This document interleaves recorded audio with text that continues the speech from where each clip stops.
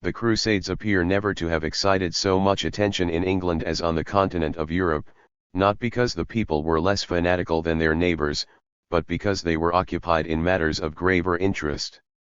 The English were suffering too severely from the recent successful invasion of their soil, to have much sympathy to bestow upon the distresses of people so far away as the Christians of Palestine, and we find that they took no part in the First Crusade, and very little in the Second. Even then those who engaged in it were chiefly Norman knights and their vassals, and not the Saxon franklins and population, who no doubt thought, in their sorrow, as many wise men have thought since, that charity should begin at home. Germany was productive of more zeal in the cause, and her raw, uncivilized hordes continued to issue forth under the banners of the cross in numbers apparently undiminished, when the enthusiasm had long been on the wane in other countries. They were sunk at that time in a deeper slough of barbarism than the livelier nations around them, and took, in consequence, a longer period to free themselves from their prejudices.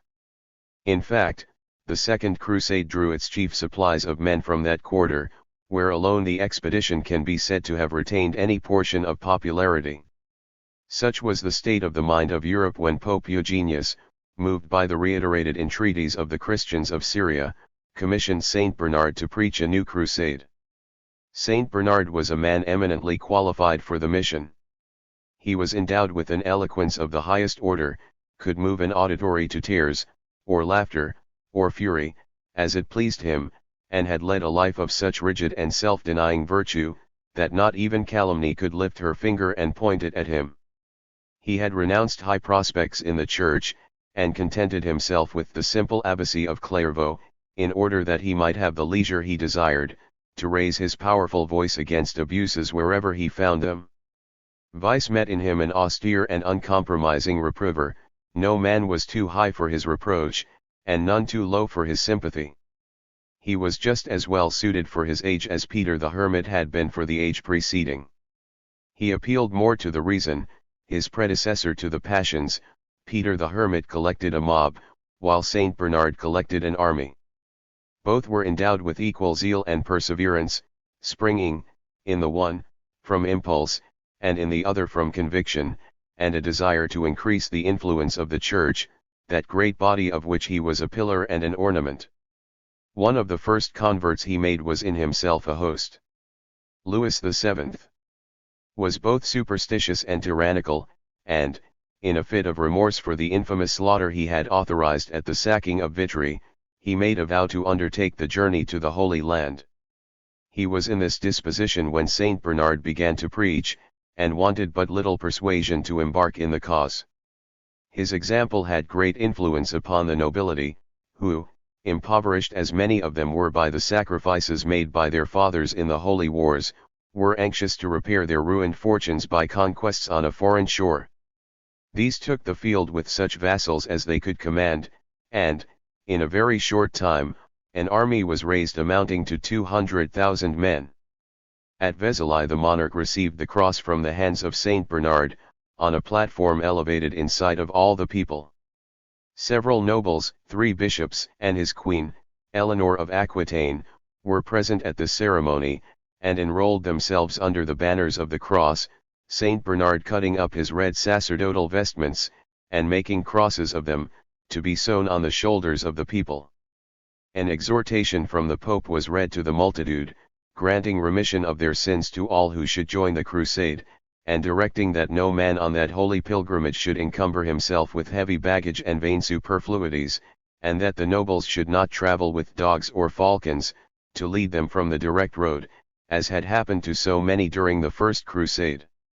The command of the army was offered to Saint Bernard, but he wisely refused to accept a station for which his habits had unqualified him. After consecrating Louis with great solemnity, at Saint Denis, as chief of the expedition, he continued his course through the country, stirring up the people wherever he went. So high an opinion was entertained of his sanctity, that he was thought to be animated by the spirit of prophecy, and to be gifted with the power of working miracles. Many women, excited by his eloquence, and encouraged by his predictions, forsook their husbands and children, and, clothing themselves in male attire, hastened to the war. Saint Bernard himself wrote a letter to the Pope, detailing his success, and stating, that in several towns there did not remain a single male inhabitant capable of bearing arms, and that everywhere castles and towns were to be seen filled with women weeping for their absent husbands. But in spite of this apparent enthusiasm, the numbers who really took up arms were inconsiderable, and not to be compared to the swarms of the First Crusade. A levy of no more than 200,000 men, which was the utmost the number amounted to, could hardly have depopulated a country like France to the extent mentioned by Saint Bernard. His description of the state of the country appears, therefore, to have been much more poetical than true.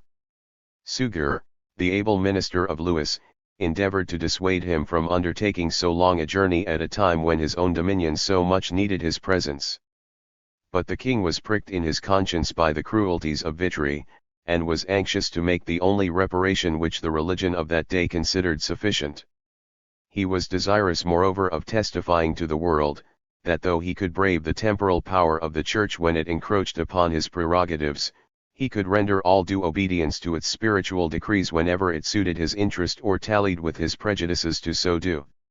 Suger, therefore, implored in vain, and Louis received the pilgrim staff at Saint Denis, and made all preparations for his pilgrimage. In the meantime Saint Bernard passed into Germany, where similar success attended his preaching. The renown of his sanctity had gone before him, and he found everywhere an admiring audience. Thousands of people, who could not understand a word he said, flocked around him to catch a glimpse of so holy a man, and the knights enrolled themselves in great numbers in the service of the cross, each receiving from his hands the symbol of the cause. But the people were not led away as in the days of Gottschalk. We do not find that they rose in such tremendous masses of 200,000 and 300,000 men, swarming over the country like a plague of locusts. Still the enthusiasm was very great. The extraordinary tales that were told and believed of the miracles worked by the preacher brought the country people from far and near. Devils were said to vanish at his sight, and diseases of the most malignant nature to be cured by his touch. The Emperor Conrad caught at last the contagion from his subjects, and declared his intention to follow the cross. The preparations were carried on so vigorously under the orders of Conrad, that in less than 3 months he found himself at the head of an army containing at least 150,000 effective men, besides a great number of women who followed their husbands and lovers to the war. One troop of them rode in the attitude and armor of men, their chief wore gilt spurs and buskins, and thence acquired the epithet of the golden-footed lady. Conrad was ready to set out long before the French monarch, and in the month of June 1147, he arrived before Constantinople, having passed through Hungary and Bulgaria without offense to the inhabitants. Manuel Comnenus, the Greek emperor, successor not only to the throne, but to the policy of Alexius, looked with alarm upon the new levies who had come to eat up his capital and imperil its tranquility. Too weak to refuse them a passage through his dominions, too distrustful of them to make them welcome when they came, and too little assured of the advantages likely to result to himself from the war, to feign a friendship which he did not feel, the Greek emperor gave offense at the very outset.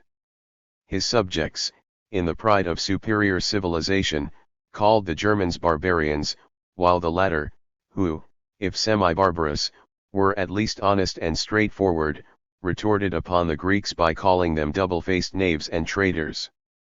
Disputes continually arose between them, and Conrad, who had preserved so much good order among his followers during their passage, was unable to restrain their indignation when they arrived at Constantinople.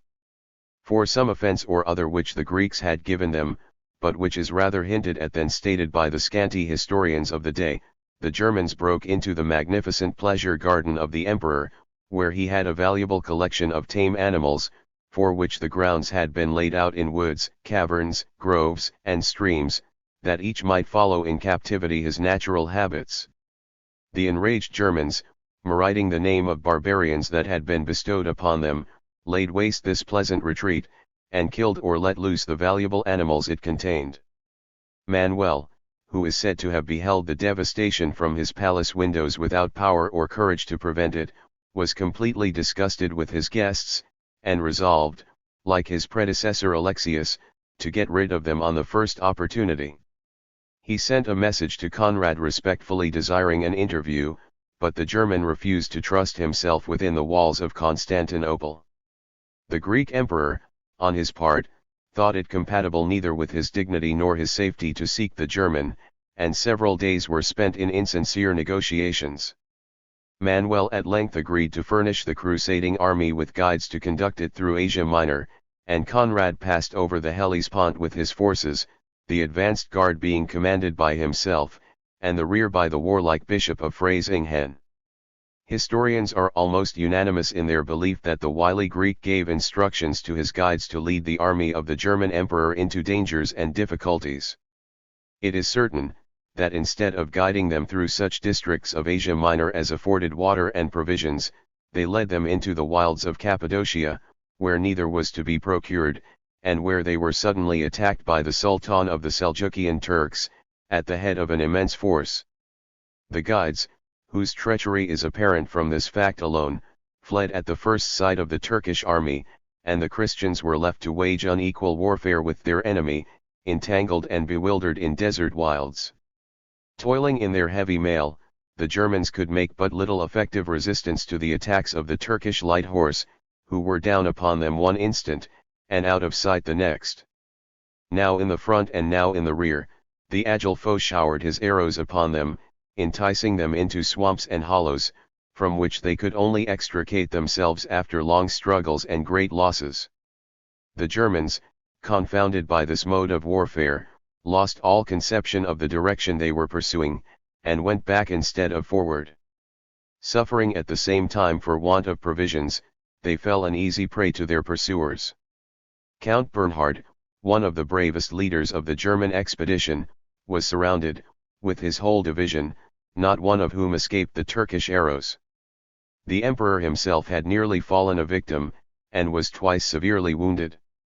So persevering was the enemy, and so little able were the Germans to make even a show of resistance, that when Conrad at last reached the city of Nice, he found that, instead of being at the head of an imposing force of 100,000 foot and 70,000 horse, he had but 50 or 60,000 men, and these in the most worn and wearied condition. Totally ignorant of the treachery of the Greek emperor, although he had been warned to beware of it, Louis VII proceeded, at the head of his army, through Worms and Ratisbon, towards Constantinople. At Ratisbon he was met by a deputation from Manuel, bearing letters so full of hyperbole and flattery, that Louis is reported to have blushed when they were read to him by the Bishop of Langres. The object of the deputation was to obtain from the French king a promise to pass through the Grecian territories in a peaceable and friendly manner, and to yield to the Greek emperor any conquest he might make in Asia Minor. The first part of the proposition was immediately acceded to, but no notice was taken of the second and more unreasonable. Louis marched on, and, passing through Hungary, pitched his tents in the outskirts of Constantinople. On his arrival, Manuel sent him a friendly invitation to enter the city, at the head of a small train. Louis at once accepted it, and was met by the emperor at the porch of his palace. The fairest promises were made, every art that flattery could suggest was resorted to, and every argument employed, to induce him to yield his future conquests to the Greek. Louis obstinately refused to pledge himself, and returned to his army, convinced that the emperor was a man not to be trusted. Negotiations were, however, continued for several days, to the great dissatisfaction of the French army. The news that arrived of a treaty entered into between Manuel and the Turkish Sultan changed their dissatisfaction into fury, and the leaders demanded to be led against Constantinople, swearing that they would raze the treacherous city to the ground. Louis did not feel inclined to accede to this proposal, and, breaking up his camp, he crossed over into Asia. Here he heard, for the first time, of the mishaps of the German emperor, whom he found in a woeful plight under the walls of Nice. The two monarchs united their forces, and marched together along the sea coast to Ephesus, but Conrad, jealous, it would appear, of the superior numbers of the French, and not liking to sink into a vassal, for the time being, of his rival, withdrew abruptly with the remnant of his legions, and returned to Constantinople. Manuel was all smiles and courtesy. He condoled with the Germans so feelingly upon his losses, and cursed the stupidity or treachery of the guides with such apparent heartiness, that Conrad was half inclined to believe in his sincerity. Louis, marching onward in the direction of Jerusalem, came up with the enemy on the banks of the Meander. The Turks contested the passage of the river, but the French bribed a peasant to point out a ford lower down. Crossing the river without difficulty, they attacked the Turks with much vigor, and put them to flight. Whether the Turks were really defeated, or merely pretended to be so, is doubtful, but the latter supposition seems to be the true one. It is probable that it was part of a concerted plan to draw the invaders onwards to more unfavorable ground, where their destruction might be more certain. If such were the scheme, it succeeded to the heart's wish of its projectors. The Crusaders, on the third day after their victory, arrived at a steep mountain pass, on the summit of which the Turkish host lay concealed so artfully, that not the slightest vestige of their presence could be perceived. With laboring steps and slow, they toiled up the steep ascent, when suddenly a tremendous fragment of rock came bounding down the precipices with an awful crash, bearing dismay and death before it. At the same instant the Turkish archers started from their hiding places, and discharged a shower of arrows upon the foot soldiers, who fell by hundreds at a time. The arrows rebounded harmlessly against the iron mail of the knights, which the Turks observing, took aim at their steeds, and horse and rider fell down the steep into the rapid torrent which rushed below. Louis, who commanded the rear guard, received the first intimation of the onslaught from the sight of his wounded and flying soldiers, and, not knowing the numbers of the enemy, he pushed vigorously forward to stay, by his presence, the panic which had taken possession of his army. All his efforts were in vain. Immense stones continued to be hurled upon them as they advanced, bearing men and horse before them, and those who succeeded in forcing their way to the top, were met hand to hand by the Turks, and cast down headlong upon their companions. Louis himself fought with the energy of desperation, but had great difficulty to avoid falling into the enemy's hands. He escaped at last under cover of the night, with the remnant of his forces, and took up his position before Atalaya. Here he restored the discipline and the courage of his disorganized and disheartened followers, and debated with his captains the plan that was to be pursued. After suffering severely both from disease and famine, it was resolved that they should march to Antioch, which still remained an independent principality under the successors of Bohemond of Tarentum. At this time the sovereignty was vested in the person of Raymond, the uncle of Eleanor of Aquitaine. This prince, presuming upon his relationship to the French queen, endeavored to withdraw Louis from the grand object of the crusade, the defense of the kingdom of Jerusalem, and secure his cooperation in extending the limits and the power of his principality of Antioch. The Prince of Tripoli formed a similar design, but Louis rejected the offers of both, and marched after a short delay to Jerusalem. The Emperor Conrad was there before him, having left Constantinople with promises of assistance from Manuel Comnenus, assistance which never arrived, and was never intended. A great council of the Christian princes of Palestine and the leaders of the crusade was then summoned, to discuss the future operations of the war.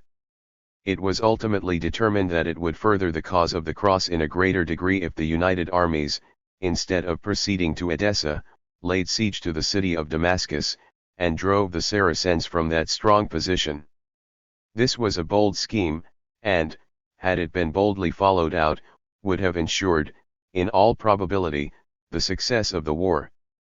But the Christian leaders never learned from experience the necessity of union, that very soul of great enterprises. Though they all agreed upon the policy of the plan, yet every one had his own notions as to the means of executing it.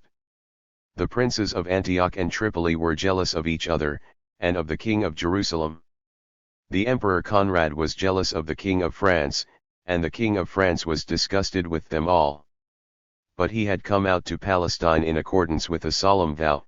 His religion, though it may be called bigotry, was sincere, and he determined to remain to the very last moment that a chance was left, of effecting any good for the cause he had set his heart on. The siege of Damascus was accordingly commenced, and with so much ability and vigor that the Christians gained a considerable advantage at the very outset. For weeks the siege was pressed, till the shattered fortifications and diminishing resistance of the besieged gave evidence that the city could not hold out much longer.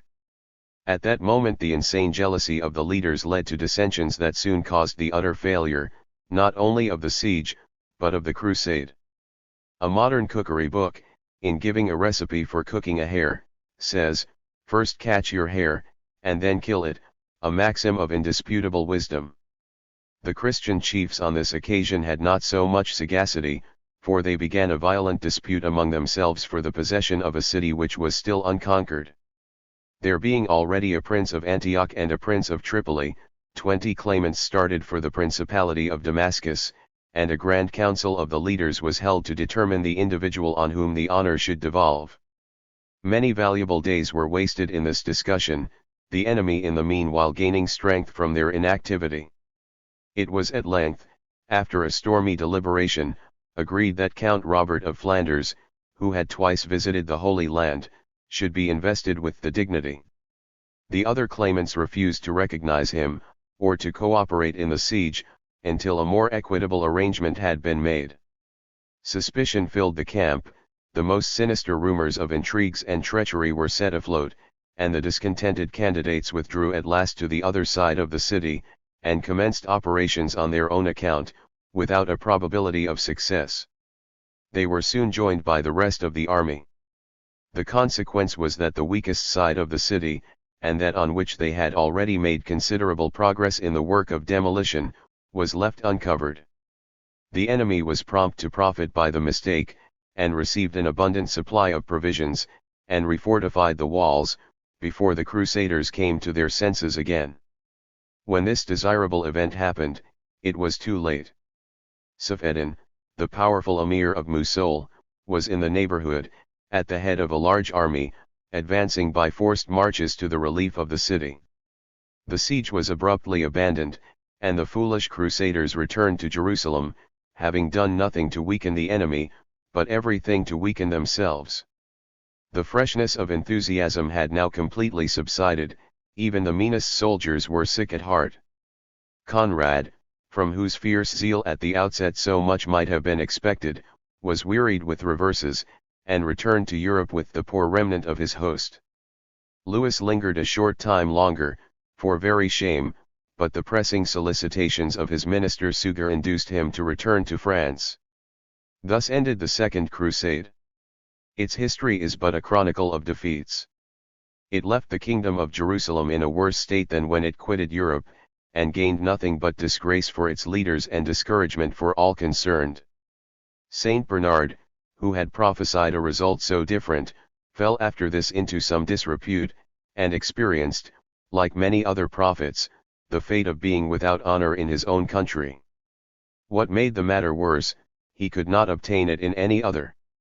Still, however, there were not wanting zealous advocates to stand forward in his behalf, and stem the tide of incredulity, which, unopposed, would have carried away his reputation. The Bishop of Freysinghen declared that prophets were not always able to prophesy, and that the vices of the Crusaders drew down the wrath of heaven upon them. But the most ingenious excuse ever made for Saint Bernard is to be found in his life by Geoffroy de Clairvaux, where he pertinaciously insists that the crusade was not unfortunate. Saint Bernard, he says, had prophesied a happy result, and that result could not be considered other than happy which had peopled heaven with so glorious an army of martyrs. Geoffroy was a cunning pleader, and, no doubt, convinced a few of the zealous, but plain people, who were not wanting even in those days, retained their own opinion, or, what amounts to the same thing, were convinced against their will. We now come to the consideration of the Third Crusade, and of the causes which rendered it necessary. The epidemic frenzy, which had been cooling ever since the issue of the first expedition, was now extinct, or very nearly so, and the nations of Europe looked with cold indifference upon the armaments of their princes. But chivalry had flourished in its natural element of war, and was now in all its glory. It continued to supply armies for the Holy Land when the popular ranks refused to deliver up their able-bodied swarms. Poetry, which, more than religion, inspired the Third Crusade, was then but caviar to the million, who had other matters, of sterner import, to claim all their attention. But the knights and their retainers listened with delight to the martial and amatory strains of the minstrels, minzangers, trouveres, and troubadours, and burned to win favor in ladies' eyes by showing prowess in Holy Land. The third was truly the romantic era of the Crusades. Men fought then, not so much for the sepulchre of Jesus, and the maintenance of a Christian kingdom in the East, as to gain glory for themselves in the best, and almost only field, where glory could be obtained. They fought, not as zealots, but as soldiers, not for religion, but for honor, not for the crown of martyrdom, but for the favor of the lovely. It is not necessary to enter into a detail of the events by which Saladin attained the sovereignty of the East, or how, after a succession of engagements, he planted the Moslem banner once more upon the battlements of Jerusalem. The Christian knights and population, including the grand orders of St. John, the Hospitallers, and the Templars, were sunk in an abyss of vice, and torn by unworthy jealousies and dissensions, were unable to resist the well-trained armies which the wise and mighty Saladin brought forward to crush them.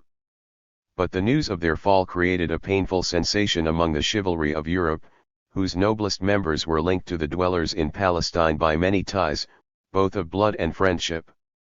The news of the great battle of Tiberias, in which Saladin defeated the Christian host with terrible slaughter, arrived first in Europe, and was followed in quick succession by that of the capture of Jerusalem, Antioch, Tripoli, and other cities. Dismay seized upon the clergy. The Pope was so affected by the news that he pined away for grief, and was scarcely seen to smile again, until he sank into the sleep of death. His successor, Gregory VIII, felt the loss as acutely, but had better strength to bear it, and instructed all the clergy of the Christian world to stir up the people to arms for the recovery of the Holy Sepulchre. William, Archbishop of Tyre, a humble follower in the path of Peter the Hermit, left Palestine to preach to the kings of Europe the miseries he had witnessed, and to incite them to the rescue. The renowned Frederick Barbarossa, the Emperor of Germany, speedily collected an army, and passing over into Syria with less delay than had ever before awaited a crusading force, defeated the Saracens, and took possession of the city of Iconium. He was unfortunately cut off in the middle of his successful career, by imprudently bathing in the Cydnus while he was overheated, and the Duke of Suabia took the command of the expedition. The latter did not prove so able a general, and met with nothing but reverses, although he was enabled to maintain a footing at Antioch until assistance arrived from Europe. Henry II of England and Philip Augustus of France, at the head of their chivalry, supported the crusade with all their influence, until wars and dissensions nearer home estranged them from it for a time. The two kings met at Geysers in Normandy in the month of January 1188, accompanied by a brilliant train of knights and warriors. William of Tyre was present, and expounded the cause of the cross with considerable eloquence, and the whole assembly bound themselves by oath to proceed to Jerusalem. It was agreed at the same time that a tax, called Saladin's tithe, and consisting of the 10th part of all possessions, whether landed or personal, should be enforced over Christendom, upon every one who was either unable or unwilling to assume the cross. The lord of every fief, whether lay or ecclesiastical, was charged to raise the tithe within his own jurisdiction, and any one who refused to pay his quota, became by that act the bondsman and absolute property of his lord. At the same time the greatest indulgence was shown to those who assumed the cross. No man was at liberty to stay them by process of any kind, whether for debt, or robbery, or murder. The King of France, at the breaking up of the conference, summoned a parliament at Paris, where these resolutions were solemnly confirmed, while Henry II did the same for his Norman possessions at Rouen, and for England at Geddington, in Northamptonshire.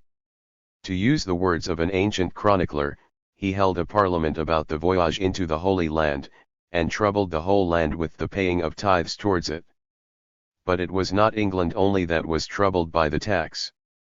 The people of France also looked upon it with no pleasant feelings, and appear from that time forth to have changed their indifference for the crusade into aversion.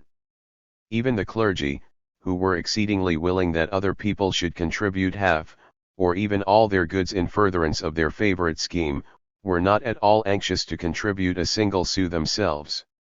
Millot relates that several of them cried out against the impost. Among the rest the clergy of Reims were called upon to pay their quota, but sent a deputation to the king, begging him to be contented with the aid of their prayers, as they were too poor to contribute in any other shape. Philip Augustus knew better, and by way of giving them a lesson, employed 3 nobles of the vicinity to lay waste the church lands. The clergy, informed of the outrage, applied to the king for redress. "I will aid you with my prayers," said the monarch condescendingly, "and will entreat those gentlemen to let the church alone." He did as he had promised, but in such a manner, that the nobles, who appreciated the joke, continued their devastations as before. Again the clergy applied to the king. "What would you have of me?" he replied, in answer to their remonstrances. "You gave me your prayers in my necessity, and I have given you mine in yours." The clergy understood the argument, and thought it the wiser course to pay their quota of Saladin's tithe without further parley. This anecdote shows the unpopularity of the crusade. If the clergy disliked to contribute, it is no wonder that the people felt still greater antipathy. But the chivalry of Europe was eager for the affray, the tithe was rigorously collected, and armies from England, France, Burgundy, Italy, Flanders, and Germany, were soon in the field. The 2 kings who were to have led it, were, however, drawn into broils by an aggression of Richard, Duke of Guienne, better known as Richard Coeur de Lion, upon the territory of the Count of Toulouse, and the proposed journey to Palestine was delayed. War continued to rage between France and England, and with so little probability of a speedy termination, that many of the nobles, bound to the crusade, left the 2 monarchs to settle their differences at their leisure, and proceeded to Palestine without them. Death at last stepped in and removed Henry II. from the hostility of his foes, and the treachery and ingratitude of his children. His son Richard immediately concluded an alliance with Philip Augustus, and the 2 young, valiant, and impetuous monarchs, united all their energies to forward the crusade. They met with a numerous and brilliant retinue at Nonancourt in Normandy, where, in sight of their assembled chivalry, they embraced as brothers, and swore to live as friends and true allies, until a period of 40 days after their return from the Holy Land. With a view of purging their camp from the follies and vices which had proved so ruinous to preceding expeditions, they drew up a code of laws for the government of the army. Gambling had been carried to a great extent, and had proved the fruitful source of quarrels and bloodshed, and one of their laws prohibited any person in the army, beneath the degree of a knight, from playing at any game for money. Knights and clergymen might play for money, but no one was permitted to lose or gain more than 20 shillings in a day, under a penalty of 100 shillings. The personal attendants of the monarchs were also allowed to play to the same extent. The penalty in their case for infraction was that they should be whipped naked through the army for the space of 3 days. Any crusader, who struck another and drew blood, was ordered to have his hand cut off, and whoever slew a brother crusader was condemned to be tied alive to the corpse of his victim and buried with him. No young women were allowed to follow the army, to the great sorrow of many vicious and of many virtuous dames, who had not courage to elude the decree by dressing in male attire. But many high-minded and affectionate maidens and matrons, bearing the sword or the spear, followed their husbands and lovers to the war in spite of King Richard, and in defiance of danger. The only women allowed to accompany the army in their own habiliments, were washerwomen, of 50 years complete, and any others of the fair sex who had reached the same age. These rules having been promulgated, the 2 monarchs marched together to Lyons, where they separated, agreeing to meet again at Messina. Philip proceeded across the Alps to Genoa, where he took ship, and was conveyed in safety to the place of rendezvous. Richard turned in the direction of Marseilles, where he also took ship for Messina. His impetuous disposition hurried him into many squabbles by the way, and his knights and followers, for the most part as brave and as foolish as himself, imitated him very zealously in this particular. At Messina the Sicilians charged the most exorbitant prices for every necessary of life. Richard's army in vain remonstrated. From words they came to blows, and, as a last resource, plundered the Sicilians, since they could not trade with them. Continual battles were the consequence, in one of which Lerbre, the favorite attendant of Richard, lost his life. The peasantry from far and near came flocking to the aid of the townspeople, and the battle soon became general. Richard, irritated at the loss of his favorite, and incited by a report that Tancred, the king of Sicily, was fighting at the head of his own people, joined the melee with his boldest knights, and, beating back the Sicilians, attacked the city, sword in hand, stormed the battlements, tore down the flag of Sicily, and planted his own in its stead. This collision gave great offence to the King of France, who became from that time jealous of Richard, and apprehensive that his design was not so much to re-establish the Christian kingdom of Jerusalem, as to make conquests for himself. He, however, exerted his influence to restore peace between the English and Sicilians, and shortly afterwards set sail for Acre, with distrust of his ally germinating in his heart. Richard remained behind for some weeks, in a state of inactivity quite unaccountable in one of his temperament. He appears to have had no more squabbles with the Sicilians, but to have lived an easy luxurious life, forgetting, in the lap of pleasure, the objects for which he had quitted his own dominions and the dangerous laxity he was introducing into his army. The superstition of his soldiers recalled him at length to a sense of his duty.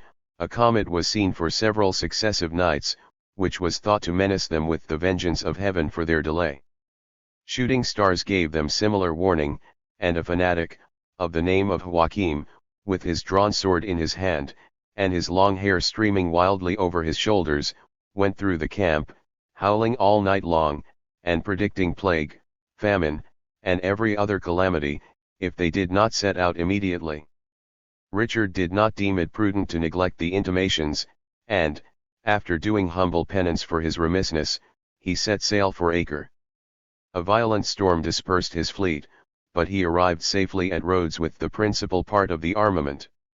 Here he learned that 3 of his ships had been stranded on the rocky coasts of Cyprus, and that the ruler of the island, Isaac Comnus, had permitted his people to pillage the unfortunate crews, and had refused shelter to his betrothed bride, the Princess Berengaria, and his sister, who, in one of the vessels, had been driven by stress of weather into the port of Limassol.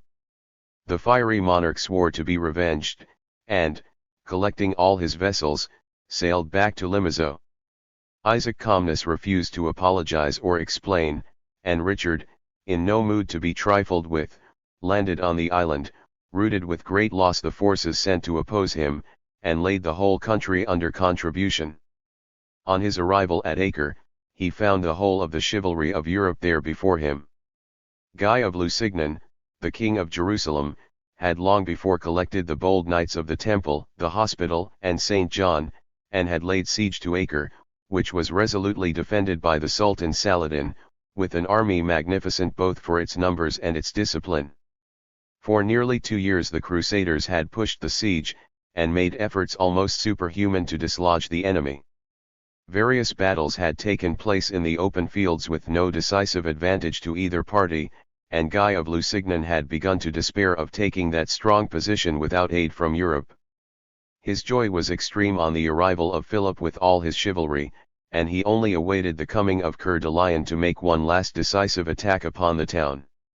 When the fleet of England was first seen approaching the shores of Syria, a universal shout arose from the Christian camp, and when Richard landed with his train, one louder still pierced to the very mountains of the south, where Saladin lay with all his army. It may be remarked as characteristic of this crusade, that the Christians and the Moslems no longer looked upon each other as barbarians, to whom mercy was a crime. Each host entertained the highest admiration for the bravery and magnanimity of the other, and in their occasional truces met upon the most friendly terms. The Moslem warriors were full of courtesy to the Christian knights, and had no other regret than to think that such fine fellows were not Mahomedans.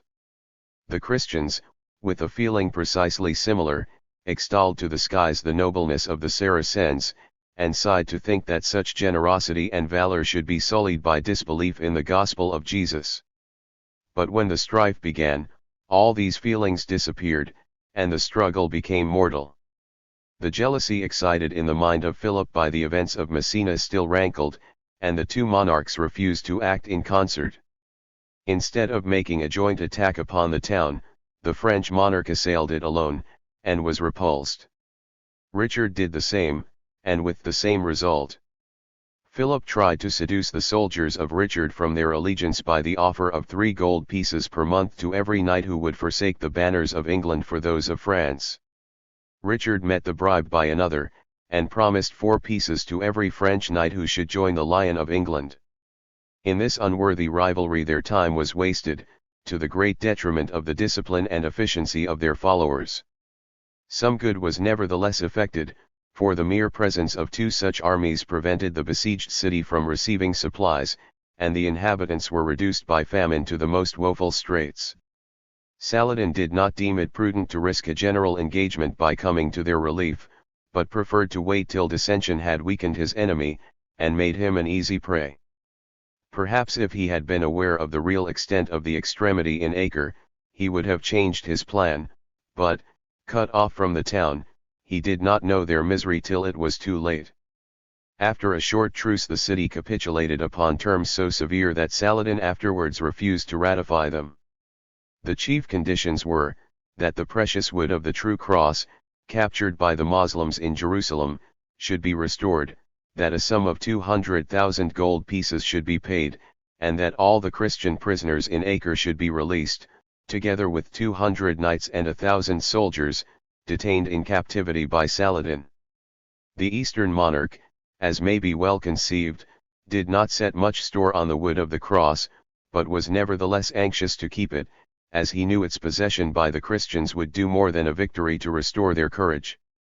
He refused, therefore, to deliver it up, or to accede to any of the conditions, and Richard, as he had previously threatened, barbarously ordered all the Saracen prisoners in his power to be put to death. The possession of the city only caused new and unhappy dissensions between the Christian leaders.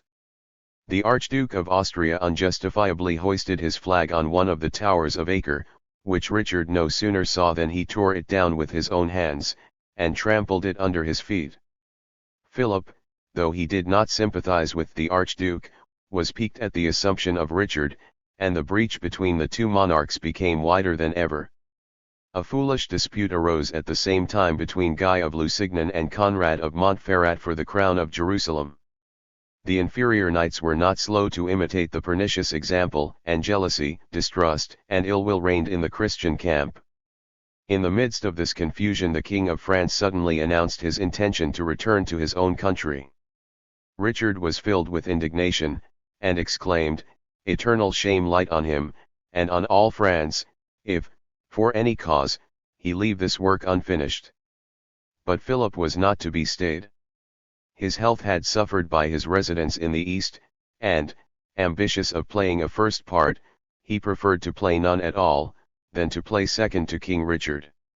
Leaving a small detachment of Burgundians behind, he returned to France with the remainder of his army, and Coeur de Lion, without feeling, in the multitude of his rivals, that he had lost the greatest, became painfully convinced that the right arm of the enterprise was lopped off.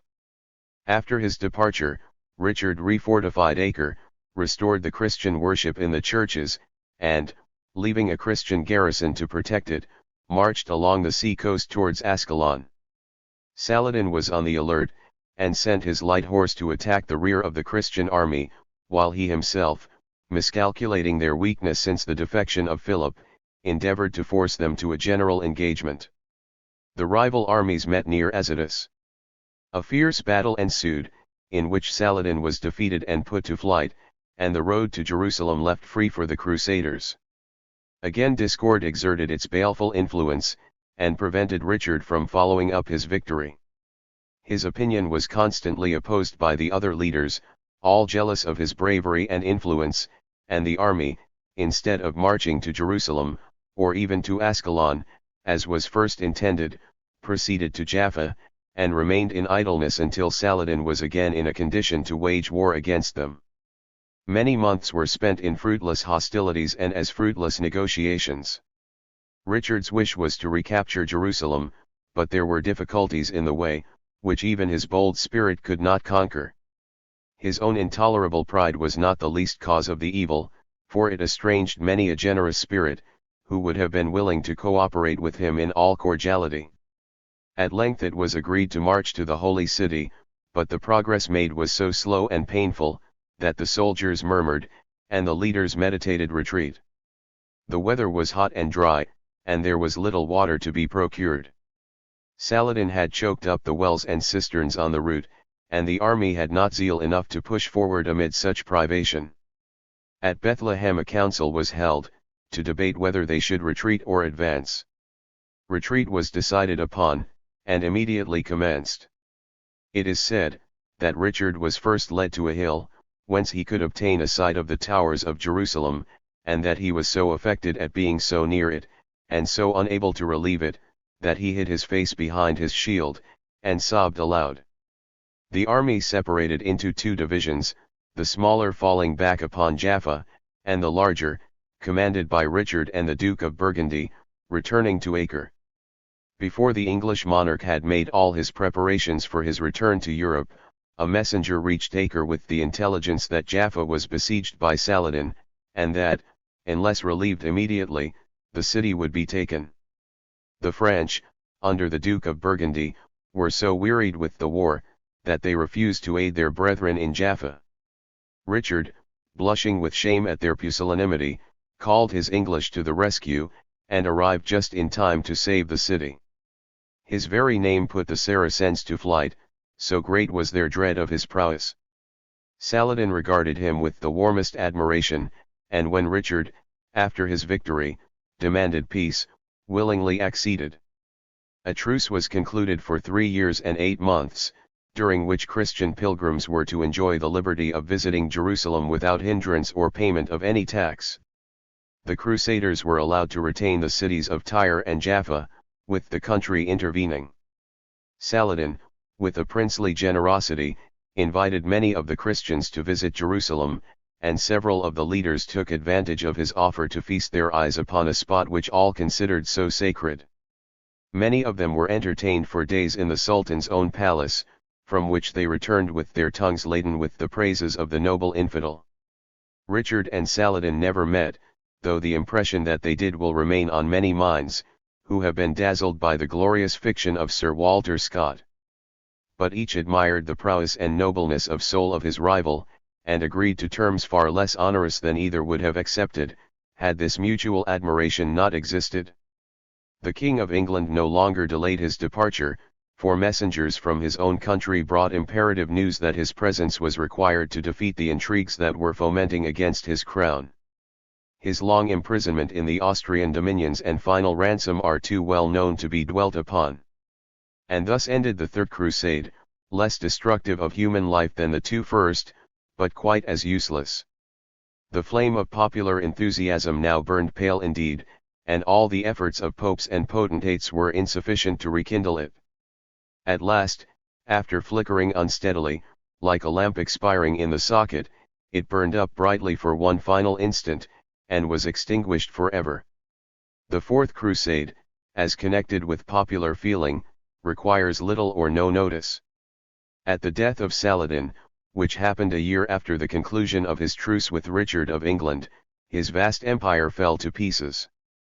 His brother Saif-ed-Din, or Safaddin, seized upon Syria, in the possession of which he was troubled by the sons of Saladin. When this intelligence reached Europe, the Pope, Celestine III, judged the moment favorable for preaching a new crusade.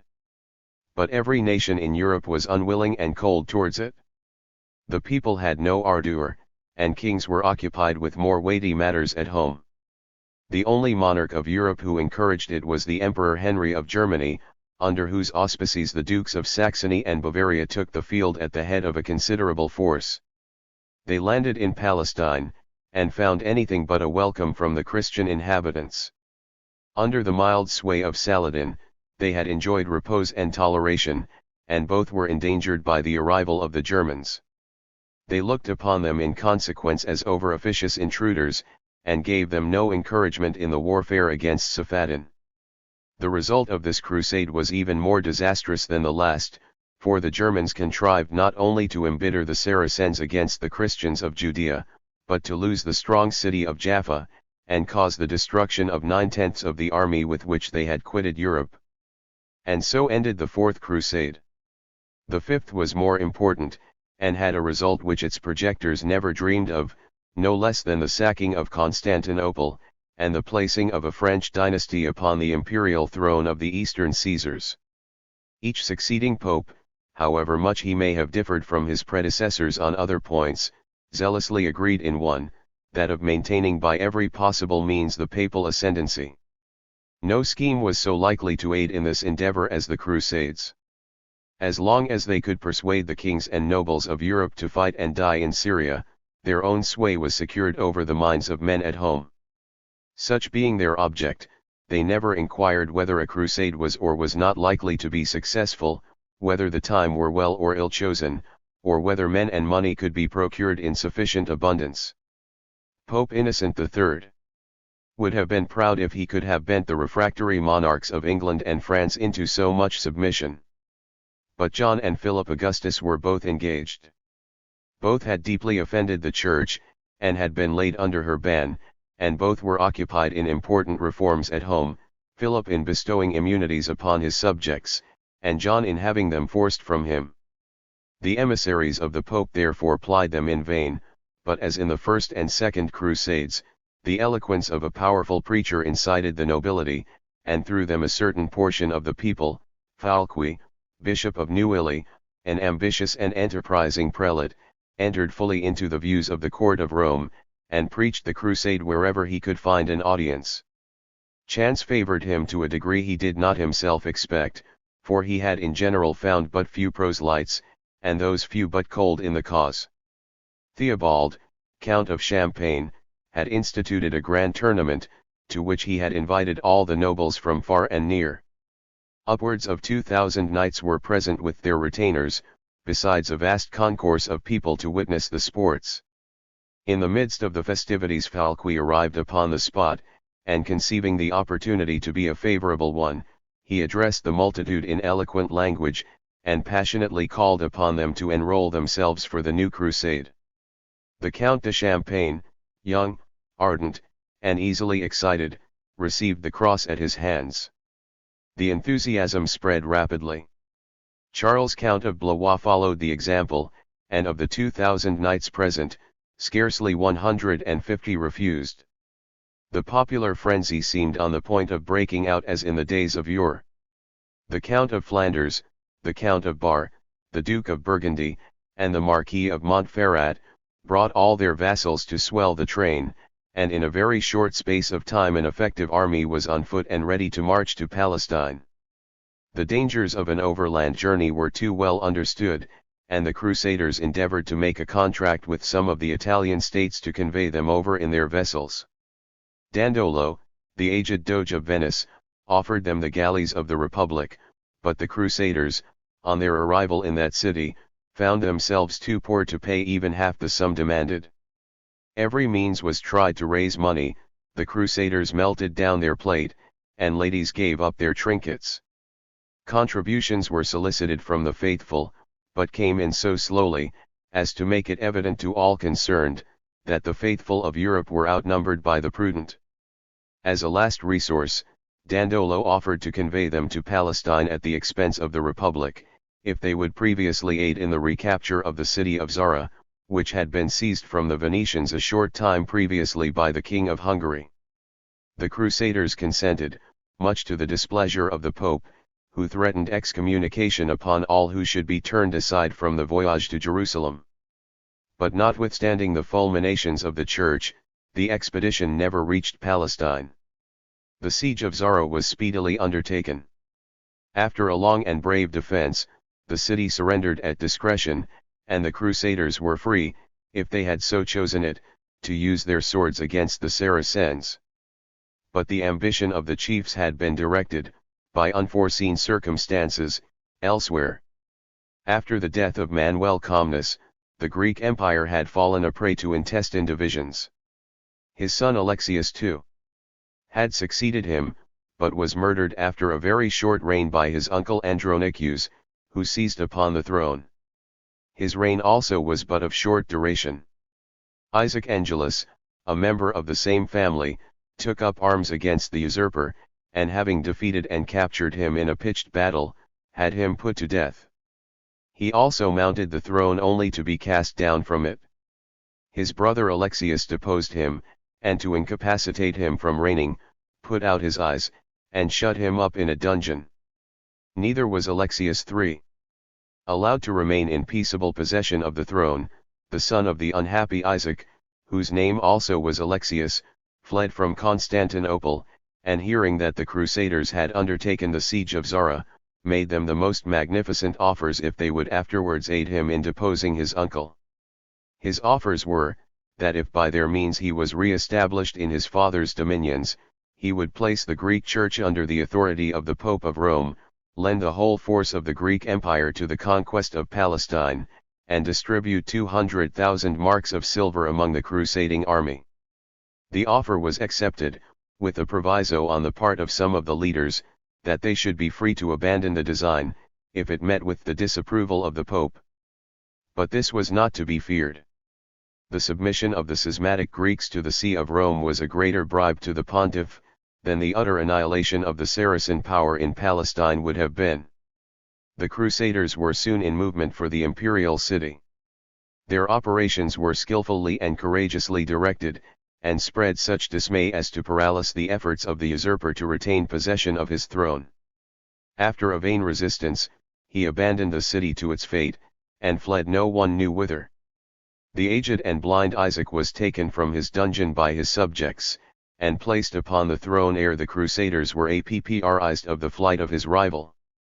His son Alexius IV was afterwards associated with him in the sovereignty. But the conditions of the treaty gave offense to the Grecian people, whose prelates refused to place themselves under the dominion of the See of Rome. Alexius at first endeavored to persuade his subjects to submission, and prayed the Crusaders to remain in Constantinople until they had fortified him in the possession of a throne which was yet far from secure. He soon became unpopular with his subjects, and breaking faith with regard to the subsidies, he offended the Crusaders. War was at length declared upon him by both parties, by his people for his tyranny, and by his former friends for his treachery. He was seized in his palace by his own guards and thrown into prison, while the Crusaders were making ready to besiege his capital. The Greeks immediately proceeded to the election of a new monarch, and looking about for a man with courage, energy, and perseverance, they fixed upon Alexius Ducas, who, with almost every bad quality, was possessed of the virtues they needed. He ascended the throne under the name of Murzuplus. One of his first acts was to rid himself of his youngest predecessor. A broken heart had already removed the blind old Isaac, no longer a stumbling block in his way, and the young Alexius was soon after put to death in his prison. War to the knife was now declared between the Greeks and the Franks, and early in the spring of the year 1204, preparations were commenced for an assault upon Constantinople. The French and Venetians entered into a treaty for the division of the spoils among their soldiery, for so confident were they of success, that failure never once entered into their calculations. This confidence led them on to victory, while the Greeks, cowardly as treacherous people always are, were paralysed by a foreboding of evil. It has been a matter of astonishment to all historians, that Murzuplus, with the reputation for courage which he had acquired, and the immense resources at his disposal, took no better measures to repel the onset of the Crusaders. Their numbers were as a mere handful in comparison with those which he could have brought against them, and if they had the hopes of plunder to lead them on, the Greeks had their homes to fight for, and their very existence as a nation to protect. After an impetuous assault, repulsed for one day, but renewed with double impetuosity on another, the Crusaders lashed their vessels against the walls, slew every man who opposed them, and, with little loss to themselves, entered the city. Murzuplus fled, and Constantinople was given over to be pillaged by the victors. The wealth they found was enormous. In money alone there was sufficient to distribute 20 marks of silver to each knight, 10 to each squire or servant at arms, and 5 to each archer. Jewels, velvets, silks, and every luxury of attire, with rare wines and fruits, and valuable merchandise of every description, also fell into their hands, and were bought by the trading Venetians, and the proceeds distributed among the army.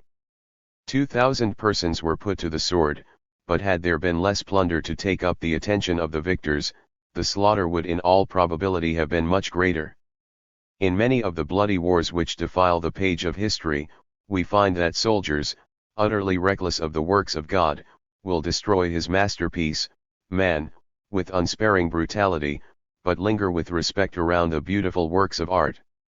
They will slaughter women and children, but spare a picture, will hew down the sick, the helpless, and the hoary-headed, but refrain from injuring a fine piece of sculpture. The Latins, on their entrance into Constantinople, respected neither the works of God nor man, but vented their brutal ferocity upon the one and satisfied their avarice upon the other. Many beautiful bronze statues, above all price as works of art, were broken into pieces to be sold as old metal. The finely chiseled marble, which could be put to no such vile uses, was also destroyed, with a recklessness, if possible, still more atrocious. The carnage being over, and the spoil distributed, 6 persons were chosen from among the Franks and 6 from among the Venetians, who were to meet and elect an emperor, previously binding themselves by oath to select the individual best qualified among the candidates. The choice wavered between Baldwin, Count of Flanders, and Boniface, Marquis of Montferrat, but fell eventually upon the former. He was straightway robed in the imperial purple, and became the founder of a new dynasty. He did not live long to enjoy his power, or to consolidate it for his successors, who, in their turn, were soon swept away. In less than 60 years the rule of the Franks at Constantinople was brought to as sudden and disastrous a termination as the reign of Murzuplus, and this was the grand result of the Fifth Crusade. Pope Innocent III, although he had looked with no very unfavourable eye upon these proceedings, regretted that nothing had been done for the relief of the Holy Land. Still, upon every convenient occasion, he enforced the necessity of a new crusade. Until the year 1213, his exhortations had no other effect than to keep the subject in the mind of Europe. Every spring and summer, detachments of pilgrims continued to set out for Palestine to the aid of their brethren, but not in sufficient numbers to be of much service. These periodical passages were called the Passagium Marti, or the Passage of March, and the Passagium Johannis, or the Passage of the Festival of St. John. These did not consist entirely of soldiers, armed against the Saracen, but of pilgrims led by devotion, and in performance of their vows, bearing nothing with them but their staff and their wallet. Early in the spring of 1213 a more extraordinary body of crusaders was raised in France and Germany. An immense number of boys and girls, amounting, according to some accounts, to 30,000, were incited by the persuasion of 2 monks to undertake the journey to Palestine. They were, no doubt, composed of the idle and deserted children who generally swarm in great cities, nurtured in vice and daring, and ready for anything. The object of the monks seems to have been the atrocious one of inveigling them into slave ships, on pretence of sending them to Syria, and selling them for slaves on the coast of Africa. Great numbers of these poor victims were shipped at Marseilles, but the vessels, with the exception of 2 or 3, were wrecked on the shores of Italy, and every soul perished. The remainder arrived safely in Africa, and were bought up as slaves, and sent off into the interior of the country. Another detachment arrived at Genoa, but the accomplices in this horrid plot having taken no measures at that port, expecting them all at Marseilles, they were induced to return to their homes by the Genoese. Fuller, in his quaint history of the Holy War, says that this crusade was done by the instinct of the devil, and he adds a reason, which may provoke mirth now, but which was put forth by the worthy historian in all soberness and sincerity. He says, "The devil, being cloyed with the murdering of men, desired a cordial of children's blood to comfort his weak stomach, as epicures, when tired of mutton, resort to lamb for a change." It appears from other authors that the preaching of the vile monks had such an effect upon these deluded children that they ran about the country, exclaiming, "O, Lord Jesus, restore thy cross to us," and that neither bolts nor bars, the fear of fathers, nor the love of mothers, was sufficient to restrain them from journeying to Jerusalem. The details of these strange proceedings are exceedingly meager and confused, and none of the contemporary writers who mention the subject have thought it worthwhile to state the names of the monks who originated the scheme, or the fate they met for their wickedness. 2 merchants of Marseilles, who were to have shared in the profits, were, it is said, brought to justice for some other crime, and suffered death, but we are not informed whether they divulged any circumstances relating to this matter. Pope Innocent III does not seem to have been aware that the causes of this juvenile crusade were such as have been stated, for, upon being informed that numbers of them had taken the cross, and were marching to the Holy Land, he exclaimed, "These children are awake, while we sleep." He imagined, apparently, that the mind of Europe was still bent on the recovery of Palestine, and that the zeal of these children implied a sort of reproach upon his own lukewarmness. Very soon afterwards, he bestirred himself with more activity, and sent an encyclical letter to the clergy of Christendom, urging them to preach a new crusade. As usual, a number of adventurous nobles, who had nothing else to do, enrolled themselves with their retainers. At a council of Lateran, which was held while these bands were collecting, Innocent announced that he himself would take the cross, and lead the armies of Christ to the defense of his sepulchre. In all probability he would have done so, for he was zealous enough, but death stepped in, and destroyed his project ere it was ripe. His successor encouraged the crusade, though he refused to accompany it, and the armament continued in France, England, and Germany. No leaders of any importance joined it from the former countries. Andrew, King of Hungary, was the only monarch who had leisure or inclination to leave his dominions. The Dukes of Austria and Bavaria joined him with a considerable army of Germans, and marching to Spalatro, took ship for Cyprus, and from thence to Acre. The whole conduct of the King of Hungary was marked by pusillanimity and irresolution. He found himself in the Holy Land at the head of a very efficient army. The Saracens were taken by surprise, and were for some weeks unprepared to offer any resistance to his arms. He defeated the first body sent to oppose him, and marched towards Mount Tabor, with the intention of seizing upon an important fortress which the Saracens had recently constructed. He arrived without impediment at the mount, and might have easily taken it, but a sudden fit of cowardice came over him, and he returned to Acre without striking a blow. He very soon afterwards abandoned the enterprise altogether, and returned to his own country.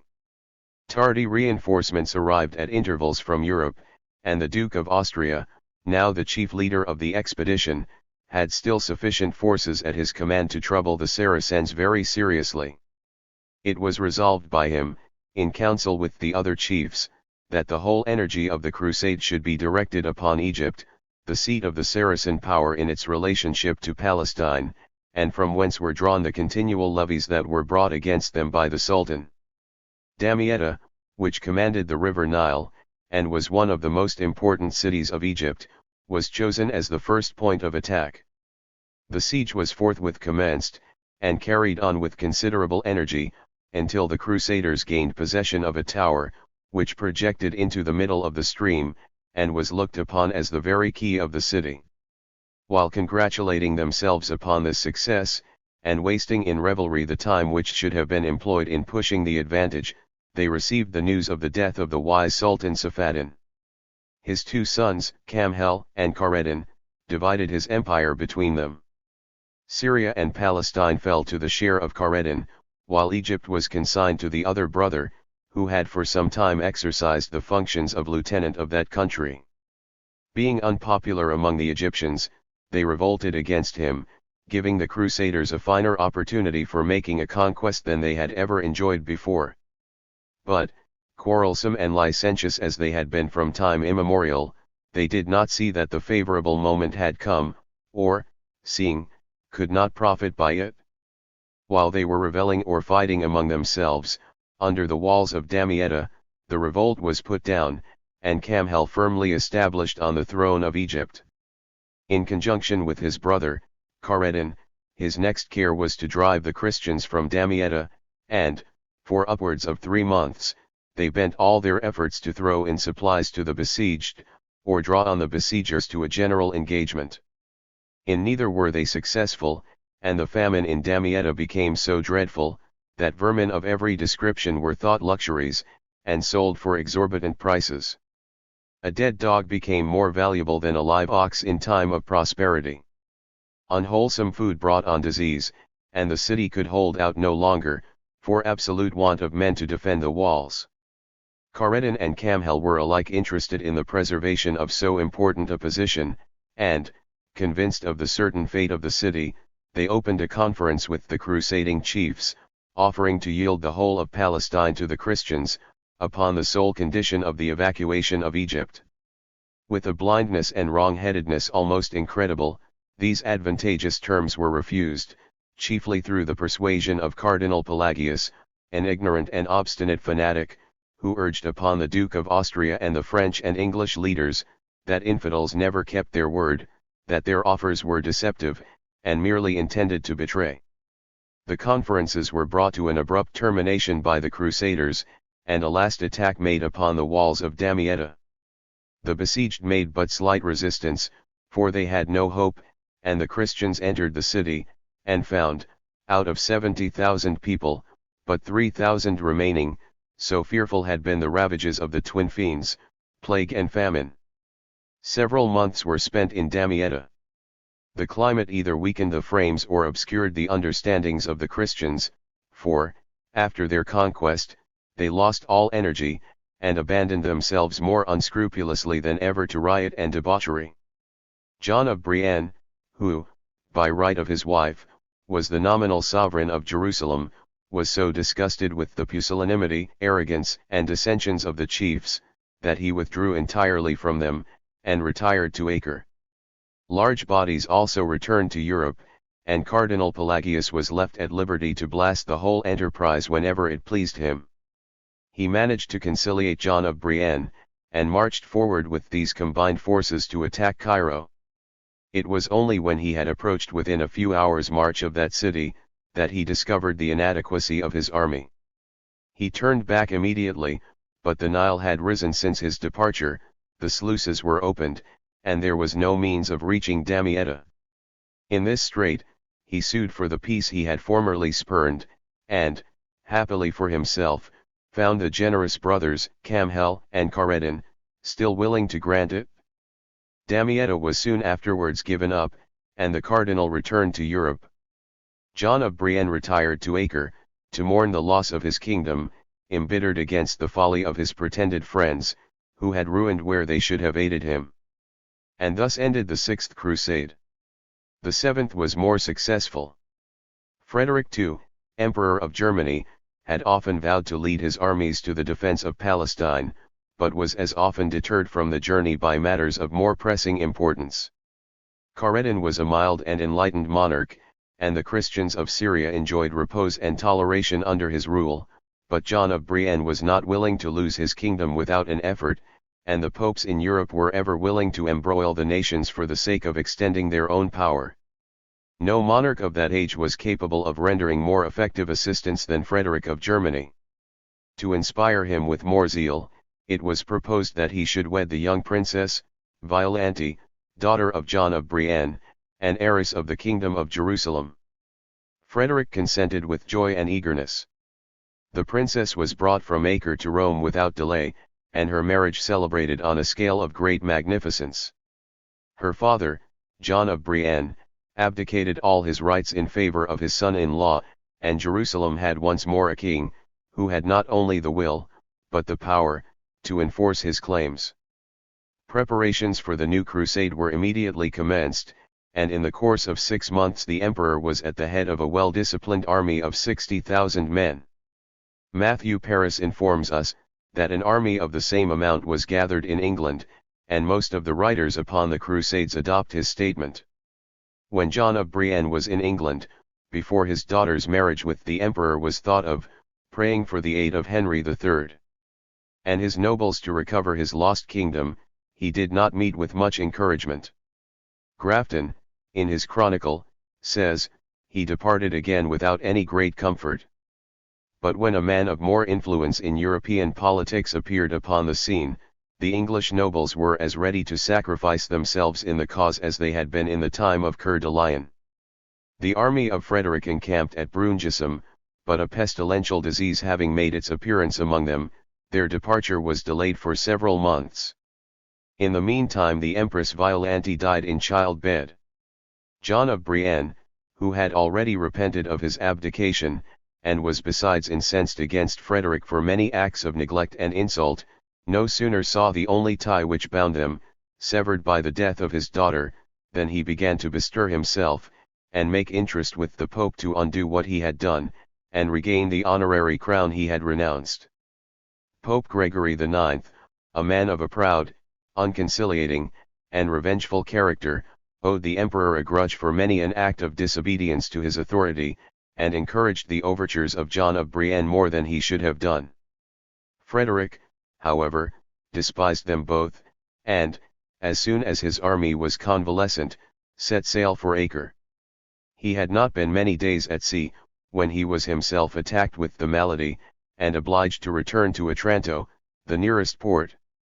Gregory, who had by this time decided in the interest of John of Brienne, excommunicated the emperor for returning from so holy an expedition on any pretext whatever. Frederick at first treated the excommunication with supreme contempt, but when he got well, he gave his holiness to understand that he was not to be outraged with impunity, and sent some of his troops to ravage the papal territories.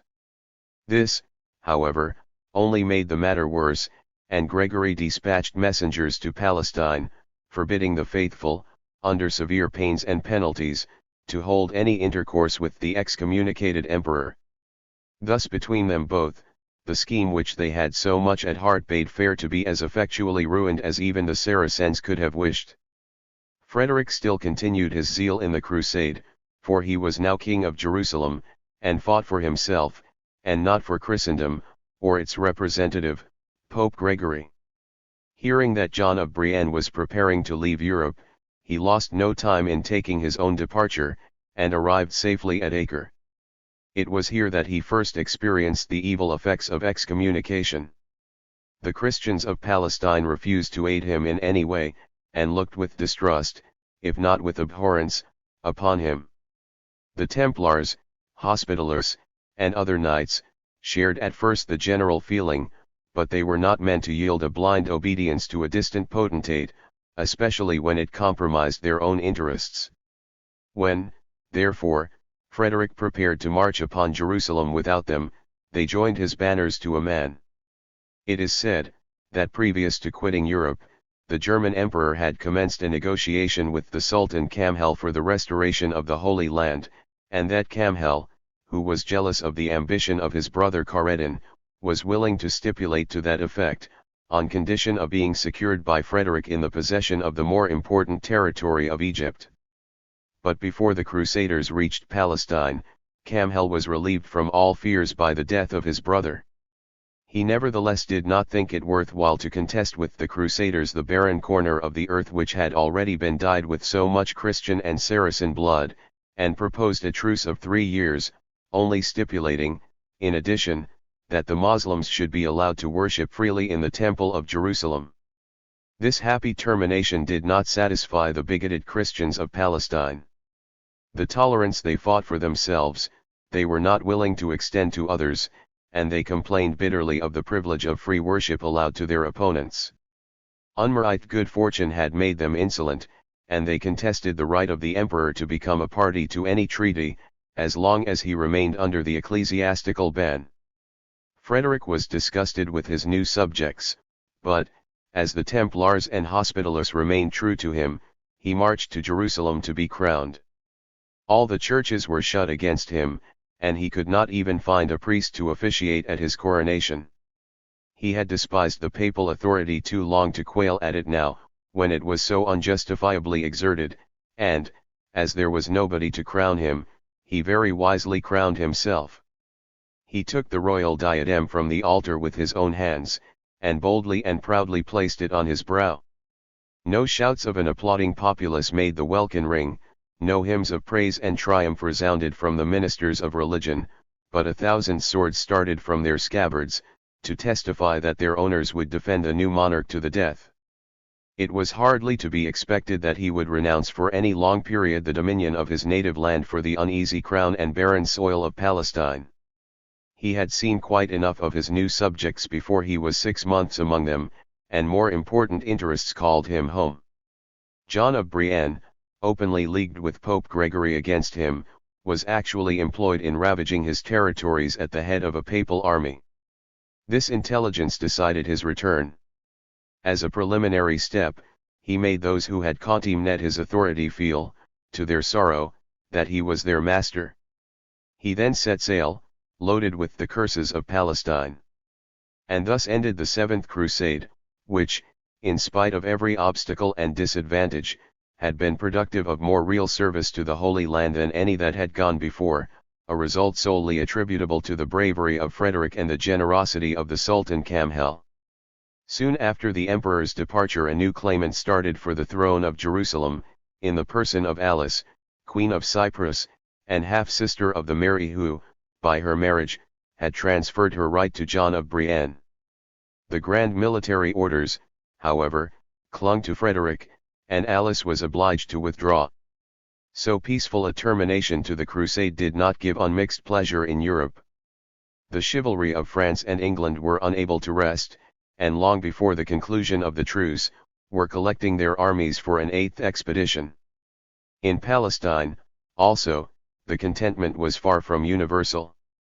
Many petty Mahomedan states in the immediate vicinity were not parties to the truce, and harassed the frontier towns incessantly. The Templars, ever turbulent, waged bitter war with the Sultan of Aleppo, and in the end were almost exterminated.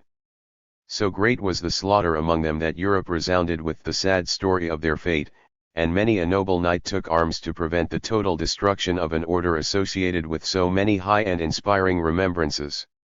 Kamhel, seeing the preparations that were making, thought that his generosity had been sufficiently shown, and the very day the truce was at an end assumed the offensive, and marching forward to Jerusalem took possession of it, after routing the scanty forces of the Christians. Before this intelligence reached Europe a large body of crusaders was on the march, headed by the King of Navarre, the Duke of Burgundy, the Count de Bretagne, and other leaders. On their arrival, they learned that Jerusalem had been taken, but that the Sultan was dead, and his kingdom torn by rival claimants to the supreme power. The dissensions of their foes ought to have made them united, but, as in all previous crusades, each feudal chief was master of his own host, and acted upon his own responsibility, and without reference to any general plan. The consequence was that nothing could be done. A temporary advantage was gained by one leader, who had no means of improving it, while another was defeated, without means of retrieving himself. Thus the war lingered till the Battle of Gaza, when the King of Navarre was defeated with great loss, and compelled to save himself from total destruction by entering into a hard and oppressive treaty with the Emir of Karuk. At this crisis aid arrived from England, commanded by Richard Earl of Cornwall, the namesake of Coeur de Lion, and inheritor of his valor.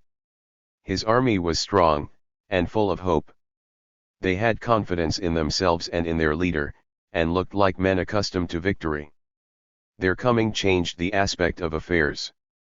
The new Sultan of Egypt was at war with the Sultan of Damascus, and had not forces to oppose two enemies so powerful.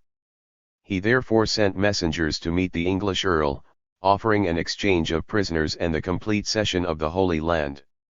Richard, who had not come to fight for the mere sake of fighting, agreed at once to terms so advantageous, and became the deliverer of Palestine without striking a blow.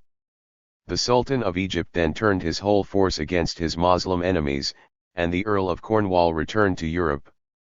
Thus ended the Eighth Crusade, the most beneficial of all. Christendom had no further pretence for sending her fierce levies to the east. To all appearance, the holy wars were at an end. The Christians had entire possession of Jerusalem, Tripoli, Antioch, Edessa, Acre, Jaffa, and, in fact, of nearly all Judea, and, could they have been at peace among themselves, they might have overcome, without great difficulty, the jealousy and hostility of their neighbours. A circumstance, as unforeseen as it was disastrous, blasted this fair prospect, and relumed, for the last time, the fervour and fury of the Crusades.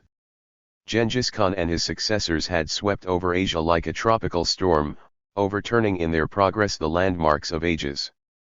Kingdom after kingdom was cast down as they issued, innumerable, from the far recesses of the north and east, and, among others, the empire of Khoresmin was overrun by these all-conquering hordes. The Khoresmins, a fierce, uncivilized race, thus driven from their homes, spread themselves, in their turn, over the south of Asia with fire and sword, in search of a resting place. In their impetuous course they directed themselves towards Egypt, whose sultan, unable to withstand the swarm that had cast their longing eyes on the fertile valleys of the Nile, endeavored to turn them from their course. For this purpose, he sent emissaries to Barbacquan, their leader, inviting them to settle in Palestine, and the offer being accepted by the wild horde, they entered the country before the Christians received the slightest intimation of their coming. It was as sudden as it was overwhelming. Onwards, like the Simuim, they came, burning and slaying, and were at the walls of Jerusalem before the inhabitants had time to look round them. They spared neither life nor property, they slew women and children, and priests at the altar, and profaned even the graves of those who had slept for ages.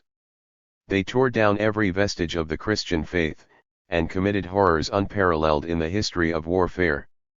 About 7,000 of the inhabitants of Jerusalem sought safety in retreat, but before they were out of sight, the banner of the cross was hoisted upon the walls by the savage foe to decoy them back. The artifice was but too successful. The poor fugitives imagined that help had arrived from another direction, and turned back to regain their homes. Nearly the whole of them were massacred, and the streets of Jerusalem ran with blood. The Templars, Hospitallers, and Teutonic Knights forgot their long and bitter animosities, and joined hand in hand to rout out this desolating foe. They entrenched themselves in Jaffa with all the chivalry of Palestine that yet remained, and endeavored to engage the sultans of Emesa and Damascus to assist them against the common enemy. The aid obtained from the Moslems amounted at first to only 4,000 men, but with these reinforcements Walter of Brienne, the lord of Jaffa, resolved to give battle to the Khoresmins. The conflict was as deadly as despair on the one side, and unmitigated ferocity on the other, could make it. It lasted with varying fortune for 2 days, when the Sultan of Emesa fled to his fortifications, and Walter of Brienne fell into the enemy's hands. The brave knight was suspended by the arms to a cross inside of the walls of Jaffa, and the Khoresminian leader declared that he should remain in that position until the city surrendered. Walter raised his feeble voice, not to advise surrender, but to command his soldiers to hold out to the last. But his gallantry was unavailing. So great had been the slaughter, that out of the grand array of knights, there now remained but 16 Hospitallers, 33 Templars, and 3 Teutonic cavaliers. These with the sad remnant of the army fled to Acre, and the Khoresmins were masters of Palestine. The sultans of Syria preferred the Christians to this fierce horde for their neighbors. Even the Sultan of Egypt began to regret the aid he had given to such barbarous foes, and united with those of Emesa and Damascus to root them from the land. The Khoresmins amounted to but 20,000 men, and were unable to resist the determined hostility which encompassed them on every side. The sultans defeated them in several engagements, and the peasantry rose up in masses to take vengeance upon them. Gradually their numbers were diminished. No mercy was shown them in defeat. Barbacquan, their leader, was slain, and after 5 years of desperate struggles they were finally extirpated, and Palestine became once more the territory of the Mussulmans. A short time previous to this devastating eruption, Louis IX fell sick in Paris, and dreamed in the delirium of his fever that he saw the Christian and Moslem hosts fighting before Jerusalem, and the Christians defeated with great slaughter. The dream made a great impression on his superstitious mind, and he made a solemn vow that if ever he recovered his health, he would take a pilgrimage to the Holy Land. When the news of the misfortunes of Palestine, and the awful massacres at Jerusalem and Jaffa, arrived in Europe, St. Louis remembered him of his dream. More persuaded than ever, that it was an intimation direct from heaven, he prepared to take the cross at the head of his armies, and march to the deliverance of the Holy Sepulchre. From that moment he doffed the royal mantle of purple and ermine, and dressed in the sober serge, becoming a pilgrim. All his thoughts were directed to the fulfillment of his design, and although his kingdom could but ill spare him, he made every preparation to leave it. Pope Innocent IV applauded his zeal and afforded him every assistance. He wrote to Henry III of England to forward the cause in his dominions, and called upon the clergy and laity all over Europe to contribute towards it. William Longsword, the celebrated Earl of Salisbury, took the cross at the head of a great number of valiant knights and soldiers. But the fanaticism of the people was not to be awakened either in France or England. Great armies were raised, but the masses no longer sympathized. Taxation had been the great cooler of zeal. It was no longer a disgrace even to a knight if he refused to take the cross. Rudebeuf, a French minstrel, who flourished about this time, composed a dialogue between a crusader and a non-crusader, which the reader will find translated in Ways Fabliaux. The crusader uses every argument to persuade the non-crusader to take up arms, and forsake everything, in the holy cause, but it is evident from the greater force of the arguments used by the non-crusader, that he was the favorite of the minstrel. To a most urgent solicitation of his friend, the crusader, he replies: I read thee right, thou boldest good. To this same land I straight should hie, and win it back with mickle blood, nor gain 1 foot of soil thereby. While here dejected and forlorn, my wife and babes are left to mourn. My goodly mansion rudely marred, all trusted to my dogs to guard. But I, fair comrade, well I wot, an ancient saw, of pregnant wit, doth bid us keep what we have got, and troth I mean to follow it. This being the general feeling, it is not to be wondered at that Louis IX was occupied fully 3 years in organizing his forces, and in making the necessary preparations for his departure. When all was ready he set sail for Cyprus, accompanied by his queen, his 2 brothers, the Counts d'Anjou and d'Artois, and a long train of the noblest chivalry of France. His 3rd brother, the Count de Poitiers, remained behind to collect another corps of crusaders, and followed him in a few months afterwards. The army united at Cyprus, and amounted to 50,000 men, exclusive of the English crusaders under William Longsword. Again, a pestilential disease made its appearance, to which many hundreds fell victims. It was in consequence found necessary to remain in Cyprus until the spring. Louis then embarked for Egypt with his whole host, but a violent tempest separated his fleet, and he arrived before Damietta with only a few thousand men.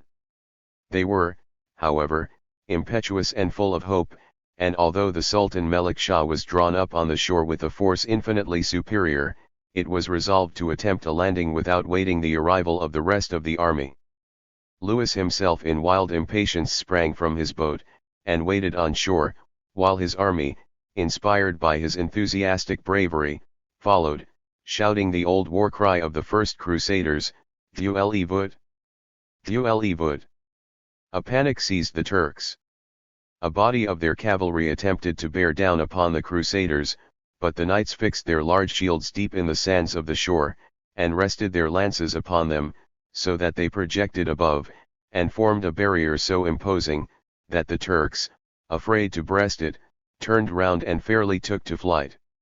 At the moment of this panic, a false report was spread in the Saracen host, that the Sultan had been slain. The confusion immediately became general, the rout was complete, Damietta itself was abandoned, and the same night the victorious Crusaders fixed their headquarters in that city. The soldiers who had been separated from their chief by the tempest, arrived shortly afterwards, and Louis was in a position to justify the hope, not only of the conquest of Palestine, but of Egypt itself. But too much confidence proved the bane of his army. They thought, as they had accomplished so much, that nothing more remained to be done, and gave themselves up to ease and luxury. When, by the command of Louis, they marched towards Cairo, they were no longer the same men. Success, instead of inspiring, had unnerved them, debauchery had brought on disease, and disease was aggravated by the heat of a climate to which none of them were accustomed. Their progress towards Massoura, on the road to Cairo, was checked by the Phoenician Canal, on the banks of which the Saracens were drawn up to dispute the passage. Louis gave orders that a bridge should be thrown across, and the operations commenced under cover of two castles, or high movable towers. The Saracens soon destroyed them by throwing quantities of Greek fire, the artillery of that day, upon them, and Louis was forced to think of some other means of effecting his design. A peasant agreed, for a considerable bribe, to point out a ford where the army might wade across, and the Count d'Artois was dispatched with 1,400 men to attempt it, while Louis remained to face the Saracens with the main body of the army. The Count d'Artois got safely over, and defeated the detachment that had been sent to oppose his landing.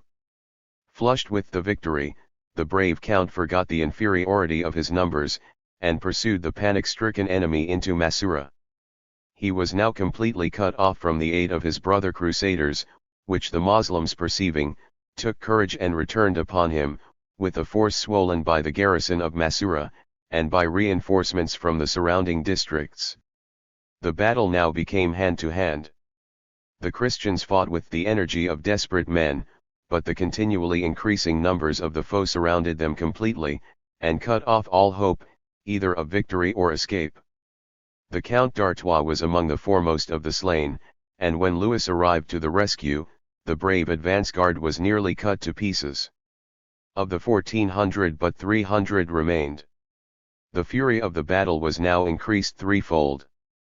The French king and his troops performed prodigies of valor, and the Saracens, under the command of the Emir Seiksedun, fought as if they were determined to exterminate, in one last decisive effort, the new European swarm that had settled upon their coast. At the fall of the evening dews the Christians were masters of the field of Massoura, and flattered themselves that they were the victors. Self-love would not suffer them to confess that the Saracens had withdrawn, and not retreated, but their leaders were too woefully convinced that that fatal field had completed the disorganization of the Christian army, and that all hopes of future conquest were at an end. Impressed with this truth, the Crusaders sued for peace. The Sultan insisted upon the immediate evacuation of Damietta, and that Louis himself should be delivered as hostage for the fulfillment of the condition. His army at once refused, and the negotiations were broken off. It was now resolved to attempt a retreat, but the agile Saracens, now in the front and now in the rear, rendered it a matter of extreme difficulty, and cut off the stragglers in great numbers. Hundreds of them were drowned in the Nile, and sickness and famine worked sad ravage upon those who escaped all other casualties. Louis himself was so weakened by disease, fatigue, and discouragement that he was hardly able to sit upon his horse.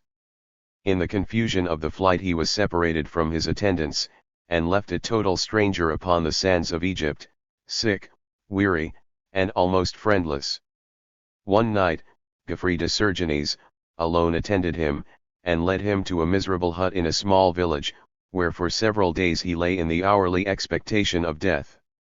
He was at last discovered and taken prisoner by the Saracens, who treated him with all the honor due to his rank and all the pity due to his misfortunes. Under their care his health rapidly improved, and the next consideration was that of his ransom. The Saracens demanded, besides money, the cession of Acre, Tripoli, and other cities of Palestine. Louis unhesitatingly refused, and conducted himself with so much pride and courage that the Sultan declared he was the proudest infidel he had ever beheld. After a good deal of haggling, the Sultan agreed to waive these conditions, and a treaty was finally concluded. The city of Damietta was restored, a truce of 10 years agreed upon, and 10,000 golden bezants paid for the release of Louis and the liberation of all the captives. Louis then withdrew to Jaffa, and spent 2 years in putting that city, and Caesarea, with the other possessions of the Christians in Palestine, into a proper state of defense. He then returned to his own country, with great reputation as a saint, but very little as a soldier. Matthew Paris informs us that, in the year 1250, while Louis was in Egypt, thousands of the English were resolved to go to the Holy War, had not the king strictly guarded his ports and kept his people from running out of doors. When the news arrived of the reverses and captivity of the French king, their ardor cooled, and the crusade was sung of only, but not spoken of. In France, a very different feeling was the result. The news of the king's capture spread consternation through the country. A fanatic monk of Cîteaux suddenly appeared in the villages, preaching to the people, and announcing that the Holy Virgin, accompanied by a whole army of saints and martyrs, had appeared to him, and commanded him to stir up the shepherds and farm laborers to the defense of the cross. To them only was his discourse addressed, and his eloquence was such that thousands flocked around him, ready to follow wherever he should lead. The pastures and the cornfields were deserted, and the shepherds, or pastoros, as they were termed, became at last so numerous as to amount to upwards of 50,000, Millet says 100,000 men. The Queen Blanche, who governed as regent during the absence of the king, encouraged at first the armies of the pastoros, but they soon gave way to such vile excesses that the peaceably disposed were driven to resistance. Robbery, murder, and violation marked their path, and all good men, assisted by the government, united in putting them down. They were finally dispersed, but not before 3,000 of them had been massacred. Many authors say that the slaughter was still greater. The 10 years' truce concluded in 1264, and St. Louis was urged by two powerful motives to undertake a second expedition for the relief of Palestine. These were fanaticism on the one hand, and a desire of retrieving his military fame on the other, which had suffered more than his parasites liked to remind him of. The Pope, of course, encouraged his design, and once more the chivalry of Europe began to bestir themselves. In 1268, Edward, the heir of the English monarchy, announced his determination to join the crusade, and the Pope wrote to the prelates and clergy to aid the cause by their persuasions and their revenues. In England, they agreed to contribute 1/10 of their possessions, and by a parliamentary order, 1/20 was taken from the corn and movables of all the laity at Michaelmas. In spite of the remonstrances of the few clear-eyed statesmen who surrounded him, urging the ruin that might in consequence fall upon his then prosperous kingdom, Louis made every preparation for his departure. The warlike nobility were nothing loath, and in the spring of 1270, the king set sail with an army of 60,000 men. He was driven by stress of weather into Sardinia, and while there, a change in his plans took place. Instead of proceeding to Acre, as he originally intended, he shaped his course for Tunis, on the African coast. The king of Tunis had some time previously expressed himself favorably disposed towards the Christians and their religion, and Louis, it appears, had hopes of converting him, and securing his aid against the Sultan of Egypt.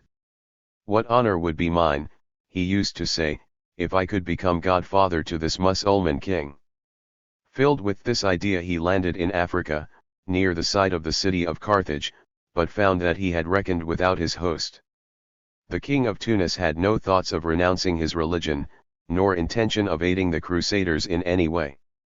On the contrary, he opposed their landing with all the forces that could be collected on so sudden an emergency. The French, however, made good their first position, and defeated the Moslems with considerable loss. They also gained some advantage over the reinforcements that were sent to oppose them, but an infectious flux appeared in the army, and put a stop to all future victories. The soldiers died at the rate of 100 in a day. The enemy, at the same time, made as great havoc as the plague. St. Louis himself was one of the first attacked by the disease. His constitution had been weakened by fatigues, and even before he left France he was unable to bear the full weight of his armor. It was soon evident to his sorrowing soldiers that their beloved monarch could not long survive. He lingered for some days, and died in Carthage, in the 56th year of his age, deeply regretted by his army and his subjects, and leaving behind him one of the most singular reputations in history. He is the model king of ecclesiastical writers, in whose eyes his very defects became virtues, because they were manifested in furtherance of their cause. More unprejudiced historians, while they condemn his fanaticism, admit that he was endowed with many high and rare qualities, that he was in no one point behind his age, and, in many, in advance of it. His brother, Charles of Anjou, in consequence of a revolution in Sicily, had become king of that country. Before he heard of the death of Louis, he had sailed from Messina with large reinforcements. On his landing near Carthage, he advanced at the head of his army, amid the martial music of drums and trumpets.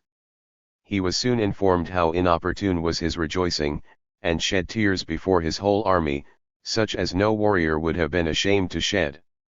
A peace was speedily agreed upon with the King of Tunis, and the armies of France and Sicily returned to their homes. So little favor had the crusade found in England, that even the exertions of the heir to the throne had only collected a small force of 1,500 men. With these few Prince Edward sailed from Dover to Bordeaux, in the expectation that he would find the French king in that city. St. Louis, however, had left a few weeks previously, upon which Edward followed him to Sardinia, and afterwards to Tunis. Before his arrival in Africa, St. Louis was no more, and peace had been concluded between France and Tunis. He determined, however, not to relinquish the crusade.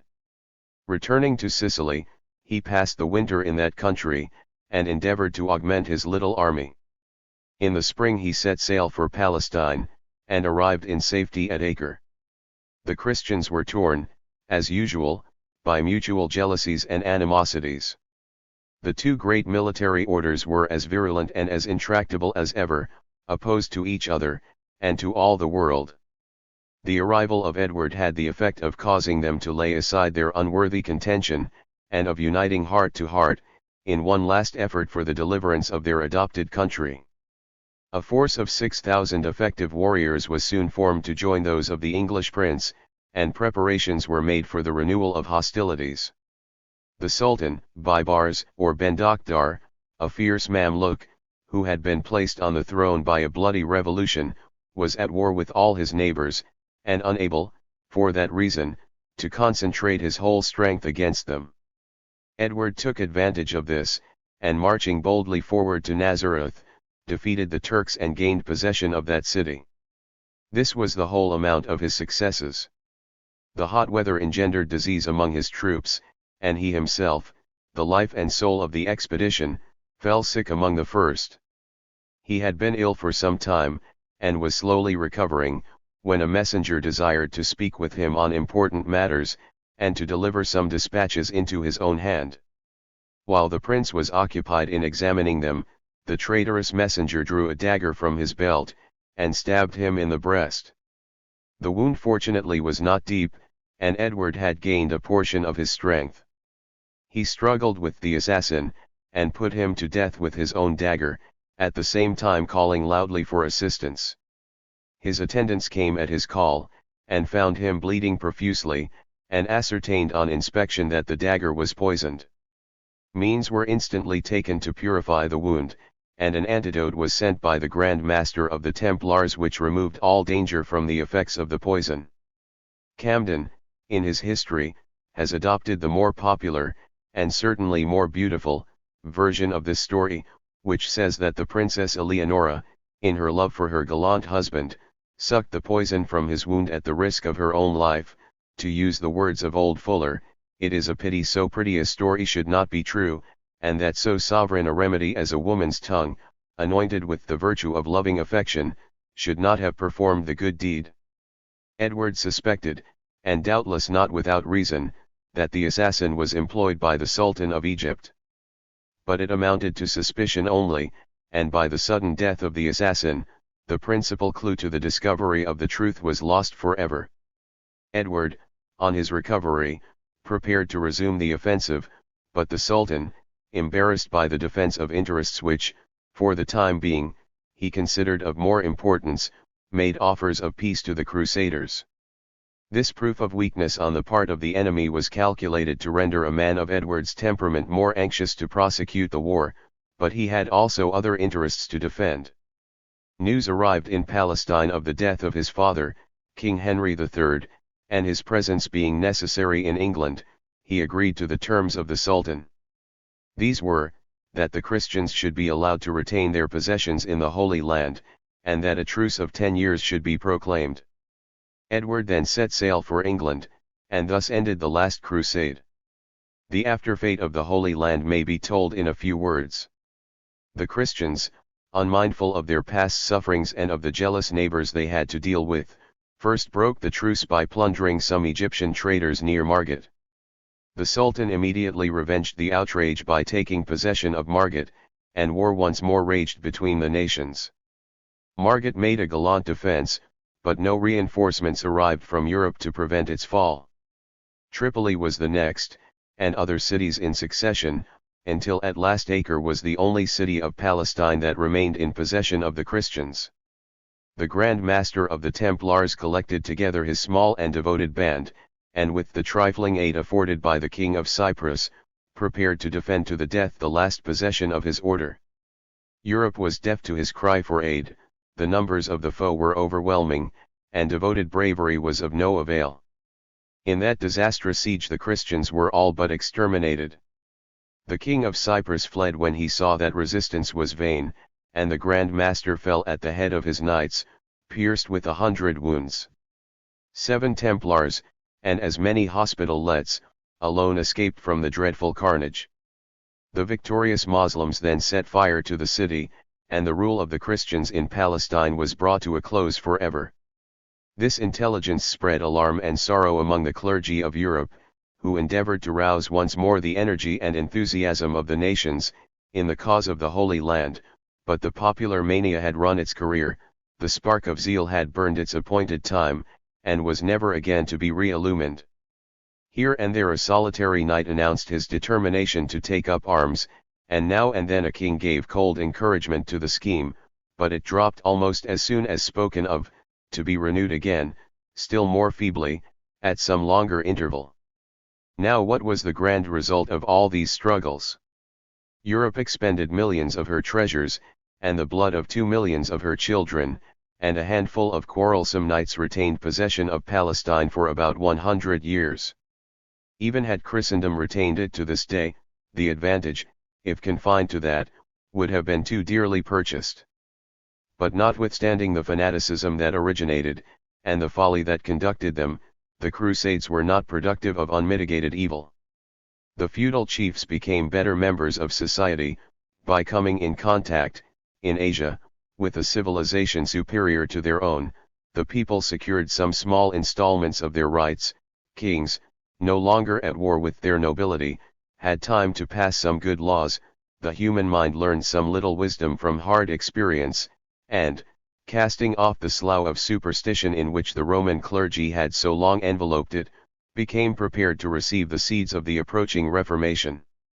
Thus did the all-wise disposer of events bring good out of evil, and advance the civilization and ultimate happiness of the nations of the West, by means of the very fanaticism that had led them against the East.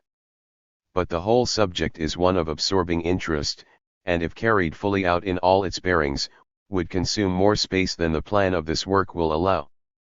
The philosophic student will draw his own conclusions, and he can have no better field for the exercise of his powers than this European madness, its advantages and disadvantages, its causes and results. The witch mania.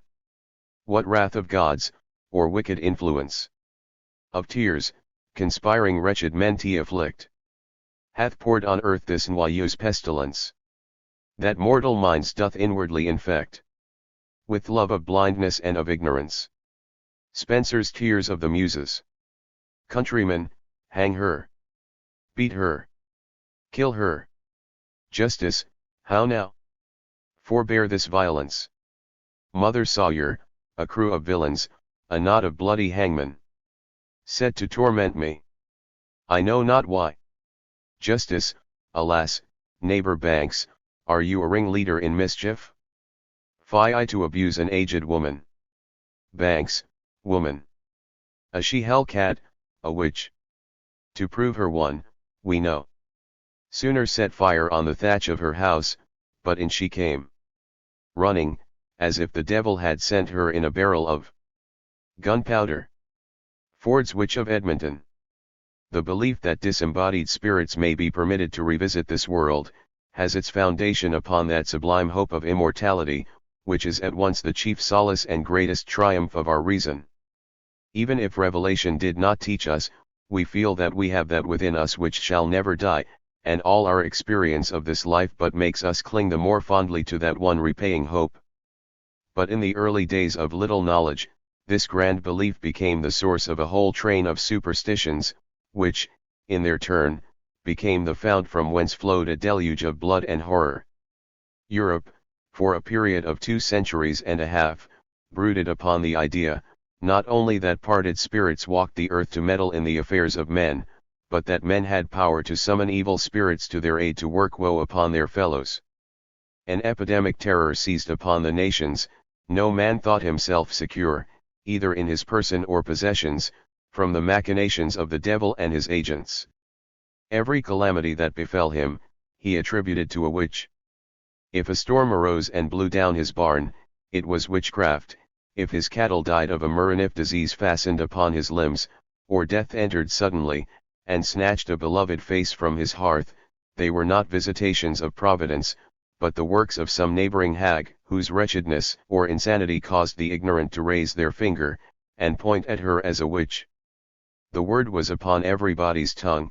France, Italy, Germany, England, Scotland, and the far north, successively ran mad upon this subject, and for a long series of years, furnished their tribunals with so many trials for witchcraft that other crimes were seldom or never spoken of. Thousands upon thousands of unhappy persons fell victims to this cruel and absurd delusion. In many cities of Germany, as will be shown more fully in its due place hereafter, the average number of executions for this pretended crime was 600 annually, or 2 every day, if we leave out the Sundays, when, it is to be supposed, that even this madness refrained from its work. A misunderstanding of the famous text of the Mosaic Law, "Thou shalt not suffer a witch to live," no doubt led many conscientious men astray, whose superstition, warm enough before, wanted but a little corroboration to blaze out with desolating fury. In all ages of the world men have tried to hold converse with superior beings, and to pierce, by their means, the secrets of futurity. In the time of Moses, it is evident that there were impostors, who trafficked upon the credulity of mankind, and insulted the supreme majesty of the true God by pretending to the power of divination. Hence the law which Moses, by divine command, promulgated against these criminals, but it did not follow, as the superstitious monomaniacs of the Middle Ages imagined, that the Bible established the existence of the power of divination by its edicts against those who pretended to it. From the best authorities, it appears that the Hebrew word, which has been rendered, venefica, and which, means a poisoner and divine res, a dabbler in spells, or fortune-teller. The modern witch was a very different character, and joined to her pretended power of foretelling future events that of working evil upon the life, limbs, and possessions of mankind. This power was only to be acquired by an express compact, signed in blood, with the devil himself, by which the wizard or witch renounced baptism, and sold his or her immortal soul to the evil one, without any saving clause of redemption. There are so many wondrous appearances in nature, for which science and philosophy cannot, even now, account, that it is not surprising that, when natural laws were still less understood, men should have attributed to supernatural agency every appearance which they could not otherwise explain. The merest tyro now understands various phenomena which the wisest of old could not fathom. The schoolboy knows why, upon high mountains, there should, on certain occasions, appear 3 or 4 suns in the firmament at once, and why the figure of a traveler upon one eminence should be reproduced, inverted, and of a gigantic stature, upon another. We all know the strange pranks which imagination can play in certain diseases, that the hypochondriac can see visions and specters, and that there have been cases in which men were perfectly persuaded that they were teapots. Science has lifted up the veil, and rolled away all the fantastic horrors in which our forefathers shrouded these and similar cases.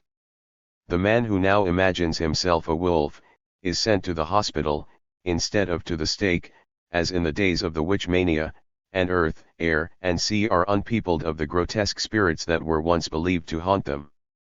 Before entering further into the history of witchcraft, it may be as well if we consider the absurd impersonation of the evil principle formed by the monks in their legends.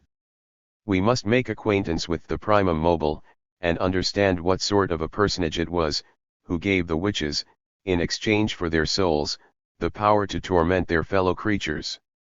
The popular notion of the devil was, that he was a large, ill-formed, hairy sprite, with horns, a long tail, cloven feet, and dragon's wings.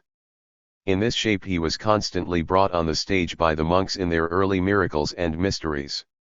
In these representations he was an important personage, and answered the purpose of the clown in the modern pantomime. The great fun for the people was to see him well belaboured by the saints with clubs or cudgels, and to hear him howl with pain as he limped off, maimed by the blow of some vigorous ancho-right. Saint Dunstan generally served him the glorious trick for which he is renowned, catching hold of his nose with a pair of red-hot pincers, till rocks and distant dells resounded with his cries. Some of the saints spat in his face, to his very great annoyance, and others chopped pieces off his tail, which, however, always grew on again. This was paying him in his own coin, and amused the populace mightily, for they all remembered the scurvy tricks he had played them and their forefathers. It was believed that he endeavored to trip people up, by laying his long invisible tail in their way, and giving it a sudden whisk when their legs were over it, that he used to get drunk, and swear like a trooper, and be so mischievous in his cups as to raise tempests and earthquakes, to destroy the fruits of the earth and the barns and homesteads of true believers, that he used to run invisible spits into people by way of amusing himself in the long winter evenings, and to proceed to taverns and regale himself with the best, offering in payment pieces of gold which, on the dawn of the following morning, invariably turned into slates. Sometimes, disguised as a large drake, he used to lurk among the bulrushes, and frighten the weary traveller out of his wits by his awful quack. The reader will remember the lines of Burns in his address to the DIL, which so well express the popular notion on this point. A dreary, windy, winter night. The stars shot down wi Sklenton light. Wiu, Mijel, I got a fright. I ont the lock. Yeah, like a rash bush, stood in sight. Wi waving suff. The cudgel in my knee did shake. Each bristled hair stood like a stake. When wi an eldritch stir, quack, quack. Among the springs. Awa squattered, like a drake. On whistling wings. In all the stories circulated and believed about him, he was represented as an ugly, petty, mischievous spirit, who rejoiced in playing off all manner of fantastic tricks upon poor humanity. Milton seems to have been the first who succeeded in giving any but a ludicrous description of him. The sublime pride which is the quintessence of evil, was unconceived before his time. All other limners made him merely grotesque, but Milton made him awful. In this the monks showed themselves but miserable romancers, for their object undoubtedly was to represent the fiend as terrible as possible, but there was nothing grand about their Satan. On the contrary, he was a low mean devil, whom it was easy to circumvent and fine fun to play tricks with. But, as is well and eloquently remarked by a modern writer, the subject has also its serious side. An Indian deity, with its wild distorted shape and grotesque attitude, appears merely ridiculous when separated from its accessories and viewed by daylight in a museum, but restore it to the darkness of its own hideous temple, bring back to our recollection the victims that have bled upon its altar, or been crushed beneath its ear, and our sense of the ridiculous subsides into aversion and horror. So, while the superstitious dreams of former times are regarded as mere speculative insanities, we may be for a moment amused with the wild incoherences of the patients, but, when we reflect, that out of these hideous misconceptions of the principle of evil arose the belief in witchcraft, that this was no dead faith, but one operating on the whole being of society, urging on the wisest and the mildest to deeds of murder, or cruelties scarcely less than murder, that the learned and the beautiful, young and old, male and female, were devoted by its influence to the stake and the scaffold, every feeling disappears, except that of astonishment that such things could be, and humiliation at the thought that the delusion was as lasting as it was universal. Besides this chief personage, there was an infinite number of inferior demons, who played conspicuous parts in the creed of witchcraft. The pages of Becker, Leloir, Baudin, Del Rio, and Delancre abound with descriptions of the qualities of these imps and the functions which were assigned them. From these authors, 3 of whom were commissioners for the trial of witches, and who wrote from the confessions made by the supposed criminals and the evidence delivered against them, and from the more recent work of M. Jules Garinet, the following summary of the creed has been, with great pains, extracted. The student who is desirous of knowing more, is referred to the works in question. He will find enough in every leaf to make his blood curdle with shame and horror, but the purity of these pages shall not be soiled by anything so ineffably humiliating and disgusting as a complete exposition of them. What is here culled will be a sufficient sample of the popular belief, and the reader would but lose time who should seek in the writings of the demonologists for more ample details. He will gain nothing by lifting the veil which covers their unutterable obscenities, unless, like Sterne, he wishes to gather fresh evidence of what a beast man is. In that case, he will find plenty there to convince him that the beast would be libeled by the comparison. It was thought that the earth swarmed with millions of demons of both sexes, many of whom, like the human race, traced their lineage up to Adam, who, after the fall, was led astray by devils, assuming the forms of beautiful women to deceive him. These demons increased and multiplied, among themselves, with the most extraordinary rapidity. Their bodies were of the thin air, and they could pass through the hardest substances with the greatest ease. They had no fixed residence or abiding place, but were tossed to and fro in the immensity of space. When thrown together in great multitudes, they excited whirlwinds in the air and tempests in the waters, and took delight in destroying the beauty of nature and the monuments of the industry of man. Although they increased among themselves like ordinary creatures, their numbers were daily augmented by the souls of wicked men, of children stillborn, of women who died in childbed, and of persons killed in duels. The whole air was supposed to be full of them, and many unfortunate men and women drew them by thousands into their mouths and nostrils at every inspiration, and the demons, lodging in their bowels or other parts of their bodies, tormented them with pains and diseases of every kind, and sent them frightful dreams. Saint Gregory of Nice relates a story of a nun who forgot to say her benedicite, and make the sign of the cross, before she sat down to supper, and who, in consequence, swallowed a demon concealed among the leaves of a lettuce. Most persons said the number of these demons was so great that they could not be counted, but Wierus asserted that they amounted to no more than 7,405,926, and that they were divided into 72 companies or battalions, to each of which there was a prince or captain. They could assume any shape they pleased. When they were male, they were called incubi, and when female, succubi. They sometimes made themselves hideous, and at other times, they assumed shapes of such transcendent loveliness, that mortal eyes never saw beauty to compete with theirs. Although the devil and his legions could appear to mankind at any time, it was generally understood that he preferred the night between Friday and Saturday. If Satan himself appeared in human shape, he was never perfectly, and in all respects, like a man. He was either too black or too white, too large or too small, or some of his limbs were out of proportion to the rest of his body. Most commonly his feet were deformed, and he was obliged to curl up and conceal his tall in some part of his habiliments, for, take what shape he would, he could not get rid of that encumbrance. He sometimes changed himself into a tree or a river, and upon one occasion he transformed himself into a barrister, as we learn from Worus, Book 4, Chapter 9. In the reign of Philippe le Bel, he appeared to a monk in the shape of a dark man, riding a tall black horse, then as a friar, afterwards as an ass, and finally as a coach-wheel. Instances are not rare in which both he and his inferior demons have taken the form of handsome young men, and, successfully concealing their tails, have married beautiful young women, who have had children by them. Such children were easily recognizable by their continual shrieking, by their requiring 5 nurses to suckle them, and by their never growing fat. All these demons were at the command of any individual, who would give up his immortal soul to the Prince of Evil for the privilege of enjoying their services for a stated period.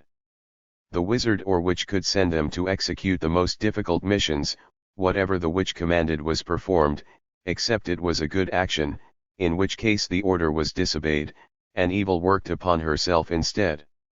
At intervals, according to the pleasure of Satan, there was a general meeting of the demons and all the witches.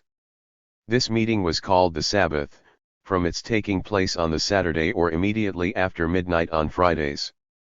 These Sabbaths were sometimes held for one district, sometimes for another, and once at least, every year, it was held on the Brocken, or among other high mountains, as a general Sabbath of the fiends for the whole of Christendom. The devil generally chose a place where 4 roads met, as the scene of this assembly, or if that was not convenient, the neighborhood of a lake. Upon this spot nothing would ever afterwards grow, as the hot feet of the demons and witches burnt the principle of fecundity from the earth, and rendered it barren forever. When orders had been once issued for the meeting of the Sabbath, all the wizards and witches who failed to attend it were lashed by demons with a rod made of serpents or scorpions, as a punishment for their inattention or want of punctuality. In France and England, the witches were supposed to ride uniformly upon broomsticks, but in Italy and Spain, the devil himself, in the shape of a goat, used to transport them on his back, which lengthened or shortened according to the number of witches he was desirous of accommodating.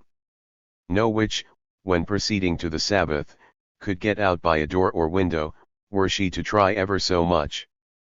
Their general mode of ingress was by the keyhole, and of egress, by the chimney, up which they flew, broom and all, with the greatest ease. To prevent the absence of the witches from being noticed by their neighbors, some inferior demon was commanded to assume their shapes and lie in their beds, feigning illness, until the Sabbath was over. When all the wizards and witches had arrived at the place of rendezvous, the infernal ceremonies of the Sabbath began. Satan, having assumed his favorite shape of a large he-goat, with a face in front and another in his haunches, took his seat upon a throne, and all present, in succession, paid their respects to him, and kissed him in his face behind. This done, he appointed a master of the ceremonies, in company with whom he made a personal examination of all the wizards and witches, to see whether they had the secret mark about them by which they were stamped as the devil's own. This mark was always insensible to pain. Those who had not yet been marked, received the mark from the master of the ceremonies, the devil at the same time bestowing nicknames upon them.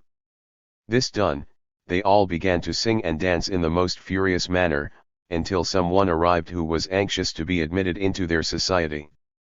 They were then silent for a while, until the newcomer had denied his salvation, kissed the devil, spat upon the Bible, and sworn obedience to him in all things. They then began dancing again with all their might, and singing these words: Alegremos, alegremos. Que gente va tenemos. In the course of an hour or two, they generally became wearied of this violent exercise, and then they all sat down and recounted the evil deeds they had done since their last meeting. Those who had not been malicious and mischievous enough towards their fellow creatures, received personal chastisement from Satan himself, who flogged them with thorns or scorpions till they were covered with blood, and unable to sit or stand. When this ceremony was concluded, they were all amused by a dance of toads. Thousands of these creatures sprang out of the earth, and standing on their hind legs, danced, while the devil played the bagpipes or the trumpet. These toads were all endowed with the faculty of speech, and entreated the witches to reward them with the flesh of unbaptized babes for their exertions to give them pleasure. The witches promised compliance. The devil bade them remember to keep their word, and then stamping his foot, caused all the toads to sink into the earth in an instant. The place being thus cleared, preparation was made for the banquet, where all manner of disgusting things were served up and greedily devoured by the demons and witches, although the latter were sometimes regaled with choice meats and expensive wines from golden plates and crystal goblets, but they were never thus favored unless they had done an extraordinary number of evil deeds since the last period of meeting. After the feast, they began dancing again, but such as had no relish for any more exercise in that way, amused themselves by mocking the holy sacrament of baptism. For this purpose, the toads were again called up, and sprinkled with filthy water, the devil making the sign of the cross, and all the witches calling out, in nomine Patricia, Aragiaco Petrica, Agora, Agora. Valentia, Joando Gurgates Gostia, which meant, in the name of Patrick, Petric of Aragon, now, all our ills are over. When the devil wished to be particularly amused, he made the witches strip off their clothes and dance before him, each with a cat tied round her neck, and another dangling from her body in form of a tail. When the cock crew, they all disappeared, and the Sabbath was ended. This is a summary of the belief which prevailed for many centuries nearly all over Europe, and which is far from eradicated even at this day. It was varied in some respects in several countries, but the main points were the same in France, Germany, Great Britain, Italy, Spain, and the far north of Europe. The early annals of France abound with stories of supposed sorcery, but it was not until the time of Charlemagne that the crime acquired any great importance. This monarch, says M. Jules Garinet, had several times given orders that all necromancers, astrologers, and witches should be driven from his states, but as the number of criminals augmented daily, he found it necessary at last to resort to severer measures. In consequence, he published several edicts, which may be found at length in the Capitulaire de Balis. By these, every sort of magic, enchantment, and witchcraft was forbidden, and the punishment of death decreed against those who in any way evoked the devil, compounded love philters, afflicted either man or woman with barrenness, troubled the atmosphere, excited tempests, destroyed the fruits of the earth, dried up the milk of cows, or tormented their fellow creatures with sores and diseases. All persons found guilty of exercising these execrable arts, were to be executed immediately upon conviction, that the earth might be rid of the burthen and curse of their presence, and those even who consulted them might also be punished with death. After this time, prosecutions for witchcraft are continually mentioned, especially by the French historians. It was a crime imputed with so much ease, and repelled with so much difficulty, that the powerful, whenever they wanted to ruin the weak, and could fix no other imputation upon them, had only to accuse them of witchcraft to ensure their destruction. Instances, in which this crime was made the pretext for the most violent persecution, both of individuals and of communities, whose real offenses were purely political or religious, must be familiar to every reader. The extermination of the Stedinger, in 1234, of the Templars, from 1307 to 1313, the execution of Joan of Arc, in 1429, and the unhappy scenes of Arras, in 1459, are the most prominent.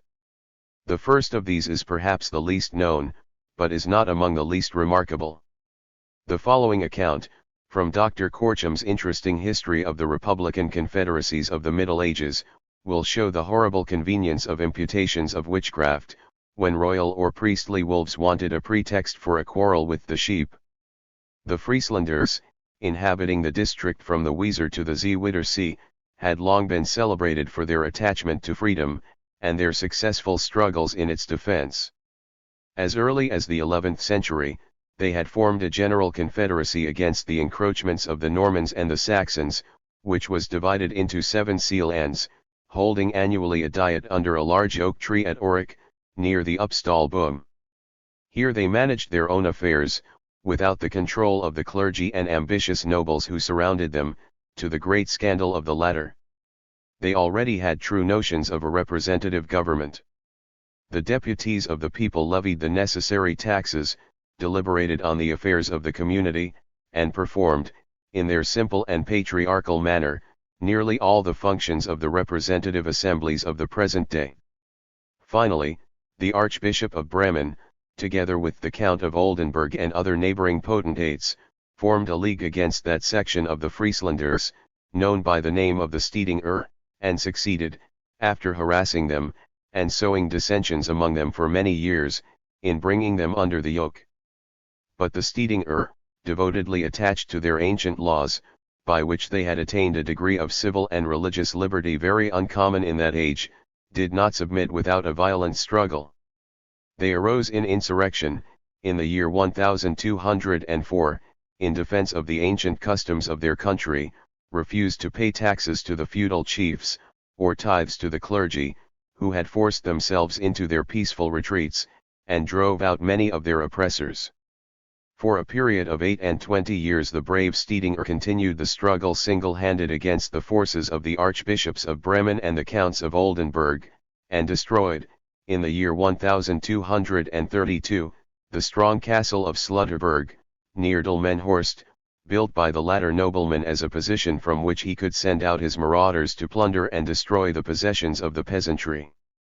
The invincible courage of these poor people proving too strong for their oppressors to cope with by the ordinary means of warfare, the Archbishop of Bremen applied to Pope Gregory IX for his spiritual aid against them.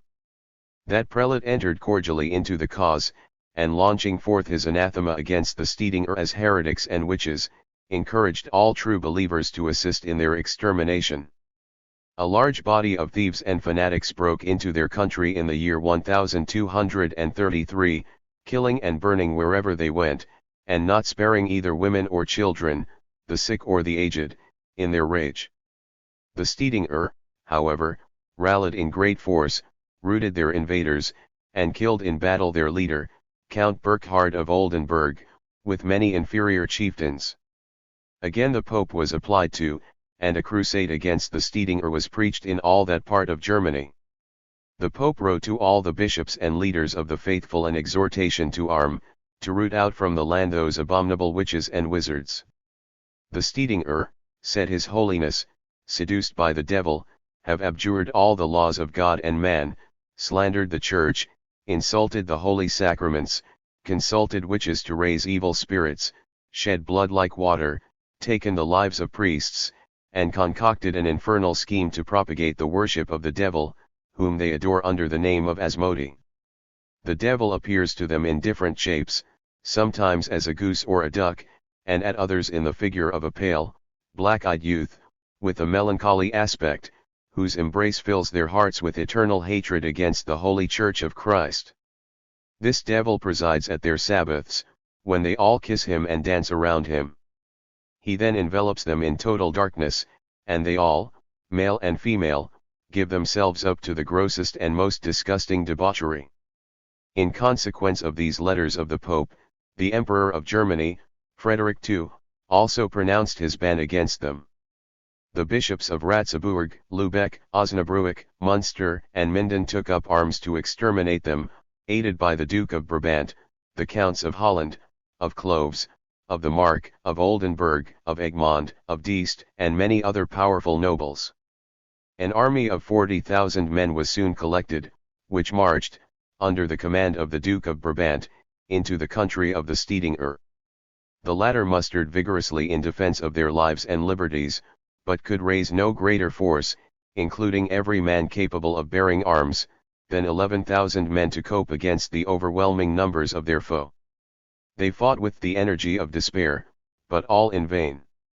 8,000 of them were slain on the field of battle, the whole race was exterminated, and the enraged conquerors scoured the country in all directions, slew the women and children and old men, drove away the cattle, fired the woods and cottages, and made a total waste of the land.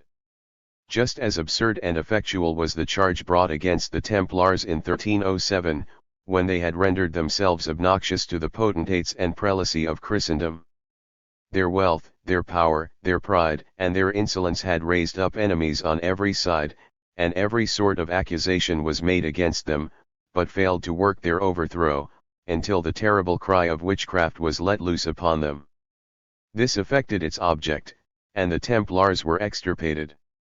They were accused of having sold their souls to the devil, and of celebrating all the infernal mysteries of the witches' Sabbath. It was pretended that, when they admitted a novice into their order, they forced him to renounce his salvation and curse Jesus Christ, that they then made him submit to many unholy and disgusting ceremonies, and forced him to kiss the superior on the cheek, the navel, and the breech, and spit 3 times upon a crucifix. That all the members were forbidden to have connection with women, but might give themselves up without restraint to every species of unmentionable debauchery. That when, by any mischance, a Templar infringed this order, and a child was born, the whole order met, and tossed it about like a shuttlecock from one to the other until it expired, that they then roasted it by a slow fire, and with the fat which trickled from it anointed the hair and beard of a large image of the devil. It was also said that, when one of the knights died, his body was burnt into a powder, and then mixed with wine and drunk by every member of the order.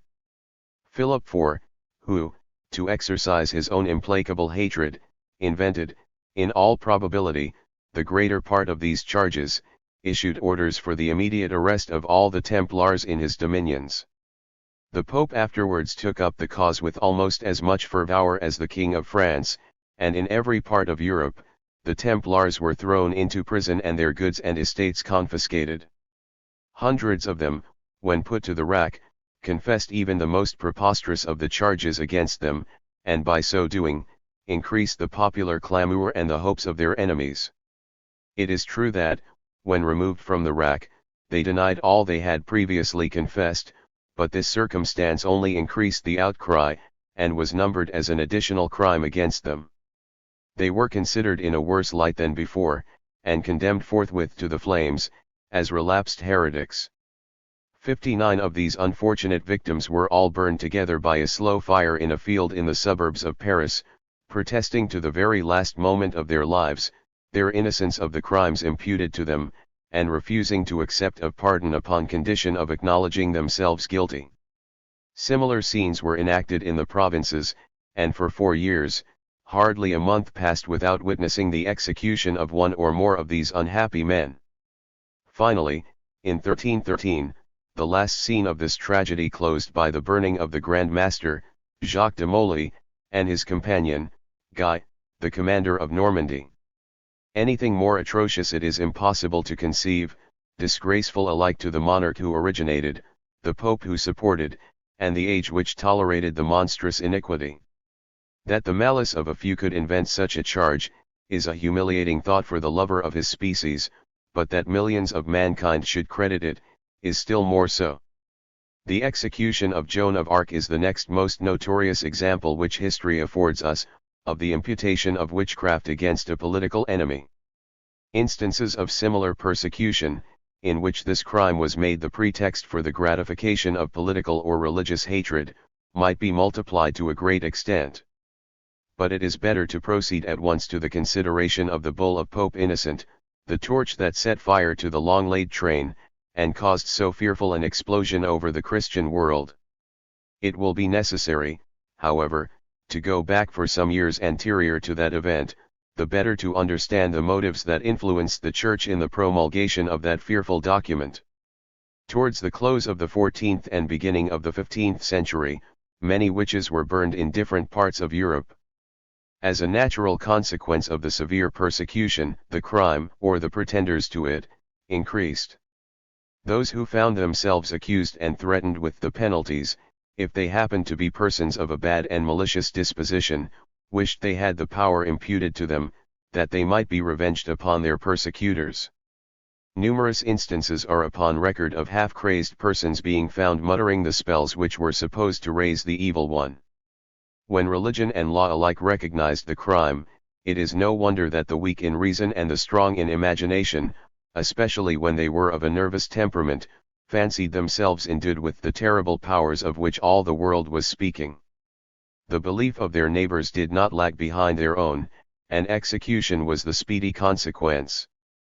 As the fear of witchcraft increased, the Catholic clergy strove to fix the imputation of it upon those religious sects, the pioneers of the Reformation, who began about this time to be formidable to the Church of Rome. If a charge of heresy could not ensure their destruction, that of sorcery and witchcraft never failed.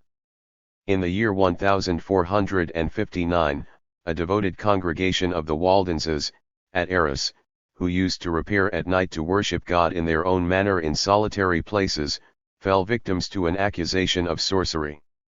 It was rumored in Arras that in the desert places to which they retired, the devil appeared before them in human form, and read from a large book his laws and ordinances, to which they all promised obedience, that he then distributed money and food among them, to bind them to his service, which done, they gave themselves up to every species of lewdness and debauchery. Upon these rumors, several creditable persons in Arras were seized and imprisoned, together with a number of decrepit and idiotic old women. The rack, that convenient instrument for making the accused confess anything, was of course put in requisition. Monstrelet, in his chronicle, says that they were tortured until some of them admitted the truth of the whole accusations, and said besides, that they had seen and recognized, in their nocturnal assemblies, many persons of rank, many prelates, seigneurs, governors of bailliages, and mayors of cities, being such names as the examiners had themselves suggested to the victims. Several who had been thus informed against, were thrown into prison, and so horribly tortured, that reason fled, and, in their ravings of pain, they also confessed their midnight meetings with the devil, and the oaths they had taken to serve him. Upon these confessions judgment was pronounced. The poor old women, as usual in such cases, were hanged and burned in the market-place. The more wealthy delinquents were allowed to escape, upon payment of large sums. It was soon after universally recognized that these trials had been conducted in the most odious manner, and that the judges had motives of private vengeance against many of the more influential persons who had been implicated. The Parliament of Paris afterwards declared the sentence illegal, and the judges iniquitous, but its arrest was too late to be of service even to those who had paid the fine, or to punish the authorities who had misconducted themselves, for it was not delivered until 32 years after the executions had taken place.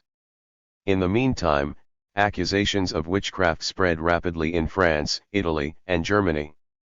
Strange to say, that although in the first instance chiefly directed against heretics, the latter were as firm believers in the crime as even the Catholics themselves.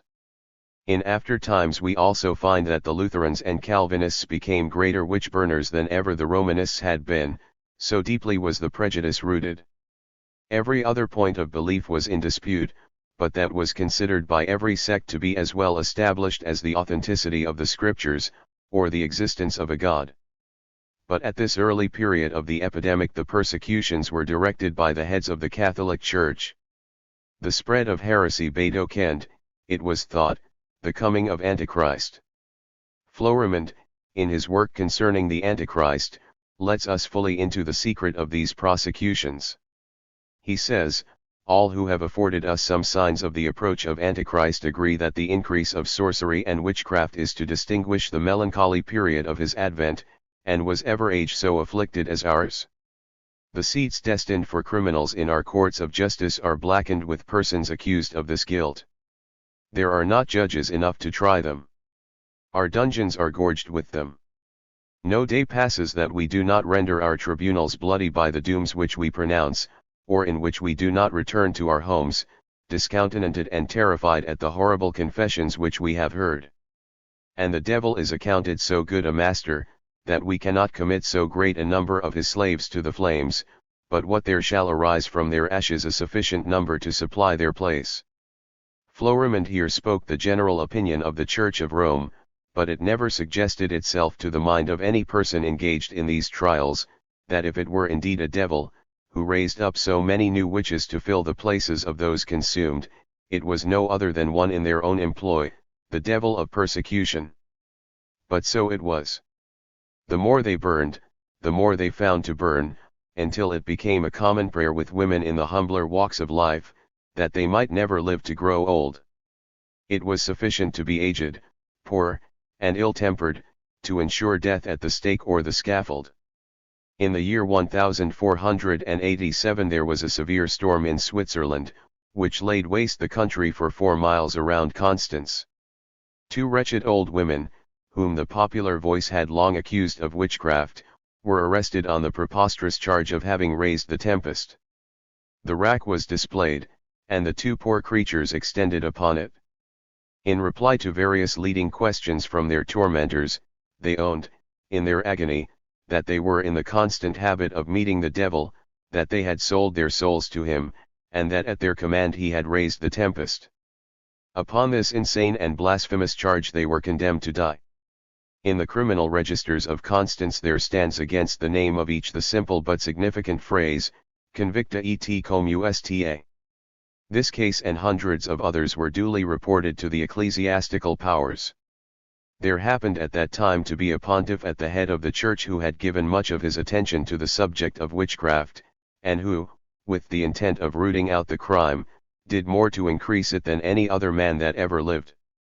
John Baptist Cibo, elected to the papacy in 1485, under the designation of Innocent VIII, was sincerely alarmed at the number of witches, and launched forth his terrible manifesto against them.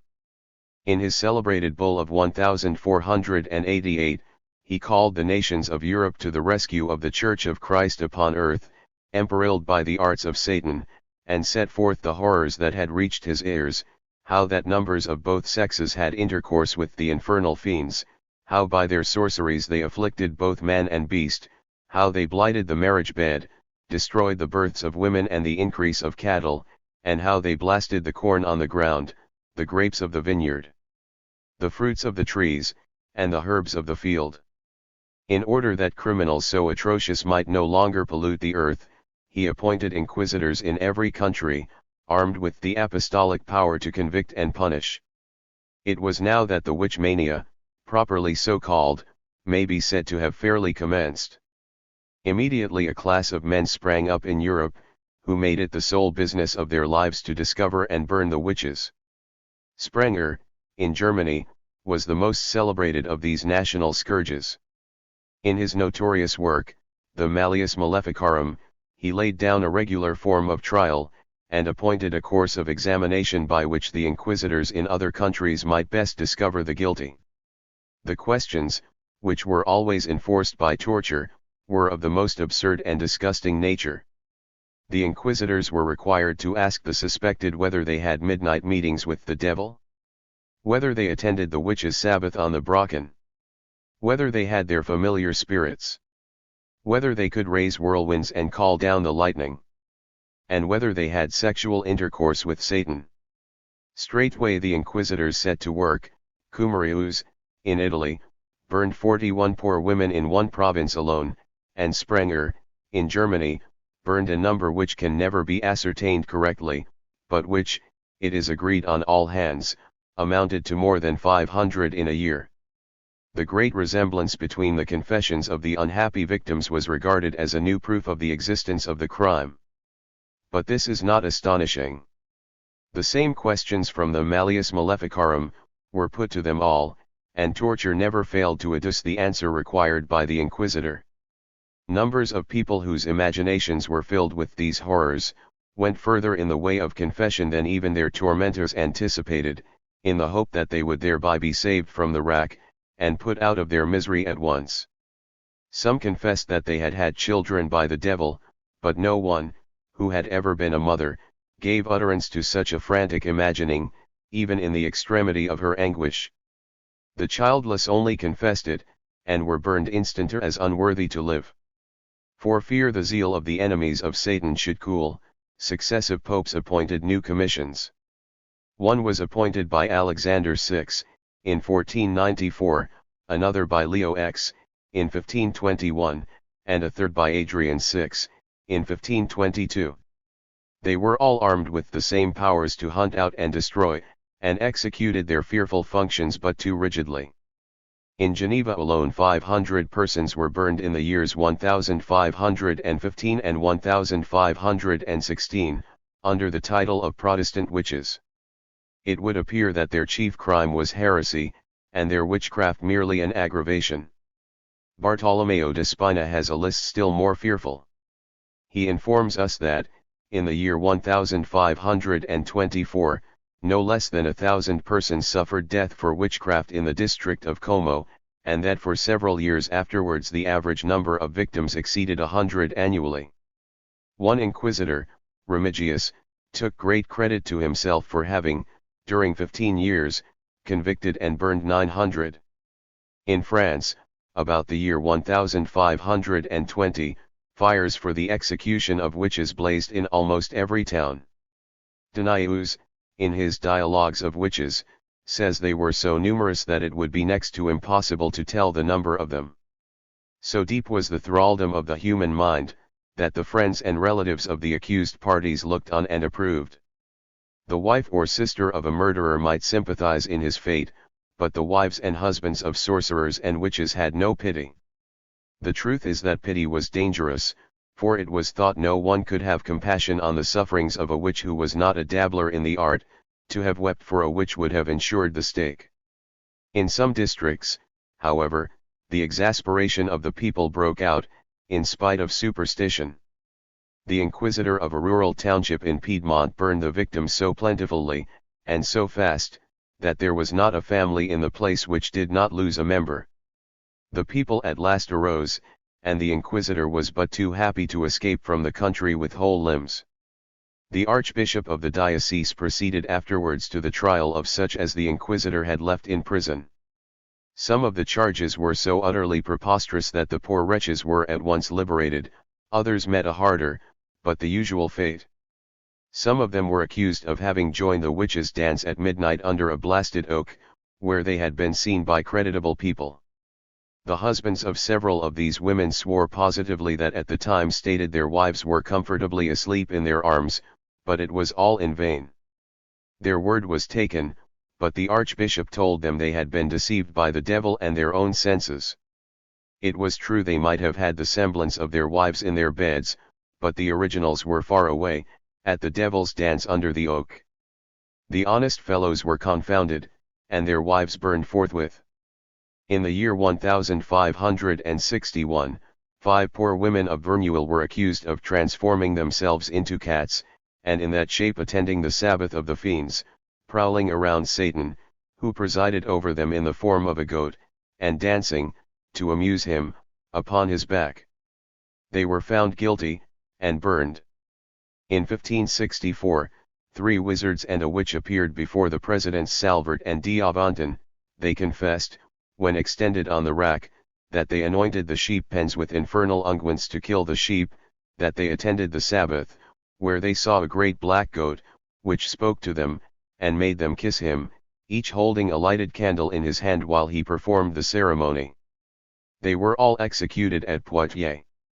In 1571, the celebrated sorcerer, Trois was burned in the Place de Grève, in Paris. He confessed, in the presence of Charles IX, and of the Marshals de Montmorency, de Retz, and the Sieur du Mazaly, physician to the king, that he could perform the most wonderful things by the aid of a devil to whom he had sold himself. He described at great length the saturnalia of the fiends, the sacrifices which they offered up, the debaucheries they committed with the young and handsome witches, and the various modes of preparing the infernal unguent for blighting cattle. He said he had upwards of 1,200 accomplices in the crime of witchcraft in various parts of France, whom he named to the king, and many of whom were afterwards arrested and suffered execution. At Dole, 2 years afterwards, Gilles Garny, a native of Lyons, was indicted for being a loup-garou, or man-wolf, and for prowling in that shape about the country at night to devour little children. The indictment against him, as read by Henry Camus, Doctor of Laws and Counsellor of the King, was to the effect that he, Gilles Garny, had seized upon a little girl, 12 years of age, whom he drew into a vineyard and there killed, partly with his teeth and partly with his hands, seeming like wolf's paws, that from thence he trailed her bleeding body along the ground with his teeth into the wood of La Serra, where he ate the greatest portion of her at one meal, and carried the remainder home to his wife, that, upon another occasion, 8 days before the festival of All Saints, he was seen to seize another child in his teeth, and would have devoured her had she not been rescued by the country people, and that the said child died a few days afterwards of the injuries he had inflicted, that 15 days after the same festival of All Saints, being again in the shape of a wolf, he devoured a boy 13 years of age, having previously torn off his leg and thigh with his teeth, and hid them away for his breakfast on the morrow. He was, furthermore, indicted for giving way to the same diabolical and unnatural propensities even in his shape of a man, and that he had strangled a boy in a wood with the intention of eating him, which crime he would have effected if he had not been seen by the Nayars and prevented. Gilgarny was put to the rack. After 50 witnesses had deposed against him, he confessed everything that was laid to his charge. He was, thereupon, brought back into the presence of his judges, when Dr. Camus, in the name of the Parliament of Dole, pronounced the following sentence. Seeing that Gilgarny has, by the testimony of credible witnesses, and by his own spontaneous confession, been proved guilty of the abominable crimes of lycanthropy and witchcraft, this court condemns him, the said Gil, to be this day taken in a cart from this spot to the place of execution, accompanied by the executioner, where he, by the said executioner, shall be tied to a stake and burned alive, and that his ashes be then scattered to the winds. The court further condemns him, the said Gil, to the costs of this prosecution. Given at Dole, this 18th day of January, 1573. In 1578, the Parliament of Paris was occupied for several days with the trial of a man, named Jacques Roller. He, also, was found guilty of being a loup-garou, and in that shape devouring a little boy. He was burnt alive in the Place de Grève. In 1579, so much alarm was excited in the neighborhood of Melun by the increase of witches and loup-garous, that a council was held to devise some measures to stay the evil. A decree was passed, that all witches, and consulters with witches, should be punished with death, and not only those, but fortune-tellers and conjurers of every kind. The Parliament of Rouen took up the same question in the following year, and decreed that the possession of a grimoire, or book of spells, was sufficient evidence of witchcraft, and that all persons on whom such books were found should be burned alive. 3 councils were held in different parts of France in the year 1583, all in relation to the same subject. The Parliament of Bordeaux issued strict injunctions to all curates and clergy whatever, to use redoubled efforts to root out the crime of witchcraft. The Parliament of Tours was equally peremptory, and feared the judgments of an offended God, if all these dealers with the devil were not swept from the face of the land. The Parliament of Reims was particularly severe against the Nauers d'Aiguillette, or tires of the knot, people of both sexes, who took pleasure in preventing the consummation of marriage, that they might counteract the command of God to our first parents, to increase and multiply. This Parliament held it to be sinful to wear amulets to preserve from witchcraft, and that this practice might not be continued within its jurisdiction, drew up a form of exorcism, which would more effectually defeat the agents of the devil, and put them to flight. A case of witchcraft, which created a great sensation in its day, occurred in 1588, at a village in the mountains of Auvergne, about 2 leagues from Apchon. A gentleman of that place being at his window, there passed a friend of his who had been out hunting, and who was then returning to his own house. The gentleman asked his friend what sport he had had, upon which the latter informed him that he had been attacked in the plain by a large and savage wolf, which he had shot at, without wounding, and that he had then drawn out his hunting knife and cut off the animal's forepaw, as it sprang upon his neck to devour him. The huntsman, upon this, put his hand into his bag to pull out the paw, but was shocked to find that it was a woman's hand, with a wedding ring on the finger. The gentleman immediately recognized his wife's ring, which, says the indictment against her, made him begin to suspect some evil of her. He immediately went in search of her, and found her sitting by the fire in the kitchen, with her arm hidden underneath her apron. He tore off her apron with great vehemence, and found that she had no hand, and that the stump was even then bleeding. She was given into custody, and burned at Rheims in presence of some thousands of spectators. In the midst of these executions, rare were the gleams of mercy. Few instances are upon record of any acquittal taking place when the charge was witchcraft. The discharge of 14 persons by the Parliament of Paris, in the year 1589, is almost a solitary example of a return to reason.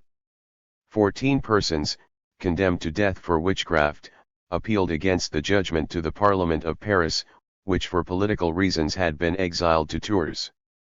The Parliament named 4 commissioners, Pierre Pagray, the king's surgeon, and Messieurs Leroy, Renard, and Féliciat, the king's physicians, to visit and examine these witches, and see whether they had the mark of the devil upon them. Pagray, who relates the circumstance in his work on surgery, Book 7, Chapter the 10th, says the visit was made in presence of 2 councillors of the court. The witches were all stripped naked, and the physicians examined their bodies very diligently, pricking them in all the marks they could find, to see whether they were insensible to pain, which was always considered a certain proof of guilt. They were, however, very sensible of the pricking, and some of them called out very lustily when the pins were driven into them. We found them, continues Pierre Pagray, to be very poor, stupid people, and some of them insane. Many of them were quite indifferent about life, and 1 or 2 of them desired death as a relief for their sufferings. Our opinion was, that they stood more in need of medicine than of punishment, and so we reported to the Parliament. Their case was, thereupon, taken into further consideration, and the Parliament, after mature counsel amongst all the members, ordered the poor creatures to be sent to their homes, without inflicting any punishment upon them. Such was the dreadful state of Italy, Germany, and France, during the 16th century, which was far from being the worst crisis of the popular madness with regard to witchcraft. Let us see what was the state of England during the same period. The Reformation, which in its progress had rooted out so many errors, stopped short at this, the greatest error of all. Luther and Calvin were as firm believers in witchcraft as Pope Innocent himself, and their followers showed themselves more zealous persecutors than the Romanists. Dr. Hutchinson, in his work on witchcraft, asserts that the mania manifested itself later in England, and raged with less virulence than on the continent. The first assertion only is true, but though the persecution began later both in England and Scotland, its progress was as fearful as elsewhere. It was not until more than 50 years after the issuing of the Bull of Innocent VIII, that the legislature of England thought fit to make any more severe enactments against sorcery than those already in operation. The Statute of 1541 was the first that specified the particular crime of witchcraft. At a much earlier period, many persons had suffered death for sorcery in addition to other offences, but no executions took place for attending the witches' Sabbath, raising tempests, afflicting cattle with barrenness, and all the fantastic trumpery of the continent.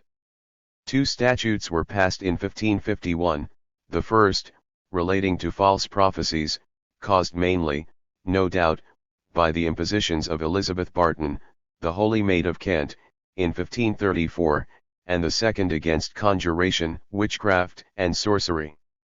But even this enactment did not consider witchcraft as penal in itself, and only condemned to death those who by means of spells, incantations, or contracts with the devil, attempted the lives of their neighbors. The Statute of Elizabeth, in 1562, at last recognized witchcraft as a crime of the highest magnitude, whether exerted or not to the injury of the lives, limbs, and possessions of the community. From that date, the persecution may be fairly said to have commenced in England. It reached its climax in the early part of the 17th century, which was the hottest period of the mania all over Europe. A few cases of witch persecution in the 16th century will enable the reader to form a more accurate idea of the progress of this great error than if he plunged at once into that busy period of its history when Matthew Hopkins and his coadjutors exercised their infernal calling. Several instances occur in England during the latter years of the reign of Elizabeth. At this time the public mind had become pretty familiar with the details of the crime. Bishop Jewell, in his sermons before Her Majesty, used constantly to conclude them by a fervent prayer that she might be preserved from witches. Upon one occasion, in 1598, his words were, "It may please your grace to understand that witches and sorcerers, within these last 4 years, are marvellously increased within this your grace's realm. Your grace's subjects pine away even unto the death, their colour fadeth, their flesh rotteth, their speech is benumbed, their senses are bereft. I pray God they may never practice further than upon the subject." By degrees, an epidemic terror of witchcraft spread into the villages. In proportion as the doctrines of the Puritans took root this dread increased, and, of course, brought persecution in its train. The Church of England has claimed, and is entitled to the merit, of having been less influenced in these matters than any other sect of Christians, but still they were tainted with the superstition of the age. One of the most flagrant instances of cruelty and delusion upon record was consummated under the authority of the Church, and commemorated till a very late period by an annual lecture at the University of Cambridge. This is the celebrated case of the witches of Warboy, who were executed about 32 years after the passing of the Statute of Elizabeth. Although in the interval but few trials are recorded, there is, unfortunately, but too much evidence to show the extreme length to which the popular prejudice was carried. Many women lost their lives in every part of England without being brought to trial at all, from the injuries received at the hands of the people. The number of these can never be ascertained. The case of the witches of Warboy merits to be detailed at length, not only from the importance attached to it for so many years by the learned of the university, but from the singular absurdity of the evidence upon which men, sensible in all other respects, could condemn their fellow creatures to the scaffold. The principal actors in this strange drama were the families of Sir Samuel Cromwell and a Mr. Throgmorton, both gentlemen of landed property near Warboy, in the county of Huntingdon. Mr. Throgmorton had several daughters, the eldest of whom, Mistress Joan, was an imaginative and melancholy girl, whose head was filled with stories of ghosts and witches. Upon one occasion she chanced to pass the cottage of one Mrs. Orr, as she was called, Mother Samuel, a very aged, a very poor, and a very ugly woman. Mother Samuel was sitting at her door knitting, with a black cap upon her head, when this silly young lady passed, and taking her eyes from her work she looked steadfastly at her. Mistress Joan immediately fancied that she felt sudden pains in all her limbs, and from that day forth, never ceased to tell her sisters, and everybody about her, that Mother Samuel had bewitched her. The other children took up the cry, and actually frightened themselves into fits whenever they passed within sight of this terrible old woman. Mr. and Mrs. Throgmorton, not a whit wiser than their children, believed all the absurd tales they had been told, and Lady Cromwell, a gossip of Mrs. Throgmorton, made herself very active in the business, and determined to bring the witch to the ordeal. The sapient Sir Samuel joined in the scheme, and the children thus encouraged gave loose reins to their imaginations, which seemed to have been of the liveliest. They soon invented a whole host of evil spirits, and names for them besides, which, they said, were sent by Mother Samuel to torment them continually. 7 spirits especially, they said, were raised from hell by this wicked woman to throw them into fits, and as the children were actually subject to fits, their mother and her comers gave the more credit to the story. The names of these spirits were, first Smack, second Smack, third Smack, Blue, Catch, Hard Name, and Pluck. Throgmorton, the father, was so pestered by these idle fancies, and yet so well inclined to believe them, that he marched valiantly forth to the hut where Mother Samuel resided with her husband and daughter, and dragged her forcibly into his own grounds. Lady Cromwell, Mrs. Throgmorton, and the girls were in waiting, armed with long pins to prick the witch, and see if they could draw blood from her. Lady Cromwell, who seems to have been the most violent of the party, tore the old woman's cap off her head, and plucking out a handful of her grey hair, gave it to Mrs. Throgmorton to burn, as a charm which would preserve them all from her future machinations. It was no wonder that the poor creature, subjected to this rough usage, should give vent to an involuntary curse upon her tormentors. She did so, and her curse was never forgotten. Her hair, however, was supposed to be a grand specific, and she was allowed to depart, half dead with terror and ill usage. For more than a year, the families of Cromwell and Throgmorton continued to persecute her, and to assert that her imps afflicted them with pains and fits, turned the milk sour in their pans, and prevented their cows and ewes from bearing. In the midst of these fooleries, Lady Cromwell was taken ill and died.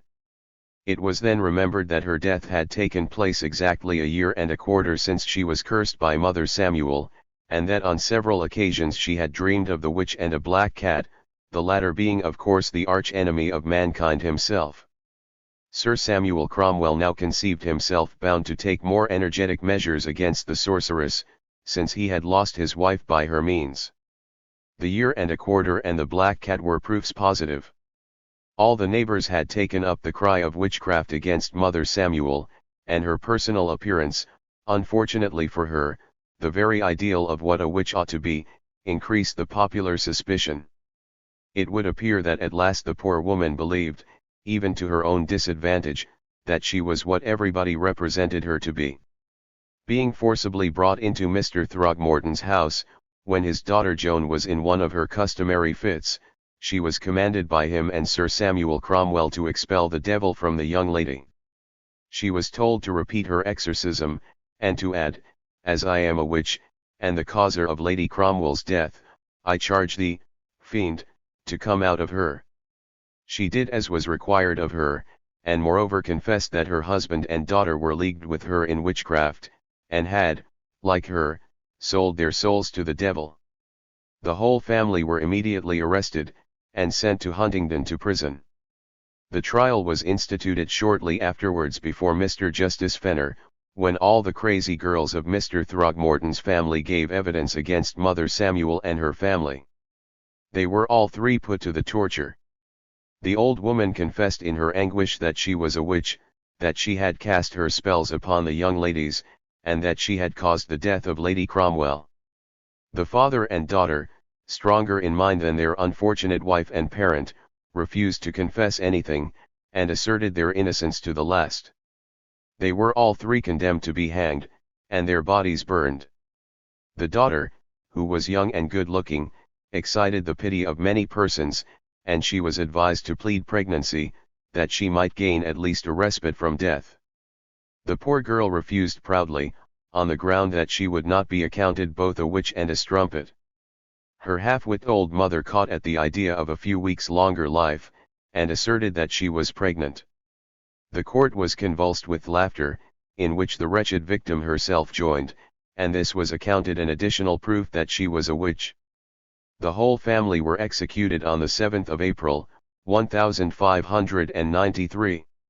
Sir Samuel Cromwell, as lord of the manor, received the sum of £40 out of the confiscated property of the Samuels, which he turned into a rent charge of 40 shillings yearly, for the endowment of an annual sermon or lecture upon the enormity of witchcraft, and this case in particular, to be preached by a doctor or bachelor of divinity of Queen's College, Cambridge.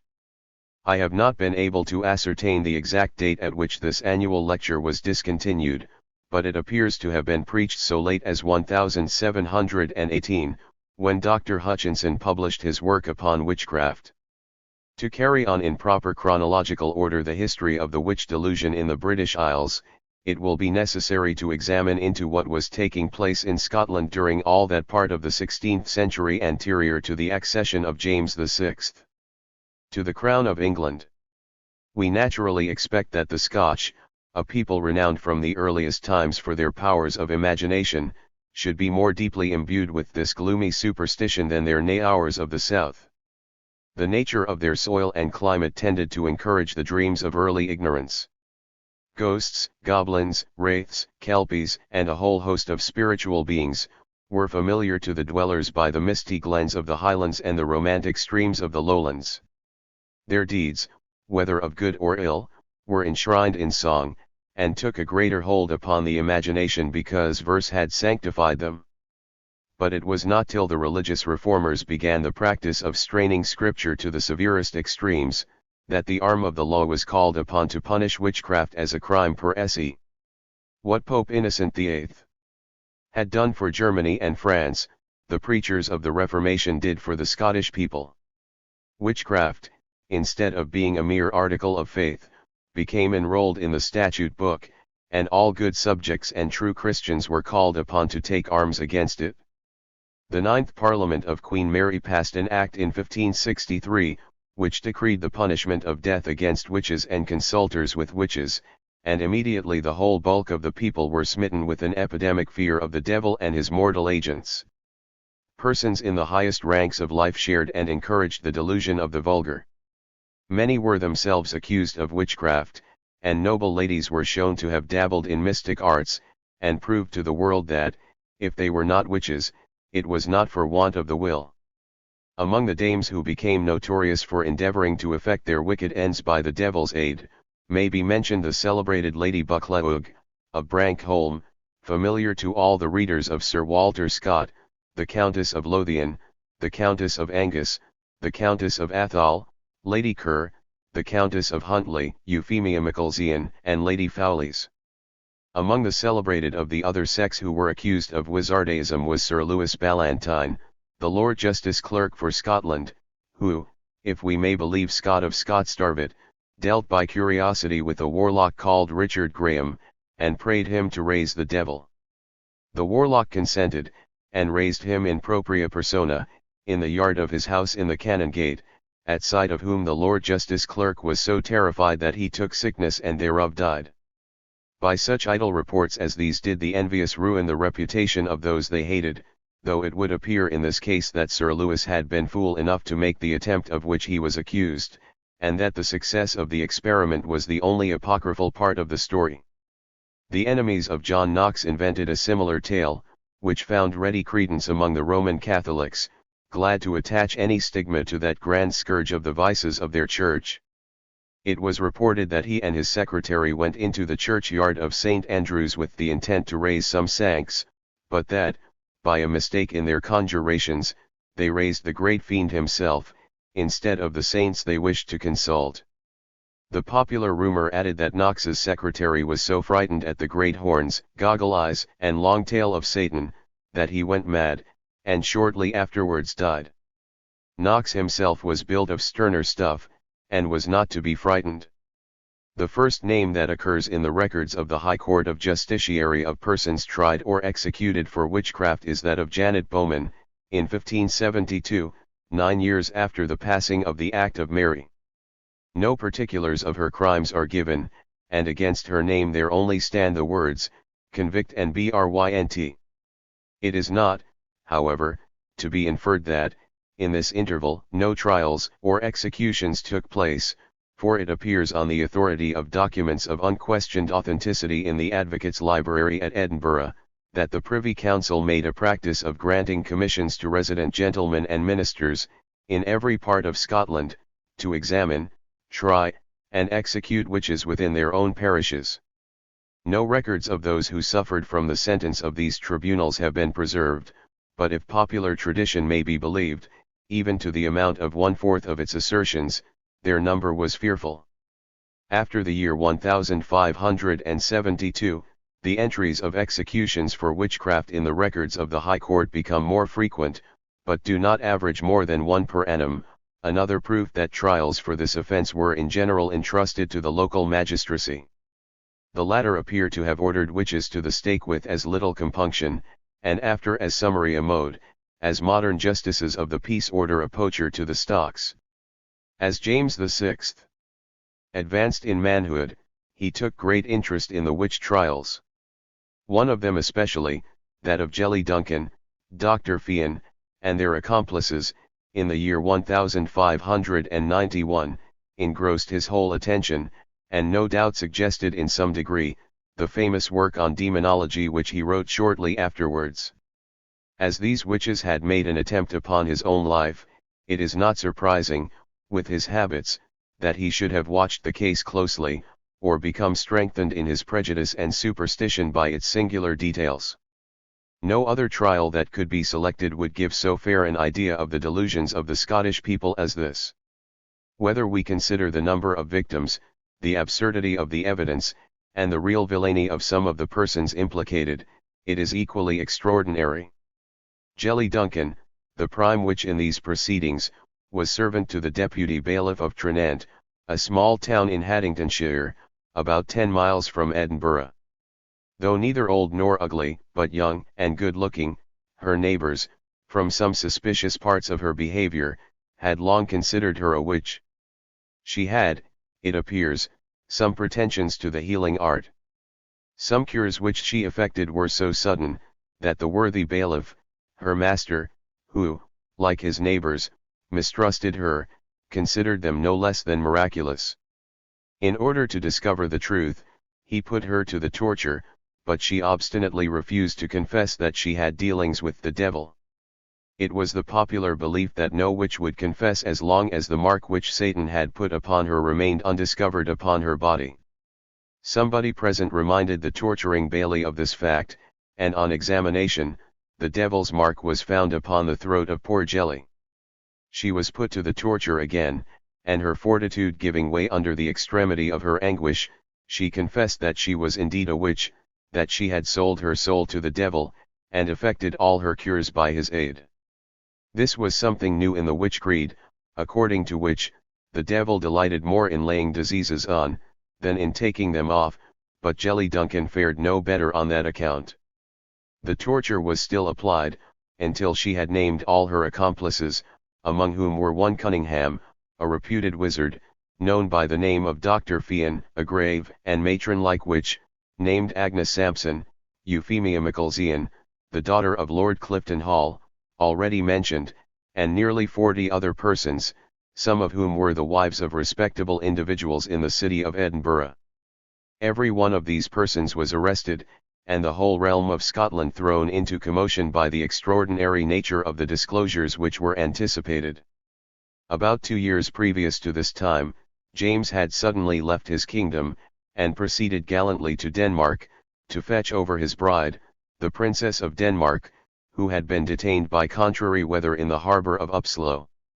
After remaining for some months in Copenhagen, he set sail with his young bride, and arrived safely in Leith, on the 1st of May 1590, having experienced a most boisterous passage, and been nearly wrecked. As soon as the arrest of Jelly Duncan and Fian became known in Scotland, it was reported by everybody who pretended to be well informed that these witches and their associates had, by the devil's means, raised the storms which had endangered the lives of the king and queen. Jelly, in her torture, had confessed that such was the fact, and the whole kingdom waited aghast and open-mouthed for the corroboration about to be furnished by the trial. Agnes Sampson, the grave and matron-like witch implicated by Jelly Duncan, was put to the horrible torture of the Pillywinkis. She laid bare all the secrets of the sisterhood before she had suffered an hour, and confessed that Jelly Duncan, Dr. Fian, Marian Lineup, Euphemia Michelsian, herself, and upwards of 200 witches and warlocks, used to assemble at midnight in the kirk of North Berwick, where they met the devil, that they had plotted there to attempt the king's life, that they were incited to this by the old fiend himself, who had asserted with a thundering oath that James was the greatest enemy he ever had, and that there would be no peace for the devil's children upon earth until he were got rid of, that the devil upon these occasions always liked to have a little music, and that Jelly Duncan used to play a reel before him on a trump or Jew's harp, to which all the witches danced. James was highly flattered at the idea that the devil should have said that he was the greatest enemy he ever had. He sent for Jelly Duncan to the palace, and made her play before him the same reel which she had played at the witches' dance in the kirk. Dr. Fian, or rather Cunningham, a petty schoolmaster at Tranent, was put to the torture among the rest. He was a man who had led an infamous life, was a compounder of and dealer in poisons, and a pretender to magic. Though not guilty of the preposterous crimes laid to his charge, there is no doubt that he was a sorcerer in will, though not in deed, and that he deserved all the misery he endured. When put on the rack, he would confess nothing, and held out so long unmoved, that the severe torture of the boots was resolved upon. He endured this till exhausted nature could bear no longer, when insensibility kindly stepped in to his aid. When it was seen that he was utterly powerless, and that his tongue cleaved to the roof of his mouth, he was released. Restoratives were administered, and during the first faint gleam of returning consciousness, he was prevailed upon to sign, ere he well knew what he was about, a full confession, in strict accordance with those of Jelly Duncan and Agnes Sampson. He was then remanded to his prison, from which, after 2 days, he managed, somehow or other, to escape. He was soon recaptured, and brought before the court of justiciary, James himself being present. Fian now denied all the circumstances of the written confession which he had signed, whereupon the king, enraged at his stubborn wilfulness, ordered him once more to the torture. His fingernails were riven out with pincers, and long needles thrust up to the eye into the quick, but still he did not wince. He was then consigned again to the boots, in which, to quote a pamphlet published at the time, he continued so long, and abode so many blows in them, that his legs were crushed and beaten together as small as might be, and the bones and flesh so bruised, that the blood and marrow spouted forth in great abundance, whereby they were made unserviceable for ever. The astonishing similarity of the confessions of all the persons implicated in these proceedings has often been remarked. It would appear that they actually endeavored to cause the king's death by their spells and sorceries. Fian, who was acquainted with all the usual tricks of his profession, deceived them with pretended apparitions, so that many of them were really convinced that they had seen the devil. The sum of their confessions was to the following effect. Satan, who was, of course, a great foe of the Reformed religion, was alarmed that King James should marry a Protestant princess. To avert the consequences to the realms of evil, he had determined to put an end to the king and his bride by raising a storm on their voyage home. Satan, first of all, sent a thick mist over the waters, in the hope that the king's vessel might be stranded on the coast amid the darkness. This failing, Dr. Fian, who, from his superior scholarship, was advanced to the dignity of the devil's secretary, was commanded to summon all the witches to meet their master, each one sailing on a sieve on the high seas. On All-Hallowmas Eve, they assembled to the number of upwards of 200, including Jelly Duncan, Agnes Sampson, Euphemia Michelsian, one Barbara Napier, and several warlocks, and each embarking in a riddle, or sieve, they sailed over the ocean very substantially. After cruising about for some time, they met with the fiend, bearing in his claws a cat, which had been previously drawn 9 times through the fire. This he delivered to one of the warlocks, telling him to cast it into the sea, and cry Ola. This was done with all solemnity, and immediately the ocean became convulsed, the waters hissed loudly, and the waves rose mountains high, twisting their arms to the dun-colored heaven. The witches sailed gallantly through the tempest they had raised, and landing on the coast of Scotland, took their sieves in their hands, and marched on in procession to the haunted kirk of North Berwick, where the devil had resolved to hold a preaching. Jelly Duncan, the musician of the party, tripped on before, playing on her Jew's harp, and singing, "Comer, go ye before, comer, go yet. If ye will not go before, comer, let me." Arrived at the kirk, they paced around it with their shins, that is, in reverse of the apparent motion of the sun. Dr. Fian then blew into the keyhole of the door, which opened immediately, and all the witches entered. As it was pitch dark, Fian blew with his mouth upon the candles, which immediately lighted, and the devil was seen occupying the pulpit. He was attired in a black gown and hat, and the witches saluted him, by crying, "All hail, Master." His body was hard, like iron, his face terrible, his nose, like the beak of an eagle, he had great burning eyes, his hands and legs were hairy, and he had long claws upon his hands and feet, and spake with an exceedingly gruff voice. Before commencing his sermon, he called over the names of his congregation, demanding whether they had been good servants, and what success had attended their operations against the life of the king and his bride. Graemel, a crazy old warlock, who acted as beadle or doorkeeper, was silly enough to answer, that nothing ailed the king yet, God be thanked, upon which the devil, in a rage, stepped down from the pulpit, and boxed his ears for him. He then remounted, and commenced the preaching, commanding them to be dutiful servants to him, and do all the evil they could. Euphemia Macalzean and Agnes Sampson, bolder than the rest, asked him whether he had brought the image or picture of King James, that they might, by pricking it, cause pains and diseases to fall upon him. The father of lies spoke truth for once, and confessed that he had forgotten it, upon which Euphemia Macalzean upbraided him loudly for his carelessness. The devil, however, took it all in good part, although Agnes Sampson and several other women let loose their tongues at him immediately. When they had done scolding, he invited them all to a grand entertainment. A newly buried corpse was dug up, and divided among them, which was all they had in the way of edibles. He was more liberal in the matter of drink, and gave them so much excellent wine that they soon became jolly. Jelly Duncan then played the old tune upon her trump, and the devil himself led off the dance with Euphemia Macalzean. Thus they kept up the sport till the cock crew. Agnes Sampson, the wise woman of Keith, as she was called, added some other particulars in her confession. She stated, that on a previous occasion, she had raised an awful tempest in the sea, by throwing a cat into it, with 4 joints of men tied to its feet. She said also, that on their grand attempt to drown King James, they did not meet with the devil after cruising about, but that he had accompanied them from the first, and that she had seen him dimly in the distance, rolling himself before them over the great waves, in shape and size not unlike a huge haystack. They met with a foreign ship richly laden with wines and other good things, which they boarded, and sunk after they had drunk all the wine, and made themselves quite merry. Some of these disclosures were too much even for the abundant faith of King James, and he more than once exclaimed, that the witches were like their master, extreme liars. But they confessed many other things of a less preposterous nature, and of which they were, no doubt, really guilty. Agnes Sampson said she was to have taken the king's life by anointing his linen with a strong poison.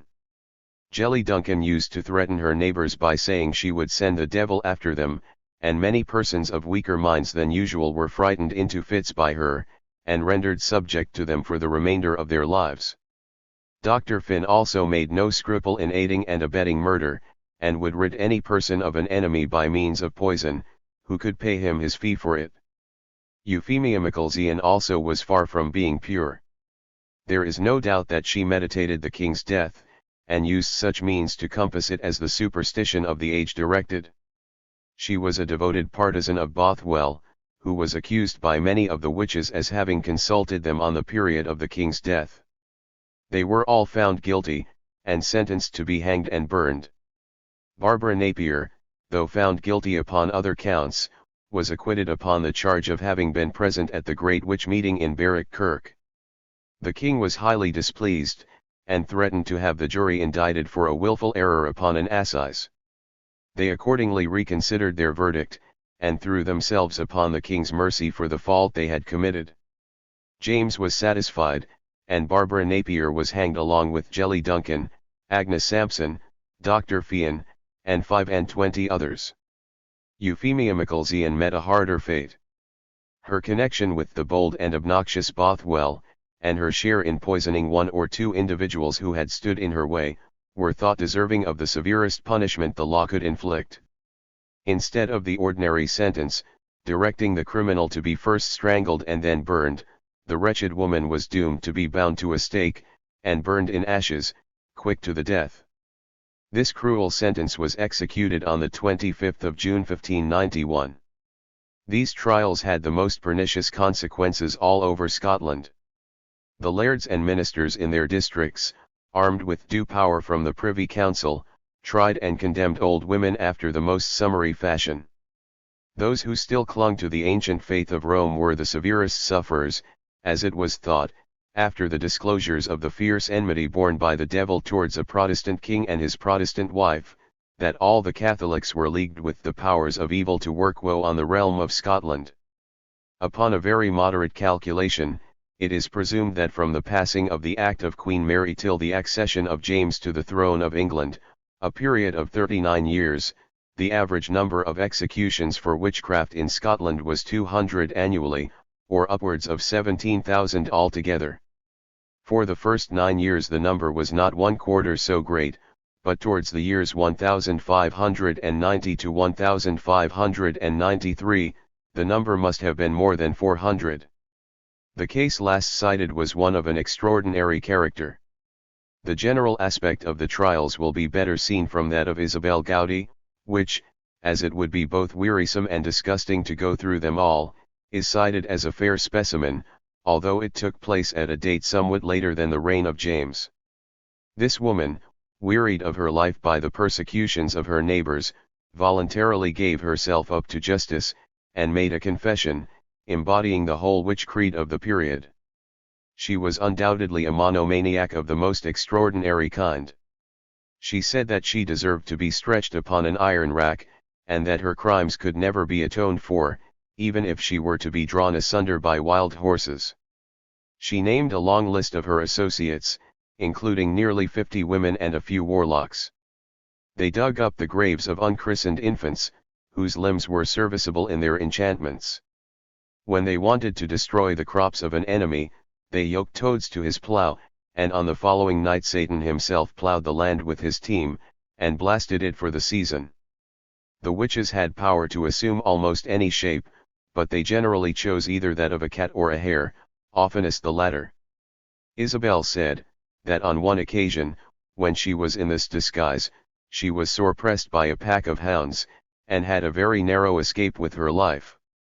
She reached her own door at last, feeling the hot breath of the pursuing dogs at her haunches.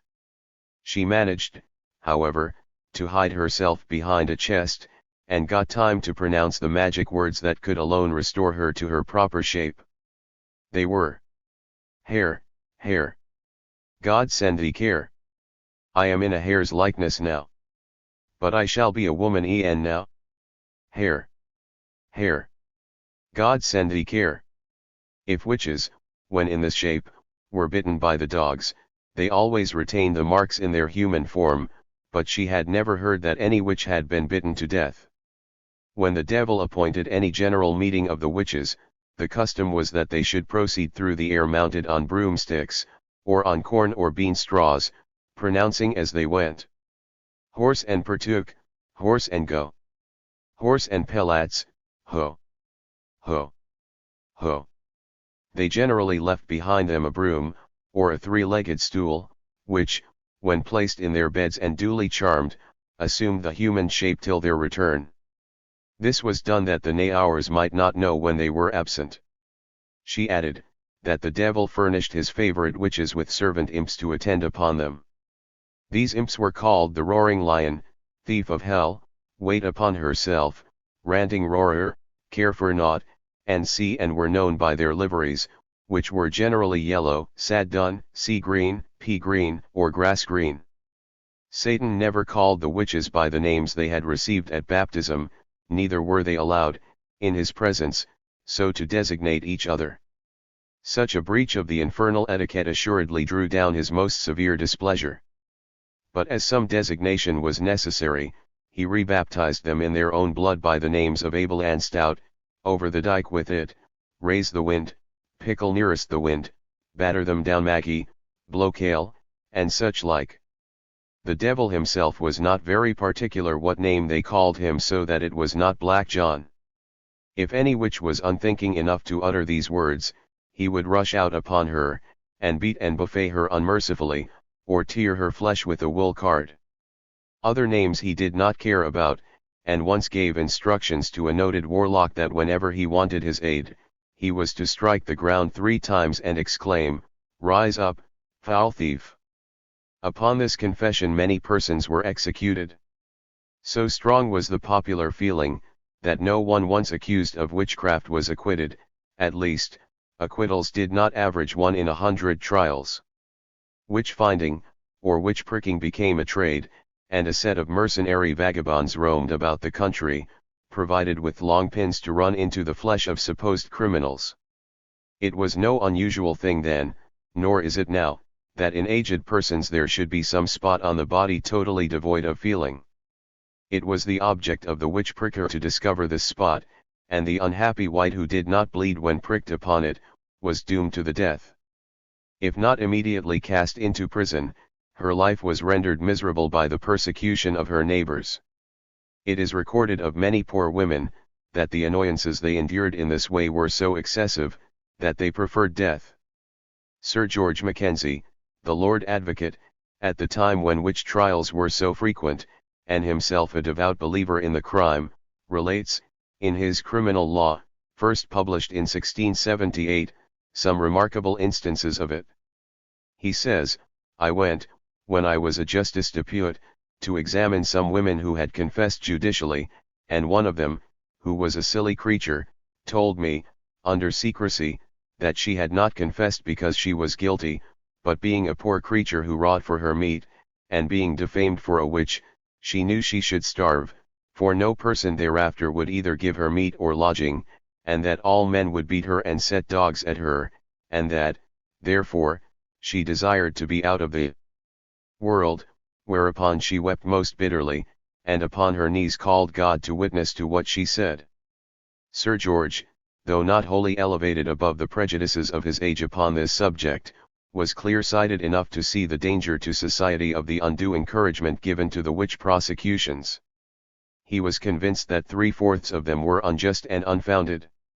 He says, in the work already quoted, that the persons who were in general accused of this crime, were poor ignorant men and women, who did not understand the nature of the accusation, and who mistook their own superstitious fears for witchcraft.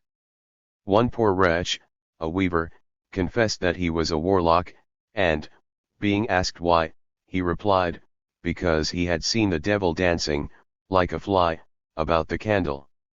A simple woman, who, because she was called a witch, believed that she was, asked the judge upon the bench, whether a person might be a witch and not know it. Sir George adds, that all the supposed criminals were subjected to severe torture in prison from their jailers, who thought they did God good service by vexing and tormenting them, and I know, says this humane and enlightened magistrate, that this usage was the ground of all their confession, and albeit, the poor miscreants cannot prove this usage, the actors in it being the only witnesses, yet the judge should be jealous of it, as that which did at first elicit the confession, and for fear of which they dare not retract it. Another author, also a firm believer in witchcraft, gives a still more lamentable instance of a woman who preferred execution as a witch to live on under the imputation. This woman, who knew that 3 others were to be strangled and burned on an early day, sent for the minister of the parish, and confessed that she had sold her soul to Satan. Whereupon, being called before the judges, she was condemned to die with the rest. Being carried forth to the place of execution, she remained silent during the first, second, and third prayer, and then, perceiving that there remained no more but to rise and go to the stake, she lifted up her body, and, with a loud voice, cried out, "Now all you that see me this day, know that I am now to die as a witch, by my own confession, and I free all men, especially the ministers and magistrates, of the guilt of my blood. I take it wholly upon myself. My blood be upon my own head. And, as I must make answer to the God of heaven presently, I declare I am as free of witchcraft as any child. But, being delated by a malicious woman, and put in prison under the name of a witch, disowned by my husband and friends, and seeing no ground of hope of ever coming out again, I made up that confession to destroy my own life, being weary of it, and choosing rather to die than to live." As a proof of the singular obstinacy and blindness of the believers in witches, it may be stated, that the minister who relates this story only saw in the dying speech of the unhappy woman an additional proof that she was a witch. True indeed is it, that none are so blind as those who will not see. It is time, however, to return to James VI, who is fairly entitled to share with Pope Innocent, Sprenger, Bodinus, and Matthew Hopkins the glory or the odium of being at the same time a chief enemy and chief encourager of witchcraft.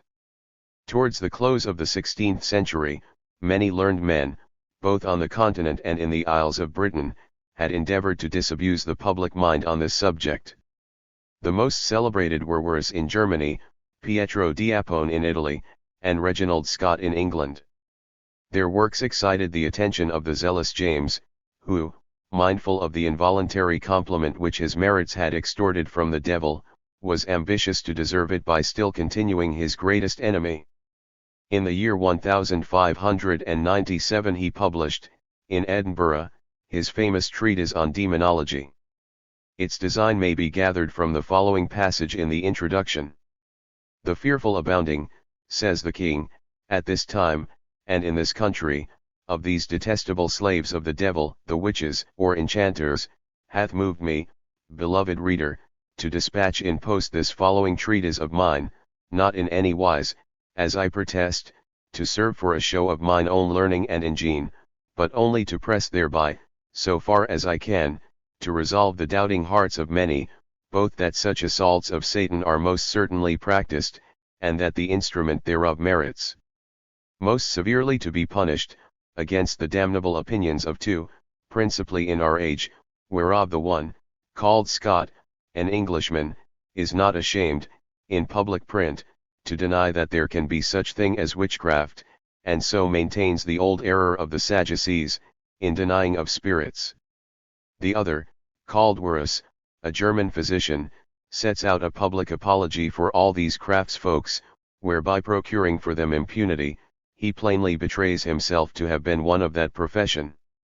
In other parts of this treatise, which the author had put into the form of a dialogue to make it more pleasant and facile, he says, "Witches ought to be put to death, according to the law of God, the civil and imperial law, and the municipal law of all Christian nations, yea, to spare the life, and not strike whom God bids strike, and so severely punish in so odious a treason against God, is not only unlawful, but doubtless as great a sin in the magistrate, as was Saul's sparing Agag." He says also, that the crime is so abominable, that it may be proved by evidence which would not be received against any other offenders, young children, who knew not the nature of an oath, and persons of an infamous character, being sufficient witnesses against them. But lest the innocent should be accused of a crime so difficult to be acquitted of, he recommends that in all cases the ordeal should be resorted to. He says, two good helps may be used, the one is, the finding of their mark, and the trying the insensibleness thereof, the other is their floating on the water, for, as in a secret murder, if the dead carcass be at any time thereafter handled by the murderer, it will gush out of blood, as if the blood were crying to heaven for revenge of the murderer, so that it appears that God hath appointed that the water shall refuse to receive them in her bosom, that have shaken off them the sacred water of baptism, and wilfully refused the benefit thereof, no, not so much as their eyes are able to shed tears, while first they repent. Albeit, the womenkind especially, be able otherwise to shed tears at every light occasion, when they will, yea, although it were dissembling, like the crocodiles. When such doctrines as these were openly promulgated by the highest authority in the realm, and who, in promulgating them, flattered, but did not force the public opinion, it is not surprising that the sad delusion should have increased and multiplied, until the race of wizards and witches replenished the earth. The reputation which he lost by being afraid of a naked sword, he more than regained by his courage in combating the devil. The Kirk showed itself a most zealous coadjutor, especially during those halcyon days when it was not at issue with the king upon other matters of doctrine and prerogative. On his accession to the throne of England, in 1603, James came amongst a people who had heard with admiration of his glorious deeds against the witches. He himself left no part of his ancient prejudices behind him, and his advent was the signal for the persecution to burst forth in England with a fury equal to that in Scotland. It had languished a little during the latter years of the reign of Elizabeth, but the very first Parliament of King James brought forward the subject. James was flattered by their promptitude, and the Act passed in 1604. On the second reading in the House of Lords, the bill passed into a committee, in which were 12 bishops. By it was enacted, that if any person shall use practice or exercise any conjuration of any wicked or evil spirit, or shall consult, covenant with, or feed any such spirit, the first offence to be imprisonment for a year and standing in the pillory once a quarter, the second offence to be death. The minor punishment seems but rarely to have been inflicted. Every record that has been preserved, mentions that the witches were hanged and burned, or burned without the previous strangling, alive and quick. During the whole of James's reign, amid the civil wars of his successor, the sway of the Long Parliament, the usurpation of Cromwell, and the reign of Charles II, there was no abatement of the persecution. If at any time it raged with less virulence, it was when Cromwell and the Independents were masters. Dr. Zachary Gray, the editor of an edition of Hudibras, informs us, in a note to that work, that he himself perused a list of 3,000 witches who were executed in the time of the Long Parliament alone. During the first 80 years of the 17th century, the number executed has been estimated at 500 annually, making the frightful total of 40,000. Some of these cases deserve to be cited. The great majority resemble closely those already mentioned, but 2 or 3 of them let in a new light upon the popular superstition. Everyone has heard of the Lancashire witches, a phrase now used to compliment the ladies of that county for their bewitching beauty, but it is not everyone who has heard the story in which it originated. A villainous boy, named Robinson, was the chief actor in the tragedy. He confessed, many years afterwards, that he had been suborned by his father and other persons to give false evidence against the unhappy witches whom he brought to the stake. The time of this famous trial was about the year 1634.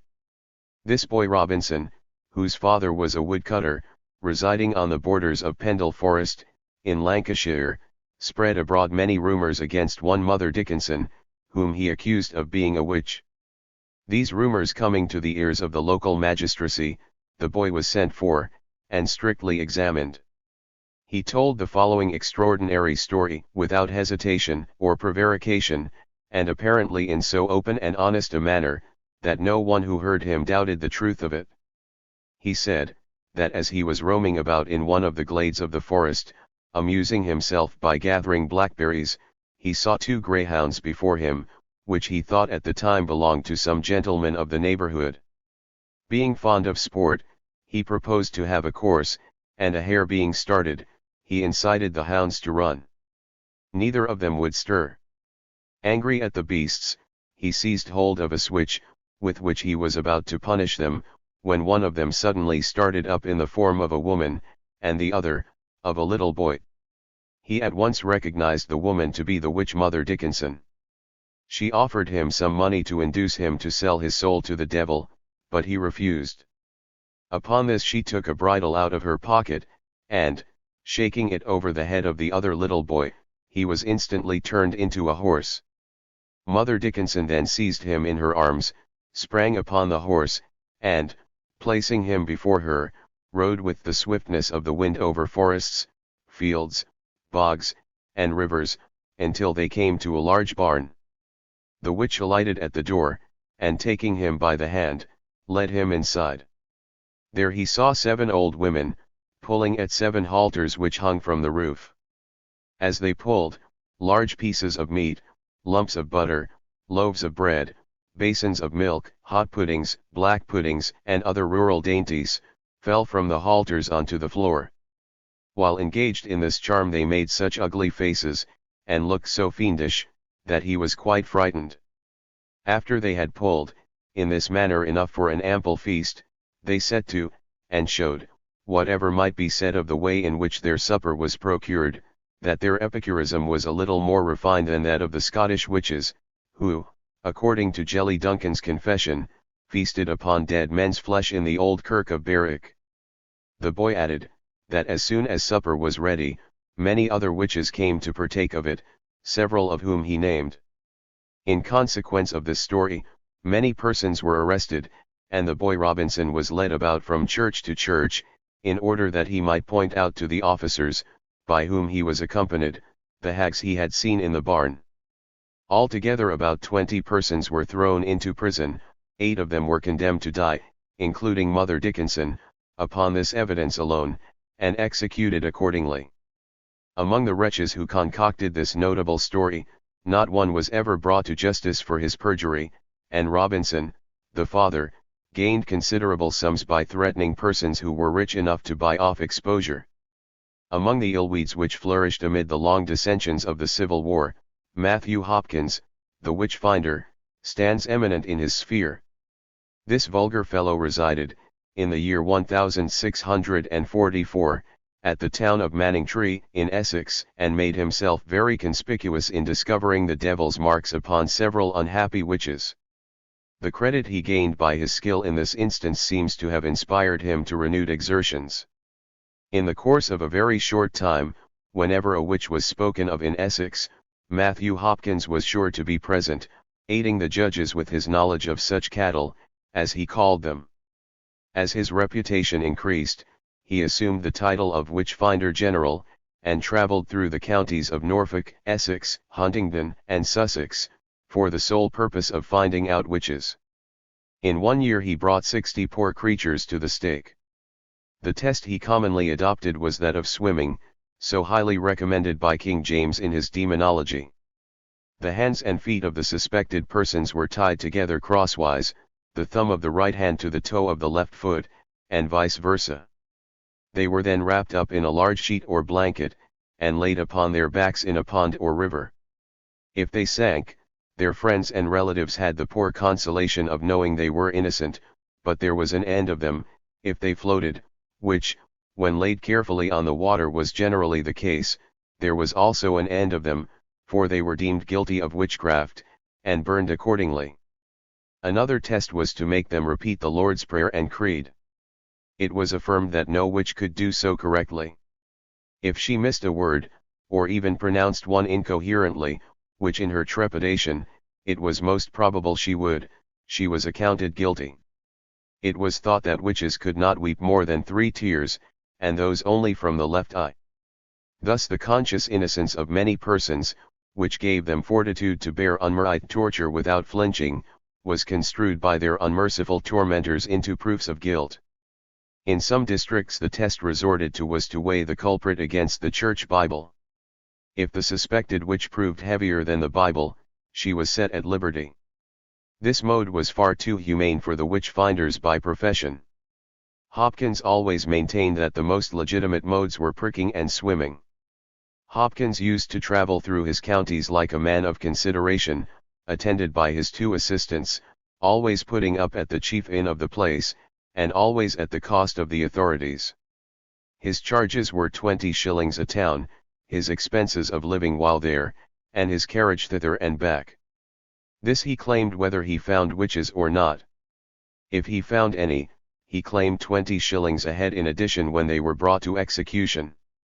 For about 3 years he carried on this infamous trade, success making him so insolent and rapacious that high and low became his enemies. The Rev. Mr. Gall, a clergyman of Houghton, in Huntingdonshire, wrote a pamphlet impugning his pretensions, and accusing him of being a common nuisance. Hopkins replied in an angry letter to the functionaries of Houghton, stating his intention to visit their town, but desiring to know whether it afforded many such sticklers for witchcraft as Mr. Gall, and whether they were willing to receive and entertain him with the customary hospitality, if he so far honored them. He added, by way of threat, that in case he did not receive a satisfactory reply, he would waive their shire altogether, and betake himself to such places where he might do and punish, not only without control, but with thanks and recompense. The authorities of Houghton were not much alarmed at his awful threat of letting them alone. They very wisely took no notice either of him or his letter. Mr. Gall describes in his pamphlet one of the modes employed by Hopkins, which was sure to swell his revenues very considerably. It was a proof even more atrocious than the swimming. He says, that the witch-finder general used to take the suspected witch and place her in the middle of a room, upon a stool or table, cross-legged, or in some other uneasy posture. If she refused to sit in this manner, she was bound with strong cords. Hopkins then placed persons to watch her for 24 hours, during which time she was to be kept without meat or drink. It was supposed that one of her imps would come during that interval, and suck her blood. As the imp might come in the shape of a wasp, a moth, a fly, or other insect, a hole was made in the door or window to let it enter. The watchers were ordered to keep a sharp lookout, and endeavor to kill any insect that appeared in the room. If any fly escaped, and they could not kill it, the woman was guilty, the fly was her imp, and she was sentenced to be burned, and 20 shillings went into the pockets of Master Hopkins. In this manner he made one old woman confess, because 4 flies had appeared in the room, that she was attended by 4 imps, named Ilmazar, Pyewacket, Peck in the Crown, and Grizel Greedigut. It is consoling to think that this impostor perished in his own snare. Mr. Gall's exposure and his own rapacity weakened his influence among the magistrates, and the populace, who began to find that not even the most virtuous and innocent were secure from his persecution, looked upon him with undisguised aversion. He was beset by a mob, at a village in Suffolk, and accused of being himself a wizard. An old reproach was brought against him, that he had, by means of sorcery, cheated the devil out of a certain memorandum book, in which he, Satan, had entered the names of all the witches in England. Thus, said the populace, you find out witches, not by God's aid, but by the devil's. In vain he denied his guilt. The populace longed to put him to his own test. He was speedily stripped, and his thumbs and toes tied together. He was then placed in a blanket, and cast into a pond. Some say that he floated, and that he was taken out, tried, and executed upon no other proof of his guilt. Others assert that he was drowned. This much is positive, that there was an end of him. As no judicial entry of his trial and execution is to be found in any register, it appears most probable that he expired by the hands of the mob. Butler has immortalized this scamp in the following lines of his Hudibras. Hath not this present Parliament a leger to the devil sent, fully empowered to treat about finding revolted witches out? And has he not within a year hanged 60 of them in one shire? Some only for not being drowned, and some for sitting above ground whole days and nights upon their breeches, and feeling pain, were hanged for witches, and some for putting knavish tricks upon green geese or turkey chicks, or pigs that suddenly deceased of griefs unnatural, as he guessed, who proved himself at length a witch, and made a rod for his own breech. In Scotland also witch-finding became a trade. They were known under the designation of common prickers, and, like Hopkins, received a fee for each witch they discovered.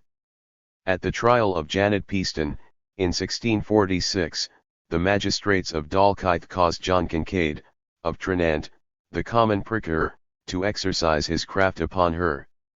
He found 2 marks of the devil's making, for she could not feel the pin when it was put into either of the said marks, nor did the marks bleed when the pin was taken out again.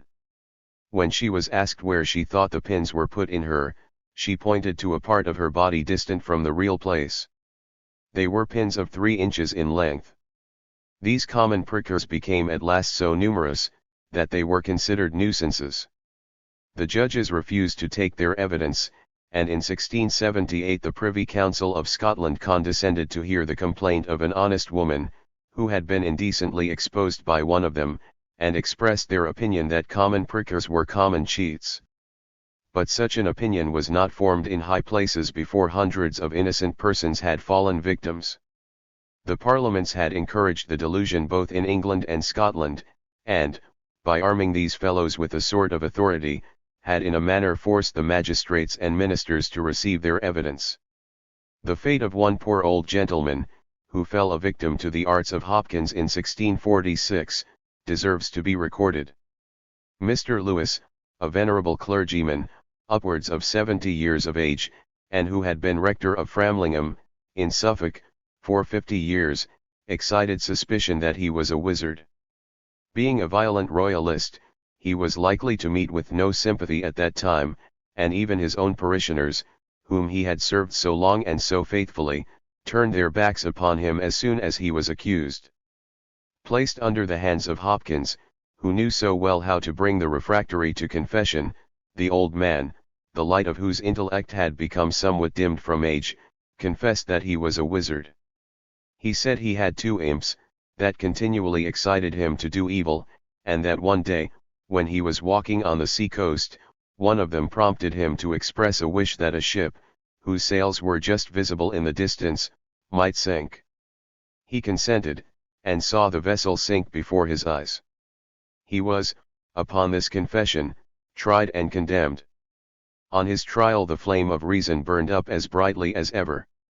He denied all that had been alleged against him, and cross-examined Hopkins with great tact and severity. After his condemnation, he begged that the funeral service of the church might be read for him. The request was refused, and he repeated it for himself from memory, as he was led to the scaffold. A poor woman in Scotland was executed upon evidence even less strong than this. John Bain, a common pricker, swore that, as he passed her door, he heard her talking to the devil. She said in defense, that it was a foolish practice she had of talking to herself, and several of her neighbors corroborated her statement, but the evidence of the pricker was received. He swore that none ever talked to themselves who were not witches. The devil's mark being found upon her, the additional testimony of her guilt was deemed conclusive, and she was convicted and brynt. From the year 1652 to 1682, these trials diminished annually in number, and acquittals were by no means so rare as they had been. To doubt in witchcraft was no longer dangerous. Before country justices, condemnations on the most absurd evidence still continued, but when the judges of the land had to charge the jury, they took a more humane and philosophical view. By degrees, the educated classes openly expressed their unbelief of modern witchcraft, although they were not bold enough to deny its existence altogether. Between them and the believers in the old doctrine fierce arguments ensued, and the sceptics were designated Sadducees. To convince them, the learned and Reverend Joseph Glanville wrote his well-known work, Sadducismus Triumphatus, and the Collection of Relations, the first part intended as a philosophical inquiry into witchcraft, and the power of the devil to assume a mortal shape, the latter containing what he considered a multitude of well-authenticated modern instances. But though progress was made, it was slow. In 1664, the Venerable Sir Matthew Hale condemned two women, named Amy Duny and Rose Cullender, to the stake at St. Edmundsbury, upon evidence the most ridiculous. These two old women, whose ugliness gave their neighbors the first idea that they were witches, went to a shop to purchase herrings, and were refused. Indignant at the prejudice against them, they were not sparing of their abuse.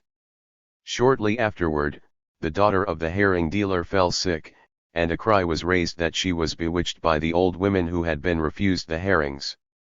This girl was subject to epileptic fits. To discover the guilt of Amy Duny and Rose Cullender, the girl's eyes were blinded closely with a shawl, and the witches were commanded to touch her. They did so, and she was immediately seized with a fit.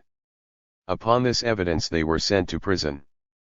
The girl was afterwards touched by an indifferent person, and the force of her imagination was so great, that, thinking it was again the witches, she fell down in a violent fit as before. This, however, was not received in favor of the accused. The following extract, from the published reports of the trial, will show the sort of evidence which was received. Samuel Pacey, of Laistoff, being sworn, said that, on Thursday the 10th of October last, his younger daughter, Deborah, about 9 years old, was suddenly taken so lame that she could not stand on her legs, and so continued till the 17th of the same month, when the child desired to be carried to a bank on the east side of the house, looking towards the sea, and, while she was sitting there, Amy Duny came to this examinant's house to buy some herrings, but was denied.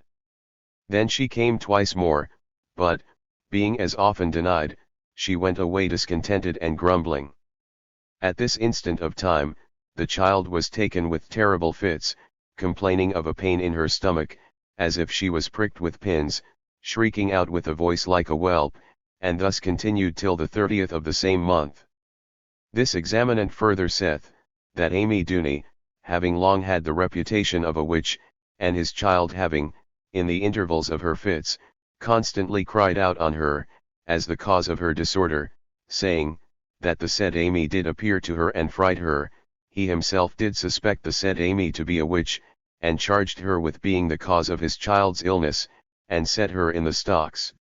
2 days after, his daughter Elizabeth was taken with such strange fits, that they could not force open her mouth without a tap, and the younger child being in the same condition, they used to her the same remedy. Both children grievously complained that Amy Duny and another woman, whose habit and looks they described, did appear to them, and torment them, and would cry out, "There stands Amy Duny! There stands Rose Cullender, the other person who afflicted them." Their fits were not alike. Sometimes they were lame on the right side, sometimes on the left, and sometimes so sore, that they could not bear to be touched. Sometimes they were perfectly well in other respects, but they could not hear, at other times, they could not see. Sometimes they lost their speech for 1, 2, and once for 8 days together. At times they had swooning fits, and, when they could speak, were taken with a fit of coughing, and vomited phlegm and crooked pins, and once a great twopenny nail, with above 40 pins, which nail he, the examinant, saw vomited up, with many of the pins. The nail and pins were produced in the court. Thus the children continued for 2 months, during which time the examinant often made them read in the New Testament, and observed, when they came to the words Lord Jesus, or Christ, they could not pronounce them, but fell into a fit. When they came to the word Satan, or devil, they would point, and say, "This bites, but makes me speak right well." Finding his children thus tormented without hopes of recovery, he sent them to his sister, Margaret Arnold, at Yarmouth, being willing to try whether change of air would help them. Margaret Arnold was the next witness. Being sworn, she said, that about the 30th of November, Elizabeth and Deborah Pacey came to her house, with her brother, who told her what had happened, and that he thought his children bewitched. She, this examinant, did not much regard it, supposing the children had played tricks, and put the pins into their mouths themselves. She, therefore, took all the pins from their clothes, sewing them with thread instead of pinning them. But, notwithstanding, they raised, at times, at least 30 pins, in her presence, and had terrible fits, in which fits they would cry out upon Amy Duny and Rose Cullender, saying, that they saw them and heard them threatening, as before, that they saw things, like mice, running about the house, and one of them catched one, and threw it into the fire, which made a noise, like a rat. Another time the younger child, being out of doors, a thing like a bee would have forced itself into her mouth, at which the child ran screaming into the house, and before this examinant could come at her, fell into a fit, and vomited a twopenny nail, with a broad head. After that, this examinant asked the child how she came by this nail, when she answered, "The bee brought the nail, and forced it into my mouth." At other times, the eldest child told this examinant that she saw flies bring her crooked pins. She would then fall into a fit, and vomit such pins. One time the said child said she saw a mouse, and crept under the table to look for it, and afterwards, the child seemed to put something into her apron, saying, she had caught it. She then ran to the fire, and threw it in, on which there did appear to this examinant something like a flash of gunpowder, although she does own she saw nothing in the child's hand. Once the child, being speechless, but otherwise very sensible, ran up and down the house, crying, "Hush, hush," as if she had seen poultry, but this examinant saw nothing. At last the child catched at something, and threw it into the fire. Afterwards, when the child could speak, this examinant asked her what she saw at the time. She answered, that she saw a duck. Another time the youngest child said, after a fit, that Amy Duny had been with her, and tempted her to drown herself, or cut her throat, or otherwise destroy herself. Another time they both cried out upon Amy Dooney and Rose Cullender, saying, "Why don't you come yourselves? Why do you send your imps to torment us?"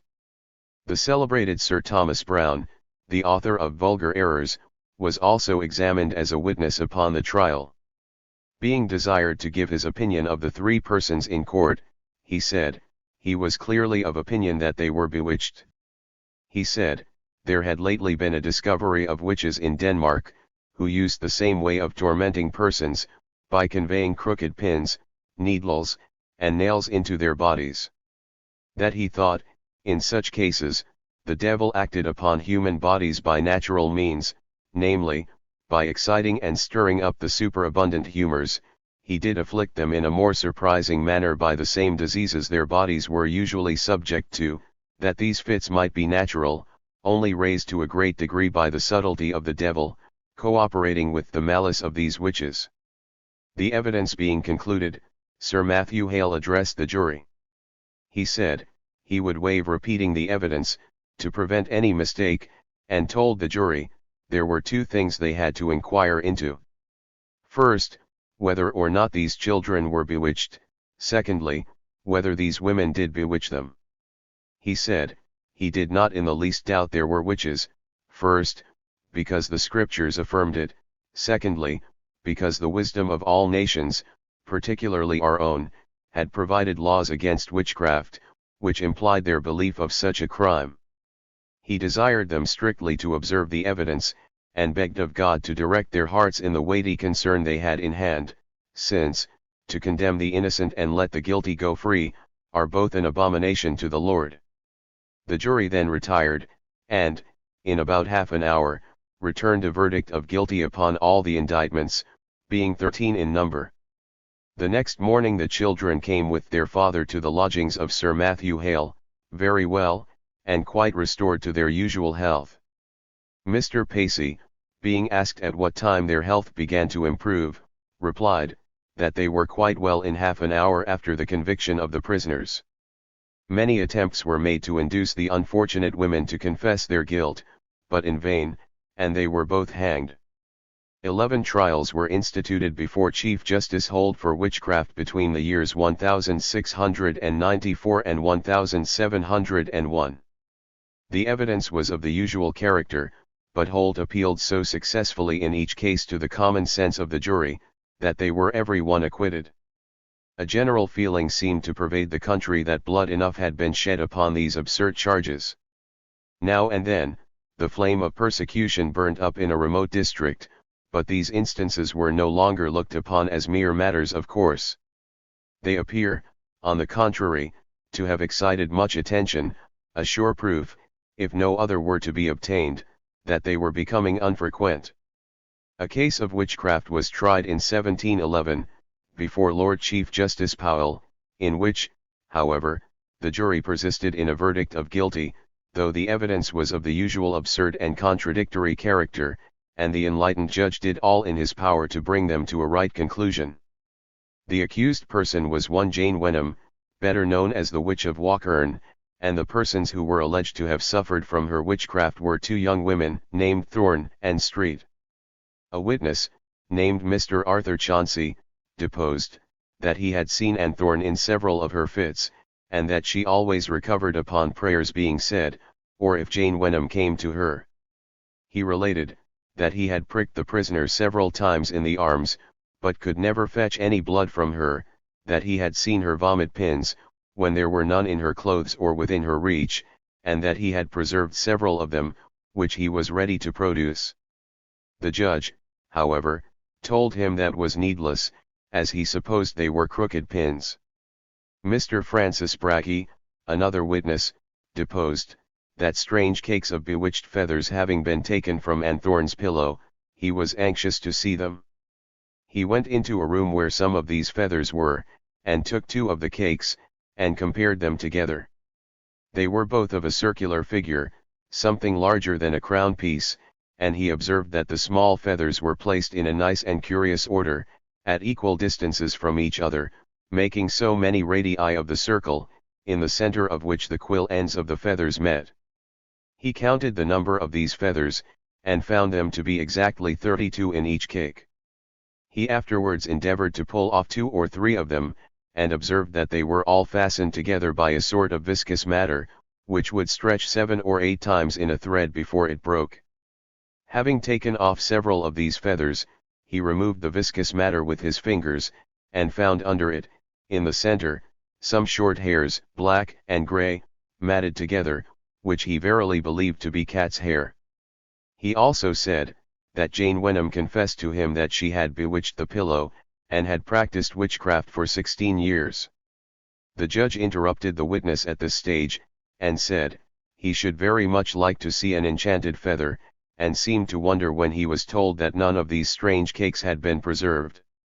His lordship asked the witness why he did not keep 1 or 2 of them, and was informed that they had all been burnt, in order to relieve the bewitched person of the pains she suffered, which could not be so well effected by any other means. A man, named Thomas Ireland, deposed, that hearing several times a great noise of cats crying and screaming about his house, he went out and frightened them away, and they all ran towards the cottage of Jane Wenham. One of them he swore positively had a face very like Jane Wenham's. Another man, named Burvily, gave similar evidence, and swore that he had often seen a cat with Jane Wenham's face. Upon one occasion he was in Anthorn's chamber, when several cats came in, and among them the cat above stated. This witness would have favored the court with a much longer statement, but was stopped by the judge, who said he had heard quite enough. The prisoner, in her defense, said nothing, but that she was a clear woman. The learned judge then summed up, leaving it to the jury to determine whether such evidence as they had heard was sufficient to take away the prisoner's life upon the indictment. After a long deliberation they brought in their verdict, that she was guilty upon the evidence. The judge then asked them whether they found her guilty upon the indictment of conversing with the devil in the shape of a cat. The sapient foreman very gravely answered, we find her guilty of that. The learned judge then very reluctantly proceeded to pass sentence of death, but, by his persevering exertions, a pardon was at last obtained, and the wretched old woman was set at liberty. In the year 1716, a woman and her daughter, the latter only 9 years of age, were hanged at Huntingdon for selling their souls to the devil, and raising a storm by pulling off their stockings and making a lather of soap. This appears to have been the last judicial execution in England. From that time to the year 1736, the populace raised at intervals the old cry, and more than once endangered the lives of poor women by dragging them through ponds on suspicion, but the philosophy of those who, from their position, sooner or later give the tone to the opinions and morals of the poor, was silently working a cure for the evil. The fear of witches ceased to be epidemic, and became individual, lingering only in minds lettered by inveterate prejudice or brutalizing superstition.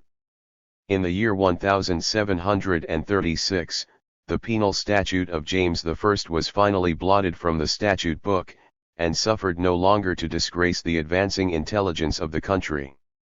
Pretenders to witchcraft, fortune-tellers, conjurers, and all their train, were liable only to the common punishment of rogues and impostors, imprisonment and the pillory.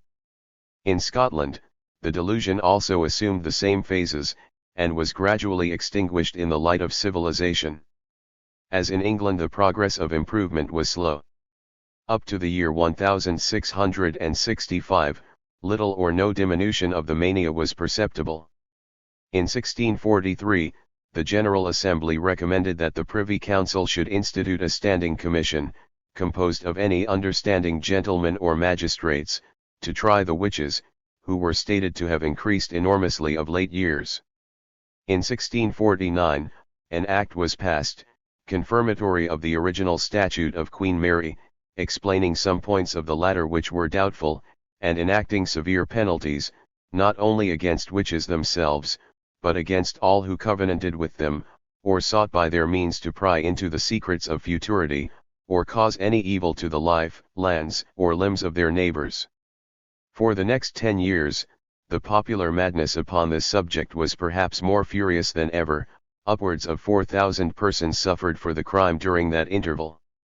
This was the consequence of the Act of Parliament and the unparalleled severity of the magistrates. The latter frequently complained that for 2 witches they burned one day, there were 10 to burn the next.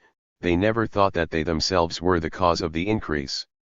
In a single circuit, held at Glasgow, Ayr, and Stirling, in 1659, 17 unhappy creatures were burned by judicial sentence for trafficking with Satan. In one day, the Privy Council issued no less than 14 commissions for trials in the provinces. Next year, the violence of the persecution seems to have abated. From 1662 to 1668, although the understanding gentlemen and magistrates already mentioned, continued to try and condemn, the High Court of Justiciary had but one offender of this class to deal with, and she was acquitted. James Welsh, a common pricker, was ordered to be publicly whipped through the streets of Edinburgh for falsely accusing a woman of witchcraft, a fact which alone proves that the Superior Court sifted the evidence in these cases with much more care and severity than it had done a few years previously. The enlightened Sir George Mackenzie, styled by Dryden the noble wit of Scotland, laboured hard to introduce this rule into court, that the confessions of the witches should be held of little worth, and that the evidence of the prickers and other interested persons should be received with distrust and jealousy. This was reversing the old practice, and saved many innocent lives. Though a firm believer both in ancient and modern witchcraft, he could not shut his eyes to the atrocities daily committed under the name of justice. In his work on the Criminal Law of Scotland, published in 1678, he says, "From the horridness of this crime, I do conclude that, of all others, it requires the clearest relevancy and most convincing probature, and I condemn, next to the wretches themselves, those cruel and too forward judges who burn persons by thousands as guilty of this crime." In the same year, Sir John Clerk plumply refused to serve as a commissioner on trials for witchcraft, alleging, by way of excuse, that he was not himself good conjurer enough to be duly qualified. The views entertained by Sir George Mackenzie were so favourably received by the Lords of Session that he was deputed, in 1680, to report to them on the cases of a number of poor women who were then in prison awaiting their trial. Sir George stated that there was no evidence against them whatever but their own confessions, which were absurd and contradictory, and drawn from them by severe torture. They were immediately discharged. For the next 16 years, the Lords of Session were unoccupied with trials for witchcraft. Not one is entered upon the record, but in 1697, a case occurred, which equalled in absurdity any of those that signalized the dark reign of King James. A girl, named Christiana Shaw, 11 years of age, the daughter of John Shaw of Bargarin, was subject to fits, and being of a spiteful temper, she accused her maidservant, with whom she had frequent quarrels, of bewitching her. Her story, unfortunately, was believed. Encouraged to tell all the persecutions of the devil which the maid had sent to torment her, she in the end concocted a romance that involved 21 persons. There was no other evidence against them but the fancies of this lying child, and the confessions which pain had extorted from them, but upon this no less than 5 women were condemned, before Lord Blantyre and the rest of the commissioners, appointed specially by the Privy Council to try this case. They were burned on the green at Paisley. The warlock of the party, one John Reed, who was also condemned, hanged himself in prison. It was the general belief in Paisley that the devil had strangled him, lest he should have revealed in his last moments too many of the unholy secrets of witchcraft. This trial excited considerable disgust in Scotland. The Rev. Mr. Bell, a contemporary writer, observed that, in this business, persons of more goodness and esteem than most of their calumniators were defamed for witches. He adds, that the persons chiefly to blame were certain ministers of too much forwardness and absurd credulity, and some topping professors in and about Glasgow. After this trial, there again occurs a lapse of 7 years, when the subject was painfully forced upon public attention by the brutal cruelty of the mob at Pittenweem. 2 women were accused of having bewitched a strolling beggar, who was subject to fits, or who pretended to be so, for the purpose of exciting commiseration. They were cast into prison, and tortured until they confessed. One of them, named Janet Cornfoot, contrived to escape, but was brought back to Pittenweem next day by a party of soldiers. On her approach to the town, she was, unfortunately, met by a furious mob, composed principally of fishermen and their wives, who seized upon her with the intention of swimming her. They forced her away to the sea-shore, and tying a rope around her body, secured the end of it to the mast of a fishing boat lying alongside. In this manner they ducked her several times. When she was half dead, a sailor in the boat cut away the rope, and the mob dragged her through the sea to the beach. Here, as she lay quite insensible, a brawny ruffian took down the door of his hut, close by, and placed it on her back. The mob gathered large stones from the beach, and piled them upon her till the wretched woman was pressed to death. No magistrate made the slightest attempt to interfere, and the soldiers looked on, delighted spectators. A great outcry was raised against this culpable remissness, but no judicial inquiry was set on foot. This happened in 1704. The next case we hear of is that of Elspeth Rule, found guilty of witchcraft before Lord Unstruther at the Dumfries Circuit, in 1708. She was sentenced to be marked in the cheek with a red-hot iron, and banished the realm of Scotland for life. Again there is a long interval. In 1718, the remote county of Caithness, where the delusion remained in all its pristine vigour for years after it had ceased elsewhere, was startled from its propriety by the cry of witchcraft. A silly fellow, named William Montgomery, a carpenter, had a mortal antipathy to cats, and, somehow or other, these animals generally chose his backyard as the scene of their caterwaulings. He puzzled his brains for a long time to know why he, above all his neighbours, should be so pestered. At last he came to the sage conclusion that his tormentors were no cats, but witches. In this opinion he was supported by his maidservant, who swore a round oath that she had often heard the aforesaid cats talking together in human voices. The next time the unlucky tabbies assembled in his backyard, the valiant carpenter was on the alert. Arming himself with an axe, a dirk, and a broadsword, he rushed out among them. One of them he wounded in the back, a second in the hip, and the leg of a third he maimed with his axe, but he could not capture any of them. A few days afterwards, 2 old women of the parish died, and it was said that, when their bodies were laid out, there appeared upon the back of one the mark as of a recent wound, and a similar scar upon the hip of the other. The carpenter and his maid were convinced that they were the very cats, and the whole county repeated the same story. Every one was upon the lookout for proofs corroborative. A very remarkable one was soon discovered. Nanny Gilbert, a wretched old creature of upwards of 70 years of age, was found in bed with her leg broken. As she was ugly enough for a witch, it was asserted that she, also, was one of the cats that had fared so ill at the hands of the carpenter. The latter, when informed of the popular suspicion, asserted that he distinctly remembered to have struck one of the cats a blow with the back of his broadsword, which ought to have broken her leg. Nanny was immediately dragged from her bed, and thrown into prison.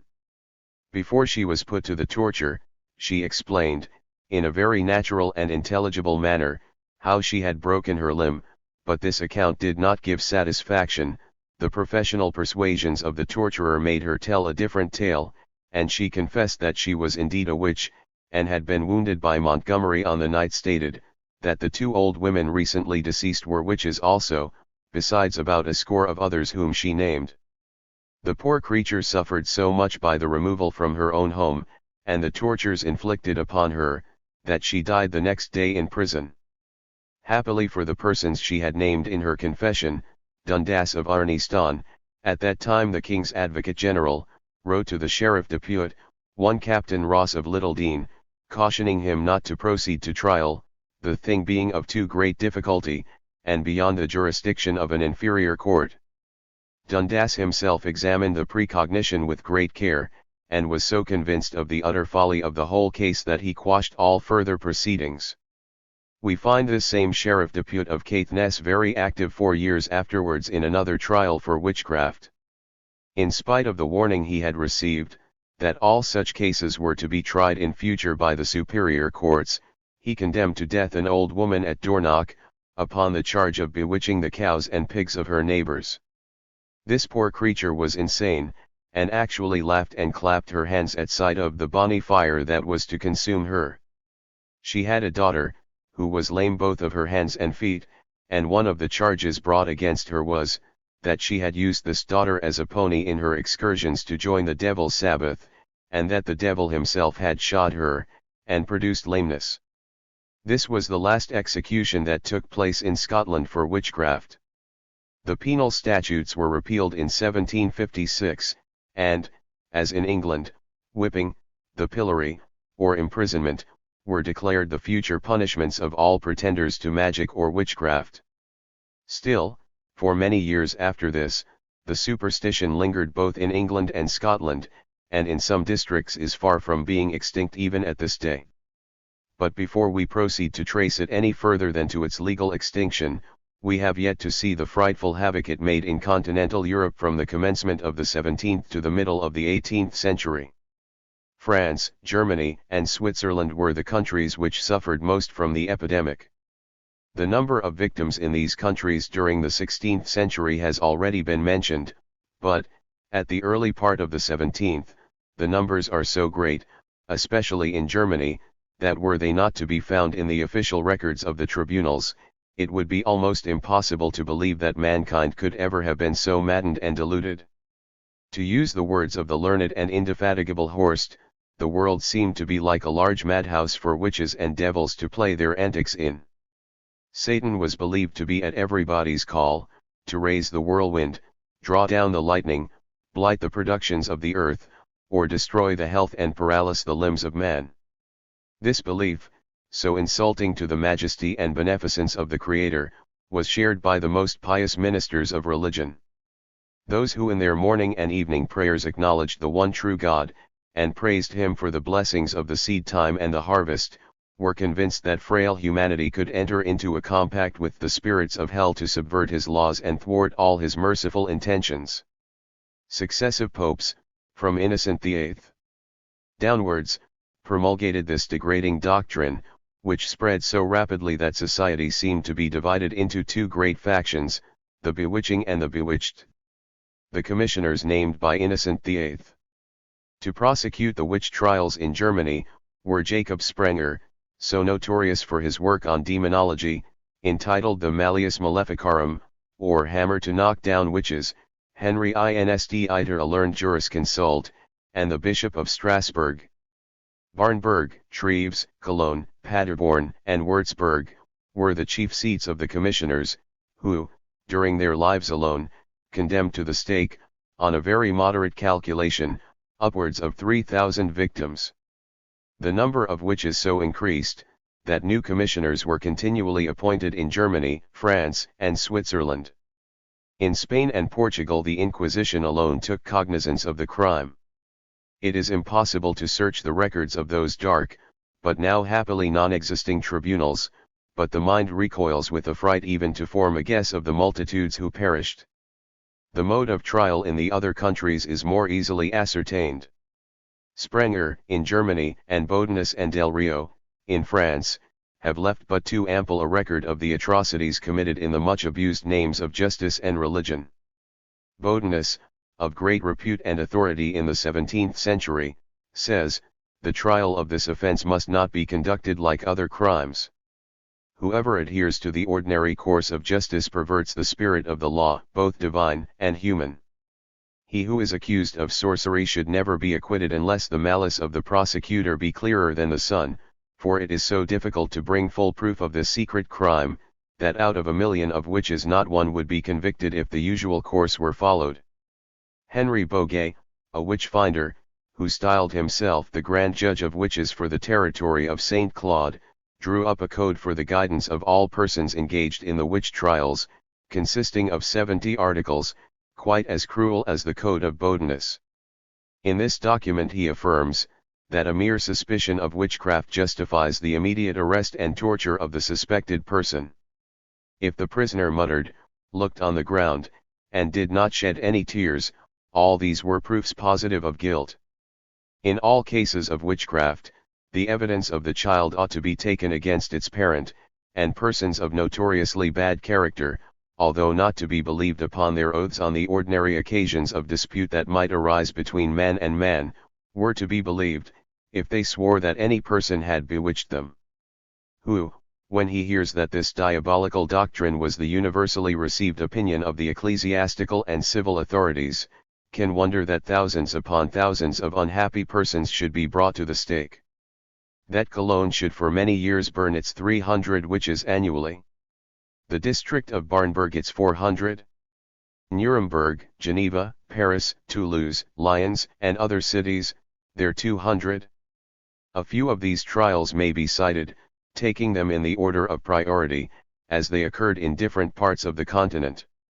In 1595 an old woman residing in a village near Constance, angry at not being invited to share the sports of the country people on a day of public rejoicing, was heard to mutter something to herself, and was afterwards seen to proceed through the fields towards a hill, where she was lost sight of. A violent thunderstorm arose about 2 hours afterwards, which wet the dancers to the skin, and did considerable damage to the plantations. This woman, suspected before of witchcraft, was seized and imprisoned, and accused of having raised the storm, by filling a hole with wine, and stirring it about with a stick. She was tortured till she confessed, and was burned alive the next evening. About the same time 2 sorcerers in Toulouse were accused of having dragged a crucifix about the streets at midnight, stopping at times to spit upon and kick it, and uttering at intervals an exorcism to raise the devil. The next day a hailstorm did considerable damage to the crops, and a girl, the daughter of a shoemaker in the town, remembered to have heard in the night the execrations of the wizards. Her story led to their arrest. The usual means to produce confession were resorted to. The wizards owned that they could raise tempests whenever they pleased, and named several persons who possessed similar powers. They were hanged, and then burned in the market-place, and 7 of the persons they had mentioned shared the same fate. Hoppo and Stadlin, 2 noted wizards of Germany, were executed in 1599. They implicated 20 or 30 witches, who went about causing women to miscarry, bringing down the lightning of heaven, and making maidens bring forth toads. To this latter fact several girls were found to swear most positively. Stadlin confessed that he had killed 7 infants in the womb of one woman. Bodinus highly praises the exertions of a witch-finder, named Knitter, in France, who prosecuted so many that he could not calculate them. Some of these witches could, by a single word, cause people to fall down dead, others made women go with child 3 years instead of 9 months, while others, by certain invocations and ceremonies, could turn the faces of their enemies upside down, or twist them round to their backs. Although no witness was ever procured who saw persons in this horrible state, the witches confessed that they had the power, and exercised it. Nothing more was wanting to ensure the stake. At Amsterdam a crazy girl confessed that she could cause sterility in cattle, and bewitch pigs and poultry by merely repeating the magic words Turius und Shurius Inturius. She was hanged and burned. Another woman in the same city, named Cornelis van Permerund, was arrested in consequence of some disclosures the former had made. A witness came forward and swore that she one day looked through the window of her hut, and saw Cornelis sitting before a fire muttering something to the devil.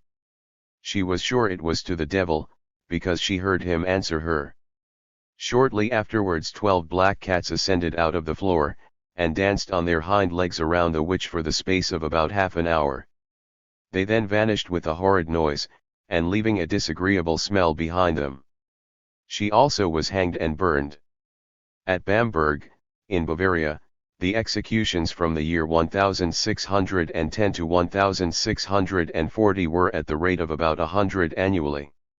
One woman, suspected of witchcraft, was seized because, having immoderately praised the beauty of a child, it had shortly afterwards fallen ill and died. She confessed upon the rack that the devil had given her the power to work evil upon those she hated, by speaking words in their praise.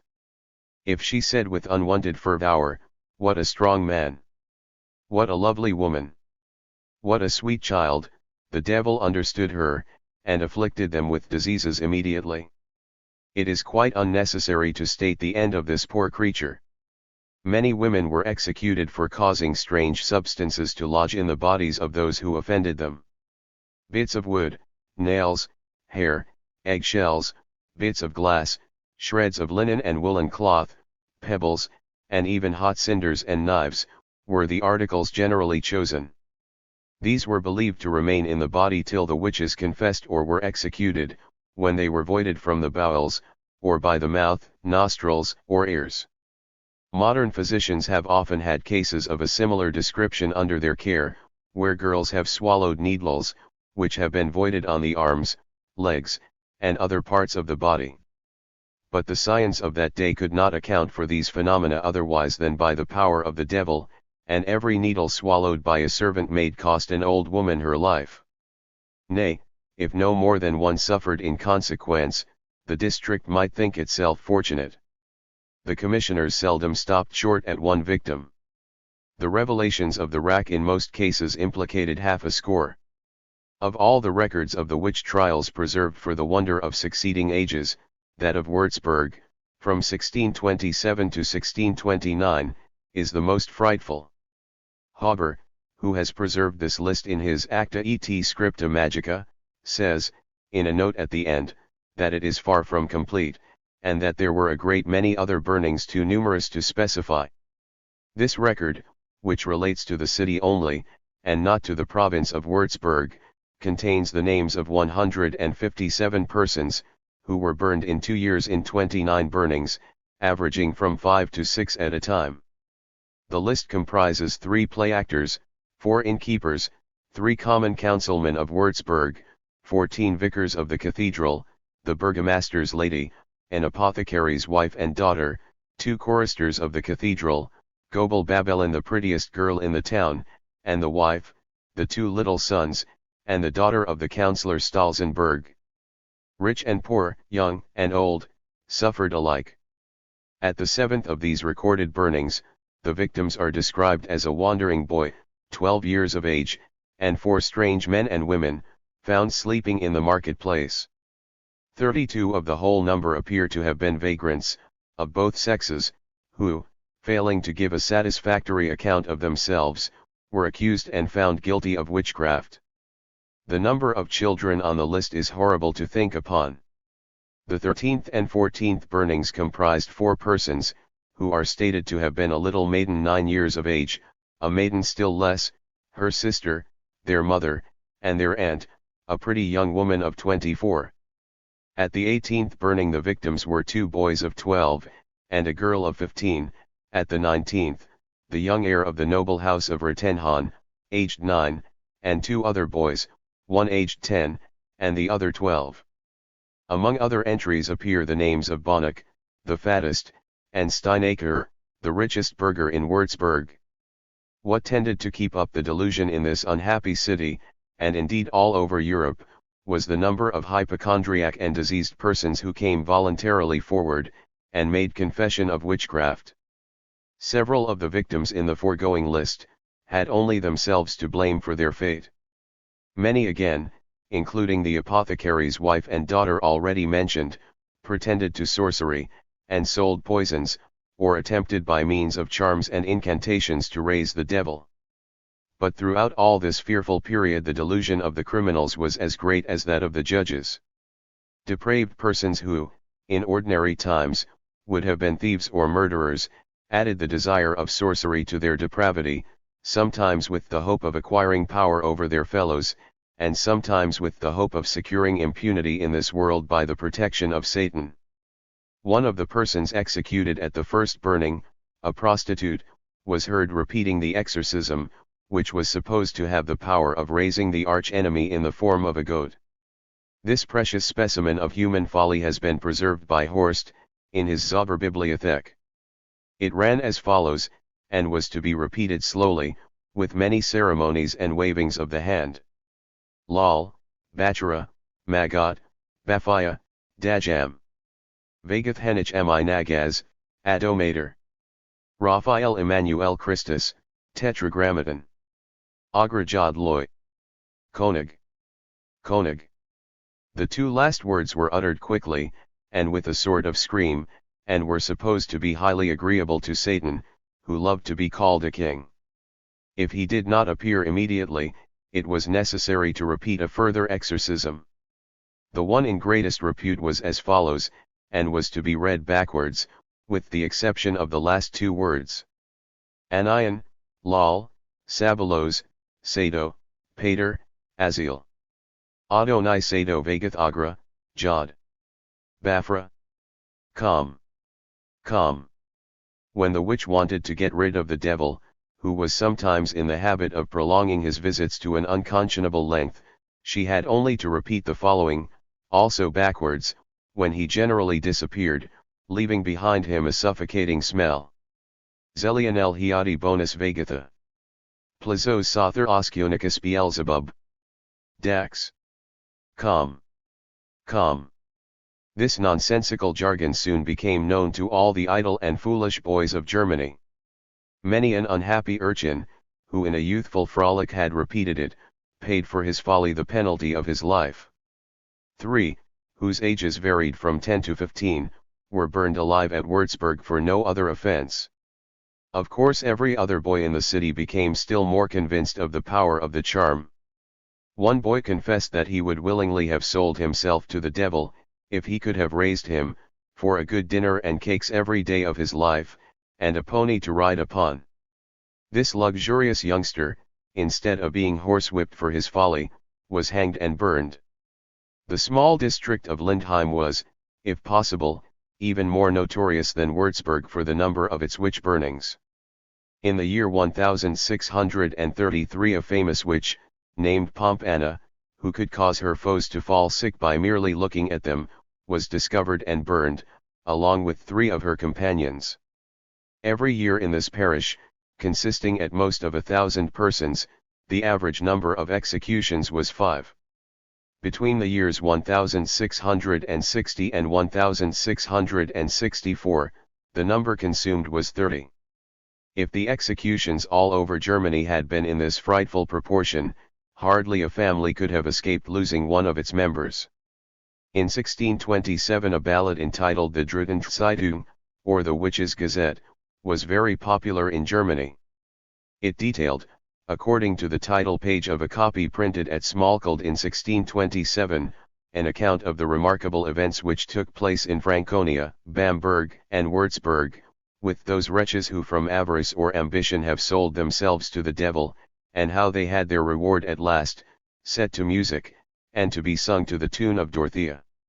The sufferings of the witches at the stake are explained in it with great minuteness, the poet waxing extremely witty when he describes the horrible contortions of pain upon their countenances, and the shrieks that rent the air when any one of more than common guilt was burned alive. A trick resorted to in order to force one witch to confess, is told in this doggerel as an excellent joke. As she obstinately refused to own that she was in league with the powers of evil, the commissioners suggested that the hangman should dress himself in a bear's skin, with the horns, tail, and all the etc., and in this form penetrate into her dungeon. The woman, in the darkness of her cell, could not detect the imposture, aided as it was by her own superstitious fears. She thought she was actually in the presence of the Prince of Hell, and when she was told to keep up her courage, and that she should be relieved from the power of her enemies, she fell on her knees before the supposed devil, and swore to dedicate herself hereafter body and soul to his service. Germany is, perhaps, the only country in Europe where the delusion was so great as to have made such detestable verses as these the favorites of the people. Man schickt ein Henkiersknecht. Zeuer in Gefangnis en unter. Den man hat Kleidet recht. Mir einer Barnhot. Als wenn's der Teufel war. Als ihm die Drut anschet. Meins hier Buhl kam der. Sie sprach zu ihm behand. Wie last du mich so lang. In der Obrigkeit Hand? Hilf mir aus ihren Zwang. Wie du mir hast verheißen. Ich bin ja eben dein. Thursday mich aus der Angst antriessen. O liebster Burlmain? This rare poet adds, that in making such an appeal to the hangman, the witch never imagined the roast that was to be made of her, and puts in, by way of parenthesis, was not that fine fun. Was das war für ein Spiel. As feathers thrown into the air show how the wind blows, so this trumpery ballad serves to show the current of popular feeling at the time of its composition. All readers of history are familiar with the celebrated trial of the Marechal d'Ancre, who was executed in Paris in the year 1617.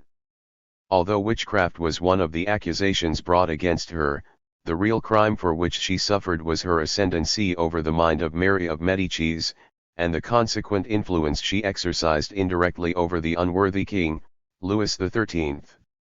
Her coachman gave evidence that she had sacrificed a cock at midnight, in one of the churches, and others swore they had seen her go secretly into the house of a noted witch, named Isabella. When asked by what means she had acquired so extraordinary an influence over the mind of the Queen Mother, she replied boldly, that she exercised no other power over her, than that which a strong mind can always exercise over the weak. She died with great firmness. In 2 years afterwards scenes far more horrible than any that had yet taken place in France were enacted at La Bouerte, at the foot of the Pyrenees. The Parliament of Bordeaux, scandalized at the number of witches who were said to infest La Bouerte and its neighborhood, deputed one of its own members, the noted Pierre de Lancre, and its president, Espainol, to inquire into the matter, with full powers to punish the offenders. They arrived at La Bouerte in May 1619. De Lancre wrote a book, setting forth all his great deeds, in this battle against the powers of evil. It is full of obscenity and absurdity, but the facts may be relied on as far as they relate to the number of trials and executions, and the strange confessions which torture forced from the unhappy criminals. De Lancre states as a reason why so many witches were to be found at La Bouerte, that the country was mountainous and sterile.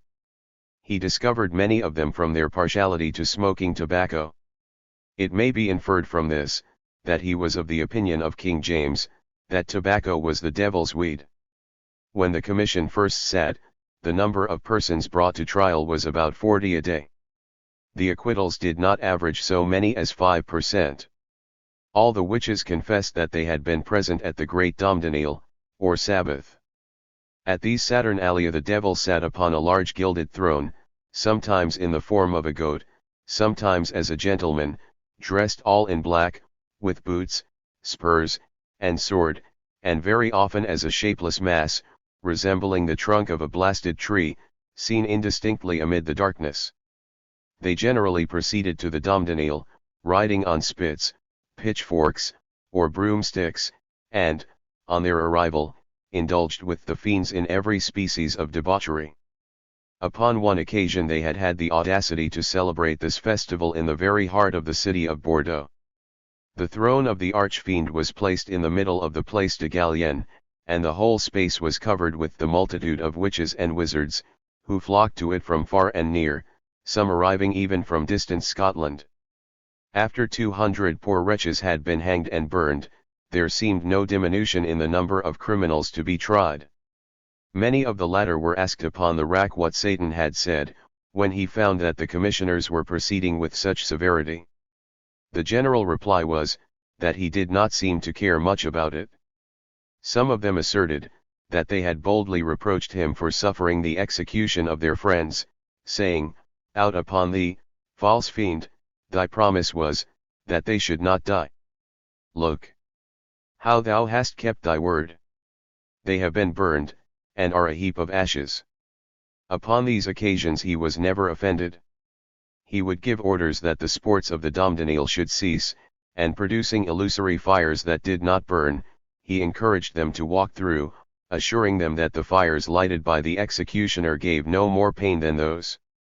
They would then ask him, where their friends were, since they had not suffered, to which the father of lies invariably replied, that they were happy in a far country, and could see and hear all that was then passing, and that, if they called by name those they wished to converse with, they might hear their voices in reply. Satan then imitated the voices of the defunct witches so successfully, that they were all deceived. Having answered all objections, the orgies recommenced, and lasted till the cock crew. De Lancre was also very zealous in the trial of unhappy monomaniacs for the crime of lycanthropy. Several who were arrested confessed, without being tortured, that they were werewolves, and that, at night, they rushed out among the flocks and herds, killing and devouring. One young man at Besançon, with the full consciousness of the awful fate that awaited him, voluntarily gave himself up to the Commissioner Espagnol, and confessed that he was the servant of a strong fiend, who was known by the name of Lord of the Forests. By his power, he was transformed into the likeness of a wolf. The Lord of the Forests assumed the same shape, but was much larger, fiercer, and stronger. They prowled about the pastures together at midnight, strangling the watchdogs that defended the folds, and killing more sheep than they could devour. He felt, he said, a fierce pleasure in these excursions, and howled in excess of joy as he tore with his fangs the warm flesh of the sheep asunder. This youth was not alone in this horrid confession. Many others voluntarily owned that they were werewolves, and many more were forced by torture to make the same avowal. Such criminals were thought to be too atrocious to be hanged first, and then burned. They were generally sentenced to be burned alive, and their ashes to be scattered to the winds. Grave and learned doctors of divinity openly sustained the possibility of these transformations, relying mainly upon the history of Nebuchadnezzar. They could not imagine why, if he had been an ox, modern men could not become wolves, by divine permission and the power of the devil. They also contended that, if men should confess, it was evidence enough, if there had been no other. Del Rio mentions that one gentleman accused of lycanthropy was put to the torture no less than 20 times, but still he would not confess. An intoxicating draught was then given him, and under its influence he confessed that he was a werewolf. Del Rio cites this to show the extreme equity of the commissioners. They never burned anybody till he confessed, and if one course of torture would not suffice, their patience was not exhausted, and they tried him again and again, even to the 20th time. Well may we exclaim, when such atrocities have been committed in the name of religion. Quel lion, quel tigre égali and cruet. Un injust fureur tu arme la piet. The trial of the unhappy Urbain Grandier, the curate of Laudun, for bewitching a number of girls in the convent of the Ursulines in that town, was, like that of the Marechal d'Ancre, an accusation resorted to by his enemies to ruin one against whom no other charge could be brought so readily. This noted affair, which kept France in commotion for months, and the true character of which was known even at that time, merits no more than a passing notice in this place.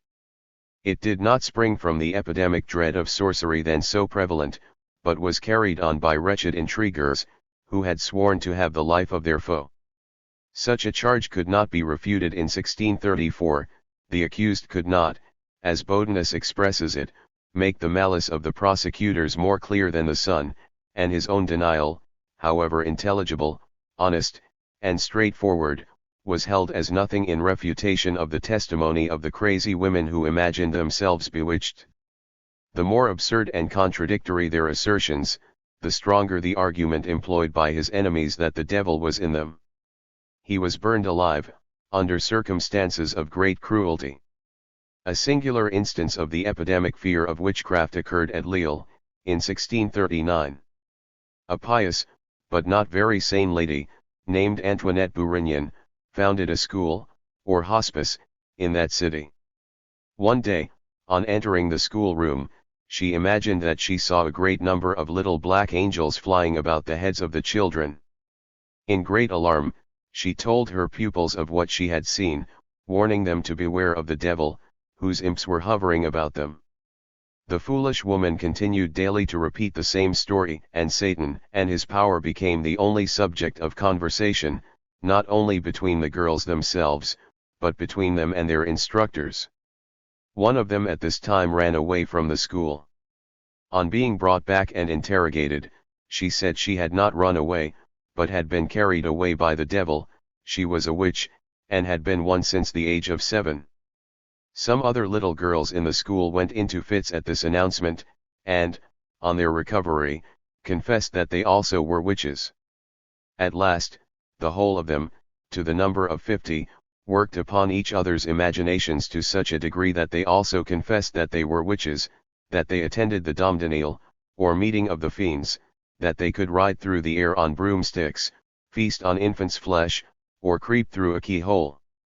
The citizens of Lille were astounded at these disclosures. The clergy hastened to investigate the matter. Many of them, to their credit, openly expressed their opinion that the whole affair was an imposture. Not so the majority. They strenuously insisted that the confessions of the children were valid, and that it was necessary to make an example by burning them all for witches. The poor parents, alarmed for their offspring, implored the examining Capuchins with tears in their eyes to save their young lives, insisting that they were bewitched, and not bewitching. This opinion also gained ground in the town.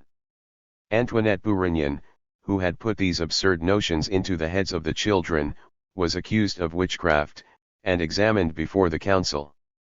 The circumstances of the case seemed so unfavorable towards her that she would not stay for a second examination. Disguising herself as she best could, she hastened out of Lille and escaped pursuit. If she had remained 4 hours longer, she would have been burned by judicial sentence, as a witch and a heretic. It is to be hoped that, wherever she went, she learned the danger of tampering with youthful minds, and was never again entrusted with the management of children. The Duke of Brunswick and the Elector of Mens were struck with the great cruelty exercised in the torture of suspected persons, and convinced at the same time that no righteous judge would consider a confession extorted by pain, and contradictory in itself, as sufficient evidence to justify the execution of any accused person. It is related of the Duke of Brunswick that he invited 2 learned Jesuits to his house, who were known to entertain strong opinions upon the subject of witchcraft, with a view of showing them the cruelty and absurdity of such practices. A woman lay in the dungeon of the city accused of witchcraft, and the Duke, having given previous instructions to the officiating torturers, went with the 2 Jesuits to hear her confession.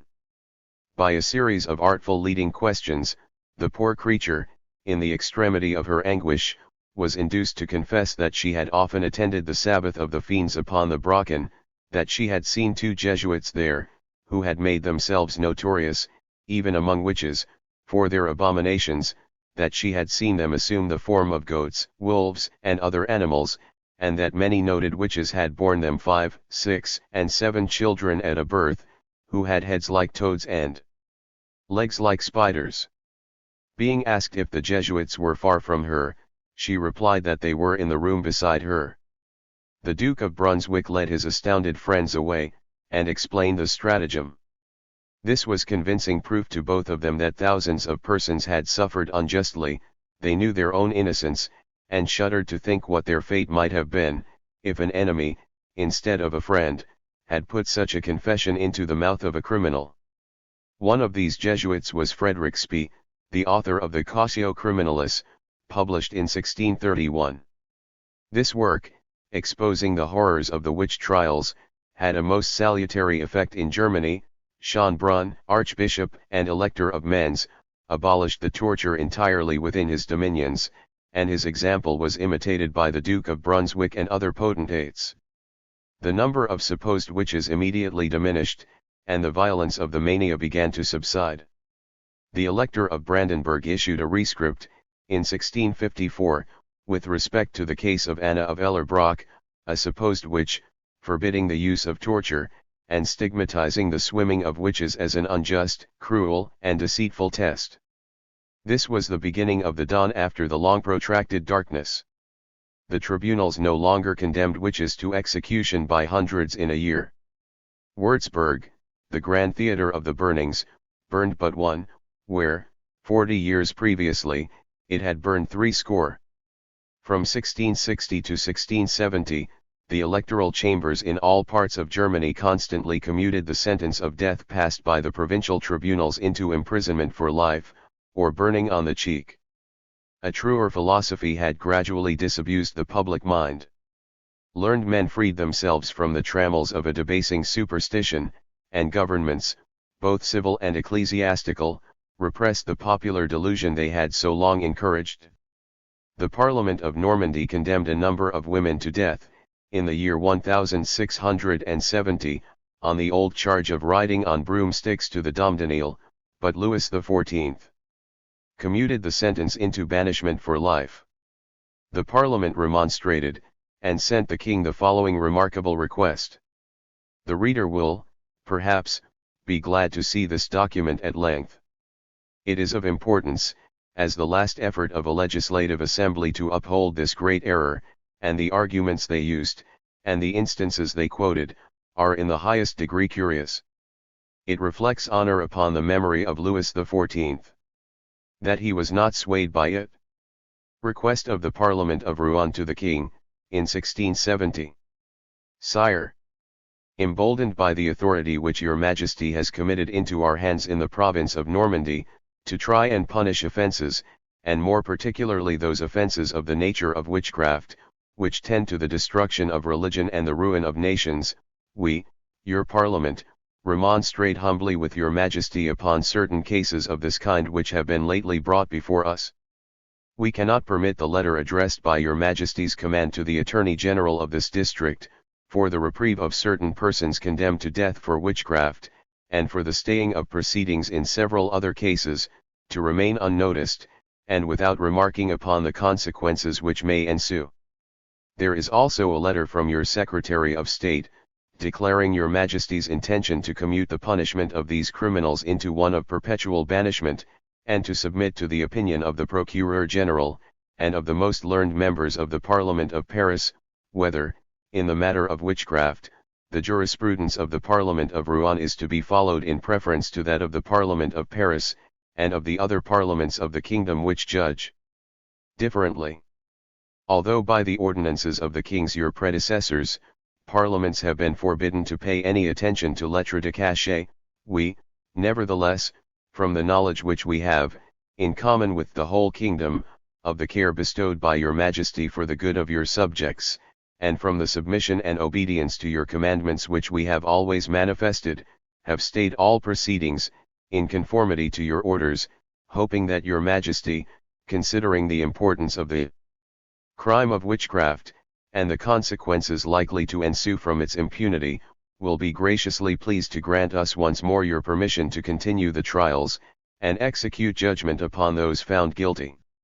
And as, since we received the letter of your Secretary of State, we have also been made acquainted with the determination of your Majesty, not only to commute the sentence of death passed upon these witches into one of perpetual banishment from the province, but to re-establish them in the possession of their goods and chattels, and of their good fame and character, your Parliament have thought it their duty, on occasion of these crimes, the greatest which men can commit, to make you acquainted with the general and uniform feelings of the people of this province with regard to them, it being, moreover, a question in which are concerned the glory of God and the relief of your suffering subjects, who groan under their fears from the threats and menaces of this sort of persons, and who feel the effects of them every day in the mortal and extraordinary maladies which attack them, and the surprising damage and loss of their possessions. Your Majesty knows well that there is no crime so opposed to the commands of God as witchcraft, which destroys the very foundation of religion, and draws strange abominations after it. It is for this reason, sire, that the Scriptures pronounce the punishment of death against offenders, and that the Church and the Holy Fathers have fulminated their anathemas, and that canonical decisions have one and all decreed the most severe punishments, to deter from this crime, and that the Church of France, animated by the piety of the kings your predecessors, has expressed so great a horror at it, that, not judging the punishment of perpetual imprisonment, the highest it has the power to inflict, sufficiently severe, it has left such criminals to be dealt with by the secular power. It has been the general feeling of all nations that such criminals ought to be condemned to death, and all the ancients were of the same opinion. The law of the 12 Tables, which was the principle of the Roman laws, ordains the same punishment. All jurisconsults agreed in it, as well as the constitutions of the emperors, and more especially those of Constantine and Theodosius, who, enlightened by the gospel, not only renewed the same punishment, but also deprived, expressly, all persons found guilty of witchcraft of the right of appeal, and declared them to be unworthy of a prince's mercy. And Charles VIII, sire, inspired by the same sentiments, passed that beautiful and severe ordinance, which enjoined the judges to punish witches according to the exigencies of the case, under a penalty of being themselves fined or imprisoned, or dismissed from their office, and decreed, at the same time, that all persons who refused to denounce a witch, should be punished as accomplices, and that all, on the contrary, who gave evidence against one, should be rewarded. From these considerations, sire, and in the execution of so holy an ordinance, your parliaments, by their decrees, proportion their punishments to the guilt of the offenders, and your Parliament of Normandy has never, until the present time, found that its practice was different from that of other courts, for all the books which treat upon this matter cite an infinite number of decrees condemning witches to be burnt, or broken on the wheel, or to other punishments. The following are examples. In the time of Chilperic, as may be seen in Gregory of Tours, B6, c. 35 of his History of France, all the decrees of the Parliament of Paris passed according to, and in conformity with, this ancient jurisprudence of the kingdom, cited by Imbert, in his judicial practice, all those cited by Monstrelet, in 1459, against the witches of Artois, the decrees of the same Parliament, of the 13th of October 1573, against Mary Lefevre, native of Saumur, of the 21st of October 1596, against the Sieur de Beaumont, who pleaded, in his defense, that he had only sought the aid of the devil for the purpose of unbewitching the afflicted and of curing diseases, of the 4th of July 1606, against Francis Dubose, of the 20th of July 1582, against Abel de la Rue, native of Coulommiers, of the 2nd of October 1593, against Rousseau and his daughter, of 1608, against another Rousseau and one Pelée, for witchcraft and adoration of the devil at the Sabbath, under the figure of a he-goat, as confessed by them. The decree of 4th of February 1615, against Leclerc, who appealed from the sentence of the Parliament of Orleans, and who was condemned for having attended the Sabbath, and confessed, as well as two of his accomplices, who died in prison, that he had adored the devil, renounced his baptism and his faith in God, danced the witches' dance, and offered up unholy sacrifices. The decrees of the 6th of May 1616, against a man named Ledger, on a similar accusation, the pardon granted by Charles IX to Trois-Echelles, upon condition of revealing his accomplices, but afterwards revoked for renewed sorcery on his part. The decree of the Parliament of Paris, cited by Mornac in 1595, the judgments passed in consequence of the commission given by Henry IV to the Sieur de Lancret, Councillor of the Parliament of Bordeaux, of the 20th of March 1619, against Etienne Audibert, those passed by the Chamber of Nerac, on the 26th of June 1620, against several witches, those passed by the Parliament of Toulouse in 1577. As cited by Gregory Tolosanus, against 400 persons accused of this crime, and who were all marked with the sign of the devil. Besides all these, we might recall to your Majesty's recollection the various decrees of the Parliament of Provence, especially in the case of Gaufredi in 1611, the decrees of the Parliament of Dijon, and those of the Parliament of Rennes, following the example of the condemnation of the Marshal de Rays, who was burned in 1441, for the crime of witchcraft, in presence of the Duke of Brittany. All these examples, sire, prove that the accusation of witchcraft has always been punished with death by the parliaments of your kingdom, and justify the uniformity of their practice.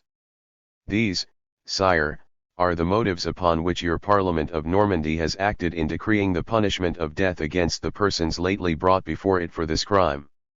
If it has happened that, on any occasion, these parliaments, and the Parliament of Normandy among the rest, have condemned the guilty to a less punishment than that of death, it was for the reason that their guilt was not of the deepest dye, your Majesty, and the kings your predecessors, having left full liberty to the various tribunals to whom they delegated the administration of justice, to decree such punishment as was warranted by the evidence brought before them.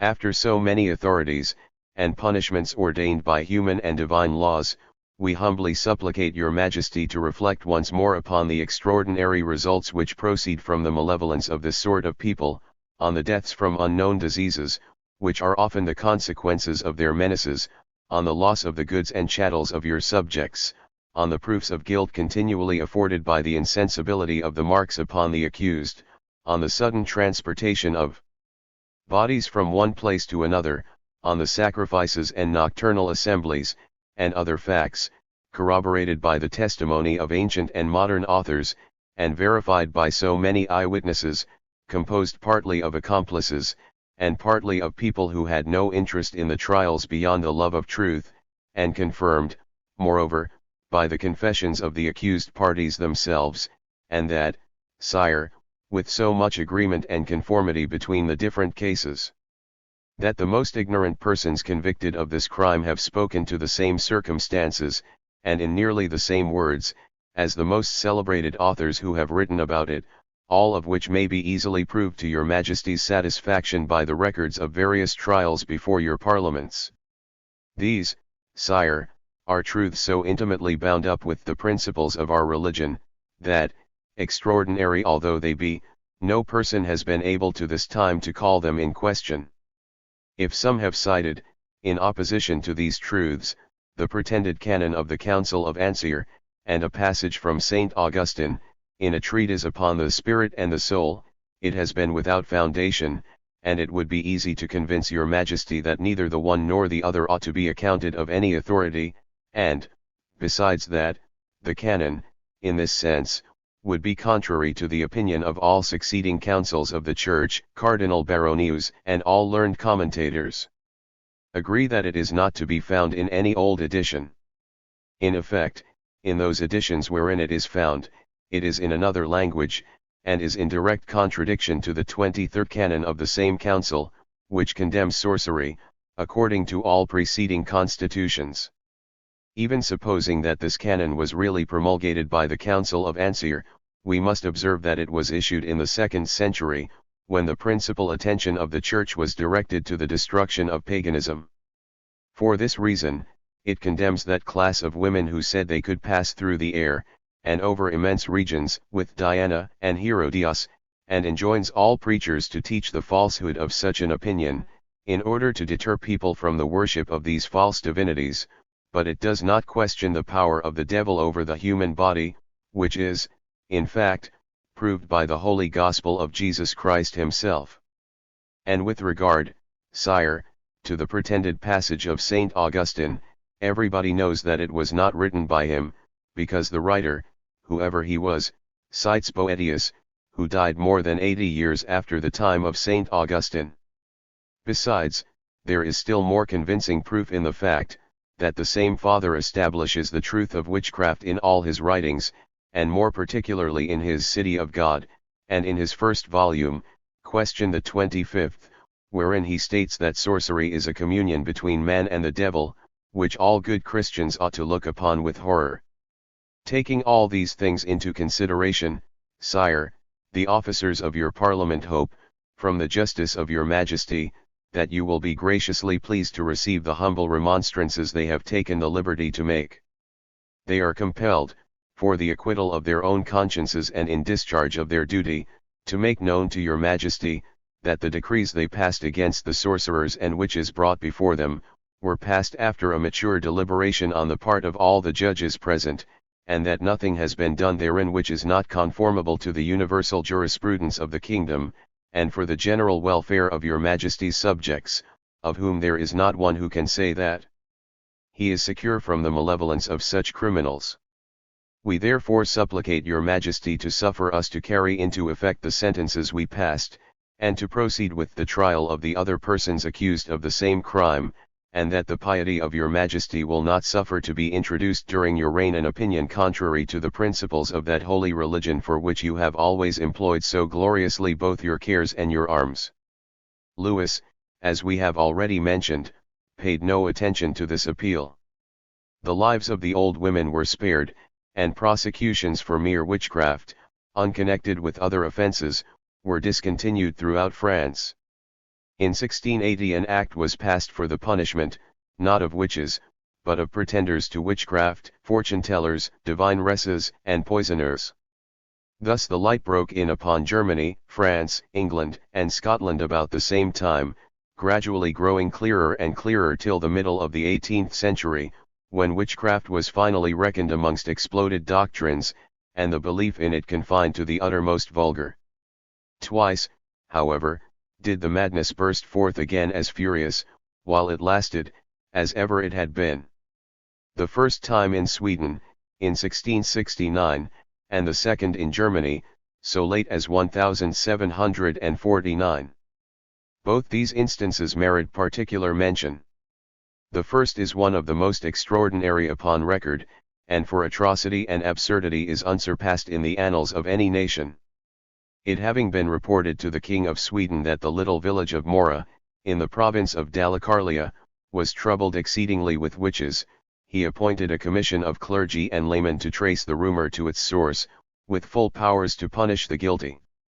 On the 12th of August 1669, the commissioners arrived in the bewitched village, to the great joy of the credulous inhabitants. On the following day the whole population, amounting to 3,000 persons, assembled in the church.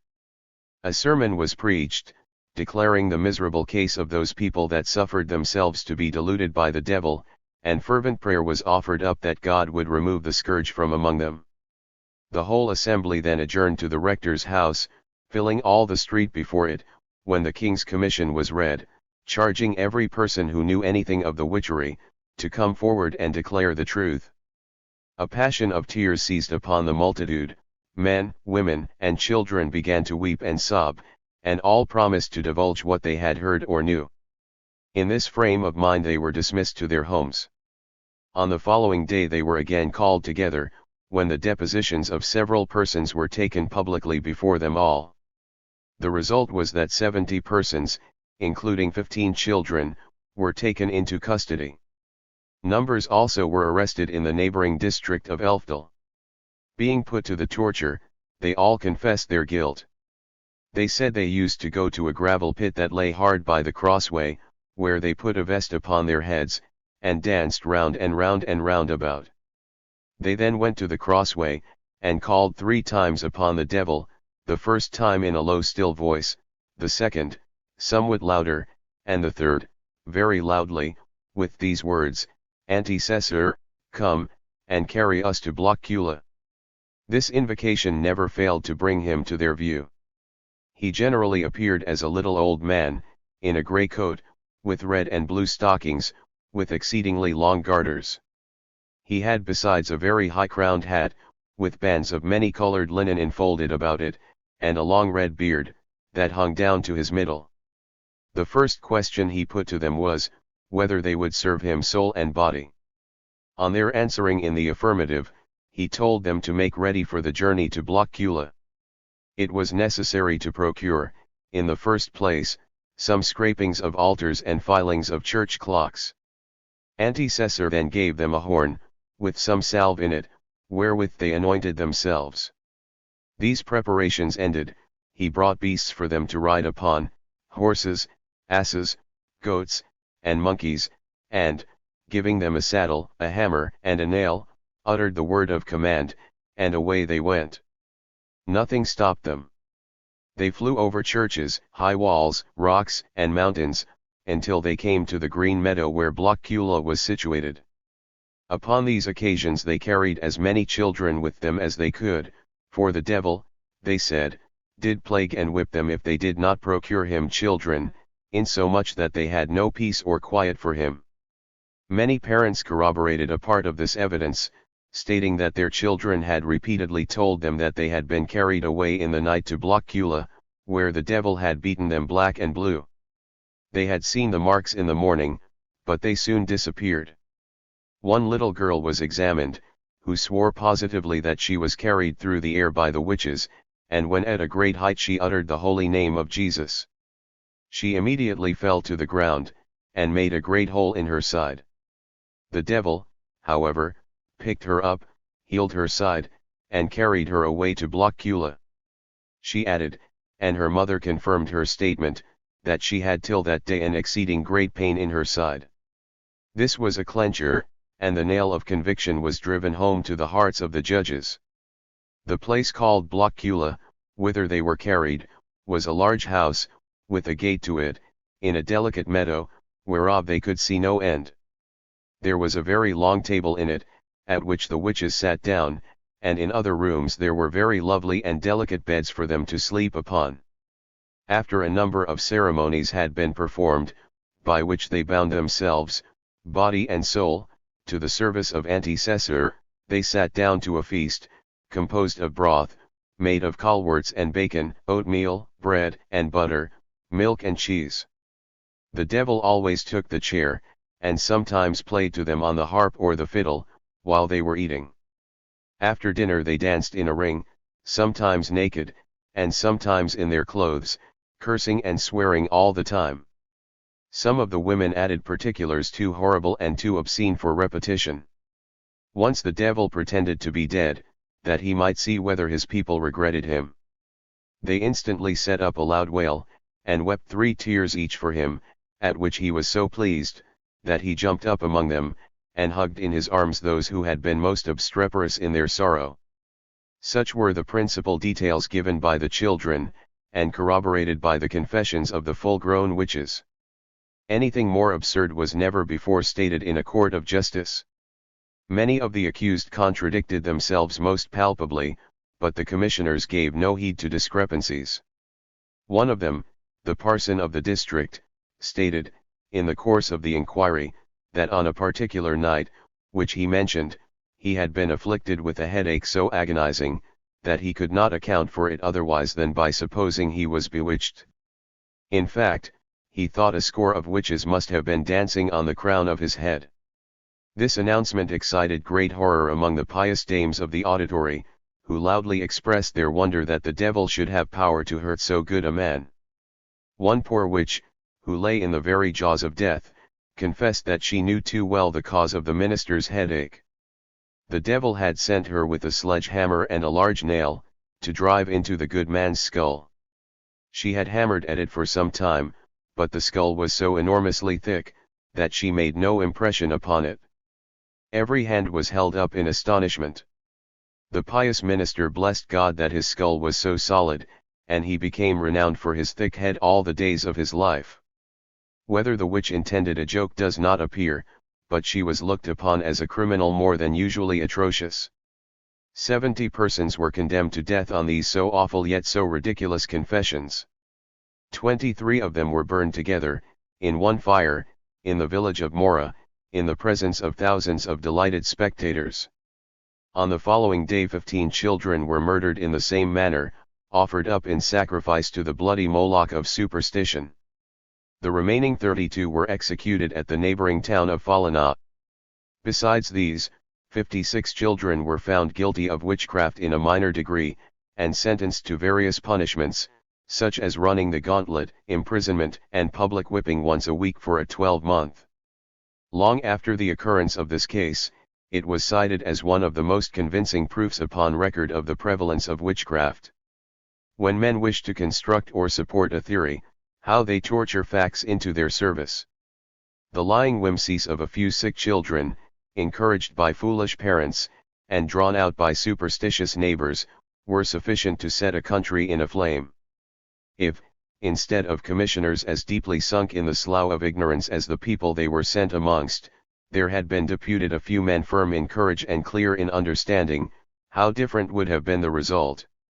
Some of the poor children who were burned would have been sent to an infirmary, others would have been well flogged, the credulity of the parents would have been laughed at, and the lives of 70 persons spared.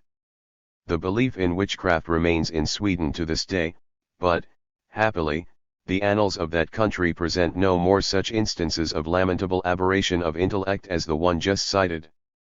In New England, about the same time, the colonists were scared by similar stories of the antics of the devil. All at once a fear seized upon the multitude, and supposed criminals were arrested day after day in such numbers, that the prisons were found too small to contain them.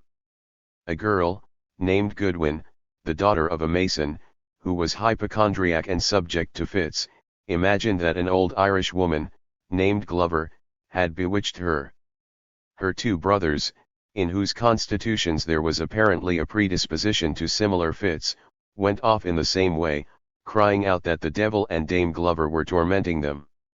At times their joints were so stiff that they could not be moved, while at others, said the neighbors, they were so flexible, that the bones appeared softened into sinews. The supposed witch was seized, and, as she could not repeat the Lord's Prayer without making a mistake in it, she was condemned and executed. But the popular excitement was not allayed. One victim was not enough, the people waited agape for new disclosures. Suddenly 2 hysteric girls in another family fell into fits daily, and the cry of witchcraft resounded from one end of the colony to the other. The feeling of suffocation in the throat, so common in cases of hysteria, was said by the patients to be caused by the devil himself, who had stuck balls in the windpipe to choke them. They felt the pricking of thorns in every part of the body, and one of them vomited needles. The case of these girls, who were the daughter and niece of a Mr. Paris, the minister of a Calvinist chapel, excited so much attention, that all the weak women in the colony began to fancy themselves similarly afflicted.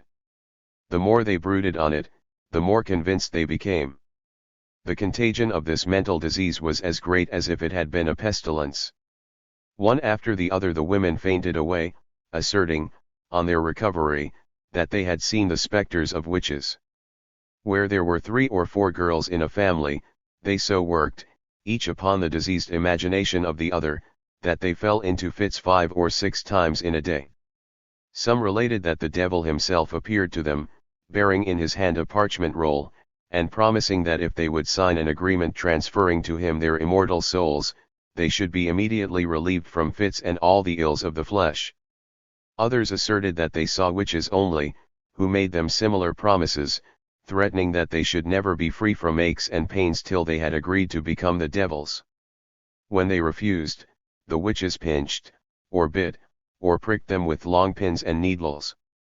More than 200 persons named by these mischievous visionaries, were thrown into prison. They were of all ages and conditions of life, and many of them of exemplary character. No less than 19 were condemned and executed before reason returned to the minds of the colonists. The most horrible part of this lamentable history is, that among the victims there was a little child only 5 years old. Some women swore that they had seen it repeatedly in company with the devil, and that it had bitten them often with its little teeth, for refusing to sign a compact with the evil one. It can hardly increase our feelings of disgust and abhorrence when we learn that this insane community actually tried and executed a dog for the same offense. One man, named Corey, stoutly refused to plead to the preposterous indictment against him. As was the practice in such eases, he was pressed to death. It is told of the Sheriff of New England, who superintended the execution, that when this unhappy man thrust out his tongue in his mortal agony, he seized hold of a cane, and crammed it back again into the mouth. If ever there were a fiend in human form, it was this sheriff, a man, who, if the truth were known, perhaps plumed himself upon his piety, thought he was doing God good service, and hoped to merit heaven by making earth a hell. Arguing still in the firm belief of witchcraft, the bereaved people began to inquire, when they saw their dearest friends snatched away from them by these wide-spreading accusations, whether the whole proceedings were not carried on by the agency of the devil. Might not the great enemy have put false testimony into the mouths of the witnesses, or might not the witnesses be witches themselves? Every man who was in danger of losing his wife, his child, or his sister, embraced this doctrine with avidity. The revulsion was as sudden as the first frenzy. All at once, the colonists were convinced of their error. The judges put a stop to the prosecutions, even of those who had confessed their guilt. The latter were no sooner at liberty than they retracted all they had said, and the greater number hardly remembered the avowals which agony had extorted from them. 8 persons, who had been tried and condemned, were set free, and gradually girls ceased to have fits and to talk of the persecutions of the devil. The judge who had condemned the first criminal executed on this charge, was so smitten with sorrow and humiliation at his folly, that he set apart the anniversary of that day as one of solemn penitence and fasting. He still clung to the belief in witchcraft. No new light had broken in upon him on that subject, but, happily for the community, the delusion had taken a merciful turn. The whole colony shared the feeling. The jurors on the different trials openly expressed their penitence in the churches, and those who had suffered were regarded as the victims, and not the accomplices of Satan. It is related that the Indian tribes in New England were sorely puzzled at the infatuation of the settlers, and thought them either a race inferior to, or more sinful than the French colonists in the vicinity, amongst whom, as they remarked, the Great Spirit sent no witches. Returning again to the continent of Europe, we find that, after the year 1680, men became still wiser upon this subject. For 20 years the populace were left to their belief, but governments in general gave it no aliment in the shape of executions. The Edict of Louis XIV. Gave a blow to the superstition, from which it never recovered. The last execution in the Protestant cantons of Switzerland was at Geneva, in 1652. The various potentates of Germany, although they could not stay the trials, invariably commuted the sentence into imprisonment, in all cases where the pretended witch was accused of pure witchcraft, unconnected with any other crime. In the year 1701, Thomasus, the learned professor at the University of Halle, delivered his inaugural thesis, De Crimine Magiae, which struck another blow at the falling monster of popular error. But a faith so strong as that in witchcraft was not to be eradicated at once. The arguments of learned men did not penetrate to the villages and hamlets, but still they achieved great things. They rendered the belief an unworking faith, and prevented the supply of victims, on which for so many ages it had battened and grown strong. Once more the delusion broke out, like a wild beast wounded to the death. It collected all its remaining energies for the final convulsion, which was to show how mighty it had once been. Germany, which had nursed the frightful error in its cradle, tended it on its deathbed, and Würzburg, the scene of so many murders on the same pretext, was destined to be the scene of the last. That it might lose no portion of its bad renown, the last murder was as atrocious as the first.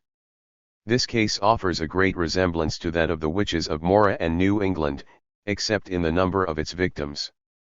It happened so late as the year 1749, to the astonishment and disgust of the rest of Europe. A number of young women in a convent at Würzburg fancied themselves bewitched. They felt, like all hysteric subjects, a sense of suffocation in the throat. They went into fits repeatedly, and one of them, who had swallowed needles, evacuated them at abscesses, which formed in different parts of the body.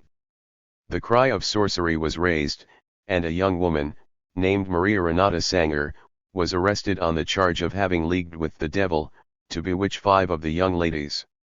It was sworn on the trial that Maria had been frequently seen to clamber over the convent walls in the shape of a pig, that, proceeding to the cellar, she used to drink the best wine till she was intoxicated, and then start suddenly up in her own form. Other girls asserted that she used to prowl about the roof like a cat, and often penetrate into their chamber, and frighten them by her dreadful howlings. It was also said that she had been seen in the shape of a hare, milking the cows dry in the meadows belonging to the convent, that she used to perform as an actress on the boards of Drury Lane Theatre in London, and, on the very same night, return upon a broomstick to Würzburg, and afflict the young ladies with pains in all their limbs. Upon this evidence she was condemned, and burned alive in the marketplace of Würzburg. Here ends this frightful catalogue of murder and superstition. Since that day, the belief in witchcraft has fled from the populous abodes of men, and taken refuge in remote villages and districts too wild, rugged, and inhospitable to afford a resting place for the foot of civilization. Rude fishers and uneducated laborers still attribute every phenomenon of nature which they cannot account for, to the devil and witches. Catalepsy, that wondrous disease, is still thought by ignorant gossips to be the work of Satan, and hypochondriacs, uninformed by science of the nature of their malady, devoutly believe in the reality of their visions. The reader would hardly credit the extent of the delusion upon this subject in the very heart of England at this day. Many an old woman leads a life of misery from the unfeeling insults of her neighbors, who raise the scornful finger and hooting voice at her, because in her decrepitude she is ugly, spiteful, perhaps insane, and realizes in her personal appearance the description preserved by tradition of the witches of yore. Even in the neighborhood of great towns the taint remains of this once widely spread contagion. If no victims fall beneath it, the enlightenment of the law is all that prevents a recurrence of scenes as horrid as those of the 17th century. Hundreds upon hundreds of witnesses could be found to swear to absurdities as great as those asserted by the infamous Matthew Hopkins.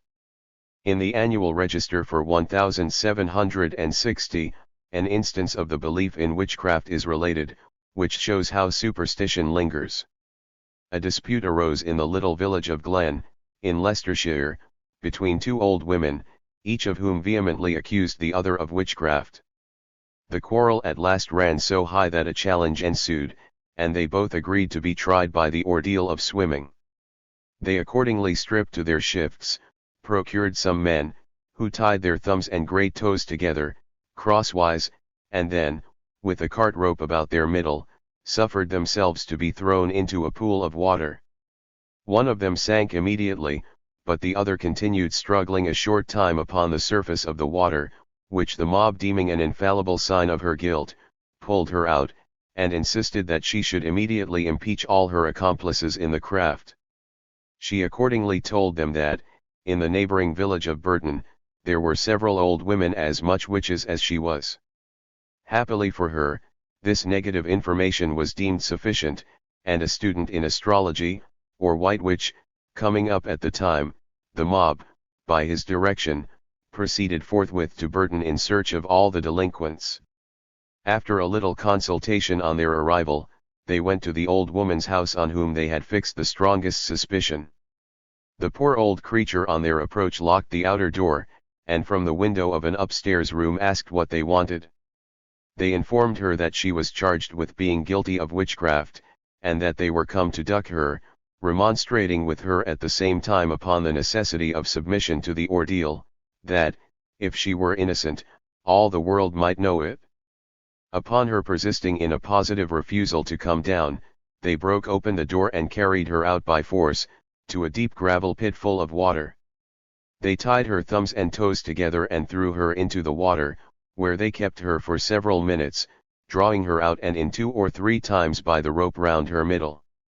Not being able to satisfy themselves whether she were a witch or no, they at last let her go, or, more properly speaking, they left her on the bank to walk home by herself, if she ever recovered. Next day, they tried the same experiment upon another woman, and afterwards upon a third, but, fortunately, neither of the victims lost her life from this brutality. Many of the ringleaders in the outrage were apprehended during the week, and tried before the justices at quarter sessions. 2 of them were sentenced to stand in the pillory and to be imprisoned for a month, and as many as 20 more were fined in small sums for the assault, and bound over to keep the peace for a 12-month. So late as the year 1785, says Arnott, in his collection and abridgment of criminal trials in Scotland, it was the custom among the sect of seceders to read from the pulpit an annual confession of sins, national and personal, amongst the former of which was particularly mentioned the repeal by Parliament of the penal statute against witches, contrary to the express laws of God. Many houses are still to be found in England with the horseshoe nailed against the threshold.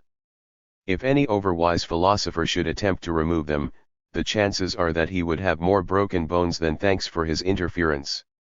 Let any man walk into Cross Street, Hatton Garden, and from thence into Bleeding Heart Yard, and learn the tales still told and believed of one house in that neighborhood, and he will ask himself in astonishment if such things can be in the 19th century. The witchcraft of Lady Hatton, the wife of the famous Sir Christopher, so renowned for his elegant dancing in the days of Elizabeth, is as devoutly believed as the Gospels. The room is to be seen where the devil seized her after the expiration of the contract he had made with her, and bore her away bodily to the pit of Tophet.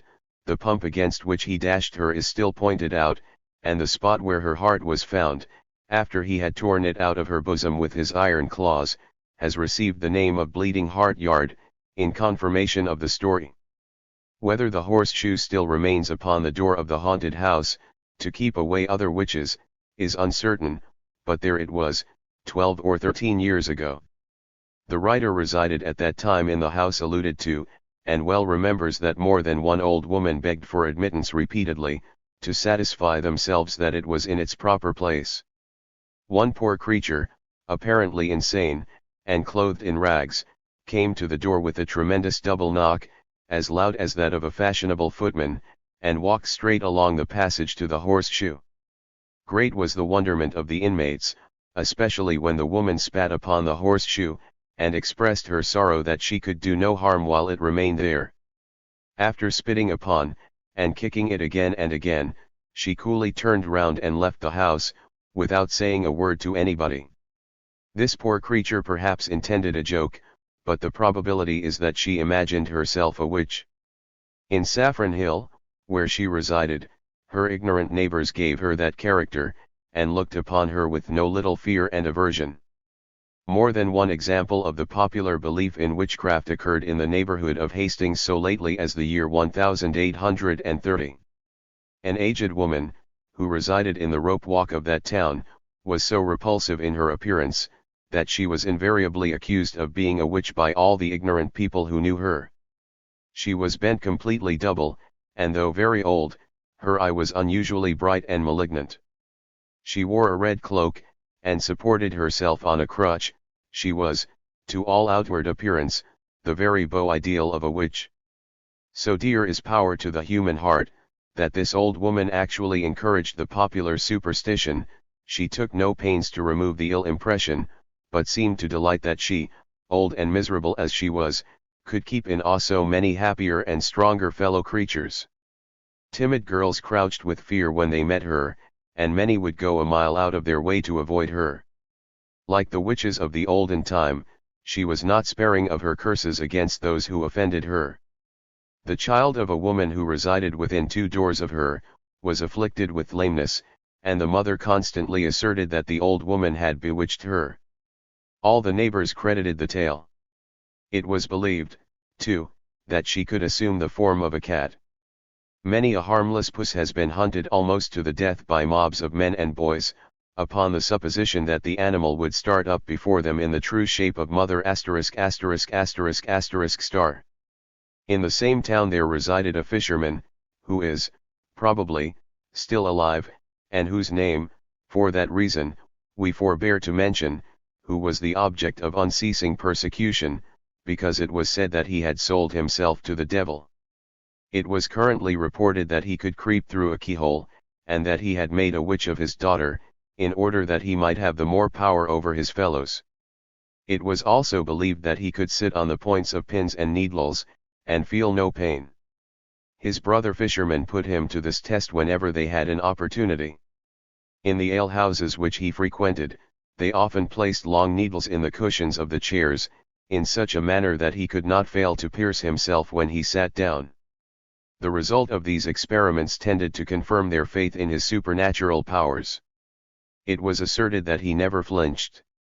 Such was the popular feeling in the fashionable town of Hastings only 7 years ago. Very probably it is the same now. In the north of England, the superstition lingers to an almost inconceivable extent. Lancashire abounds with witch doctors, a set of quacks, who pretend to cure diseases inflicted by the devil.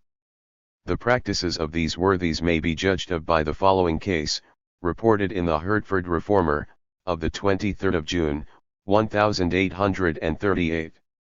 The witch doctor alluded to is better known by the name of the Cunning Man, and has a large practice in the counties of Lincoln and Nottingham. According to the writer in the Reformer, the dupe, whose name is not mentioned, had been for about 2 years afflicted with a painful abscess, and had been prescribed for without relief by more than one medical gentleman. He was urged by some of his friends, not only in his own village, but in neighboring ones, to consult the witch doctor, as they were convinced he was under some evil influence. He agreed, and sent his wife to the Cunning Man, who lived in New Saints with Inns, in Lincoln. She was informed by this ignorant impostor that her husband's disorder was an infliction of the devil, occasioned by his next-door neighbors, who had made use of certain charms for that purpose. From the description he gave of the process, it appears to be the same as that employed by Dr. Fian and Jelly Duncan, to work woe upon King James. He stated that the neighbors, instigated by a witch, whom he pointed out, took some wax, and molded it before the fire into the form of her husband, as near as they could represent him. They then pierced the image with pins on all sides, repeated the Lord's Prayer backwards, and offered prayers to the devil that he would fix his stings into the person whom that figure represented, in like manner as they pierced it with pins. To counteract the effects of this diabolical process, the witch doctor prescribed a certain medicine, and a charm to be worn next the body, on that part where the disease principally lay. The patient was to repeat the 109th and 119th Psalms every day, or the cure would not be effectual. The fee which he claimed for this advice was a guinea. So efficacious is faith in the cure of any malady, that the patient actually felt much better after a 3 weeks' course of this prescription. The notable charm which the quack had given was afterwards opened, and found to be a piece of parchment, covered with some cabalistic characters and signs of the planets. The next-door neighbors were in great alarm that the witch doctor would, on the solicitation of the recovering patient, employ some means to punish them for their pretended witchcraft. To escape the infliction, they feed another cunning man, in Nottinghamshire, who told them of a similar charm, which would preserve them from all the malice of their enemies. The writer concludes by saying that, the doctor, not long after he had been thus consulted, wrote to say that he had discovered that his patient was not afflicted by Satan, as he had imagined, but by God, and would continue, more or less, in the same state till his life's end. An impostor carried on a similar trade in the neighborhood of Tunbridge Wells, about the year 1830. He had been in practice for several years, and charged enormous fees for his advice. This fellow pretended to be the seventh son of a seventh son, and to be endowed in consequence with miraculous powers for the cure of all diseases, but especially of those resulting from witchcraft. It was not only the poor who employed him, but ladies who rode in their carriages. He was often sent for from a distance of 60 or 70 miles by these people, who paid all his expenses to and fro, besides rewarding him handsomely. He was about 80 years of age, and his extremely venerable appearance aided his imposition in no slight degree. His name was Oki, or Oakley. In France, the superstition at this day is even more prevalent than it is in England. Garinet, in his History of Magic and Sorcery in that country, cites upwards of 20 instances which occurred between the years 1805 and 1818. In the latter year, no less than 3 tribunals were occupied with trials originating in this humiliating belief. We shall cite only one of them. Julien Desperds, aged 53, a mason, and inhabitant of the village of Thillouse, near Bordeaux, was taken suddenly ill, in the month of January 1818. As he did not know how to account for his malady, he suspected at last that he was bewitched. He communicated this suspicion to his son-in-law, Bridier, and they both went to consult a sort of idiot, named Baudouin, who passed for a conjurer, or white witch. This man told them that Desperds was certainly bewitched, and offered to accompany them to the house of an old man, named Renard, who, he said, was undoubtedly the criminal. On the night of the 23rd of January all 3 proceeded stealthily to the dwelling of Renard, and accused him of afflicting persons with diseases, by the aid of the devil. Desperds fell on his knees, and earnestly entreated to be restored to his former health, promising that he would take no measures against him for the evil he had done. The old man denied in the strongest terms that he was a wizard, and when Desperds still pressed him to remove the spell from him, he said he knew nothing about the spell, and refused to remove it. The idiot Baudouin, the white witch, now interfered, and told his companions that no relief for the malady could ever be procured until the old man confessed his guilt. To force him to confession they lighted some sticks of sulphur, which they had brought with them for the purpose, and placed them under the old man's nose. In a few moments, he fell down suffocated and apparently lifeless. They were all greatly alarmed, and thinking that they had killed the man, they carried him out and threw him into a neighboring pond, hoping to make it appear that he had fallen in accidentally. The pond, however, was not very deep, and the coolness of the water reviving the old man, he opened his eyes and sat up. Desperds and Bridier, who were still waiting on the bank, were now more alarmed than before, lest he should recover and inform against them. They, therefore, waded into the pond, seized their victim by the hair of the head, beat him severely, and then held him under water till he was drowned. They were all three apprehended on the charge of murder a few days afterwards. Desperds and Bridier were found guilty of aggravated manslaughter only, and sentenced to be burnt on the back, and to work in the galleys for life. The White Witch Baudouin was acquitted, on the ground of insanity. M. Garinet further informs us that France, at the time he wrote, was overrun by a race of fellows, who made a trade of casting out devils and finding out witches. He adds, also, that many of the priests in the rural districts encouraged the superstition of their parishioners, by resorting frequently to exorcisms, whenever any foolish persons took it into their heads that a spell had been thrown over them. He recommended, as a remedy for the evil, that all these exorcists, whether lay or clerical, should be sent to the galleys, and that the number of witches would then very sensibly diminish. Many other instances of this lingering belief might be cited both in France and Great Britain, and indeed in every other country in Europe. So deeply rooted are some errors that ages cannot remove them. The poisonous tree that once overshadowed the land, may be cut down by the sturdy efforts of sages and philosophers, the sun may shine clearly upon spots where venomous things once nestled in security and shade, but still the entangled roots are stretched beneath the surface, and may be found by those who dig. Another king, like James I, might make them vegetate again, and, more mischievous still, another pope, like Innocent VIII, might raise the decaying roots to strength and verdure. Still, it is consoling to think, that the delirium has passed away, that the raging madness has given place to a milder folly, and that we may now count by units the votaries of a superstition which, in former ages, numbered its victims by tens of thousands, and its votaries by millions. The slow poisoners. Pescara. The like was never read of. Stefano. In my judgment. To all that shall but hear it, 't will appear a most impossible fable. Pescara. Troth, I'll tell you. And briefly as I can, by what degrees they fell into this madness. Duke of Milan. The atrocious system of poisoning, by poisons so slow in their operation, as to make the victim appear, to ordinary observers, as if dying from a gradual decay of nature, has been practiced in all ages. Those who are curious in the matter may refer to Beckmann on secret poisons, in his History of Inventions, in which he has collected several instances of it from the Greek and Roman writers.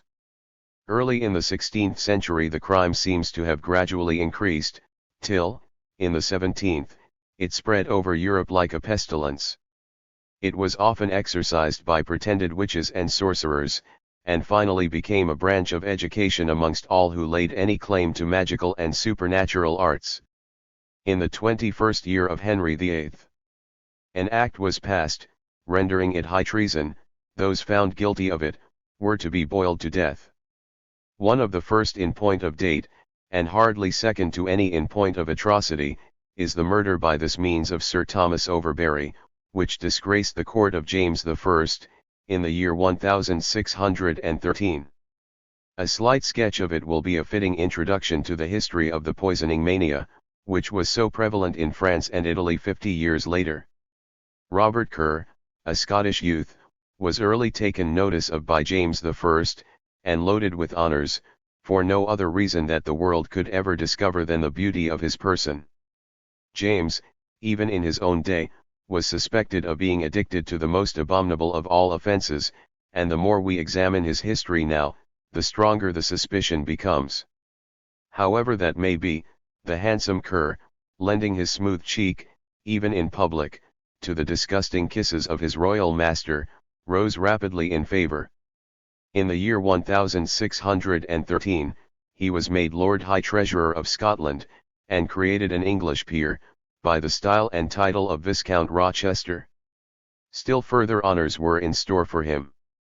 In this rapid promotion he had not been without a friend. Sir Thomas Overbury, the King's secretary, who appears, from some threats in his own letters, to have been no better than a pander to the vices of the King, and privy to his dangerous secrets, exerted all his backstair influence to forward the promotion of Kerr, by whom he was, doubtless, repaid in some way or other. Overbury did not confine his friendship to this, if friendship ever could exist between two such men, but acted the part of an entremetteur, and assisted Rochester to carry on an adulterous intrigue with the Lady Frances Howard, the wife of the Earl of Essex. This woman was a person of violent passions, and lost to all sense of shame. Her husband was in her way, and to be freed from him, she instituted proceedings for a divorce, on grounds which a woman of any modesty or delicacy of feeling would die rather than avow. Her scandalous suit was successful, and was no sooner decided than preparations, on a scale of the greatest magnificence, were made for her marriage with Lord Rochester. Sir Thomas Overbury, who had willingly assisted his patron to intrigue with the Countess of Essex, seems to have imagined that his marriage with so vile a woman might retard his advancement. He accordingly employed all his influence to dissuade him from it. But Rochester was bent on the match, and his passions were as violent as those of the Countess. On one occasion, when Overbury and the Viscount were walking in the gallery of Whitehall, Overbury was overheard to say, "Well, my lord, if you do marry that base woman, you will utterly ruin your honour and yourself. You shall never do it with my advice or consent, and, if you do, you had best look to stand fast." Rochester flung from him in a rage, exclaiming with an oath, "I will be even with you for this." These words were the death warrant of the unfortunate Overbury. He had mortally wounded the pride of Rochester in insinuating that by his means he might be lowered in the King's favour, and he had endeavoured to curb the burning passions of a heartless, dissolute, and reckless man. Overbury's imprudent remonstrances were reported to the Countess, and from that moment, she also vowed the most deadly vengeance against him. With a fiendish hypocrisy, however, they both concealed their intentions, and Overbury, at the solicitation of Rochester, was appointed ambassador to the court of Russia. This apparent favour was but the first step in a deep and deadly plot. Rochester, pretending to be warmly attached to the interests of Overbury, advised him to refuse the embassy, which, he said, was but a trick to get him out of the way. He promised, at the same time, to stand between him and any evil consequences which might result from his refusal. Overbury fell into the snare, and declined the embassy. James, offended, immediately ordered his committal to the Tower. He was now in safe custody, and his enemies had opportunity to commence the work of vengeance. The first thing Rochester did was to procure, by his influence at court, the dismissal of the Lieutenant of the Tower, and the appointment of Sir Gervas Elwes, one of his creatures, to the vacant post. This man was but one instrument, and another being necessary, was found in Richard Weston, a fellow who had formerly been shopman to a druggist. He was installed in the office of under-keeper, and as such had the direct custody of Overbury. So far, all was favourable to the designs of the conspirators. In the meantime, the insidious Rochester wrote the most friendly letters to Overbury, requesting him to bear his ill fortune patiently, and promising that his imprisonment should not be of long duration, for that his friends were exerting themselves to soften the King's displeasure. Still pretending the extreme of sympathy for him, he followed up the letters by presents of pastry and other delicacies, which could not be procured in the Tower. These articles were all poisoned. Occasionally, presents of a similar description were sent to Sir Gervas Elwes, with the understanding that these articles were not poisoned. When they were unaccompanied by letters, of these the unfortunate prisoner never tasted. A woman, named Turner, who had formerly kept a house of ill fame, and who had more than once lent it to further the guilty intercourse of Rochester and Lady Essex, was the agent employed to procure the poisons. They were prepared by Dr. Foreman, a pretended fortune-teller of Lambeth, assisted by an apothecary named Franklin. Both these persons knew for what purposes the poisons were needed, and employed their skill in mixing them in the pastry and other edibles, in such small quantities as gradually to wear out the constitution of their victim. Mrs. Turner regularly furnished the poisoned articles to the underkeeper, who placed them before Overbury. Not only his food, but his drink was poisoned. Arsenic was mixed with the salt he ate, and cantharides with the pepper. All this time, his health declined sensibly. Every day he grew weaker and weaker, and with a sickly appetite, craved for sweets and jellies. Rochester continued to condole with him, and anticipated all his wants in this respect, sending him abundance of pastry, and occasionally partridges and other game, and young pigs. With the sauce for the game, Mrs. Turner mixed a quantity of cantharides, and poisoned the pork with lunar caustic. As stated on the trial, Overbury took in this manner poison enough to have poisoned 20 men, but his constitution was strong, and he still lingered. Franklin, the apothecary, confessed that he prepared with Dr. Foreman 7 different sorts of poisons, viz. Aquafortis, arsenic, mercury, powder of diamonds, lunar caustic, great spiders, and cantharides. Overbury held out so long that Rochester became impatient, and in a letter to Lady Essex, expressed his wonder that things were not sooner dispatched. Orders were immediately sent by Lady Essex to the keeper to finish with the victim at once. Overbury had not been all this time without suspicion of treachery, although he appears to have had no idea of poison. He merely suspected that it was intended to confine him for life, and to set the king still more bitterly against him. In one of his letters, he threatened Rochester that, unless he were speedily liberated, he would expose his villainy to the world. He says, "You and I, ere it be long, will come to a public trial of another nature. Drive me not to extremities, lest I should say something that both you and I should repent. Whether I live or die, your shame shall never die, but ever remain to the world, to make you the most odious man living. I wonder much you should neglect him to whom such secrets of all kinds have passed. Be these the fruits of common secrets, common dangers." All these remonstrances, and hints as to the dangerous secrets in his keeping, were ill calculated to serve him with a man so reckless as Lord Rochester. They were more likely to cause him to be sacrificed than to be saved. Rochester appears to have acted as if he thought so. He doubtless employed the murderer's reasoning that dead men tell no tales, when, after receiving letters of this description, he complained to his paramour of the delay. Weston was spurred on to consummate the atrocity, and the patience of all parties being exhausted, a dose of corrosive sublimate was administered to him, in October 1613, which put an end to his sufferings, after he had been for 6 months in their hands.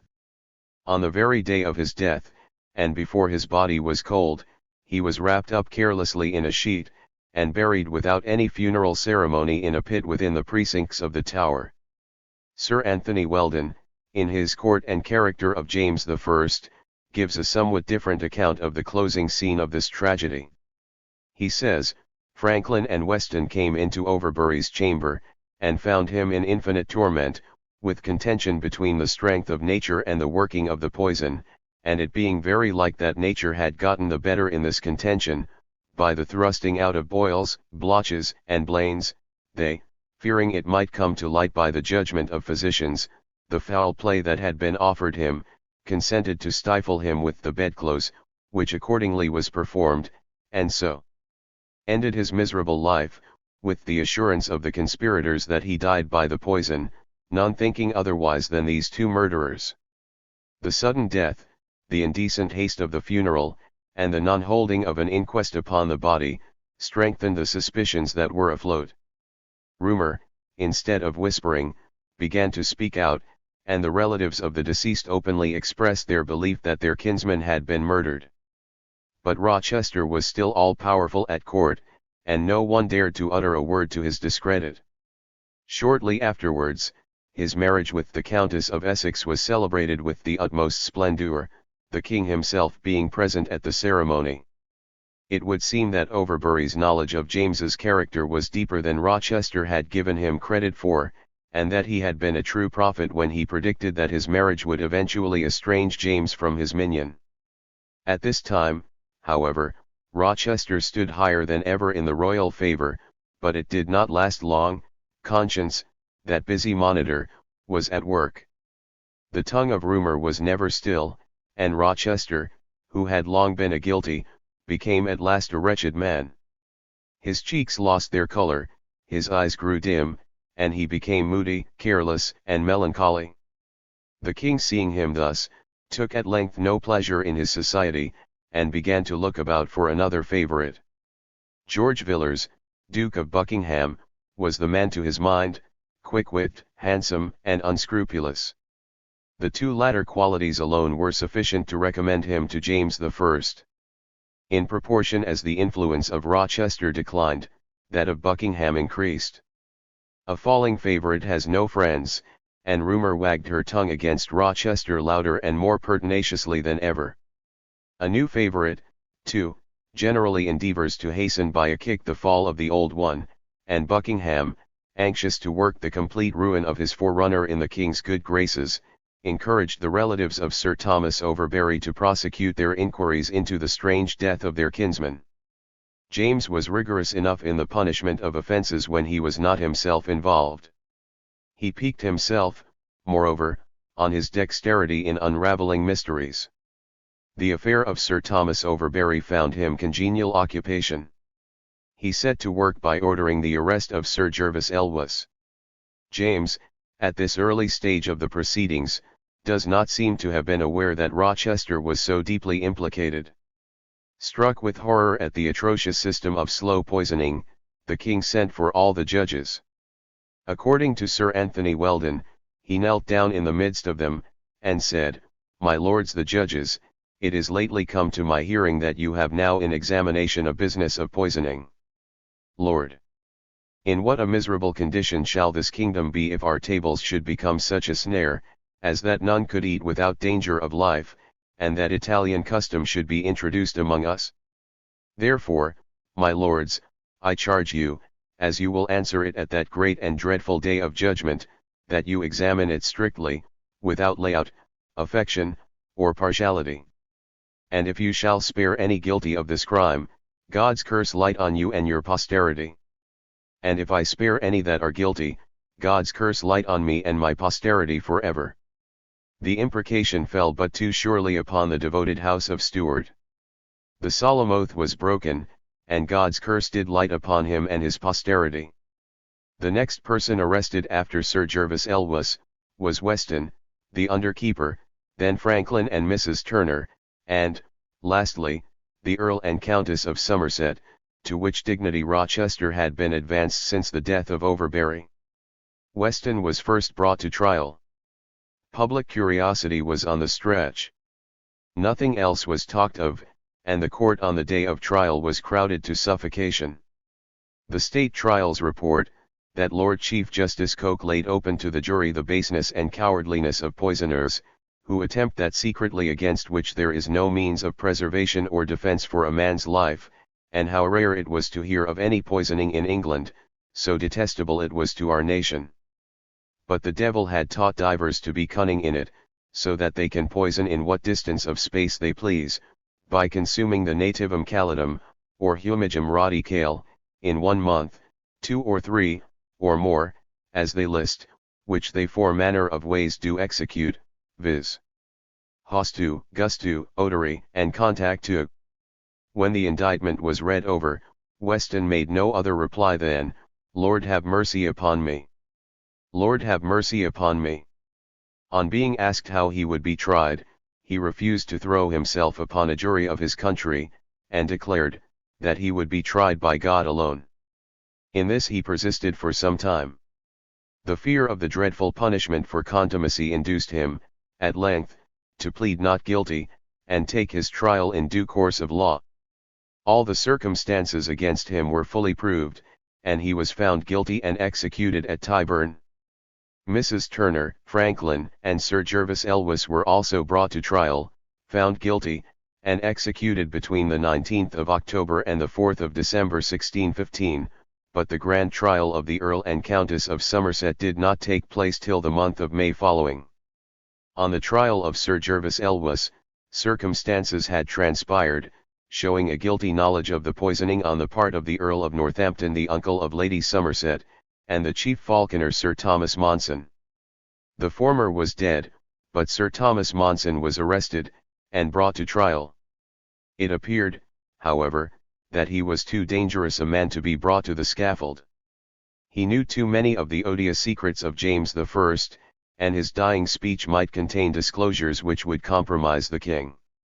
To conceal old guilt it was necessary to incur new. The trial of Sir Thomas Monson was brought to an abrupt conclusion, and himself set at liberty. Already James had broken his oath. He now began to fear that he had been rash in engaging so zealously to bring the poisoners to punishment. That Somerset would be declared guilty there was no doubt, and that he looked for pardon and impunity was equally evident to the king.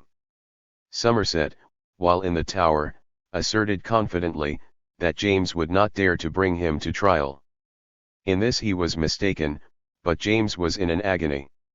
What the secret was between them will now never be known with certainty, but it may be surmised. Some have imagined it to be the vice to which the king was addicted, while others have asserted, that it related to the death of Prince Henry, a virtuous young man, who had held Somerset in especial abhorrence. The prince died early, unlamented by his father, and, as public opinion whispered at the time, poisoned by Somerset. Probably, some crime or other lay heavy upon the soul of the king, and Somerset, his accomplice, could not be brought to public execution with safety. Hence the dreadful tortures of James, when he discovered that his favourite was so deeply implicated in the murder of Overbury. Every means was taken by the agonized king to bring the prisoner into what was called a safe frame of mind. He was secretly advised to plead guilty, and trust to the clemency of the king. The same advice was conveyed to the countess. Bacon was instructed by the king to draw up a paper of all the points of mercy and favour to Somerset which might result from the evidence, and Somerset was again recommended to plead guilty, and promised that no evil should ensue to him. The countess was first tried. She trembled and shed tears during the reading of the indictment, and, in a low voice, pleaded guilty. On being asked why sentence of death should not be passed against her, she replied meekly, "I can much aggravate, but nothing extenuate my fault. I desire mercy, and that the Lords will intercede for me with the king." Sentence of death was passed upon her. Next day the Earl was brought to trial. He appears to have mistrusted the promises of James, and he pleaded not guilty. With a self-possession and confidence, which he felt, probably, from his knowledge of the king's character, he rigorously cross-examined the witnesses, and made a stubborn defense. After a trial which lasted 11 hours, he was found guilty, and condemned to the felon's death. Whatever may have been the secrets between the criminal and the king, the latter, notwithstanding his terrific oath, was afraid to sign the death warrant. It might, perchance, have been his own. The Earl and Countess were committed to the Tower, where they remained for nearly 5 years. At the end of this period, to the surprise and scandal of the community, and the disgrace of its chief magistrate, they both received the royal pardon, but were ordered to reside at a distance from the court. Having been found guilty of felony, the estates of the Earl had become forfeited, but James granted him out of their revenues an income of £4,000 per annum. Shamelessness could go no further. Of the afterlife of these criminals nothing is known, except that the love they had formerly borne each other was changed into aversion, and that they lived under the same roof for months together without the interchange of a word. The exposure of their atrocities did not put a stop to the practice of poisoning. On the contrary, as we shall see hereafter, it engendered that insane imitation which is so strange a feature of the human character. James himself is supposed, with great probability, to have fallen a victim to it. In the notes to Harris's Life and Writings of James I, there is a good deal of information on the subject. The guilt of Buckingham, although not fully established, rests upon circumstances of suspicion stronger than have been sufficient to lead hundreds to the scaffold. His motives for committing the crime are stated to have been a desire of revenge for the coldness with which the king, in the latter years of his reign, began to regard him, his fear that James intended to degrade him, and his hope that the great influence he possessed over the mind of the heir apparent would last through a new reign, if the old one were brought to a close. In the second volume of the Harleian Miscellany, there is a tract, entitled The Forerunner of Revenge, written by George Eglisham, Doctor of Medicine, and one of the physicians to King James. Harris, in quoting it, says that it is full of rancor and prejudice. It is evidently exaggerated, but forms, nevertheless, a link in the chain of evidence. Eglisham says, the king being sick of an ague, the duke took this opportunity, when all the king's doctors of physic were at dinner, and offered to him a white powder to take, the which he a long time refused, but, overcome with his flattering importunity, he took it in wine, and immediately became worse and worse, falling into many swoonings and pains, and violent fluxes of the belly, so tormented, that his majesty cried out aloud of this white powder, would to God I had never taken it. He then tells us of the Countess of Buckingham applying the plaister to the king's heart and breast, whereupon he grew faint and short-breathed, and in agony. That the physicians exclaimed, that the king was poisoned, that Buckingham commanded them out of the room, and committed one of them close prisoner to his own chamber, and another to be removed from court, and that, after his majesty's death, his body and head swelled above measure, his hair, with the skin of his head, stuck to his pillow, and his nails became loose on his fingers and toes. Clarendon, who, by the way, was a partisan of the Duke's, gives a totally different account of James's death. He says, it was occasioned by an ague which, meeting many humours in a fat unwieldy body of 58 years old, in 4 or 5 fits carried him out of the world. After whose death many scandalous and libellous discourses were raised, without the least colour or ground, as appeared upon the strictest and most malicious examination that could be made, long after, in a time of licence, when nobody was afraid of offending majesty, and when prosecuting the highest reproaches and contumelies against the royal family was held very meritorious. Notwithstanding this confident declaration, the world will hardly be persuaded that there was not some truth in the rumours that were abroad. The inquiries which were instituted were not strict, as he asserts, and all the unconstitutional influence of the powerful favourite was exerted to defeat them. In the celebrated accusations brought against Buckingham by the Earl of Bristol, the poisoning of King James was placed last on the list, and the pages of history bear evidence of the summary mode in which they were, for the time, got rid of. The man from whom Buckingham is said to have procured his poisons was one Dr. Lamb, a conjurer and empiric, who, besides dealing in poisons, pretended to be a fortune-teller. The popular fury, which broke with comparative harmlessness against his patron, was directed against this man, until he could not appear with safety in the streets of London. His fate was melancholy. Walking one day in Cheapside, disguised, as he thought, from all observers, he was recognized by some idle boys, who began to hoot and pelt him with rubbish, calling out, "The poisoner, the poisoner!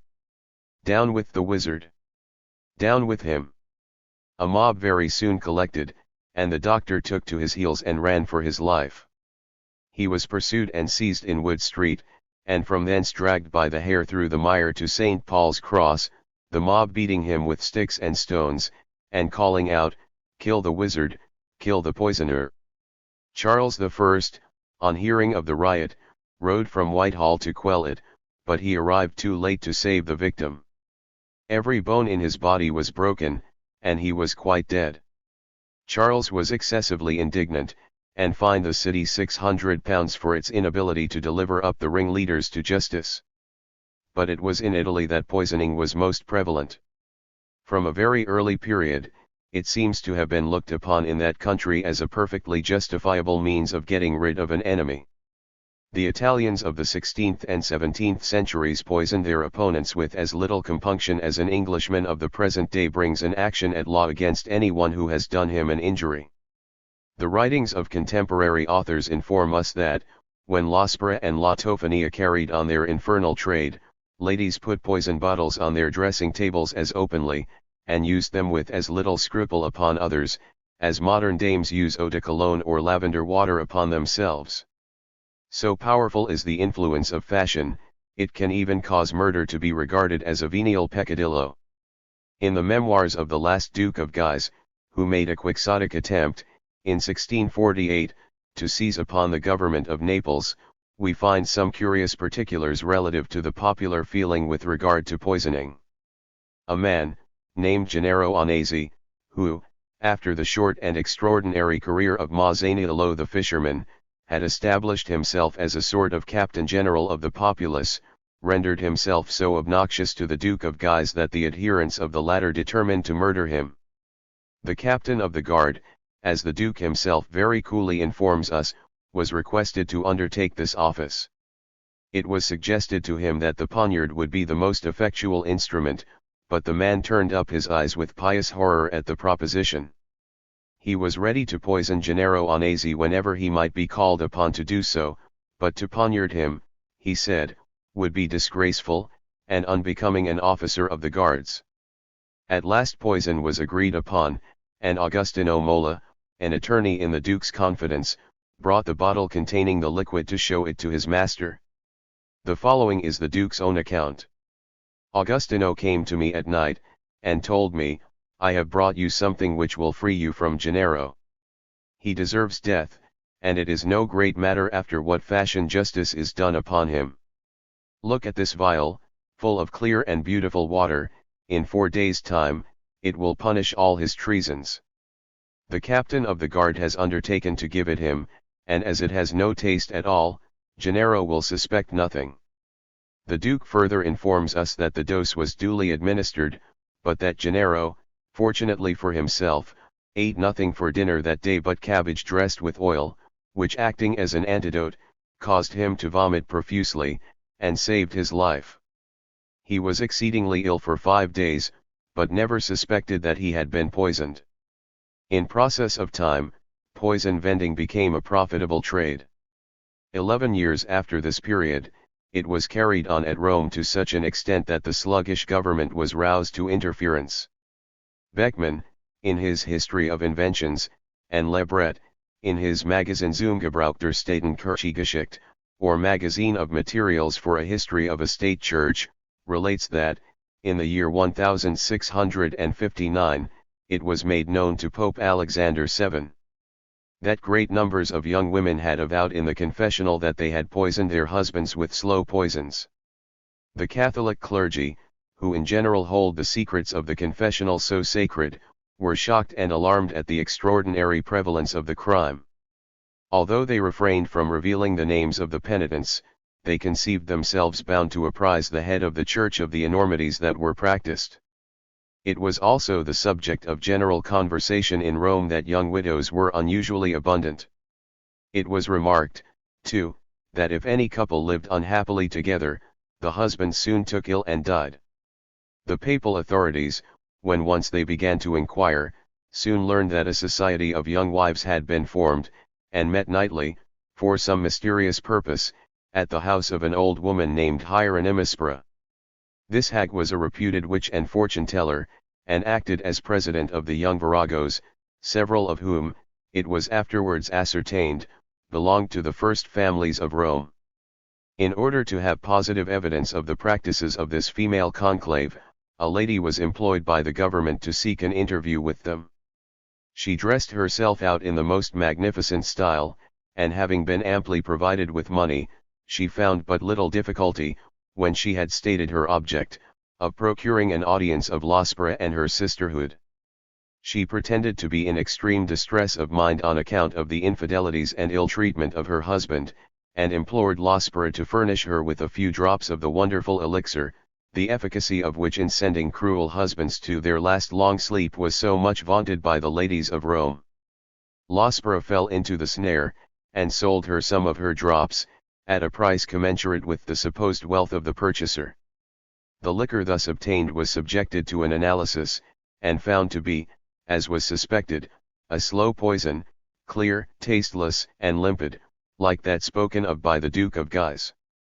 Upon this evidence the house was surrounded by the police, and Lospera and her companions taken into custody.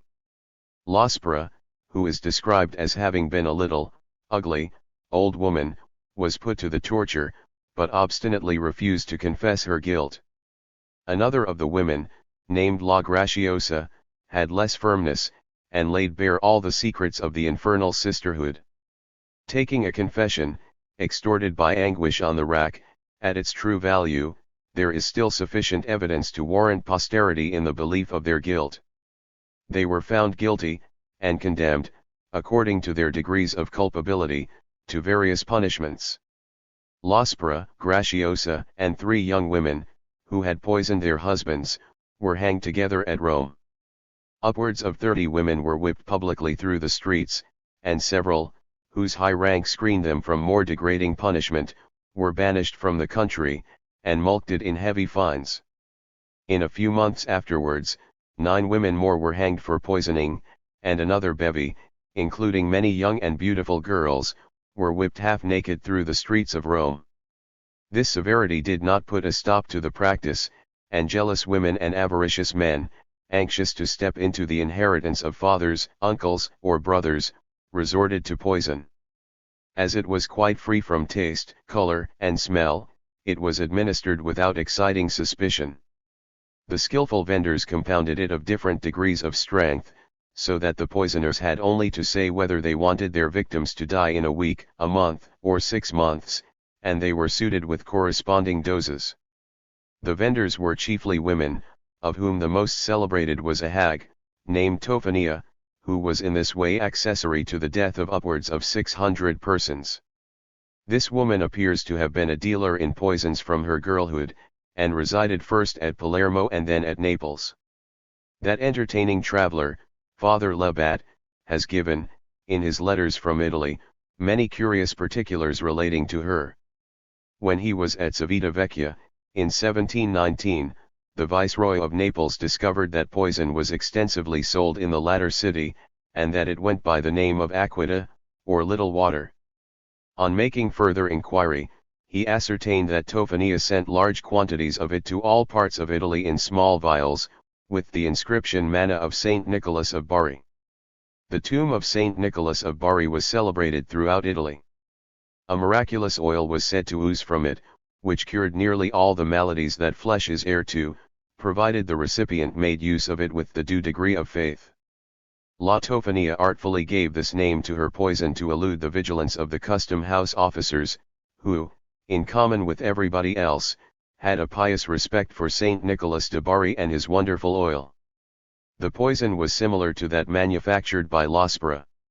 Hahnemann the physician, and father of the homoepathic doctrine, writing upon this subject, says it was compounded of arsenical neutral salts, occasioning in the victim a gradual loss of appetite, faintness, gnawing pains in the stomach, loss of strength, and wasting of the lungs. The Abbé Gagliardi says that a few drops of it were generally poured into tea, chocolate, or soup, and its effects were slow, and almost imperceptible. Garelli, physician to the Emperor of Austria, in a letter to Hoffmann, says it was crystallized arsenic, dissolved in a large quantity of water by decoction, with the addition of the herb Cymbalaria. The Neapolitans called it aqua tophnina, and it became notorious all over Europe under the name of aqua tophania. Although this woman carried on her infamous traffic so extensively, it was extremely difficult to meet with her. She lived in continual dread of discovery. She constantly changed her name and residence, and pretending to be a person of great godliness, resided in monasteries for months together. Whenever she was more than usually apprehensive of detection, she sought ecclesiastical protection. She was soon apprised of the search made for her by the Viceroy of Naples, and, according to her practice, took refuge in a monastery. Either the search after her was not very rigid, or her measures were exceedingly well taken, for she contrived to elude the vigilance of the authorities for several years. What is still more extraordinary, as showing the ramifications of her system, her trade was still carried on to as great an extent as before. Labat informs us that she had so great a sympathy for poor wives who hated their husbands and wanted to get rid of them, but could not afford to buy her wonderful aqua, that she made them presents of it. She was not allowed, however, to play at this game forever. She was at length discovered in a nunnery, and her retreat cut off. The Viceroy made several representations to the Superior to deliver her up, but without effect. The abbess, supported by the Archbishop of the diocese, constantly refused. The public curiosity was in consequence so much excited at the additional importance thus thrust upon the criminal, that thousands of persons visited the nunnery in order to catch a glimpse of her. The patience of the Viceroy appears to have been exhausted by these delays. Being a man of sense, and not a very zealous Catholic, he determined that even the Church should not shield a criminal so atrocious. Setting the privileges of the nunnery at defiance, he sent a troop of soldiers, who broke over the walls and carried her away 6 armis. The Archbishop, Cardinal Pignatelli, was highly indignant, and threatened to excommunicate and lay the whole city under interdict. All the inferior clergy, animated by the esprit du corps, took up the question, and so worked upon the superstitious and bigoted people, that they were ready to rise in a mass to storm the palace of the Viceroy and rescue the prisoner. These were serious difficulties, but the Viceroy was not a man to be daunted. Indeed, he seems to have acted throughout with a rare union of astuteness, coolness, and energy. To avoid the evil consequences of the threatened excommunication, he placed a guard round the palace of the Archbishop, judging that the latter would not be so foolish as to launch out an anathema which would cause the city to be starved, and himself in it. The market people would not have dared to come to the city with provisions, so long as it remained under the ban. There would have been too much inconvenience to himself and his ghostly brethren in such a measure, and, as the Viceroy anticipated, the good Cardinal reserved his thunders for some other occasion. Still there was the populace. To quiet their clamour and avert the impending insurrection, the agents of the government adroitly mingled with the people, and spread abroad a report that Tophania had poisoned all the wells and fountains of the city. This was enough. The popular feeling turned against her immediately. Those who, but a moment before, had looked upon her as a saint, now reviled her as a devil, and were as eager for her punishment as they had before been for her escape. Tophania was then put to the torture. She confessed the long catalogue of her crimes, and named all the persons who had employed her. She was shortly afterwards strangled, and her corpse thrown over the wall into the garden of the convent, from whence she had been taken. This appears to have been done to conciliate the clergy, by allowing them, at least, the burial of one who had taken refuge within their precincts. After her death the mania for poisoning seems to have abated, but we have yet to see what hold it took upon the French people at a somewhat earlier period. So rooted had it become in France between the years 1670 and 1680, that Madame de Seven, in one of her letters, expresses her fear that Frenchman and poisoner would become synonymous terms. As in Italy, the first notice the government received of the prevalence of this crime was given by the clergy, to whom females of high rank, and some among the middle and lower classes, had avowed in the confessional that they had poisoned their husbands. In consequence of these disclosures, 2 Italians, named Exili and Glazer, were arrested, and thrown into the Bastille, on the charge of compounding and selling the drugs used for these murders. Glazer died in prison, but Exili remained without trial for several months, and there, shortly afterwards, he made the acquaintance of another prisoner, named Saint Croix, by whose example the crime was still further disseminated among the French people. The most notorious of the poisoners that derived their pernicious knowledge from this man was Madame de Brinvillers, a young woman connected both by birth and marriage with some of the noblest families of France. She seems, from her very earliest years, to have been heartless and depraved, and, if we may believe her own confession, was steeped in wickedness ere she had well entered her teens. She was, however, beautiful and accomplished, and, in the eye of the world, seemed exemplary and kind. Guillaume de Pitaval, in the Causes Célebres, and Madame de Sévigné, in her letters, represent her as mild and agreeable in her manners, and offering no traces on her countenance of the evil soul within. She was married in 1651 to the Marquis de Brinvilliers, with whom she lived unhappily for some years.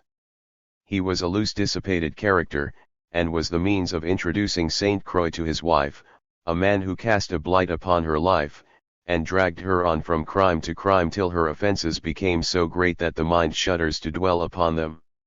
For this man she conceived a guilty passion, to gratify which she plunged at once into the gulf of sin. She was drawn to its most loathsome depths ere retribution overtook her. She had as yet shown a fair outside to the world, and found but little difficulty in effecting a legal separation from her husband, who had not the art to conceal his vices. The proceeding gave great offence to her family.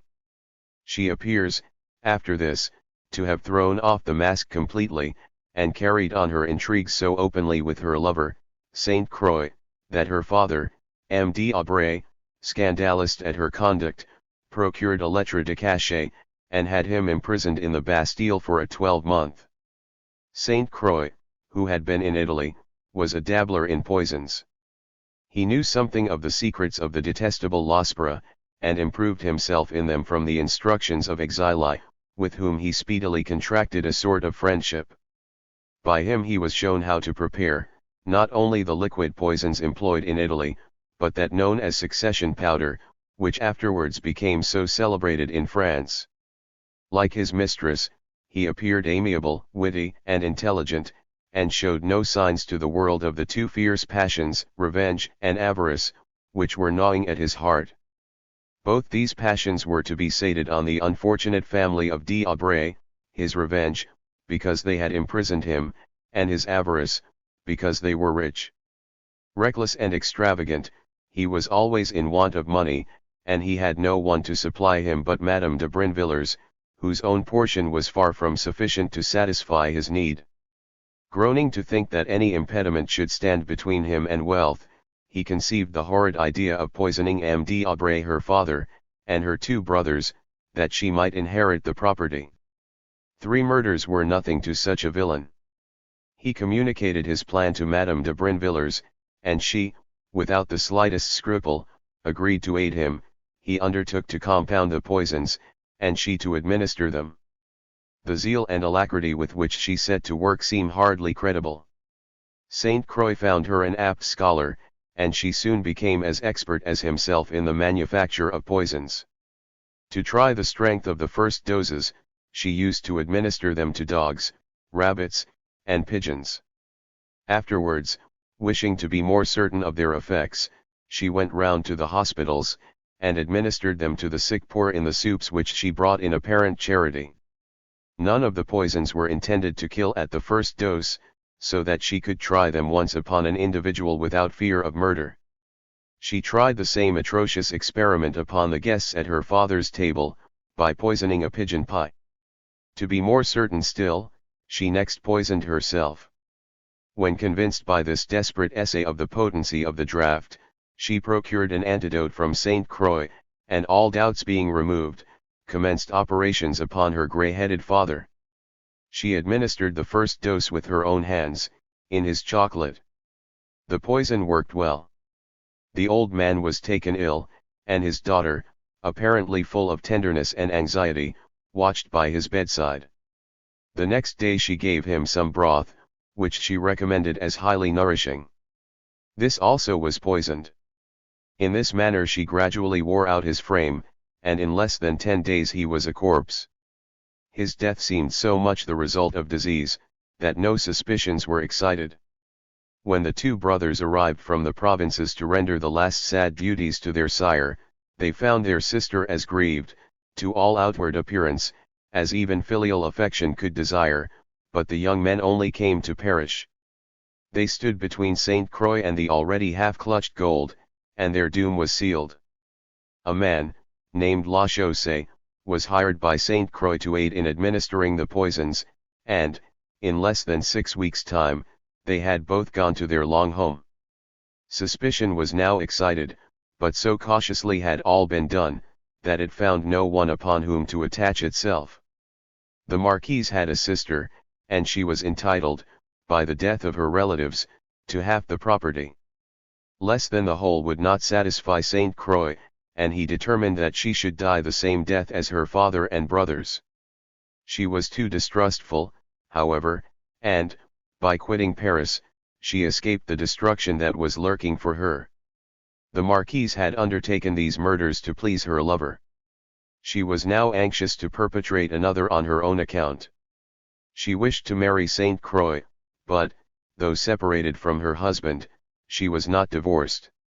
She thought it would be easier to poison him than to apply to the tribunals for a divorce, which might, perhaps, be refused. But Salute Croix had no longer any love for his guilty instrument. Bad men do not admire others who are as bad as themselves. Though a villain himself, he had no desire to marry one, and was not at all anxious for the death of the Marquis. He seemed, however, to enter into the plot, and supplied her with poison for her husband, but he took care to provide a remedy. La Brinvilliers poisoned him one day, and Saint Croix gave him an antidote the next. In this manner he was buffeted about between them for some time, and finally escaped with a ruined constitution and a broken heart. But the day of retribution was at hand, and a terrible mischance brought the murders to light. The nature of the poisons compounded by Salute Croix was so deadly, that, when working in his laboratory, he was obliged to wear a mask, to preserve himself from suffocation. One day, the mask slipped off, and the miserable wretch perished in his crimes. His corpse was found, on the following morning, in the obscure lodging where he had fitted up his laboratory. As he appeared to be without friends or relatives, the police took possession of his effects. Among other things was found a small box, to which was affixed the following singular document. I humbly beg, that those into whose hands this box may fall, will do me the favor to deliver it into the hands only of the Marquise de Brinvilliers, who resides in the Rue Neuve Saint Paul, as everything it contains concerns her, and belongs to her alone, and as, besides, there is nothing in it that can be of use to any person but her. In case she shall be dead before me, it is my wish that it be burned, with everything it contains, without opening or altering anything. In order that no one may plead ignorance, I swear by the God that I adore, and by all that is held most sacred, that I assert nothing but the truth, and if my intentions, just and reasonable as they are, be thwarted in this point by any persons, I charge their consciences with it, both in this world and that which is to come, in order that I may unload mine. I protest that this is my last will. Done at Paris, the 25th of May, 1672. Saint Croix. This earnest solicitation, instead of ensuring respect as was intended, excited curiosity. The box was opened, and found to contain some papers, and several vials and powders. The latter were handed to a chemist for analysis, and the documents were retained by the police, and opened. Among them was found a promissory note of the Marquise de Brinvilliers, for 30,000 francs, to the order of Saint Croix. The other papers were of greater importance, as they implicated both her and her servant, La Chaussee, in the recent murders. As soon as she was informed of the death of Saint Croix, she made an attempt to gain possession of his papers and the box, but, being refused, she saw that there was no time to be lost, and immediately quitted. Next morning the police were on her trail, but she succeeded in escaping to England. La Chaussee was not so fortunate. Altogether ignorant of the fatal mischance which had brought his villainies to light, he did not dream of danger. He was arrested and brought to trial. Being put to the torture, he confessed that he had administered poison to the Messieurs d'Aubray, and that he had received 100 pistoles, and the promise of an annuity for life, from Saint Croix and Madame de Brinvillers, for the job. He was condemned to be broken alive on the wheel, and the Marchioness was, by default, sentenced to be beheaded. He was executed accordingly, in March 1673, on the Place de Grève, in Paris. La Brinvillers appears to have resided for nearly 3 years in England. Early in 1676, thinking that the rigor of pursuit was over, and that she might venture to return to the continent, she proceeded secretly to Liege.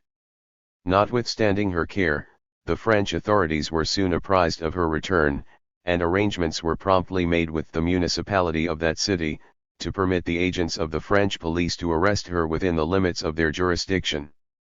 Desgrais, an officer of the Maréchaussée, accordingly left Paris for that purpose. On his arrival in Liege, he found that she had sought shelter within the walls of a convent. Here the arm of the law, long as it is said to be, could not reach her, but Desgrais was not a man to be baffled, and he resorted to stratagem to accomplish what force could not. Having disguised himself as a priest, he sought admission to the convent, and obtained an interview with La Brinvillers. He said, that being a Frenchman, and passing through Liege, he could not leave that city without paying a visit to a lady whose beauty and misfortunes were so celebrated. Her vanity was flattered by the compliment. Desgrais saw, to use a vulgar but forcible expression, that he had got on the blind side of her, and he adroitly continued to pour out the language of love and admiration, till the deluded Marchioness was thrown completely off her guard. She agreed, without much solicitation, to meet him outside the walls of the convent, where their amorous intrigue might be carried on more conveniently than within. Faithful to her appointment with her supposed new lover, she came, and found herself, not in the embrace of a gallant, but in the custody of a policeman. Her trial was not long delayed. The proofs against her were abundant. The dying declaration of La Chaussée would have been alone enough to convict her, but besides that, there were the mysterious document attached to the box of Saint Croix, her flight from France, and, stronger and more damning proof than all, a paper, in her own handwriting, found among the effects of Saint Croix, in which she detailed to him the misdeeds of her life, and spoke of the murder of her father and brothers, in terms that left no doubt of her guilt. During the trial, all Paris was in commotion. La Brinvillers was the only subject of conversation. All the details of her crimes were published, and greedily devoured, and the idea of secret poisoning was first put into the heads of hundreds, who afterwards became guilty of it.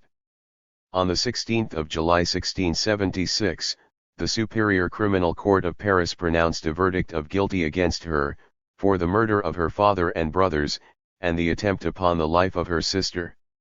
She was condemned to be drawn on a hurdle, with her feet bare, a rope about her neck, and a burning torch in her hand, to the great entrance of the Cathedral of Notre Dame, where she was to make the amende honorable, in sight of all the people, to be taken from thence to the Place de Grève, and there to be beheaded.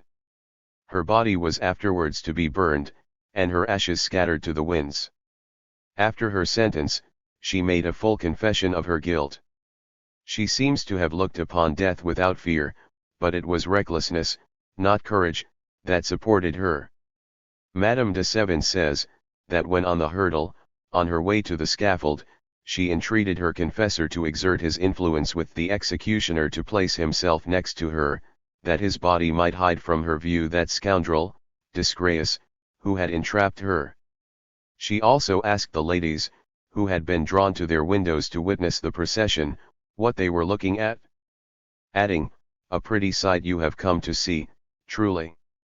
She laughed when on the scaffold, dying as she had lived, impenitent and heartless. On the morrow, the populace came in crowds to collect her ashes, to preserve them as relics.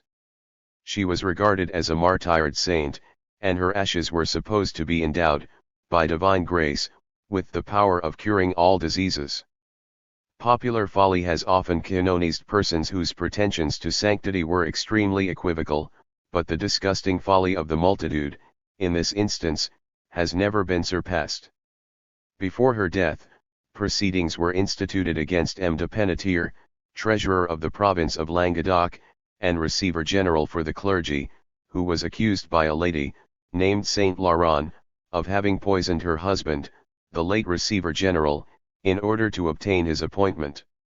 The circumstances of this case were never divulged, and the greatest influence was exerted to prevent it from going to trial. He was known to have been intimate with Saint Croix and Madame de Brinvilliers, and was thought to have procured his poisons from them. The latter, however, refused to say anything which might implicate him. The inquiry was eventually stifled, after Penetier had been several months in the Bastille.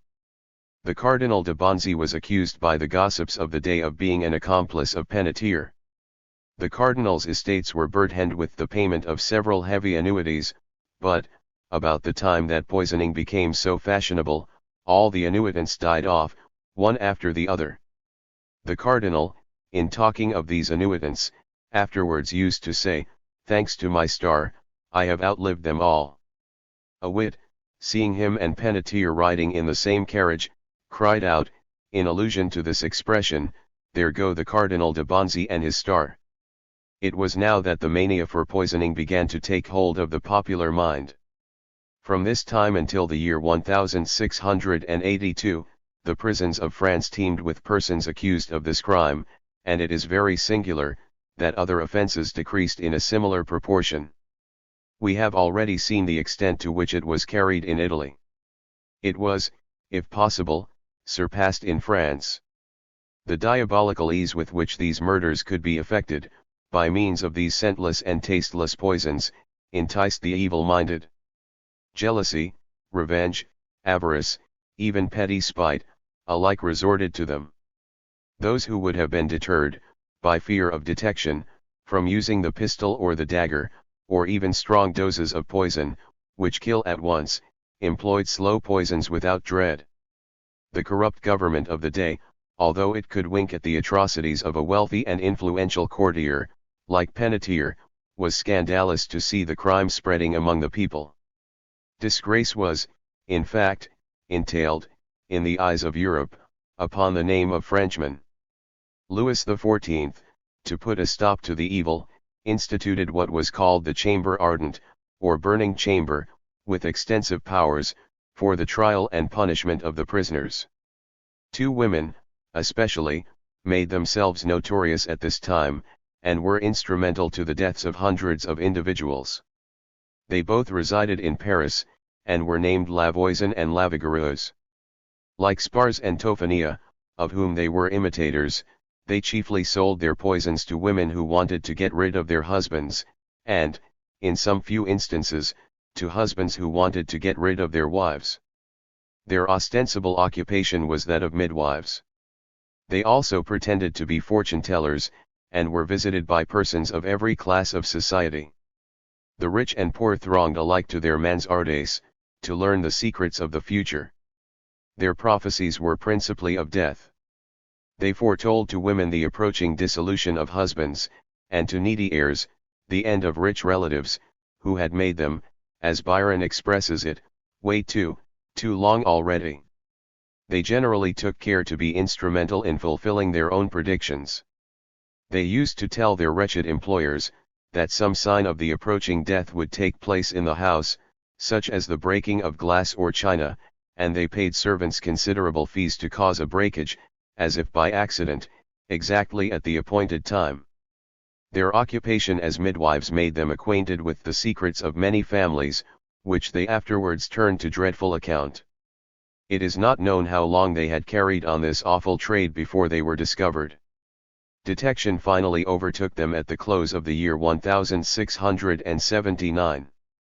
They were both tried, found guilty, and burned alive on the Place de Grève, on the 22nd of February, 1680, after their hands had been bored through with a red-hot iron, and then cut off.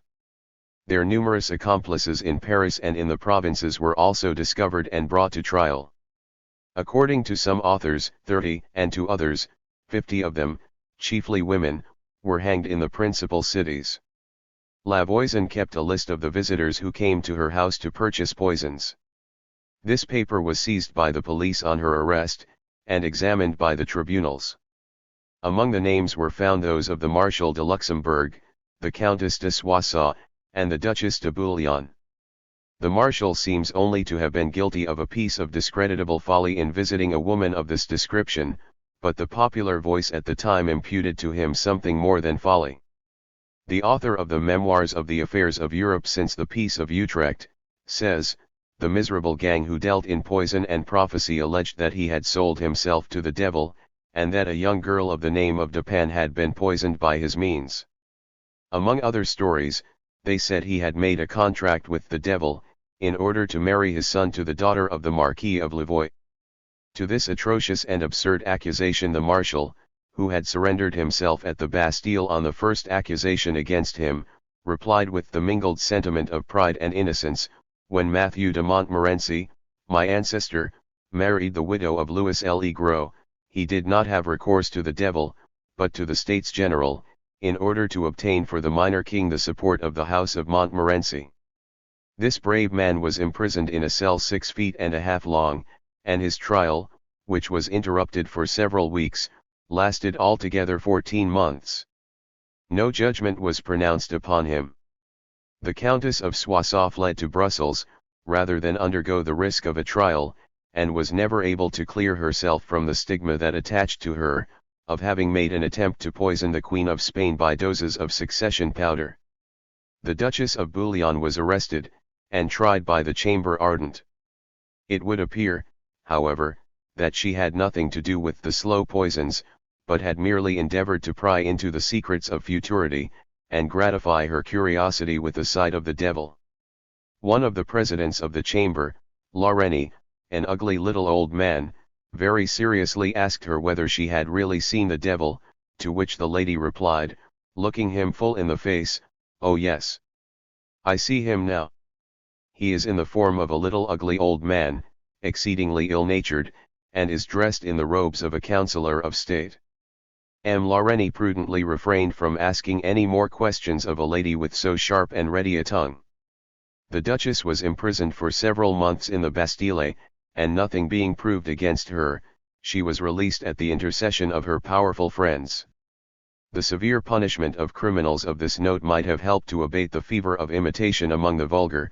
Their comparative impunity had a contrary tendency. The escape of Penetier, and the wealthy Cardinal de Bonzy his employer, had the most pernicious effect. For 2 years longer the crime continued to rage, and was not finally suppressed till the stake had blazed, or the noose dangled, for upwards of 100 individuals. Haunted houses. Here's a knocking indeed. Knock. Knock. Knock. Who's there? I the name o' Beelzebub. Who's there? I the devil's name. Knock. Knock. Knock. Never at quiet. Macbeth. Who has not either seen or heard of some house, shut up and uninhabitable, fallen into decay, and looking dusty and dreary, from which, at midnight, strange sounds have been heard to issue, aerial knockings, the rattling of chains, and the groaning of perturbed spirits. A house that people have thought it unsafe to pass after dark, and which has remained for years without a tenant, and which no tenant would occupy, even were he paid to do so. There are hundreds of such houses in England at the present day, hundreds in France, Germany, and almost every country of Europe, which are marked with the mark of fear, places for the timid to avoid, and the pious to bless themselves at, and ask protection from, as they pass, the abodes of ghosts and evil spirits. There are many such houses in London, and if any vain boaster of the march of intellect would but take the trouble to find them out and count them, he would be convinced that intellect must yet make some enormous strides before such old superstitions can be eradicated. The idea that such houses exist is a remnant of the witch creed, which merits separate notice from its comparative harmlessness, and from its being not so much a madness as a folly of the people. Unlike other notions that sprang from the belief in witchcraft, and which we have already dwelt upon at sufficient length, it has sent no wretches to the stake or the gibbet, and but a few to the pillory only. Many houses have been condemned as haunted, and avoided by the weak and credulous, from circumstances the most trifling in themselves, and which only wanted a vigorous mind to clear up, at once, and dissipate all alarm. A house in Aix-la-Chapelle, a large desolate-looking building, remained uninhabited for 5 years, on account of the mysterious knockings that there were heard within it at all hours of the day and night. Nobody could account for the noises, and the fear became at last so excessive, that the persons who inhabited the houses on either side relinquished their tenancy, and went to reside in other quarters of the town, where there was less chance of interruption from evil spirits.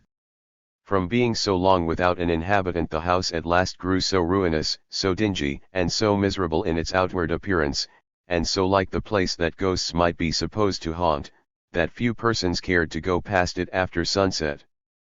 The knocking that was heard in one of the upper rooms was not very loud, but it was very regular. The gossips of the neighborhood asserted that they often heard groans from the cellars, and saw lights moved about from one window to another immediately after the midnight bell had tolled. Spectres in white habiliments were reported to have jibed and chattered from the windows, but all these stories could bear no investigation. The knocking, however, was a fact which no one could dispute, and several ineffectual attempts were made by the proprietor to discover the cause. The rooms were sprinkled with holy water, the evil spirits were commanded in due form, by a priest, to depart thence to the Red Sea, but the knocking still continued, in spite of all that could be done in that way. Accident at last discovered the cause, and restored tranquility to the neighborhood. The proprietor, who suffered not only in his mind but in his pocket, had sold the building at a ruinously small price, to get rid of all future annoyance. The new proprietor was standing in a room on the first floor when he heard the door driven to at the bottom with a considerable noise, and then fly open immediately, about 2 inches and no more. He stood still a minute and watched, and the same thing occurred a second and a third time. He examined the door attentively, and all the mystery was unraveled. The latch of the door was broken so that it could not be fastened, and it swung chiefly upon the bottom hinge.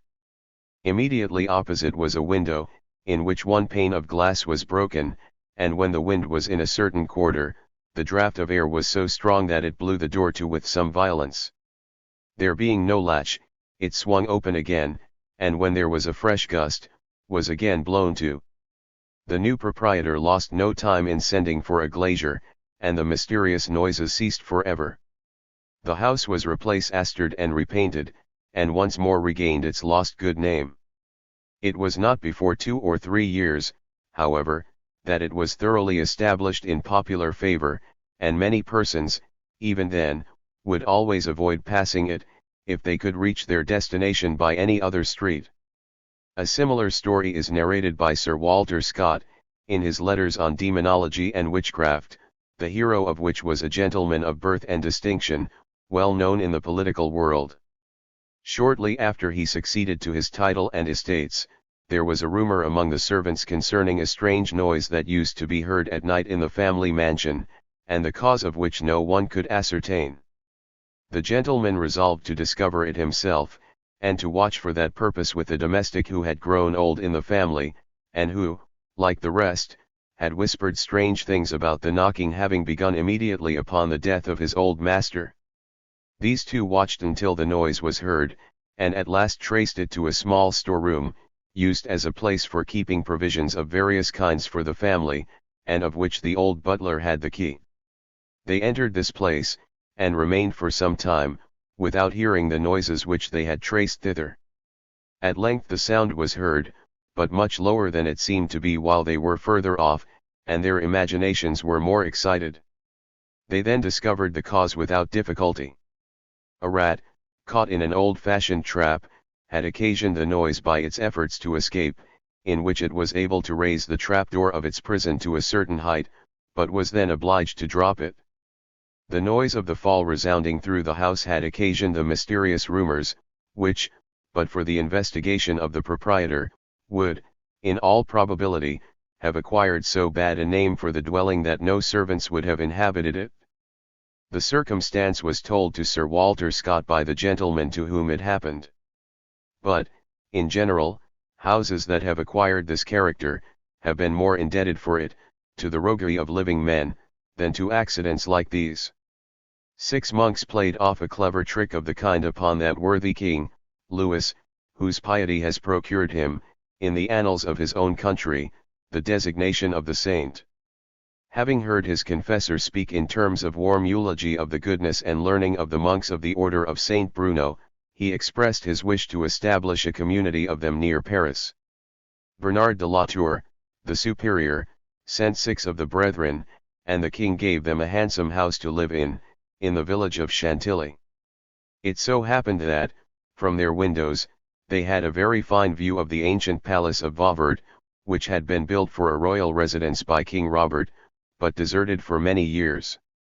The worthy monks thought the palace would just suit them, but their modesty was so excessive that they were ashamed to ask the king for a grant of it in due form. This difficulty was not to be overcome, and the monks set their ingenuity to work to discover another plan.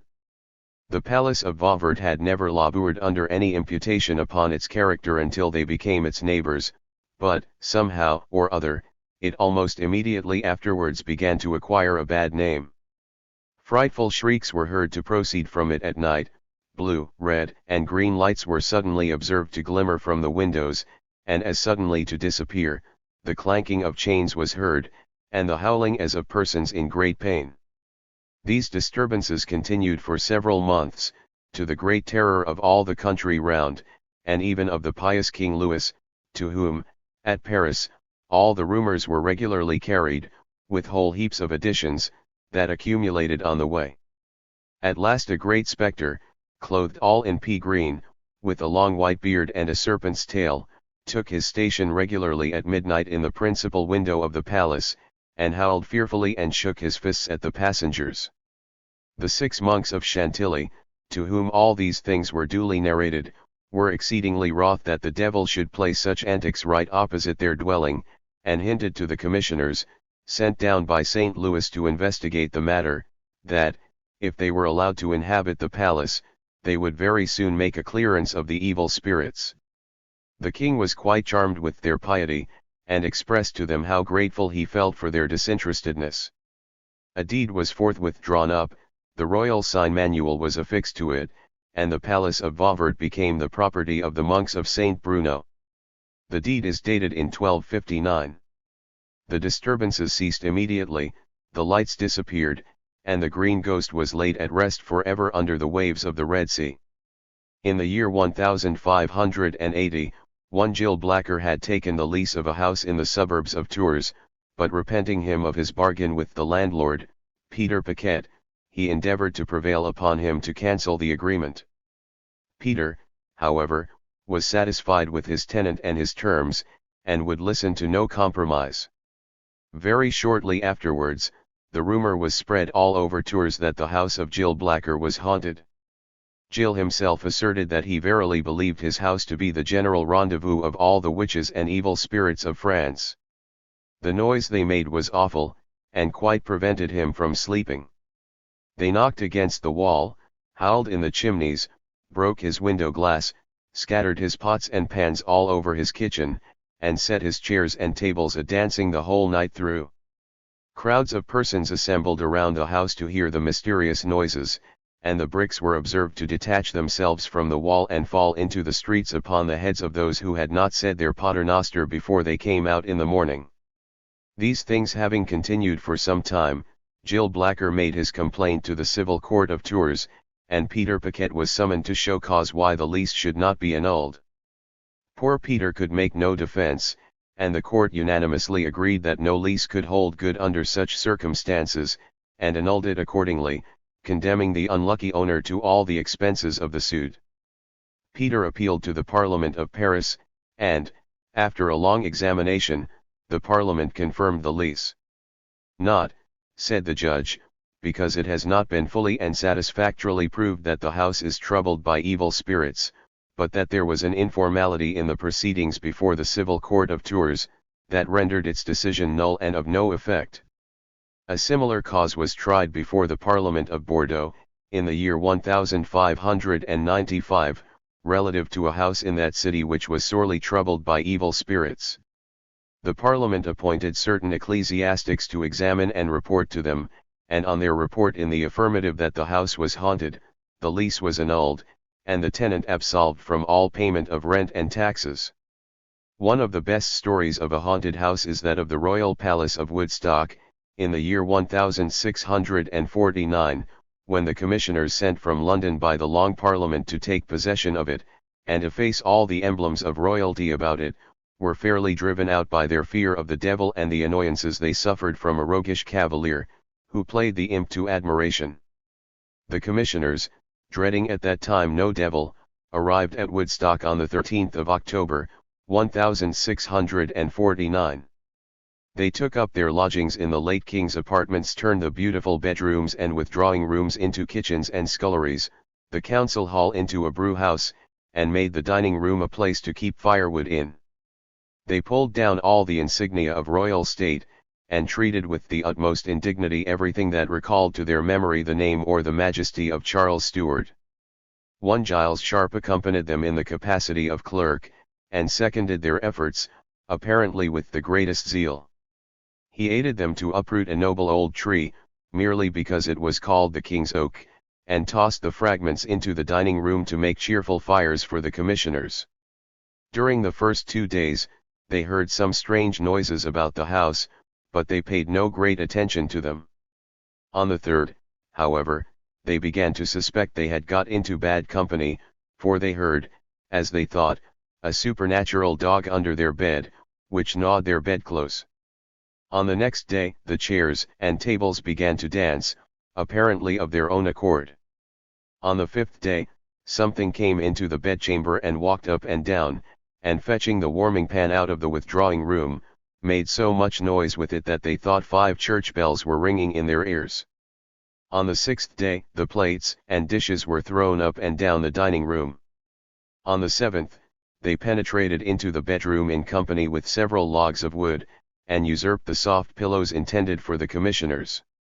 On the 8th and 9th nights, there was a cessation of hostilities, but on the 10th, the bricks in the chimneys became locomotive, and rattled and danced about the floors, and round the heads of the commissioners, all the night long. On the 11th, the demon ran away with their breeches, and on the 12th filled their beds so full of pewter platters that they could not get into them.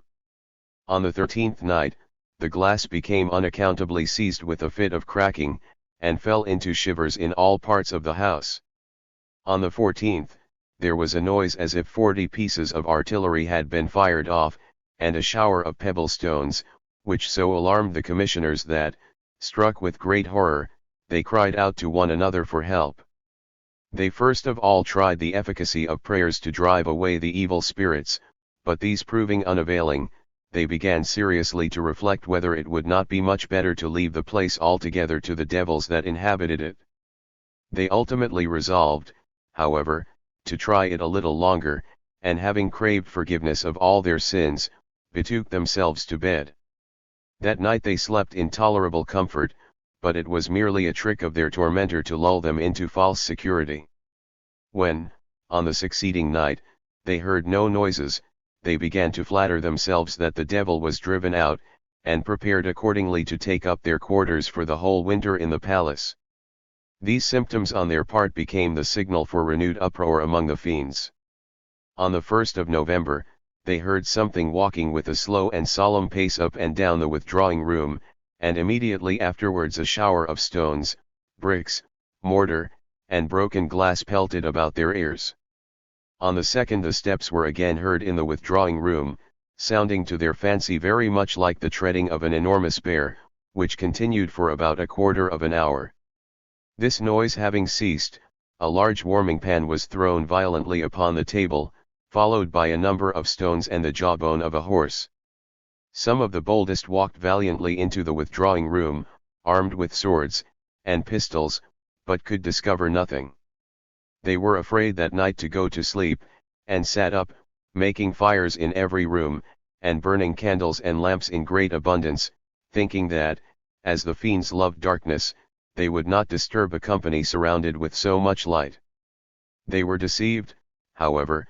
Buckets of water came down the chimneys and extinguished the fires, and the candles were blown out. they knew not how. Some of the servants who had betaken themselves to bed were drenched with putrid ditch water as they lay, and arose in great fright, muttering incoherent prayers, and exposing to the wondering eyes of the commissioners their linen all dripping with green moisture, and their knuckles red with the blows they had at the same time received from some invisible tormentors. While they were still speaking, there was a noise like the loudest thunder, or the firing of a whole park of artillery, upon which they all fell down upon their knees and implored the protection of the Almighty.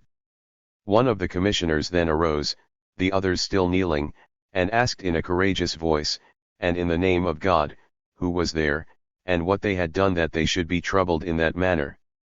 No answer was returned, and the noises ceased for a while. At length, however, as the commissioners said, the devil came again, and brought with it 7 devils worse than itself. Being again in darkness, they lighted a candle and placed it in the doorway, that it might throw a light upon the 2 chambers at once, but it was suddenly blown out, and one commissioner said that he had seen the similitude of a horse's hoof striking the candle and candlestick into the middle of the chamber, and afterwards making 3 scrapes on the snuff to put it out. Upon this, the same person was so bold as to draw his sword, but he asserted positively that he had hardly withdrawn it from the scabbard before an invisible hand seized hold of it and tugged with him for it, and prevailing, struck him so violent a blow with the pommel that he was quite stunned. Then the noises began again, upon which, with one accord, they all retired into the presence chamber, where they passed the night, praying and singing psalms. They were by this time convinced that it was useless to struggle any longer with the powers of evil, that seemed determined to make Woodstock their own. These things happened on the Saturday night, and, being repeated on the Sunday, they determined to leave the place immediately, and return to London. By Tuesday morning early, all their preparations were completed, and, shaking the dust off their feet, and devoting Woodstock and all its inhabitants to the infernal gods, they finally took their departure. Many years elapsed before the true cause of these disturbances was discovered. It was ascertained, at the Restoration, that the whole was the work of Giles Sharp, the trusty clerk of the commissioners. This man, whose real name was Joseph Collins, was a concealed royalist, and had passed his early life within the bowers of Woodstock, so that he knew every hole and corner of the place, and the numerous trapdoors and secret passages that abounded in the building. The commissioners, never suspecting the true state of his opinions, but believing him to be revolutionary to the backbone, placed the utmost reliance upon him, a confidence which he abused in the manner above detailed, to his own great amusement, and that of the few cavaliers whom he let into the secret. Quite as extraordinary and as cleverly managed was the trick played off at Tidworth, in 1661, at the house of Mr. Mompesson, and which is so circumstantially narrated by the Rev. Joseph Glanville, under the title of The Demon of Tidworth, and appended, among other proofs of witchcraft, to his noted work, called Saggismus Triumphatus. About the middle of April, in the year above mentioned, Mr. Mompesson, having returned to his house, at Tidworth, from a journey he had taken to London, was informed by his wife, that during his absence they had been troubled with the most extraordinary noises. 3 nights afterwards he heard the noise himself, and it appeared to him to be that of a great knocking at his doors, and on the outside of his walls. He immediately arose, dressed himself, took down a pair of pistols, and walked valiantly forth to discover the disturber, under the impression that it must be a robber, but, as he went, the noise seemed to travel before or behind him, and, when he arrived at the door from which he thought it proceeded, he saw nothing, but still heard a strange hollow sound. He puzzled his brains for a long time, and searched every corner of the house, but, discovering nothing, he went to bed again. He was no sooner snug under the clothes, than the noise began again more furiously than ever, sounding very much like a thumping and drumming on the top of his house, and then by degrees going off into the air. These things continued for several nights, when it came to the recollection of Mr. Mompesson that some time before, he had given orders for the arrest and imprisonment of a wandering drummer, who went about the country with a large drum, disturbing quiet people and soliciting alms, and that he had detained the man's drum, and that, probably, the drummer was a wizard, and had sent evil spirits to haunt his house, to be revenged of him. He became strengthened in his opinion every day, especially when the noises assumed, to his fancy, a resemblance to the beating of a drum, like that at the breaking up of a guard. Mrs. Mompesson being brought to bed, the devil, or the drummer, very kindly and considerately refrained from making the usual riot, but, as soon as she recovered strength, began again in a ruder manner than before, following and vexing the young children, and beating their bedsteads with so much violence that every one expected they would fall in pieces. For an hour together, as the worthy Mr. Mompesson repeated to his wondering neighbours, this infernal drummer would beat Roundheads and Cuckolds, the tattoo, and several other points of war, as cleverly as any soldier. When this had lasted long enough, he changed his tactics, and scratched with his iron talons under the children's bed. On the 5th of November, says the Rev. Joseph Glanville, it made a mighty noise, and a servant, observing two boards in the children's room seeming to move, he bid it give him one of them. Upon which the board came, within a yard of him. The man added, "Nay, let me have it in my hand," upon which the spirit, devil, or drummer pushed it towards him so close, that he might touch it.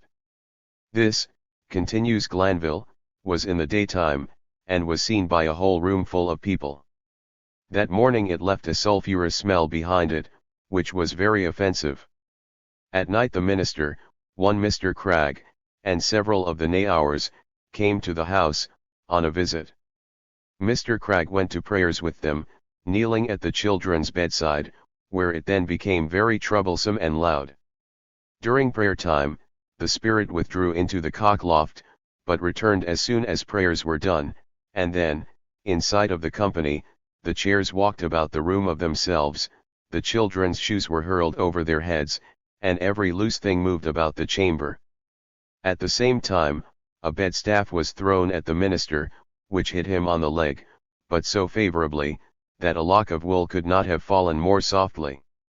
On another occasion, the blacksmith of the village, a fellow who cared neither for ghost nor devil, slept with John, the footman, that he also might hear the disturbances, and be cured of his incredulity, when there came a noise in the room, as if one had been shoeing a horse, and somewhat came, as it were, with a pair of pincers, snipping and snapping at the poor blacksmith's nose the greater part of the night. Next day it came, panting like a dog out of breath, upon which some woman present took a bedstaff to knock at it, which was caught suddenly out of her hand, and thrown away, and company coming up, the room was presently filled with a bloomy noisome smell, and was very hot, though without fire, in a very sharp and severe winter. It continued in the bed, panting and scratching for an hour and a half, and then went into the next room, where it knocked a little, and seemed to rattle a chain. The rumor of these wonderful occurrences soon spread all over the country, and people from far and near flocked to the haunted house of Tidworth, to believe or doubt, as their natures led them, but all filled with intense curiosity. It appears, too, that the fame of these events reached the royal ear, and that some gentlemen were sent by the king to investigate the circumstances, and draw up a report of what they saw or heard. Whether the royal commissioners were more sensible men than the neighbours of Mr. Mompesson, and required more clear and positive evidence than they, or whether the powers with which they were armed to punish anybody who might be found carrying on this deception, frightened the evildoers, is not certain, but Glanville himself reluctantly confesses, that all the time they were in the house, the noises ceased, and nothing was heard or seen. However, says he, as to the quiet of the house when the courtiers were there, the intermission may have been accidental, or perhaps the demon was not willing to give so public a testimony of those transactions which might possibly convince those who, he had rather, should continue in unbelief of his existence. As soon as the royal commissioners took their departure, the infernal drummer recommenced his antics, and hundreds of persons were daily present to hear and wonder. Mr. Mompesson's servant was so fortunate as not only to hear, but to see this pertinacious demon, for it came and stood at the foot of his bed. The exact shape and proportion of it he could not discover, but he saw a great body, with two red and glaring eyes, which, for some time, were fixed steadily on him, and at length disappeared. Innumerable were the antics it played. Once it purred like a cat, beat the children's legs black and blue, put a long spike into Mr. Mompesson's bed, and a knife into his mother's, filled the poor angers with ashes, hid a Bible under the grate, and turned the money black in people's pockets. One night, said Mr. Mompesson, in a letter to Mr. Glanville, there were 7 or 8 of these devils in the shape of men, who, as soon as a gun was fired, would shuffle away into an arbor, a circumstance which might have convinced Mr. Mompesson of the mortal nature of his persecutors, if he had not been of the number of those worse than blind, who shut their eyes and refused to see. In the meantime the drummer, the supposed cause of all the mischief, passed his time in Gloucester jail, whither he had been committed as a rogue and a vagabond. Being visited one day by some person from the neighbourhood of Tidworth, he asked what was the news in Wiltshire, and whether people did not talk a great deal about a drumming in a gentleman's house there. The visitor replied, that he heard of nothing else, upon which the drummer observed, I have done it, I have thus plagued him, and he shall never be quiet until he hath made me satisfaction for taking away my drum. No doubt the fellow, who seems to have been a gypsy, spoke the truth, and that the gang of which he was a member knew more about the noises at Mr. Mompesson's house than anybody else. Upon these words, however, he was brought to trial at Salisbury, for witchcraft, and, being found guilty, was sentenced to transportation, a sentence which, for its leniency, excited no little wonder in that age, when such an accusation, whether proved or not, generally ensured the stake or the gibbet. Glanville says, that the noises ceased immediately the drummer was sent beyond the seas, but that, somehow or other, he managed to return from transportation, by raising storms and affrighting the seamen, it was said, when the disturbances were forthwith renewed, and continued at intervals for several years. Certainly, if the confederates of this roving gypsy were so pertinacious in tormenting poor weak Mr. Mompesson, their pertinacity is a most extraordinary instance of what revenge is capable of. It was believed by many, at the time, that Mr. Mompesson himself was privy to the whole matter, and permitted and encouraged these tricks in his house for the sake of notoriety, but it seems more probable that the gypsies were the real delinquents, and that Mr. Mompesson was as much alarmed and bewildered as his credulous neighbours, whose excited imaginations conjured up no small portion of these stories, which rolled, and as they rolled, grew larger every hour. Many instances, of a similar kind, during the 17th century, might be gleaned from Glanville and other writers of that period, but they do not differ sufficiently from these to justify a detail of them. The most famous of all haunted houses acquired its notoriety much nearer our own time, and the circumstances connected with it are so curious, and afford so fair a specimen of the easy credulity even of well-informed and sensible people, as to merit a little notice in this chapter. The Cock Lane Ghost, as it was called, kept London in commotion for a considerable time, and was the theme of conversation among the learned and the illiterate, and in every circle, from that of the prince to that of the peasant. At the commencement of the year 1760, there resided in Cock Lane, near West Smithfield, in the house of one Parsons, the parish clerk of St. Sepulchre's, a stockbroker, named Kent. The wife of this gentleman had died in childbed during the previous year, and his sister-in-law, Miss Fanny, had arrived from Norfolk to keep his house for him. They soon conceived a mutual affection, and each of them made a will in the other's favour. They lived some months in the house of Parsons, who, being a needy man, borrowed money of his lodger. Some difference arose betwixt them, and Mr. Kent left the house, and instituted legal proceedings against the parish clerk for the recovery of his money. While this matter was yet pending, Miss Fanny was suddenly taken ill of the smallpox, and, notwithstanding every care and attention, she died in a few days, and was buried in a vault under Clerkenwell Church.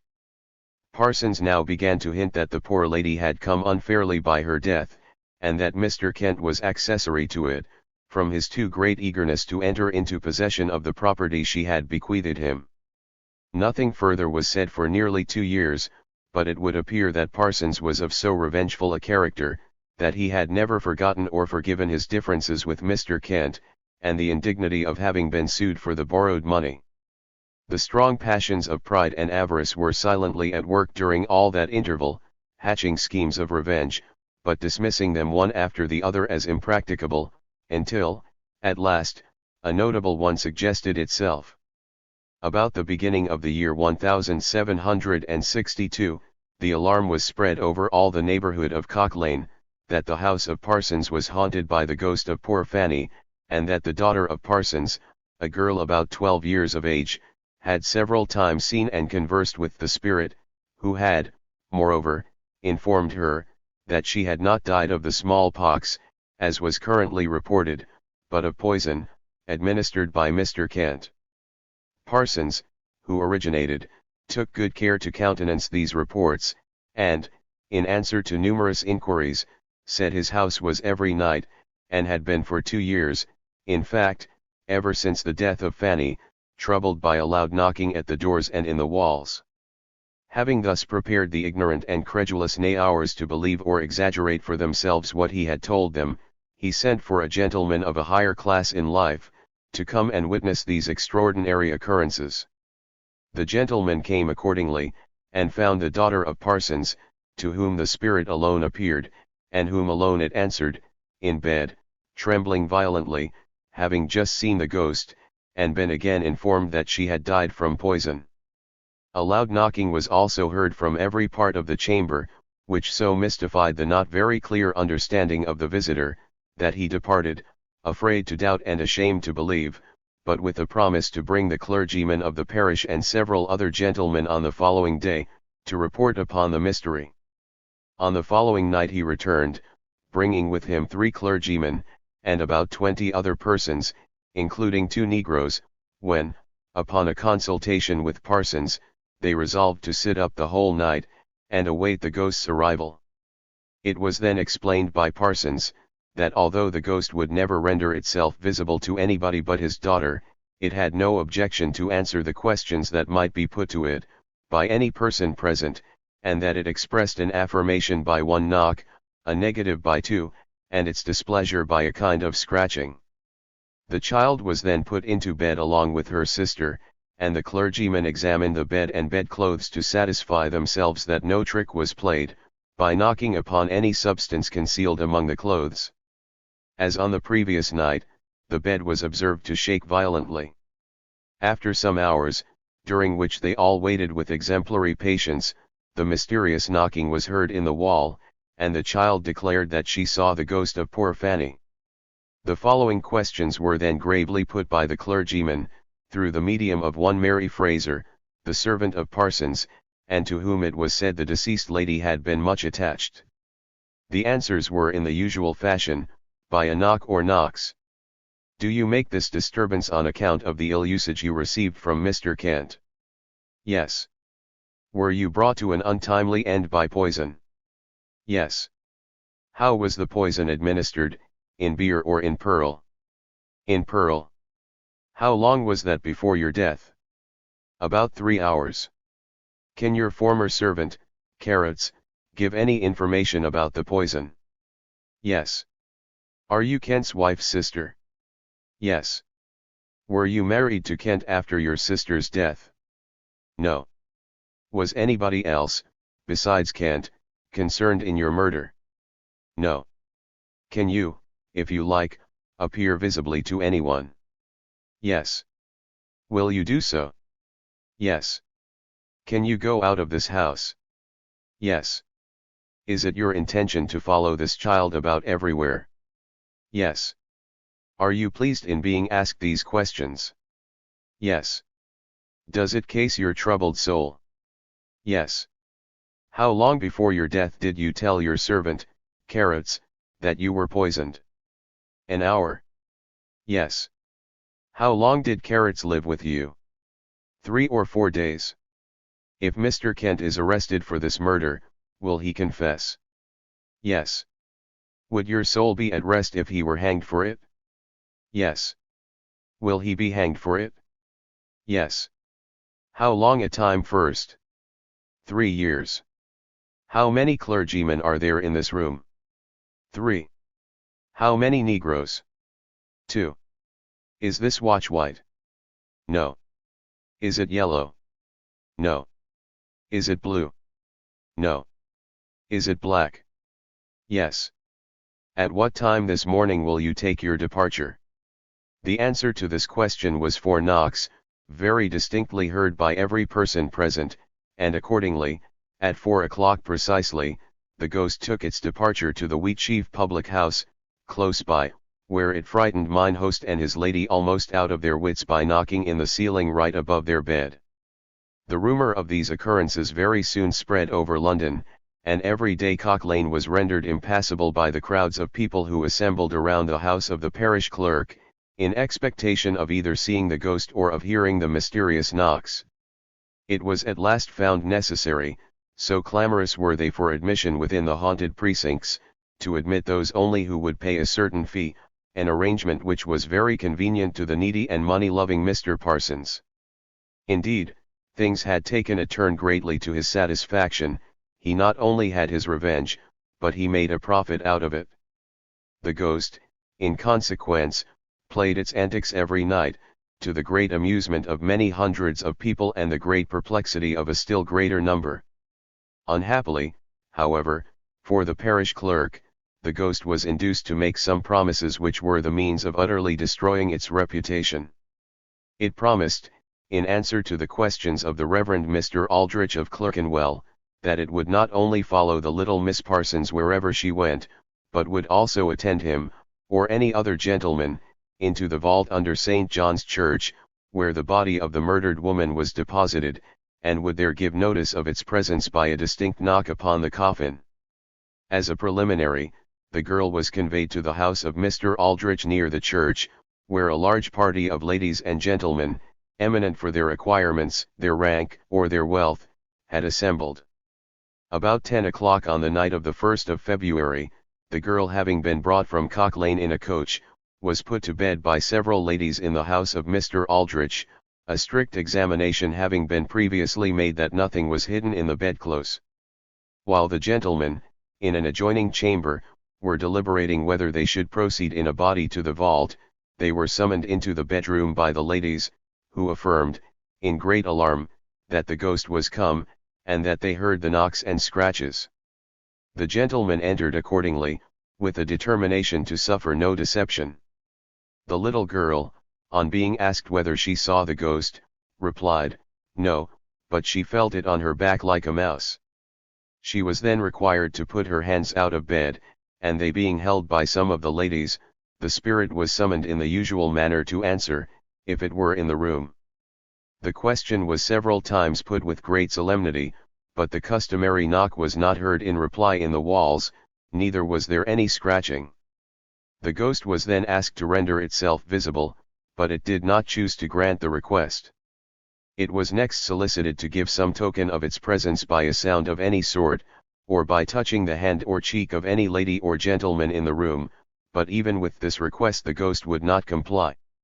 There was now a considerable pause, and one of the clergymen went downstairs to interrogate the father of the girl, who was waiting the result of the experiment.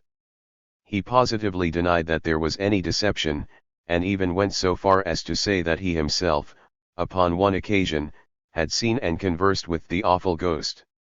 This having been communicated to the company, it was unanimously resolved to give the ghost another trial, and the clergyman called out in a loud voice to the supposed spirit that the gentleman to whom it had promised to appear in the vault, was about to repair to that place, where he claimed the fulfillment of its promise. At 1 hour after midnight they all proceeded to the church, and the gentleman in question, with another, entered the vault alone, and took up their position alongside of the coffin of poor Fanny. The ghost was then summoned to appear, but it appeared not. It was summoned to knock, but it knocked not. It was summoned to scratch, but it scratched not, and the two retired from the vault, with the firm belief that the whole business was a deception practiced by Parsons and his daughter. There were others, however, who did not wish to jump so hastily to a conclusion, and who suggested that they were, perhaps, trifling with this awful and supernatural being, which, being offended with them for their presumption, would not condescend to answer them. Again, after a serious consultation, it was agreed on all hands that, if the ghost answered anybody at all, it would answer Mr. Kent, the supposed murderer, and he was accordingly requested to go down into the vault. He went with several others, and summoned the ghost to answer whether he had indeed poisoned her. There being no answer, the question was put by Mr. Aldrich, who conjured it, if it were indeed a spirit, to end their doubts make a sign of its presence, and point out the guilty person. There being still no answer for the space of half an hour, during which time all these boobies waited with the most praiseworthy perseverance, they returned to the house of Mr. Aldrich, and ordered the girl to get up and dress herself. She was strictly examined, but persisted in her statement that she used no deception, and that the ghost had really appeared to her.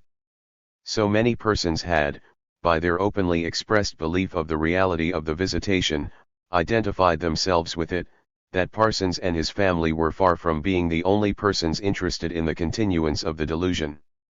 The result of the experiment convinced most people, but these were not to be convinced by any evidence, however positive, and they, therefore, spread abroad the rumor, that the ghost had not appeared in the vault because Mr. Kent had taken care beforehand to have the coffin removed. That gentleman, whose position was a very painful one, immediately procured competent witnesses, in whose presence the vault was entered and the coffin of poor Fanny opened. Their deposition was then published, and Mr. Kent indicted Parsons and his wife, his daughter, Mary Fraser the servant, the Reverend Mr. Moore, and a tradesman, two of the most prominent patrons of the deception, for a conspiracy. The trial came on in the Court of King's Bench, on the 10th of July, before Lord Chief Justice Mansfield, when, after an investigation which lasted 12 hours, the whole of the conspirators were found guilty. The Reverend Mr. Moore and his friend were severely reprimanded in open court, and recommended to make some pecuniary compensation to the prosecutor for the aspersions they had been instrumental in throwing upon his character. Parsons was sentenced to stand 3 times in the pillory, and to be imprisoned for 2 years, his wife to 1 year's, and his servant to 6 months' imprisonment in the Bridewell. A printer, who had been employed by them to publish an account of the proceedings for their profit, was also fined £50, and discharged. The precise manner in which the deception was carried on has never been explained. The knocking in the wall appears to have been the work of Parsons' wife, while the scratching part of the business was left to the little girl. That any contrivance so clumsy could have deceived anybody, cannot fail to excite our wonder. But thus it always is. If 2 or 3 persons can only be found to take the lead in any absurdity, however great, there is sure to be plenty of imitators. Like sheep in a field, if one clears the stile, the rest will follow. About 10 years afterwards, London was again alarmed by the story of a haunted house. Stockwell, near Vauxhall, the scene of the antics of this new ghost, became almost as celebrated in the annals of superstition as Cock Lane. Mrs. Golding, an elderly lady, who resided alone with her servant, Anne Robinson, was sorely surprised on the evening of Twelfth Day, 1772, to observe a most extraordinary commotion among her crockery. Cups and saucers rattled down the chimney, pots and pans were whirled downstairs, or through the windows, and hams, cheeses, and loaves of bread disported themselves upon the floor as if the devil were in them. This, at least, was the conclusion that Mrs. Golding came to, and being greatly alarmed, she invited some of her neighbors to stay with her, and protect her from the evil one. Their presence, however, did not put a stop to the insurrection of China, and every room in the house was in a short time strewed with the fragments. The chairs and tables joined, at last, in the tumults, and things looked altogether so serious and inexplicable, that the neighbors, dreading that the house itself would next be seized with a fit of motion, and tumble about their ears, left poor Mrs. Golding to bear the brunt of it by herself. The ghost in this case was solemnly remonstrated with, and urged to take its departure, but the demolition continuing as great as before, Mrs. Golding finally made up her mind to quit the house altogether. She took refuge with N. Robinson in the house of a neighbor, but his glass and crockery being immediately subjected to the same persecution, he was reluctantly compelled to give her notice to quit. The old lady, thus forced back to her own house, endured the disturbance for some days longer, when, suspecting that N. Robinson was the cause of all the mischief, she dismissed her from her service. The extraordinary appearances immediately ceased, and were never afterwards renewed, a fact which is of itself sufficient to point out the real disturber. A long time afterwards, N. Robinson confessed the whole matter to the Reverend Mr. Brayfield. This gentleman confided the story to Mr. Hone, who has published an explanation of the mystery. N., it appears, was anxious to have a clear house, to carry on an intrigue with her lover, and resorted to this trick to effect her purpose. She placed the china on the shelves in such a manner that it fell on the slightest motion, and attached horsehairs to other articles, so that she could jerk them down from an adjoining room without being perceived by anyone. She was exceedingly dexterous at this sort of work, and would have proved a formidable rival to many a juggler by profession. A full explanation of the whole affair may be found in the Everyday Book. The latest instance of the popular panic occasioned by a house supposed to be haunted, occurred in Scotland, in the winter of the year 1838. On the 5th of December, the inmates of the farmhouse of Balderroch, in the district of Banchory, Aberdeenshire, were alarmed by observing a great number of sticks, pebblestones, and clods of earth flying about their yard and premises. They endeavored, but in vain, to discover who was the delinquent, and the shower of stones continuing for 5 days in succession, they came at last to the conclusion that the devil and his imps were alone the cause of it. The rumor soon spread over all that part of the country, and hundreds of persons came from far and near to witness the antics of the devils of Balderroch. After the 5th day, the shower of clods and stones ceased on the outside of the premises, and the scene shifted to the interior. Spoons, knives, plates, mustard pots, rolling pins, and flat irons appeared suddenly endued with the power of self-motion, and were whirled from room to room, and rattled down the chimneys in a manner which nobody could account for. The lid of a mustard pot was put into a cupboard by the servant girl in the presence of scores of people, and in a few minutes afterwards came bouncing down the chimney to the consternation of everybody. There was also a tremendous knocking at the doors and on the roof, and pieces of stick and pebble stones rattled against the windows and broke them. The whole neighborhood was a scene of alarm, and not only the vulgar, but persons of education, respectable farmers, within a circle of 20 miles, expressed their belief in the supernatural character of these events, and offered up devout prayers to be preserved from the machinations of the evil one. The note of fear being once sounded, the visitors, as is generally the case in all tales of wonder, strove with each other who should witness the most extraordinary occurrences, and within a week, it was generally believed in the parishes of Banchory Turnen, Drumoak, Duries, Kincardine O'Neill, and all the circumjacent districts of Mearns and Aberdeenshire, that the devil had been seen in the act of hammering upon the house-top of Balderroch. One old man asserted positively that, one night, after having been to see the strange gambols of the knives and mustard pots, he met the phantom of a great black man, who wheeled round his head with a whizzing noise, making a wind about his ears that almost blew his bonnet off, and that he was haunted by him in this manner for 3 miles. It was also affirmed and believed, that all horses and dogs that approached this enchanted ground, were immediately affected, that a gentleman, slow of faith, had been cured of his incredulity by meeting the butter churn jumping in at the door as he himself was going out, that the roofs of houses had been torn off, and that several ricks in the cornyard had danced a quadrille together, to the sound of the devil's bagpipes re-echoing from the mountain tops. The women in the family of the persecuted farmer of Balderroch also kept their tongues in perpetual motion, swelling with their strange stories the tide of popular wonder. The good wife herself, and all her servants, said that, whenever they went to bed, they were attacked with stones and other missiles, some of which came below the blankets and gently tapped their toes. One evening, a shoe suddenly darted across a garret where some laborers were sitting, and one of the men, who attempted to catch it, swore positively that it was so hot and heavy he was unable to hold it.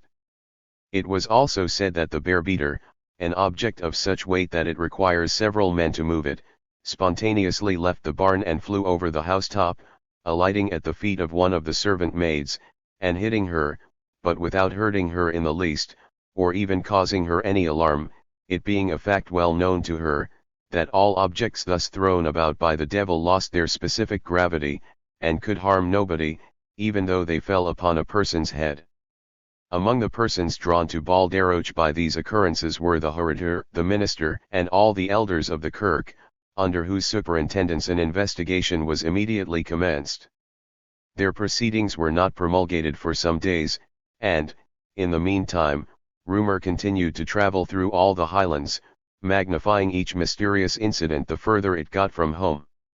It was said, that when the good wife put her potato pot on the fire, each potato, as the water boiled, changed into a demon, and grinned horribly at her as she lifted the lid, that not only chairs and tables, but carrots and turnips, skipped along the floor in the merriest manner imaginable, that shoes and boots went through all the evolutions of the Highland fling without any visible wearers directing their motions, and that a piece of meat detached itself from the hook on which it hung in the pantry, and placed itself before the fire, whence all the efforts of the people of the house were unable to remove it until it was thoroughly roasted, and that it then flew up the chimney with a tremendous bang.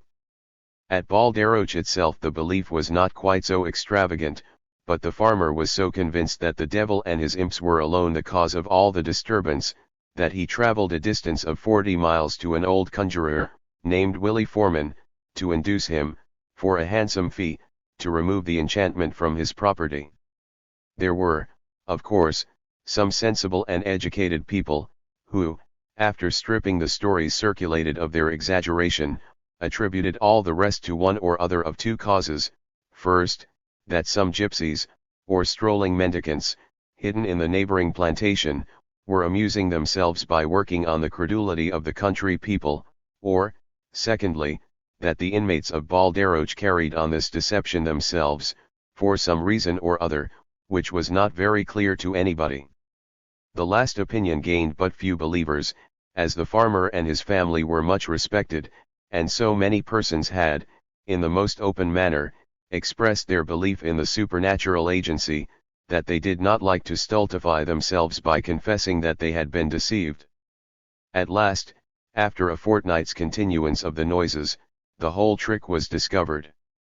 The two servant lasses were strictly examined, and then committed to prison. It appeared that they were alone at the bottom of the whole affair, and that the extraordinary alarm and credulity of their master and mistress, in the first instance, and of the neighbors and country people afterwards, made their task comparatively easy. A little common dexterity was all they had used, and, being themselves unsuspected, they swelled the alarm by the wonderful stories they invented. It was they who loosened the bricks in the chimneys, and placed the dishes in such a manner on the shelves, that they fell on the slightest motion. In short, they played the same tricks as those used by the servant girl at Stockwell, with the same results, and for the same purpose, the gratification of a love of mischief. They were no sooner secured in the county jail than the noises ceased, and most people were convinced that human agency alone had worked all the wonder. Some few of the most devoutly superstitious still held out in their first belief, and refused to listen to any explanation. These tales of haunted houses, especially those of the last and present century, however they may make us blush for popular folly, are yet gratifying in their results, for they show that society has made a vast improvement. Had Parsons and his wife, and the other contrivers of the Cock Lane deception, lived 200 years earlier, they would not, perhaps, have found a greater number of dupes, but they would have been hanged as witches, instead of being imprisoned as vagabonds. The ingenious Anne Robinson and the sly lasses of Balderroch would, doubtless, have met a similar fate. Thus it is pleasant to reflect, that though there may be as much folly and credulity in the world as ever, in one class of society, there is more wisdom and mercy in another than ever were known before. Lawgivers, by blotting from the statute book the absurd or sanguinary enactments of their predecessors, have made one step towards teaching the people. It is to be hoped that the day is not far distant when lawgivers will teach the people by some more direct means, and prevent the recurrence of delusions like these, and many worse, which might be cited, by securing to every child born within their dominions an education in accordance with the advancing state of civilization. If ghosts and witches are not yet altogether exploded, it is the fault, not so much of the ignorant people, as of the law and the government that have neglected to enlighten them. The third volume. Book I. Introduction. The Alchemists, or, Searchers for the Philosopher's Stone and the Water of Life. Part I. History of Alchemy from the earliest periods to the 15th century. Pretended antiquity of the art. Geber. Alfarabi. Avicenna. Albertus Magnus. Thomas Aquinas. Artephius. Alain de Lisle. Arnold de Villeneuve. Pietro d'Apone. Raymond Lully. Roger Bacon. Pope John XXII. Jean de Meung. Nicholas Flamel. George Ripley. Basil Valentine. Bernard of Treves. Trithemius. The Maréchal de Rays. Jacques Coeur. Inferior Adepts. Part 2.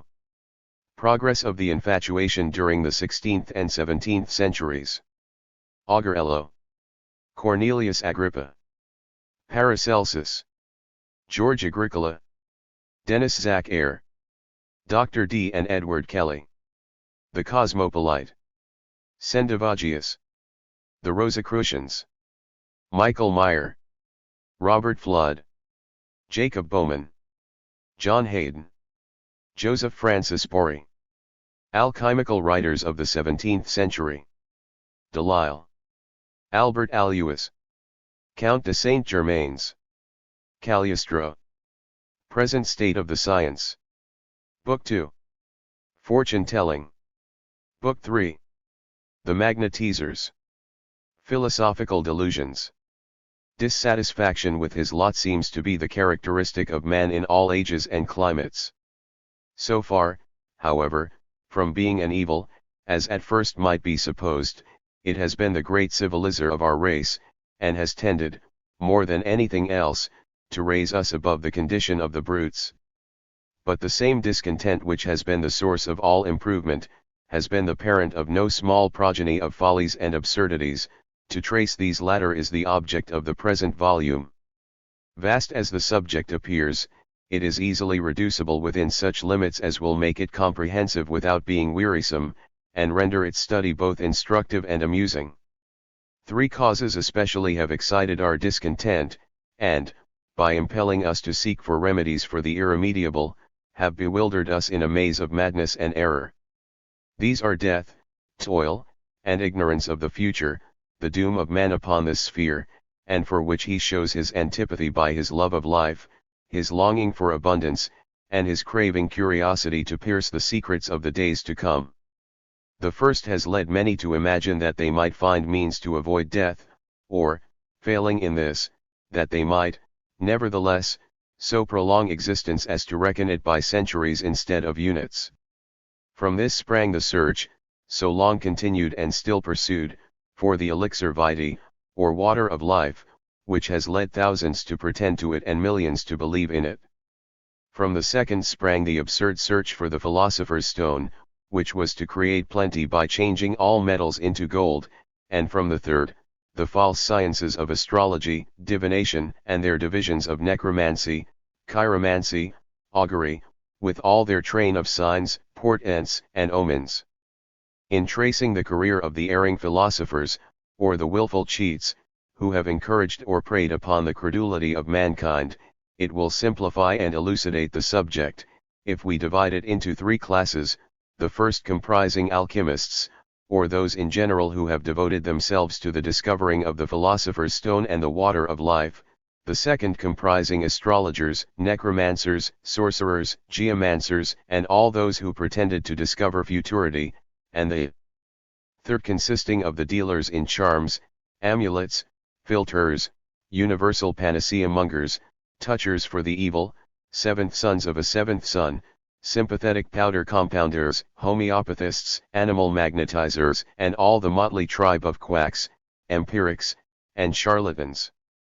But, in narrating the career of such men, it will be found that many of them united several or all of the functions just mentioned, that the alchemist was a fortune-teller, or a necromancer, that he pretended to cure all maladies by touch or charm, and to work miracles of every kind. In the dark and early ages of European history, this is more especially the case. Even as we advance to more recent periods, we shall find great difficulty in separating the characters. The alchemist seldom confined himself strictly to his pretended science, the sorcerer and necromancer to theirs, or the medical charlatan to his.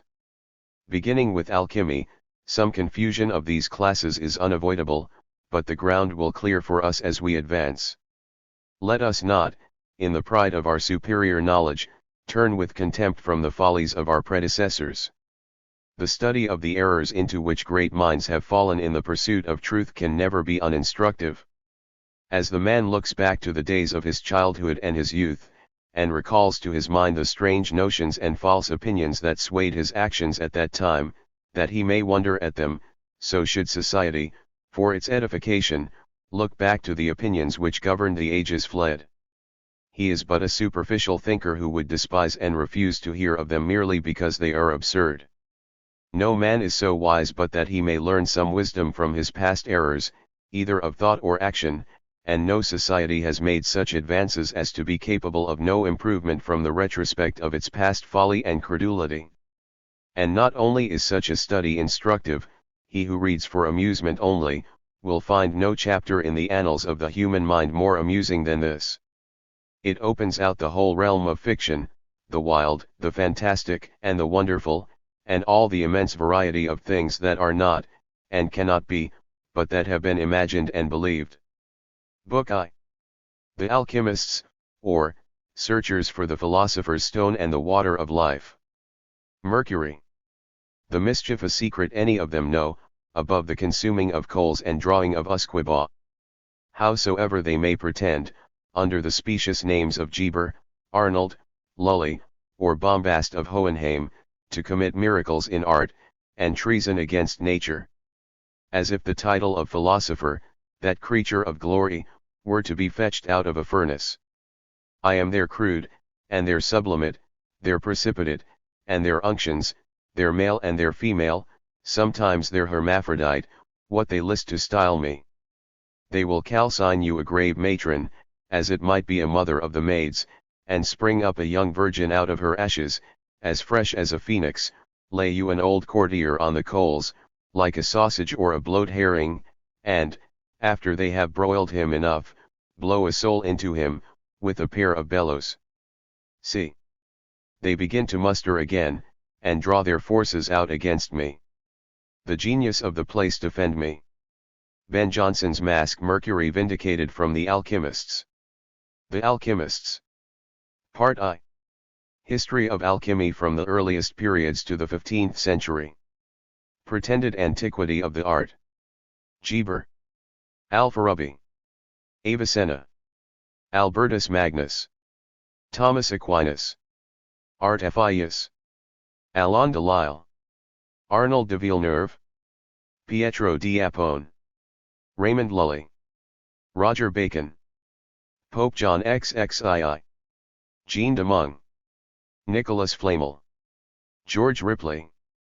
Basil Valentine. Bernard of Treves. Trithemius. The Maréchal de Rays. Jacques Coeur. Inferior adepts. For more than 1,000 years the art of alchemy captivated many noble spirits, and was believed in by millions. Its origin is involved in obscurity. Some of its devotees have claimed for it an antiquity coeval with the creation of man himself, others, again, would trace it no further back than the time of Noah. Vincent de Beauvais argues, indeed, that all the antediluvians must have possessed a knowledge of alchemy, and particularly cites Noah as having been acquainted with the elixir vitae, or he could not have lived to so prodigious an age, and have begotten children when upwards of 500. Lenglet du Fresnoy, in his History of the Hermetic Philosophy, says, most of them pretended that Shem, or Chem, the son of Noah, was an adept in the art, and thought it highly probable that the words chemistry and alchemy were both derived from his name. Others say, the art was derived from the Egyptians, amongst whom it was first founded by Hermes Trismegistus. Moses, who is looked upon as a first-rate alchemist, gained his knowledge in Egypt, but he kept it all to himself, and would not instruct the children of Israel in its mysteries. All the writers upon alchemy triumphantly cite the story of the golden calf, in the 32nd chapter of Exodus, to prove that this great lawgiver was an adept, and could make or unmake gold at his pleasure. It is recorded, that Moses was so wroth with the Israelites for their idolatry, that he took the calf which they had made, and burned it in the fire, and ground it to powder, and strewed it upon the water, and made the children of Israel drink of it. This, say the alchemists, he never could have done, had he not been in possession of the philosopher's stone. By no other means could he have made the powder of gold float upon the water. But we must leave this knotty point for the consideration of the adepts in the art, if any such there be, and come to more modern periods of its history. The Jesuit, Father Martini, in his Historia Sinica, says, it was practiced by the Chinese 2,500 years before the birth of Christ, but his assertion, being unsupported, is worth nothing. It would appear, however, that pretenders to the art of making gold and silver existed in Rome in the first centuries after the Christian era, and that, when discovered, they were liable to punishment as knaves and impostors. At Constantinople, in the 4th century, the transmutation of metals was very generally believed in, and many of the Greek ecclesiastics wrote treatises upon the subject. Their names are preserved, and some notice of their works given, in the 3rd volume of Lenglet du Fresnoy's History of the Hermetic Philosophy.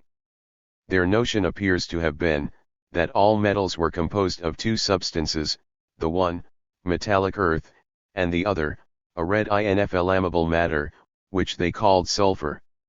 The pure union of these substances formed gold, but other metals were mixed with and contaminated by various foreign ingredients. The object of the philosopher's stone was to dissolve or neutralize all these ingredients, by which iron, lead, copper, and all metals would be transmuted into the original gold. Many learned and clever men wasted their time, their health, and their energies, in this vain pursuit, but for several centuries it took no great hold upon the imagination of the people. The history of the delusion appears, in a manner, lost from this time till the 8th century, when it appeared amongst the Arabians. From this period it becomes easier to trace its progress. A master then appeared, who was long looked upon as the father of the science, and whose name is indissolubly connected with it. Geber. Of this philosopher, who devoted his life to the study of alchemy, but few particulars are known. He is thought to have lived in the year 730. His true name was Abu Musa Jafar, to which was added Al-Saft, or the Wise, and he was born at Oran, in Mesopotamia. Some have thought he was a Greek, others a Spaniard, and others, a prince of Hindustan, but, of all the mistakes which have been made respecting him, the most ludicrous was that made by the French translator of Sprenger's History of Medicine, who thought, from the sound of his name, that he was a German, and rendered it as the donator, or giver. No details of his life are known, but it is asserted, that he wrote more than 500 works upon the philosopher's stone and the water of life. He was a great enthusiast in his art, and compared the incredulous to little children shut up in a narrow room, without windows or aperture, who, because they saw nothing beyond, denied the existence of the great globe itself. He thought that a preparation of gold would cure all maladies, not only in man, but in the inferior animals and plants. He also imagined that all the metals labored under disease, with the exception of gold, which was the only one in perfect health. He affirmed, that the secret of the philosopher's stone had been more than once discovered, but that the ancient and wise men who had hit upon it, would never, by word or writing, communicate it to men, because of their unworthiness and incredulity. But the life of Geber, though spent in the pursuit of this vain chimera, was not altogether useless. He stumbled upon discoveries which he did not seek, and science is indebted to him for the first mention of corrosive sublimate, the red oxide of mercury, nitric acid, and the nitrate of silver. For more than 200 years after the death of Geber, the Arabian philosophers devoted themselves to the study of alchemy, joining with it that of astrology. Of these the most celebrated was Al-Farabi. Al-Farabi flourished at the commencement of the 10th century, and enjoyed the reputation of being one of the most learned men of his age. He spent his life in traveling from country to country, that he might gather the opinions of philosophers upon the great secrets of nature. No danger dismayed him, no toil wearied him of the pursuit. Many sovereigns endeavored to retain him at their courts, but he refused to rest until he had discovered the great object of his life, the art of preserving it for centuries, and of making gold as much as he needed. This wandering mode of life at last proved fatal to him. He had been on a visit to Mecca, not so much for religious as for philosophical purposes, when, returning through Syria, he stopped at the court of the Sultan Seif Dowlet, who was renowned as the patron of learning. He presented himself in his traveling attire, in the presence of that monarch and his courtiers, and, without invitation, coolly sat himself down upon the sofa, beside the prince. The courtiers and wise men were indignant, and the Sultan, who did not know the intruder, was at first inclined to follow their example. He turned to one of his officers, and ordered him to eject the presumptuous stranger from the room, but Al-Farabi, without moving, dared them to lay hands upon him, and, turning himself calmly to the prince, remarked, that he did not know who was his guest, or he would treat him with honor, not with violence. The Sultan, instead of being still further incensed, as many potentates would have been, admired his coolness, and, requesting him to sit still closer to him on the sofa, entered into a long conversation with him upon science and divine philosophy. All the court were charmed with the stranger. Questions for discussion were propounded, on all of which he showed superior knowledge. He convinced everyone that ventured to dispute with him, and spoke so eloquently upon the science of alchemy, that he was at once recognized as only second to the great Geber himself. One of the doctors present inquired whether a man who knew so many sciences was acquainted with music. Al-Farabi made no reply, but merely requested that a lute should be brought him. The lute was brought, and he played such ravishing and tender melodies, that all the court were melted into tears.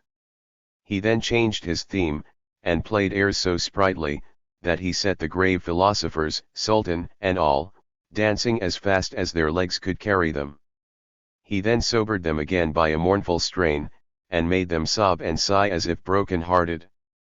The Sultan, highly delighted with his powers, entreated him to stay, offering him every inducement that wealth, power, and dignity could supply, but the alchemist resolutely refused, it being decreed, he said, that he should never repose till he had discovered the philosopher's stone.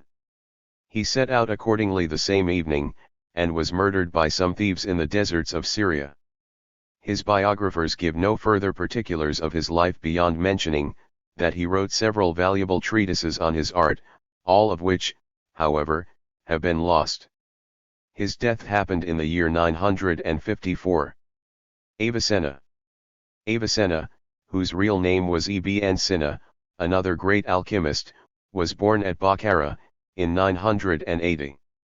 His reputation as a physician and a man skilled in all sciences was so great, that the Sultan Magdal Dowleth resolved to try his powers in the great science of government. He was accordingly made Grand Vizier of that prince, and ruled the state with some advantage, but, in a science still more difficult, he failed completely. He could not rule his own passions, but gave himself up to wine and women, and led a life of shameless debauchery. Amid the multifarious pursuits of business and pleasure, he nevertheless found time to write 7 treatises upon the philosopher's stone, which were for many ages looked upon as of great value by pretenders to the art. It is rare that an eminent physician, as Avicenna appears to have been, abandons himself to sensual gratification, but so completely did he become enthralled in the course of a few years, that he was dismissed from his high office, and died shortly afterwards, of premature old age and a complication of maladies, brought on by debauchery. His death took place in the year 1036. After his time, few philosophers of any note in Arabia are heard of as devoting themselves to the study of alchemy, but it began shortly afterwards to attract greater attention in Europe. Learned men in France, England, Spain, and Italy expressed their belief in the science, and many devoted their whole energies to it. In the 12th and 13th centuries especially, it was extensively pursued, and some of the brightest names of that age are connected with it. Among the most eminent of them are Albertus Magnus and Thomas Aquina. The first of these philosophers was born in the year 1193, of a noble family at Lwingen, in the Duchy of Neuburg, on the Danube. For the first 30 years of his life, he appeared remarkably dull and stupid, and it was feared by every one that no good could come of him.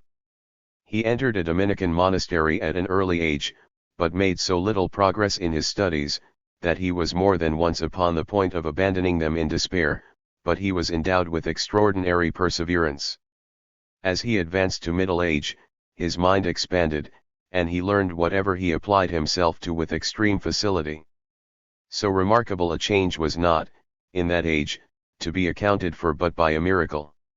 It was asserted and believed that the Holy Virgin, touched with his great desire to become learned and famous, took pity upon his incapacity, and appeared to him in the cloister where he sat, almost despairing, and asked him whether he wished to excel in philosophy or divinity.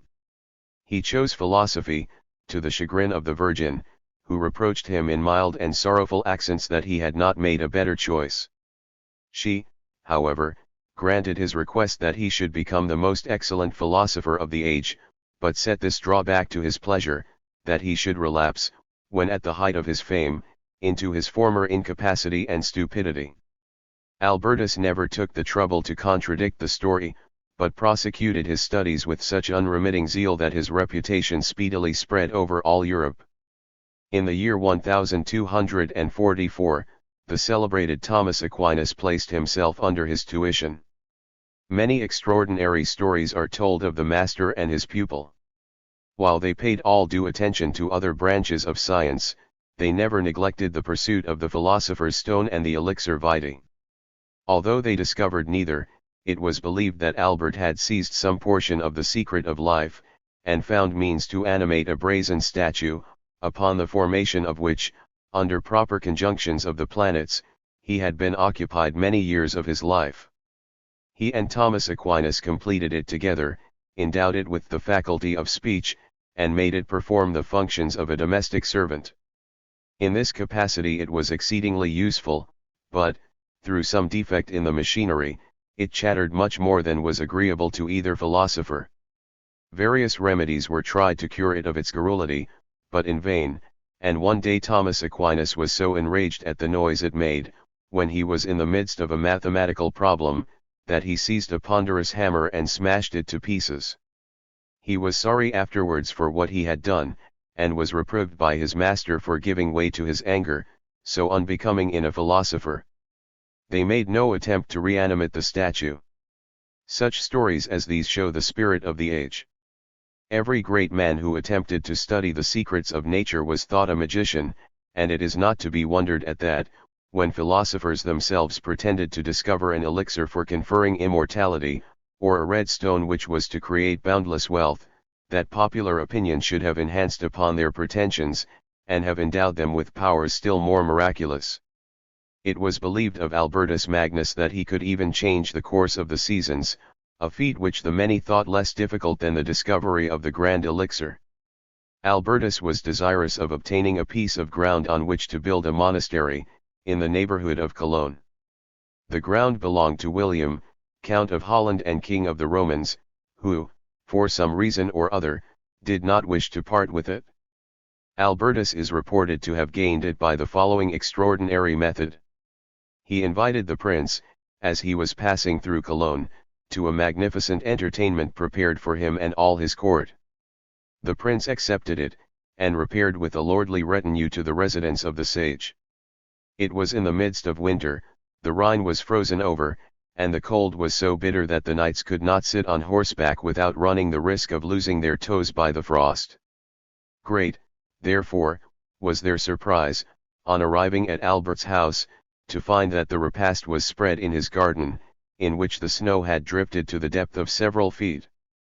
The Earl, in high dudgeon, remounted his steed, but Albert at last prevailed upon him to take his seat at the table.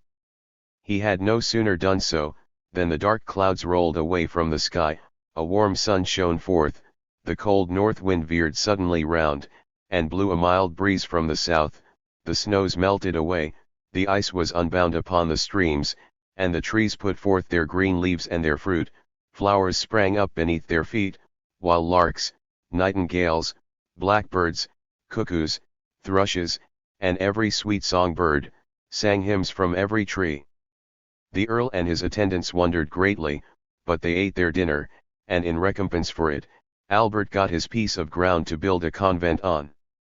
He had not, however, shown them all his power.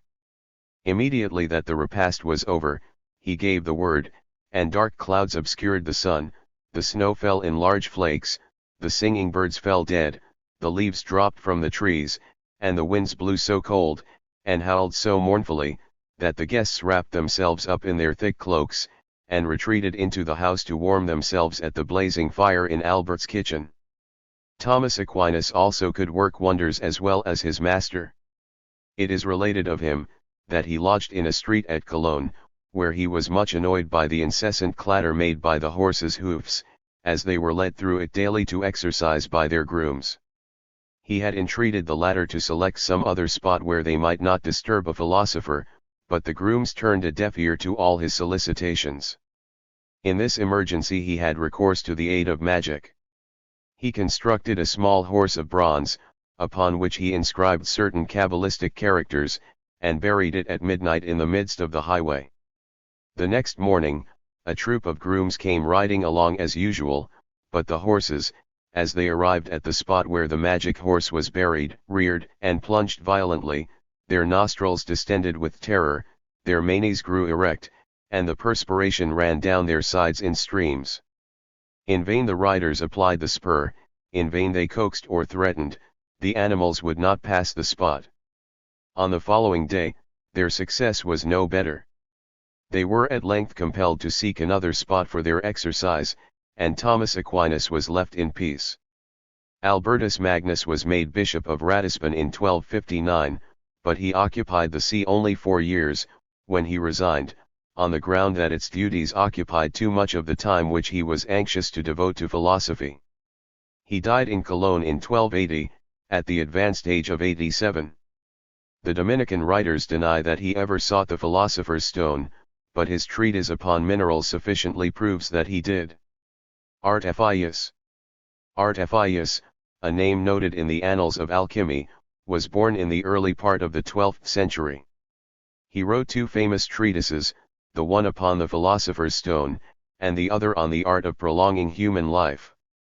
In the latter he vaunts his great qualifications for instructing mankind on such a matter, as he was at that time in the 1025th year of his age. He had many disciples who believed in his extreme age, and who attempted to prove that he was Apollonius of Tyana, who lived soon after the advent of Jesus Christ, and the particulars of whose life and pretended miracles have been so fully described by Philostratus. He took good care never to contradict a story, which so much increased the power he was desirous of wielding over his fellow mortals.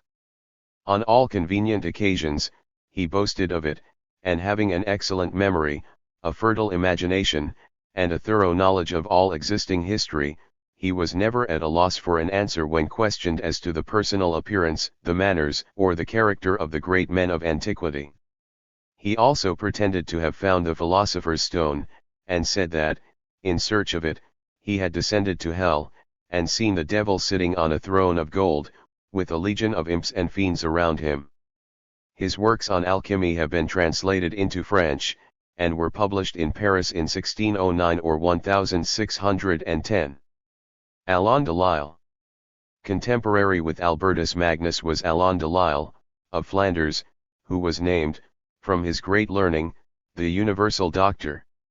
He was thought to possess a knowledge of all the sciences, and, like Artephius, to have discovered the elixir vitae. He became one of the friars of the Abbey of Citeaz, and died in 1298, aged about 110 years.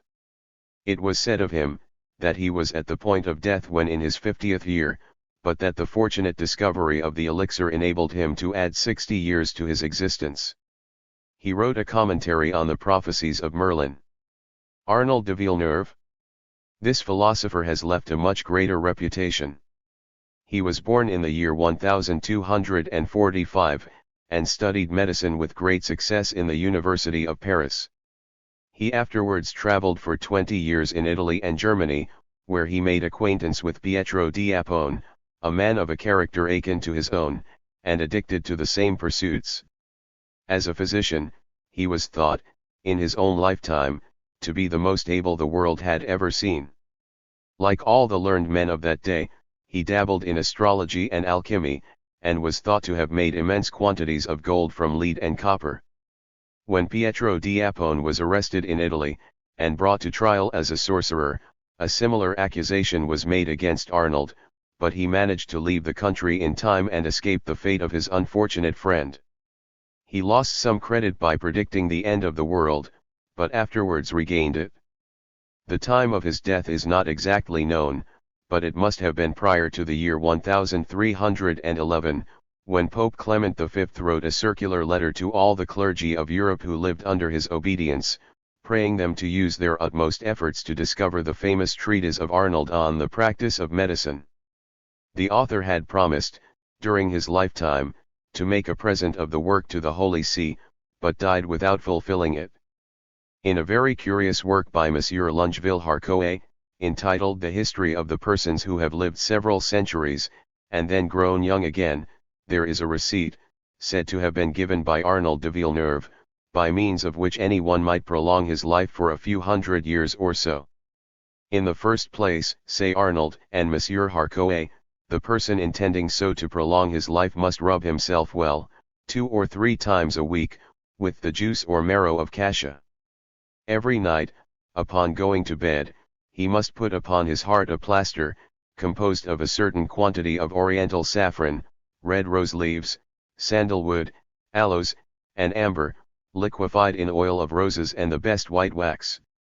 In the morning, he must take it off, and enclose it carefully in a leaden box till the next night, when it must be again applied. If he be of a sanguine temperament, he shall take 16 chickens, if phlegmatic, 25, and if melancholy, 30, which he shall put into a yard where the air and the water are pure. Upon these he is to feed, eating 1 a day, but previously the chickens are to be fattened by a peculiar method, which will impregnate their flesh with the qualities that are to produce longevity in the eater. Being deprived of all other nourishment till they are almost dying of hunger, they are to be fed upon broth made of serpents and vinegar, which broth is to be thickened with wheat and bran. Various ceremonies are to be performed in the cooking of this mess, which those may see in the book of M. Harcourt, who are at all interested in the matter, and the chickens are to be fed upon it for 2 months. They are then fit for table, and are to be washed down with moderate quantities of good white wine or claret.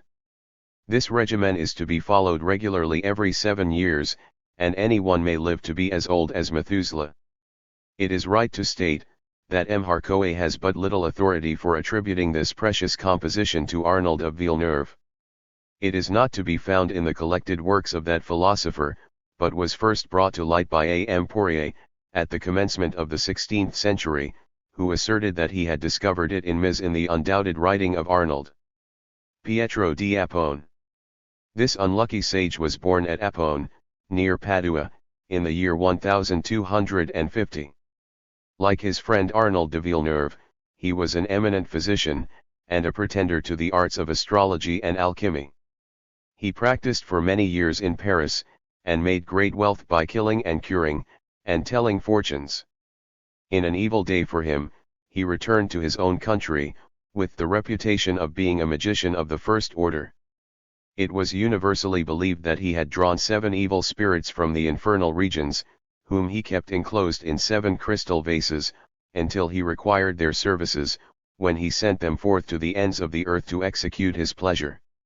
One spirit excelled in philosophy, a second, in alchemy, a third, in astrology, a fourth, in physic, a fifth, in poetry, a sixth, in music, and the 7th, in painting, and whenever Pietro wished for information or instruction in any of these arts, he had only to go to his crystal vase, and liberate the presiding spirit.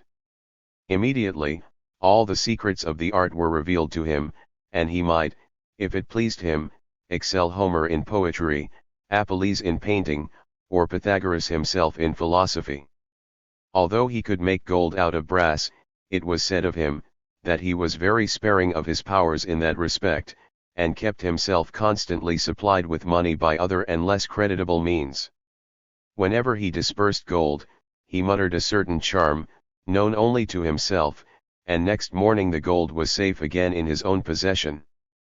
The trader to whom he gave it, might lock it in his strong box, and have it guarded by a troop of soldiers, but the charmed metal flew back to its old master.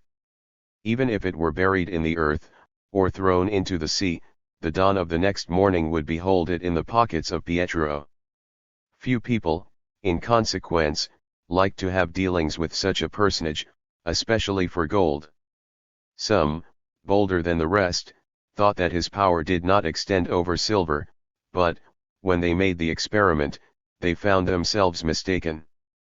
Bolts and bars could not restrain it, and it sometimes became invisible in their very hands, and was whisked through the air to the purse of the magician. He necessarily acquired a very bad character, and, having given utterance to some sentiments regarding religion which were the very reverse of orthodox, he was summoned before the tribunals of the Inquisition to answer for his crimes as a heretic and a sorcerer. He loudly protested his innocence, even upon the rack, where he suffered more torture than nature could support. He died in prison ere his trial was concluded, but was afterwards found guilty. His bones were ordered to be dug up, and publicly burned. He was also burned in effigy in the streets of Padua. Raymond Lully. While Arnold de Villeneuve and Pietro d'Apone flourished in France and Italy, a more celebrated adept than either appeared in Spain. This was Raymond Lully, a name which stands in the first rank among the alchemists. Unlike many of his predecessors, he made no pretensions to astrology or necromancy, but, taking Geber for his model, studied intently the nature and composition of metals, without reference to charms, incantations, or any foolish ceremonies. It was not, however, till late in life that he commenced his study of the art. His early and middle age were spent in a different manner, and his whole history is romantic in the extreme. He was born of an illustrious family, in Majorca, in the year 1235. When that island was taken from the Saracens by James I, King of Aragon, in 1230, the father of Raymond, who was originally of Catalonia, settled there, and received a considerable appointment from the crown.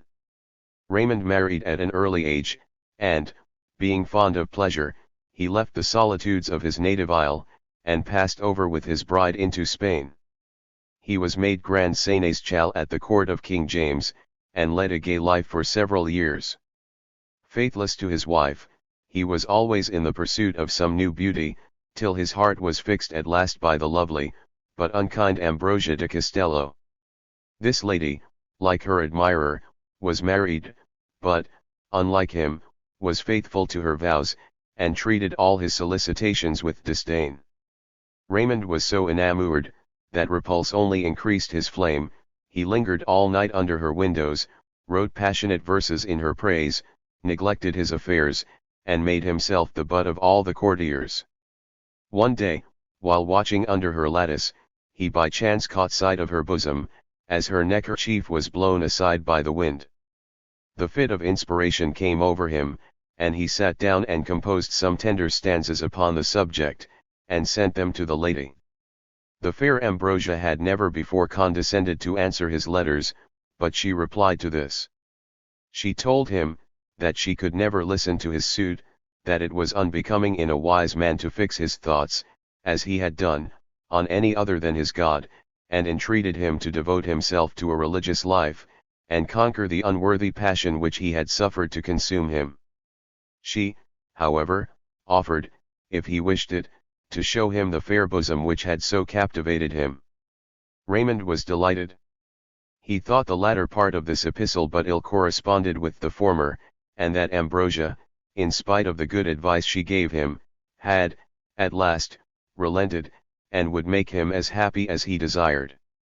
He followed her about from place to place, entreating her to fulfill her promise, but still Ambrosia was cold, and implored him with tears to importune her no longer, for that she never could be his, and never would, if she were free tomorrow. "What means your letter, then?" said the despairing lover. "I will show you," replied Ambrosia, who immediately uncovered her bosom, and exposed to the eyes of her horror-stricken admirer, a large cancer, which had extended to both breasts.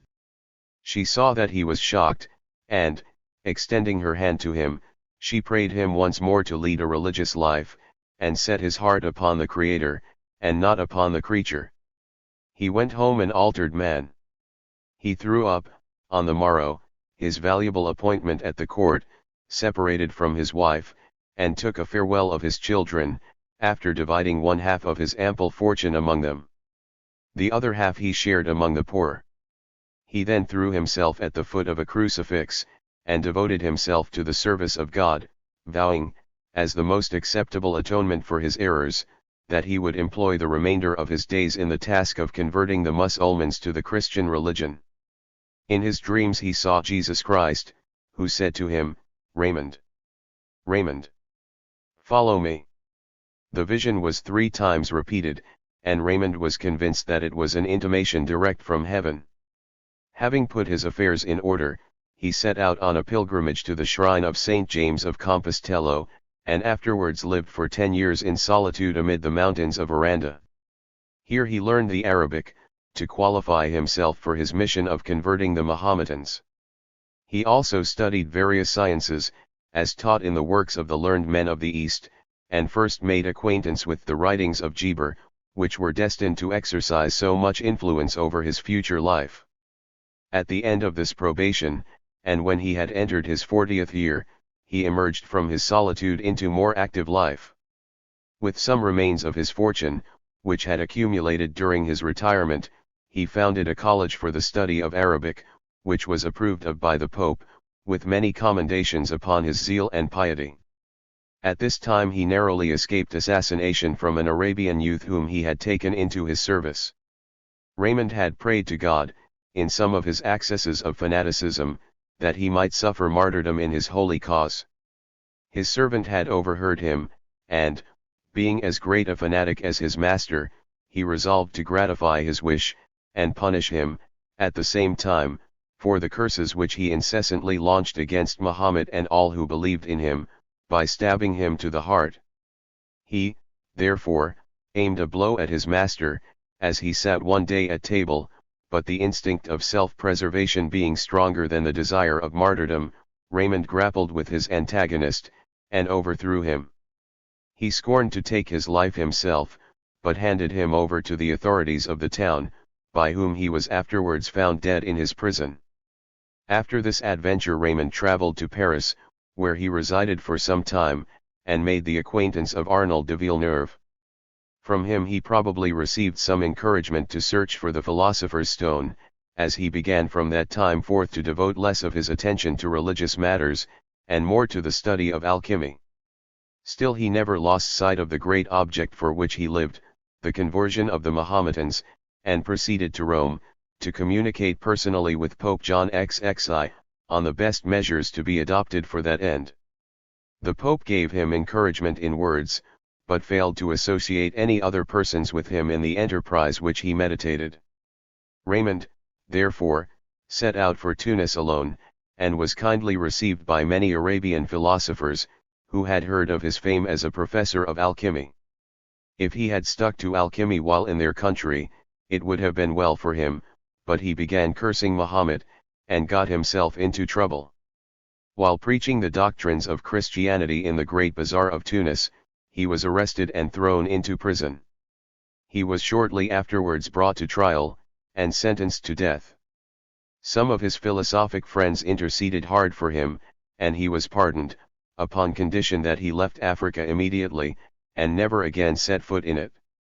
If he was found there again, no matter what his object might be, or whatever length of time might intervene, his original sentence would be carried into execution. Raymond was not at all solicitous of martyrdom when it came to the point, whatever he might have been when there was no danger, and he gladly accepted his life upon these conditions, and left Tunis with the intention of proceeding to Rome. He afterwards changed his plan, and established himself at Milan, where, for a length of time, he practiced alchemy, and some say astrology, with great success. Most writers who believed in the secrets of alchemy, and who have noticed the life of Raymond Lully, assert, that while in Milan, he received letters from Edward King of England, inviting him to settle in his states. They add, that Lully gladly accepted the invitation, and had apartments assigned for his use in the Tower of London, where he refined much gold, superintended the coinage of rose nobles, and made gold out of iron, quicksilver, lead, and pewter, to the amount of 6 millions. The writers in the Biography Universelle, an excellent authority in general, deny that Raymond was ever in England, and say, that in all these stories of his wondrous powers as an alchemist, he has been mistaken for another Raymond, a Jew, of Tarragona. Node, in his Apology, says, simply, that 6 millions were given by Raymond Lully to King Edward, to make war against the Turks and other infidels, not that he transmuted so much metal into gold, but, as he afterwards adds, that he advised Edward to lay a tax upon wool, which produced that amount. To show that Raymond went to England, his admirers quote a work attributed to him, De Transmutatione Animi Metallorum, in which he expressly says, that he was in England at the intercession of the king. The Hermetic writers are not agreed whether it was Edward I, or Edward II, who invited him over, but, by fixing the date of his journey in 1312, they make it appear that it was Edward II. Edmund Dickinson, in his work on the Quintessences of the Philosophers, says, that Raymond worked in Westminster Abbey, where, a long time after his departure, there was found in the cell which he had occupied, a great quantity of golden dust, of which the architects made a great profit. In the biographical sketch of John Cremer, Abbot of Westminster, given by Lenglet, it is said, that it was chiefly through his instrumentality that Raymond came to England. Cremer had been himself for 30 years occupied in the vain search for the philosopher's stone, when he accidentally met Raymond in Italy, and endeavored to induce him to communicate his grand secret. Raymond told him that he must find it for himself, as all great alchemists had done before him. Cremer, on his return to England, spoke to King Edward in high terms of the wonderful attainments of the philosopher, and a letter of invitation was forthwith sent him. Robert Constantinus, in the Nomenclatori Scriptorum Medicorum, published in 1515, says, that after a great deal of research, be found that Raymond Lully resided for some time in London, and that he actually made gold, by means of the philosopher's stone, in the Tower, that he had seen the golden pieces of his coinage, which were still named in England the nobles of Raymond, or rose nobles. Lully himself appears to have boasted that he made gold, for, in his well-known testamentum, he states, that he converted no less than 50,000 pounds weight of quicksilver, lead, and pewter into that metal. It seems highly probable that the English king, believing in the extraordinary powers of the alchemist, invited him to England to make test of them, and that he was employed in refining gold and in coining. Camden, who is not credulous in matters like these, affords his countenance to the story of his coinage of nobles, and there is nothing at all wonderful in the fact of a man famous for his knowledge of metals being employed in such a capacity. Raymond was, at this time, an old man, in his 77th year, and somewhat in his dotage. He was willing enough to have it believed that he had discovered the grand secret, and supported the rumor rather than contradicted it. He did not long remain in England, but returned to Rome, to carry out the projects which were nearer to his heart than the profession of alchemy. He had proposed them to several successive popes with little or no success. The first was a plan for the introduction of the Oriental languages into all the monasteries of Europe, the second, for the reduction into one of all the military orders, that, being united, they might move more efficaciously against the Saracens, and, the third, that the sovereign pontiff should forbid the works of Averroes to be read in the schools, as being more favorable to Mahometanism than to Christianity. The Pope did not receive the old man with much cordiality, and, after remaining for about 2 years in Rome, he proceeded once more to Africa, alone and unprotected, to preach the gospel of Jesus. He landed at Bona in 1314, and so irritated the Mahometans by cursing their prophet, that they stoned him, and left him for dead on the seashore. He was found some hours afterwards by a party of Genoese merchants, who conveyed him on board their vessel, and sailed towards Majorca. The unfortunate man still breathed, but could not articulate. He lingered in this state for some days, and expired just as the vessel arrived within sight of his native shores. His body was conveyed with great pomp to the church of Saint Eulalia, at Palma, where a public funeral was instituted in his honor. Miracles were afterwards said to have been worked at his tomb. Thus ended the career of Raymond Lully, one of the most extraordinary men of his age, and, with the exception of his last boast about the 6 millions of gold, the least inclined to quackery of any of the professors of alchemy. His writings were very numerous, and include nearly 500 volumes, upon grammar, rhetoric, morals, theology, politics, civil and canon law, physics, metaphysics, astronomy, medicine, and chemistry. Roger Bacon. The powerful delusion of alchemy seized upon a mind still greater than that of Raymond Lully. Roger Bacon firmly believed in the philosopher's stone, and spent much of his time in search of it. His example helped to render all the learned men of the time more convinced of its practicability, and more eager in the pursuit. He was born at Ilchester, in the county of Somerset, in the year 1214. He studied for some time in the University of Oxford, and afterwards in that of Paris, in which he received the degree of Doctor of Divinity. Returning to England in 1240, he became a monk of the Order of St. Francis. He was by far the most learned man of his age, and his acquirements were so much above the comprehension of his contemporaries, that they could only account for them by supposing that he was indebted for them to the devil. Voltaire has not inaptly designated him de or incrut de tous les ordures de son siècle, but the crust of superstition that enveloped his powerful mind, though it may have dimmed, could not obscure the brightness of his genius. To him, and apparently to him only, among all the inquiring spirits of the time, were known the properties of the concave and convex lens. He also invented the magic lantern, that pretty plaything of modern days, which acquired for him a reputation that embittered his life. In a history of alchemy, the name of this great man cannot be omitted, although, unlike many others of whom we shall have occasion to speak, he only made it secondary to other pursuits. The love of universal knowledge that filled his mind, would not allow him to neglect one branch of science, of which neither he nor the world could yet see the absurdity. He made ample amends for his time lost in this pursuit by his knowledge in physics and his acquaintance with astronomy. The telescope, burning glasses, and gunpowder, are discoveries which may well carry his fame to the remotest time, and make the world blind to the one spot of folly, the diagnosis of the age in which he lived, and the circumstances by which he was surrounded. His treatise on the admirable power of art and nature in the production of the philosopher's stone was translated into French by Gerard de Tormes, and published at Lyons in 1557. His Mirror of Alchemy was also published in French in the same year, and in Paris in 1612, with some additions from the works of Raymond Lully. A complete list of all the published treatises upon the subject may be seen in L'Anglet du Fresnoy. Pope John XXII. This prelate is said to have been the friend and pupil of Arnold de Villeneuve, by whom he was instructed in all the secrets of alchemy. Tradition asserts of him, that he made great quantities of gold, and died as rich as Croesus. He was born at Cahors, in the province of Guyenne, in the year 1244.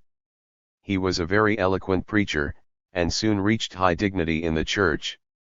He wrote a work on the transmutation of metals, and had a famous laboratory at Avignon. He issued 2 bulls against the numerous pretenders to the art, who had sprung up in every part of Christendom, from which it might be inferred that he was himself free from the delusion. The alchemists claim him, however, as one of the most distinguished and successful professors of their art, and say that his bulls were not directed against the real adepts, but the false pretenders. They lay particular stress upon these words in his bull, spondent, quas non exhibent, dvtias, paupers alchemisti. These, it is clear, they say, relate only to poor alchemists, and therefore false ones. He died in the year 1344, leaving in his coffers a sum of 18 millions of florins. Popular belief alleged that he had made, and not amassed, this treasure, and alchemists complacently cite this as a proof that the philosopher's stone was not such a chimera as the incredulous pretended. They take it for granted that John really left this money, and ask by what possible means he could have accumulated it. Replying to their own question, they say triumphantly, his book shows it was by alchemy, the secrets of which he learned from Arnold de Villeneuve and Raymond Lully. But he was as prudent as all other Hermetic philosophers. Whoever would read his book to find out his secret, would employ all his labor in vain. The Pope took good care not to divulge it. Unluckily for their own credit, all these gold makers are in the same predicament. Their great secret loses its worth most wonderfully in the telling, and therefore they keep it snugly to themselves. Perhaps they thought that, if everybody could transmute metals, gold would be so plentiful that it would be no longer valuable, and that some new art would be requisite to transmute it back again into steel and iron. If so, society is much indebted to them for their forbearance. Jean de Meung. All classes of men dabbled in the art at this time. The last mentioned was a pope, the one of whom we now speak was a poet. Jean de Meung, the celebrated author of the Roman de la Rose, was born in the year 1279 or 1280, and was a great personage at the courts of Louis X, Philip the Long, Charles IV, and Philip de Valois. His famous poem of the Roman de la Rose, which treats of every subject in vogue at that day, necessarily makes great mention of alchemy. Jean was a firm believer in the art, and wrote, besides his Roman, 2 shorter poems, the one entitled, The Remonstrance of Nature to the Wandering Alchemist, and The Reply of the Alchemist to Nature. Poetry and alchemy were his delight, and priests and women were his abomination. A pleasant story is related of him and the ladies of the court of Charles IV. He had written the following libellous couplet upon the fair sex. Tautsits, Ceres, o you fuits. De fate o you de volant, putains. Et qui, trace bien vous cercarite. Touts putains, vous trouverete. This naturally gave great offence, and being perceived one day, in the king's antechamber, by some ladies who were waiting for an audience, they resolved to punish him. To the number of 10 or 12, they armed themselves with canes and rods, and surrounding the unlucky poet, called upon the gentlemen present to strip him naked, that they might wreak just vengeance upon him, and lash him through the streets of the town. Some of the lords present were in no wise loath, and promised themselves great sport from his punishment. But Jean de Meung was unmoved by their threats, and stood up calmly in the midst of them, begging them to hear him first, and then, if not satisfied, they might do as they liked with him. Silence being restored, he stood upon a chair, and entered on his defense. He acknowledged that he was the author of the obnoxious verses, but denied that they bore reference to all womankind.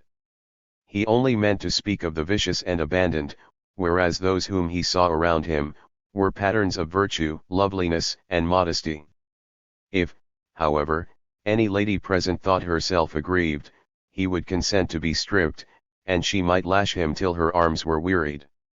It is added, that by this means Jean escaped his flogging, and that the wrath of the fair ones immediately subsided. The gentlemen present were, however, of opinion, that if every lady in the room, whose character corresponded with the verses, had taken him at his word, the poet would, in all probability, have been beaten to death. All his life long he evinced a great animosity towards the priesthood, and his famous poem abounds with passages reflecting upon their avarice, cruelty, and immorality. At his death he left a large box, filled with some weighty material, which he bequeathed to the Cordeliers, as a peace offering, for the abuse he had lavished upon them. As his practice of alchemy was well known, it was thought the box was filled with gold and silver, and the Cordeliers congratulated each other on their rich acquisition. When it came to be opened, they found to their horror that it was filled only with slates, scratched with hieroglyphic and cabalistic characters. Indignant at the insult, they determined to refuse him Christian burial, on pretense that he was a sorcerer. He was, however, honorably buried in Paris, the whole court attending his funeral. Nicolas Flamel. The story of this alchemist, as handed down by tradition, and enshrined in the pages of Lenglet du Fresnoy, is not a little marvelous. He was born at Pontoise of a poor but respectable family, at the end of the 13th, or beginning of the 14th, century. Having no patrimony, he set out for Paris at an early age, to try his fortune as a public scribe. He had received a good education, was well skilled in the learned languages, and was an excellent penman. He soon procured occupation as a letter writer and copyist, and used to sit at the corner of the Rue de Marivoux, and practice his calling, but he hardly made profits enough to keep body and soul together. To mend his fortunes he tried poetry, but this was a more wretched occupation still. As a transcriber he had at least gained bread and cheese, but his rhymes were not worth a crust. He then tried painting with as little success, and as a last resource, began to search for the philosopher's stone, and tell fortunes. This was a happier idea, he soon increased in substance, and had wherewithal to live comfortably. He, therefore, took unto himself his wife Petronella, and began to save money, but continued to all outward appearance as poor and miserable as before. In the course of a few years, he became desperately addicted to the study of alchemy, and thought of nothing but the philosopher's stone, the elixir of life, and the universal alkahest. In the year 1257, he bought by chance an old book for 2 florins, which soon became the sole study and object of his life. It was written with a steel instrument upon the bark of trees, and contained 21, or as he himself always expressed it, 3 times 7, leaves. The writing was very elegant and in the Latin language. Each 7th leaf contained a picture and no writing.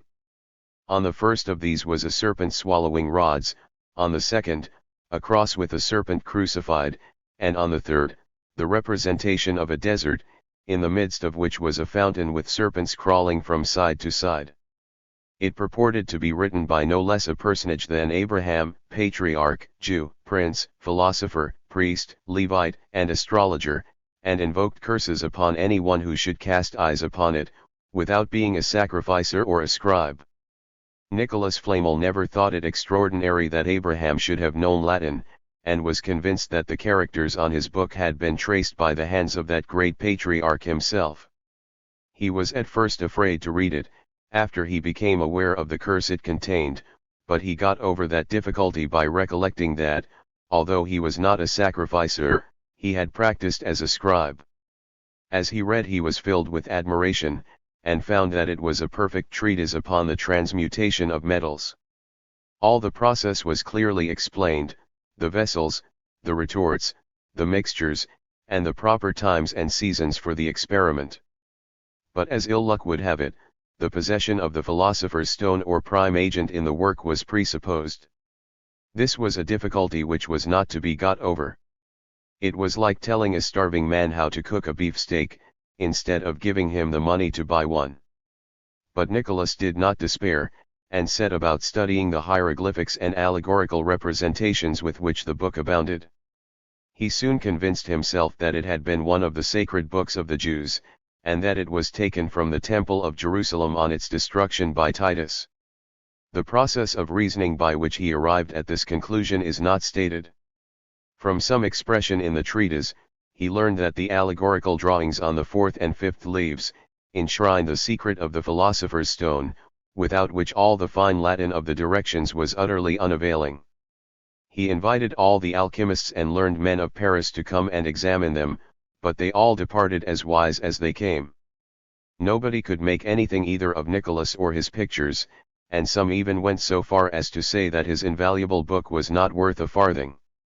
This was not to be borne, and Nicholas resolved to discover the great secret by himself, without troubling the philosophers.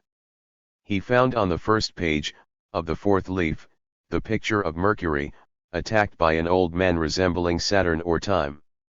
The latter had an hourglass on his head, and in his hand a scythe, with which he aimed a blow at Mercury's feet. The reverse of the leaf represented a flower growing on a mountain top, shaken rudely by the wind, with a blue stalk, red and white blossoms, and leaves of pure gold. Around it were a great number of dragons and griffins. On the first page of the fifth leaf was a fine garden, in the midst of which was a rose tree in full bloom, supported against the trunk of a gigantic oak. At the foot of this there bubbled up a fountain of milk-white water, which forming a small stream, flowed through the garden, and was afterwards lost in the sands.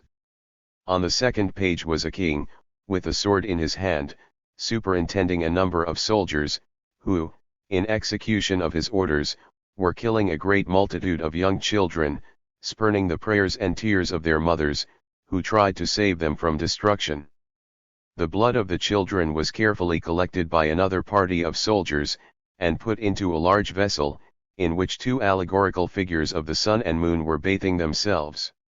For 21 years poor Nicholas wearied himself with the study of these pictures, but still he could make nothing of them. His wife Petronella at last persuaded him to find out some learned rabbi, but there was no rabbi in Paris learned enough to be of any service to him.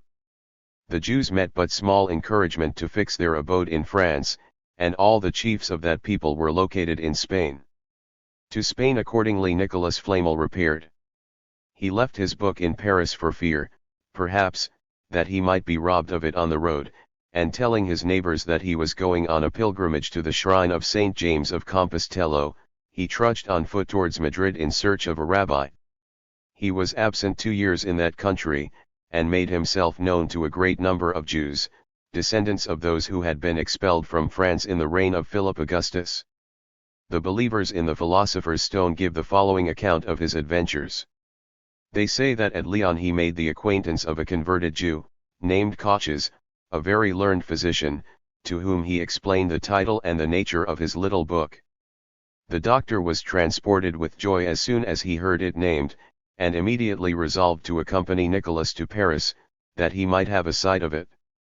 The two set out together, the doctor on the way entertaining his companion with the history of his book, which, if the genuine book he thought it to be, from the description he had heard of it, was in the handwriting of Abraham himself, and had been in the possession of personages no less distinguished than Moses, Joshua, Solomon, and Esdras.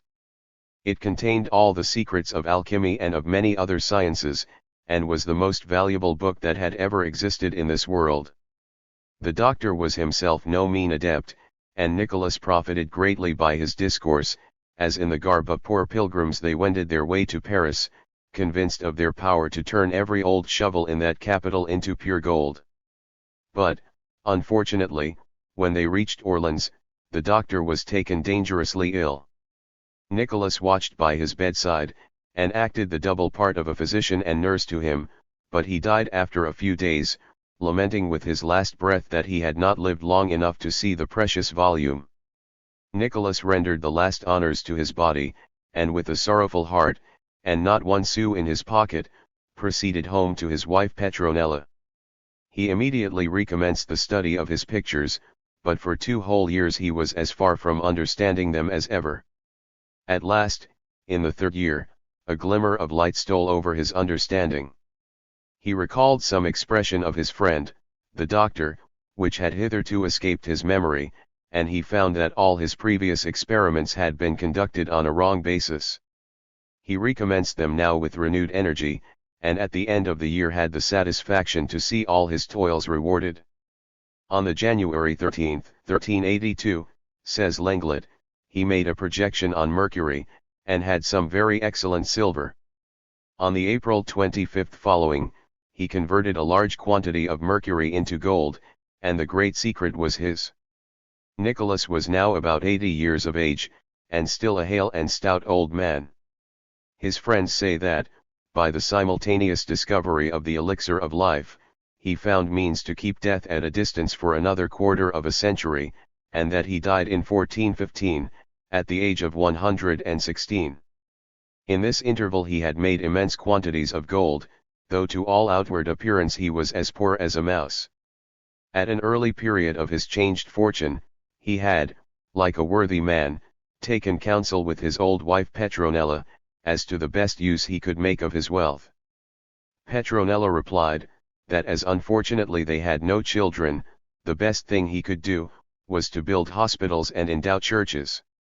Nicholas thought so too, especially when he began to find that his elixir could not keep off death, and that the grim foe was making rapid advances upon him. He richly endowed the church of Saint Jacques de la Boucherie, near the Rue de Marivoux, where he had all his life resided, besides 7 others in different parts of the kingdom. He also endowed 14 hospitals, and built 3 chapels. The fame of his great wealth and his munificent benefactions soon spread over all the country, and he was visited, among others, by the celebrated doctors of that day, Jean Gerson, Jean de Cordicuis, and Pierre d'Ailly. They found him in his humble apartment, meanly clad, and eating porridge out of an earthen vessel, and with regard to his secret, as impenetrable as all his predecessors in alchemy. His fame reached the ears of the king, Charles VI, who sent M. de Cramezy, the master of requests, to find out whether Nicholas had indeed discovered the philosopher's stone. But M. de Cramezy took nothing by his visit, all his attempts to sound the alchemist were unavailing, and he returned to his royal master no wiser than he came. It was in this year, 1414, that he lost his faithful Petronella. He did not long survive her, but died in the following year, and was buried with great pomp by the grateful priests of Saint Jacques de la Boucherie. The great wealth of Nicholas Flamel is undoubted, as the records of several churches and hospitals in France can testify. That he practiced alchemy is equally certain, as he left behind several works upon the subject. Those who knew him well, and who were incredulous about the philosopher's stone, give a very satisfactory solution of the secret of his wealth. They say that he was always a miser and a usurer, that his journey to Spain was undertaken with very different motives from those pretended by the alchemists, that, in fact, he went to collect debts due from Jews in that country to their brethren in Paris, and that he charged a commission of fully cent per cent in consideration of the difficulty of collecting and the dangers of the road, that when he possessed thousands, he lived upon almost nothing, and was the general money lender, at enormous profits, of all the dissipated young men at the French court. Among the works written by Nicholas Flamel on the subject of alchemy, is the Philosophic Summary, a poem, reprinted in 1735, as an appendix to the 3rd volume of the Roman de la Rose. He also wrote 3 treatises upon natural philosophy, and an alchemic allegory, entitled Le Désir Desire. Specimens of his writing, and a facsimile of the drawings in his Book of Abraham, may be seen in Salmon's Bibliothèque de Philosophes Chimiques. The writer of the article, Flamel, in the Biographie Universelle, says that, for 100 years after the death of Flamel, many of the adepts believed that he was still alive, and that he would live for upwards of 600 years. The house he formerly occupied, at the corner of the Rue de Marivoux, has been often taken by credulous speculators, and ransacked from top to bottom, in the hopes that gold might be found. A report was current in Paris, not long previous to the year 1816, that some lodgers had found in the cellars several jars filled with a dark-colored ponderous matter. Upon the strength of the rumor, a believer in all the wondrous tales told of Nicholas Flamel, bought the house, and nearly pulled it to pieces in ransacking the walls and wainscoting for hidden gold. He got nothing for his pains, however, and had a heavy bill to pay to restore his dilapidations. George Ripley. While alchemy was thus cultivated on the continent of Europe, it was not neglected in the Isles of Britain. Since the time of Roger Bacon, it had fascinated the imagination of many ardent men in England. In the year 1404, an Act of Parliament was passed, declaring the making of gold and silver to be felony. Great alarm was felt at that time lest any alchemist should succeed in his projects, and perhaps bring ruin upon the state, by furnishing boundless wealth to some designing tyrant, who would make use of it to enslave his country. This alarm appears to have soon subsided, for, in the year 1455, King Henry VI, by advice of his council and parliament, granted 4 successive patents and commissions to several knights, citizens of London, chemists, monks, mass priests, and others, to find out the philosopher's stone and elixir, to the great benefit, said the patent, of the realm, and the enabling of the king to pay all the debts of the crown in real gold and silver. Prynne, in his Aurum Regini, observes, as a note to this passage, that the king's reason for granting this patent to ecclesiastics was, that they were such good artists in transubstantiating bread and wine in the Eucharist, and therefore the more likely to be able to effect the transmutation of baser metals into better. No gold, of course, was ever made, and, next year, the king, doubting very much of the practicability of the thing, took further advice, and appointed a commission of 10 learned men, and persons of eminence, to judge and certify to him whether the transmutation of metals were a thing practicable or no. It does not appear whether the commission ever made any report upon the subject. In the succeeding reign, an alchemist appeared who pretended to have discovered the secret. This was George Ripley, the canon of Burlington, in Yorkshire. He studied for 20 years in the universities of Italy, and was a great favorite with Pope Innocent VIII, who made him one of his domestic chaplains, and master of the ceremonies in his household. Returning to England in 1477, he dedicated to King Edward IV. His famous work, The Compound of Alchemy, or, The 12 Gates Leading to the Discovery of the Philosopher's Stone.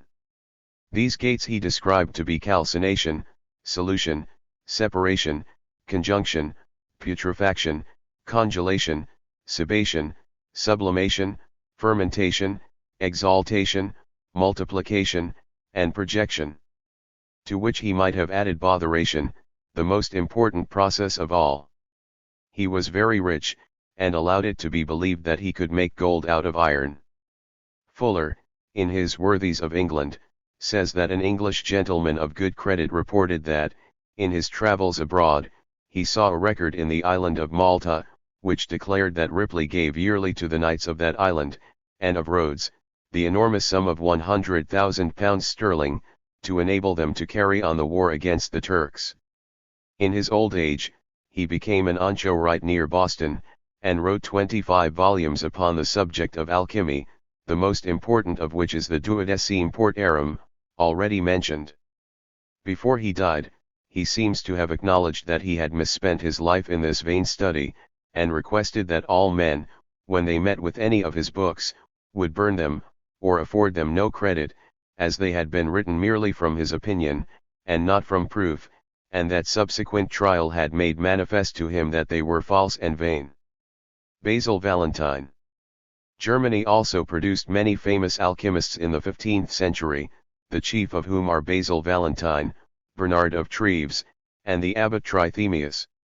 Basil Valentine was born at Mayence, and was made prior of St. Peter's, at Erfurt, about the year 1414.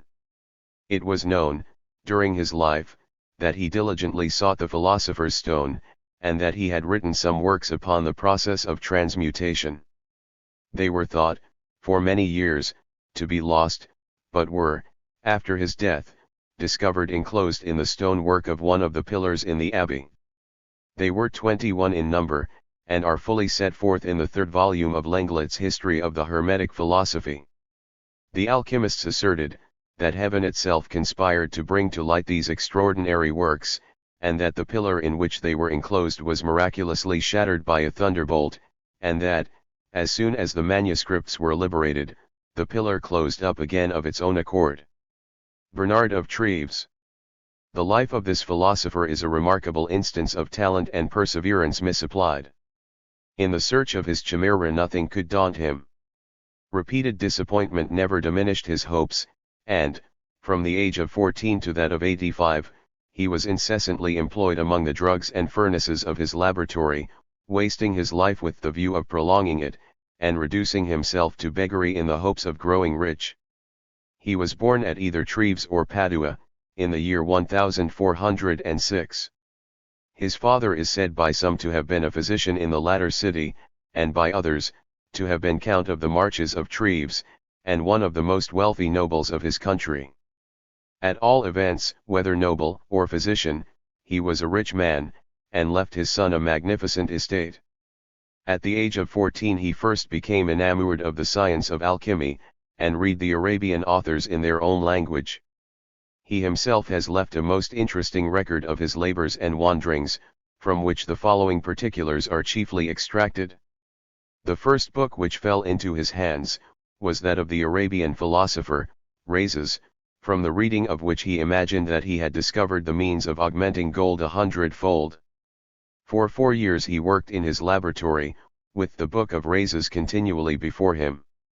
At the end of that time, he found that he had spent no less than 800 crowns upon his experiment, and had got nothing but fire and smoke for his pains. He now began to lose confidence in Rhazes, and turned to the works of Geber.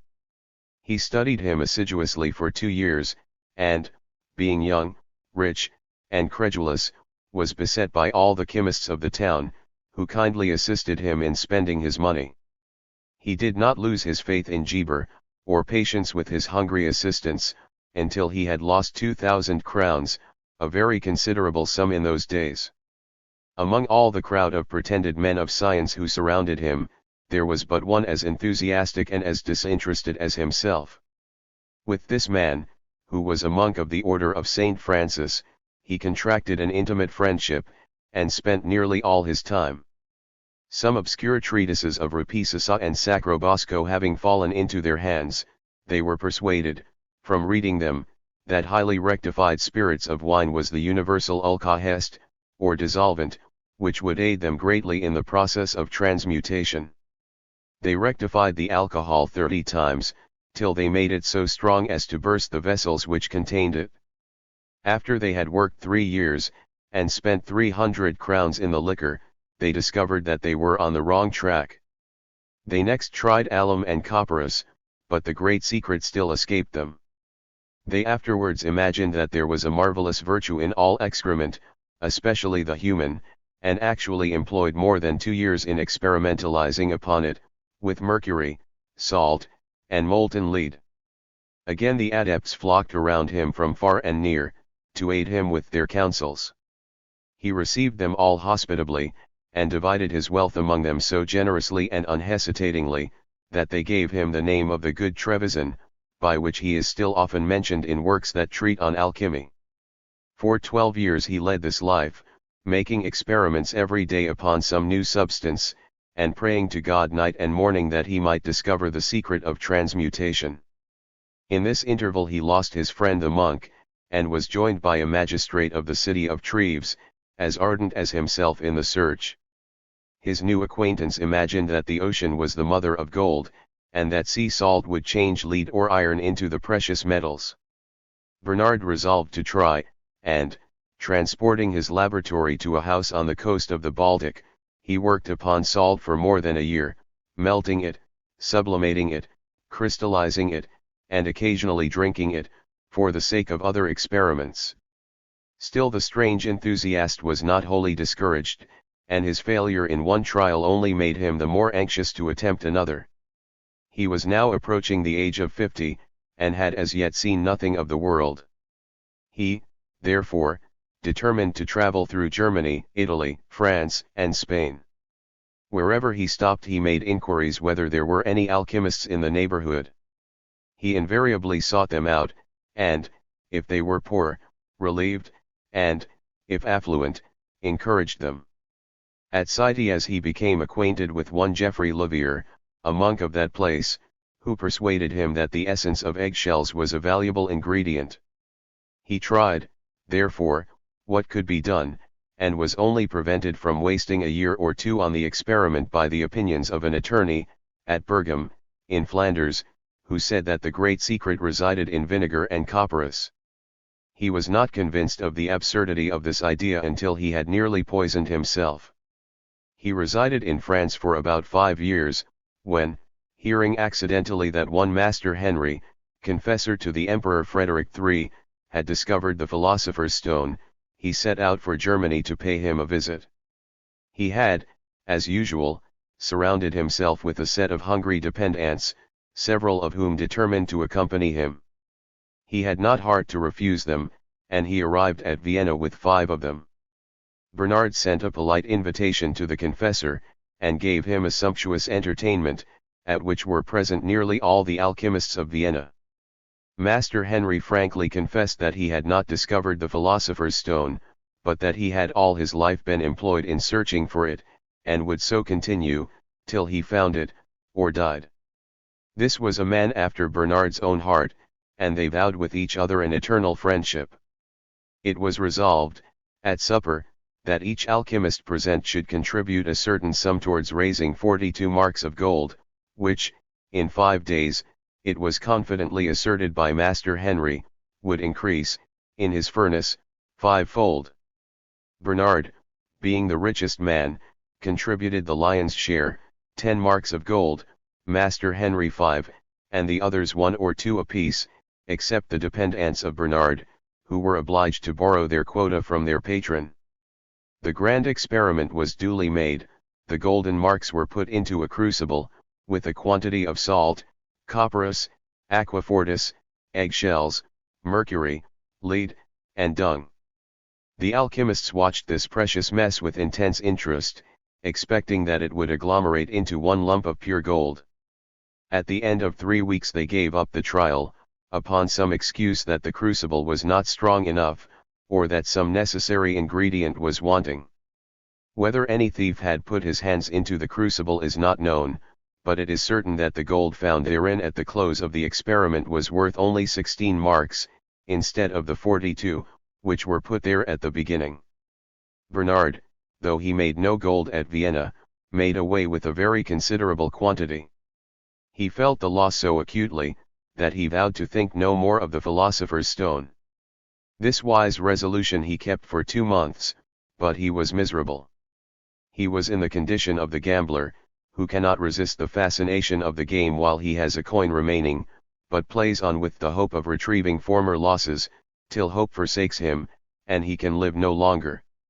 He returned once more to his beloved crucibles, and resolved to prosecute his journey in search of a philosopher who had discovered the secret, and would communicate it to so zealous and persevering an adept as himself. From Vienna he travelled to Rome, and from Rome to Madrid. Taking ship at Gibraltar, he proceeded to Messina, from Messina to Cyprus, from Cyprus to Greece, from Greece to Constantinople, and thence into Egypt, Palestine, and Persia. These wanderings occupied him about 8 years. From Persia he made his way back to Messina, and from thence into France. He afterwards passed over into England, still in search of his great chimera, and this occupied 4 years more of his life. He was now growing both old and poor, for he was 62 years of age, and had been obliged to sell a great portion of his patrimony to provide for his expenses. His journey to Persia had cost upwards of 13,000 crowns, about 1/2 of which had been fairly melted in his all-devouring furnaces, the other half was lavished upon the sycophants that he made it his business to search out in every town he stopped at. On his return to Treves he found, to his sorrow, that, if not an actual beggar, he was not much better. His relatives looked upon him as a madman, and refused even to see him.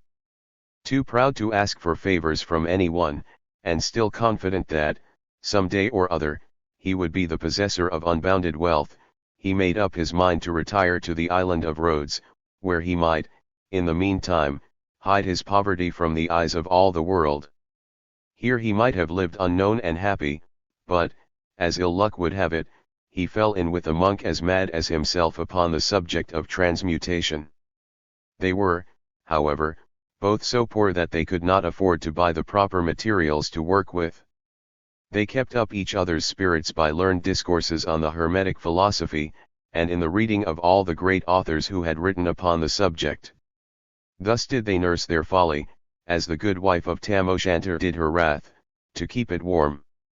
After Bernard had resided about a year in Rhodes, a merchant, who knew his family, advanced him the sum of 8,000 florins, upon the security of the last remaining acres of his formerly large estate.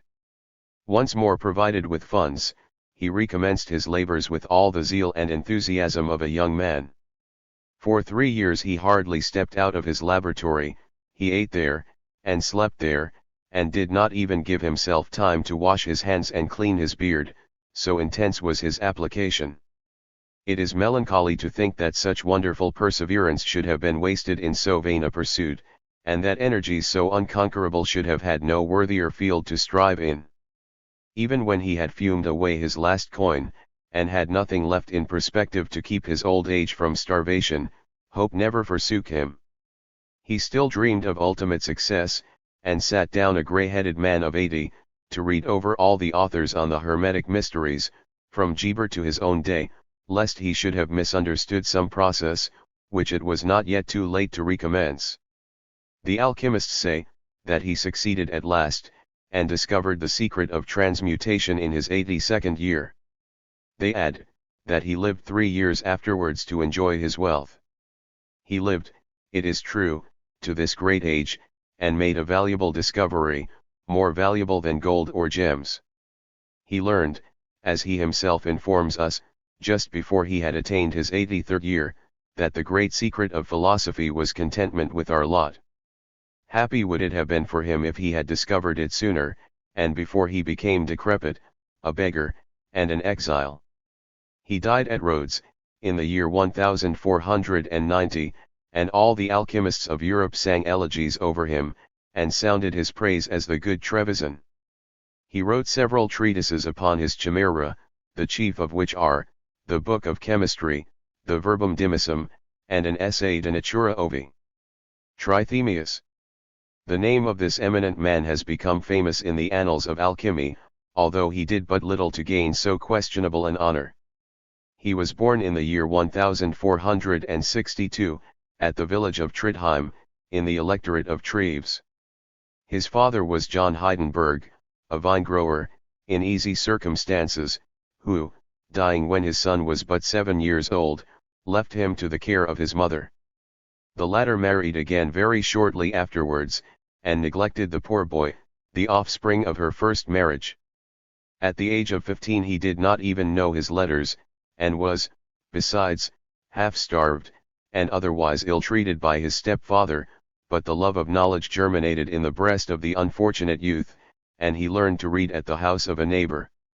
His father-in-law set him to work in the vineyards, and thus occupied all his days, but the nights were his own.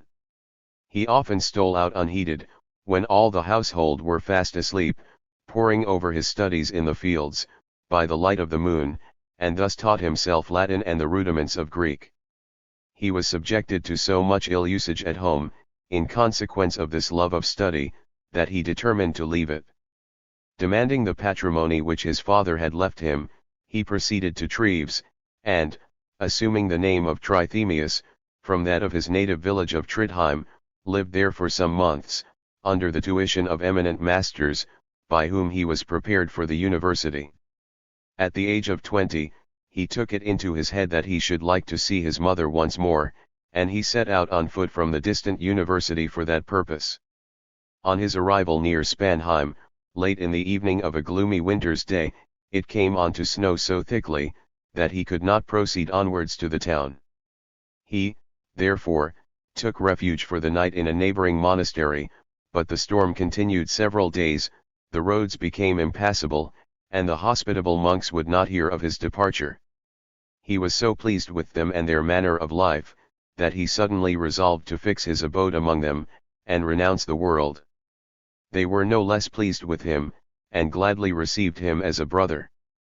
In the course of 2 years, although still so young, he was unanimously elected their abbot. The financial affairs of the establishment had been greatly neglected, the walls of the building were falling into ruin, and everything was in disorder.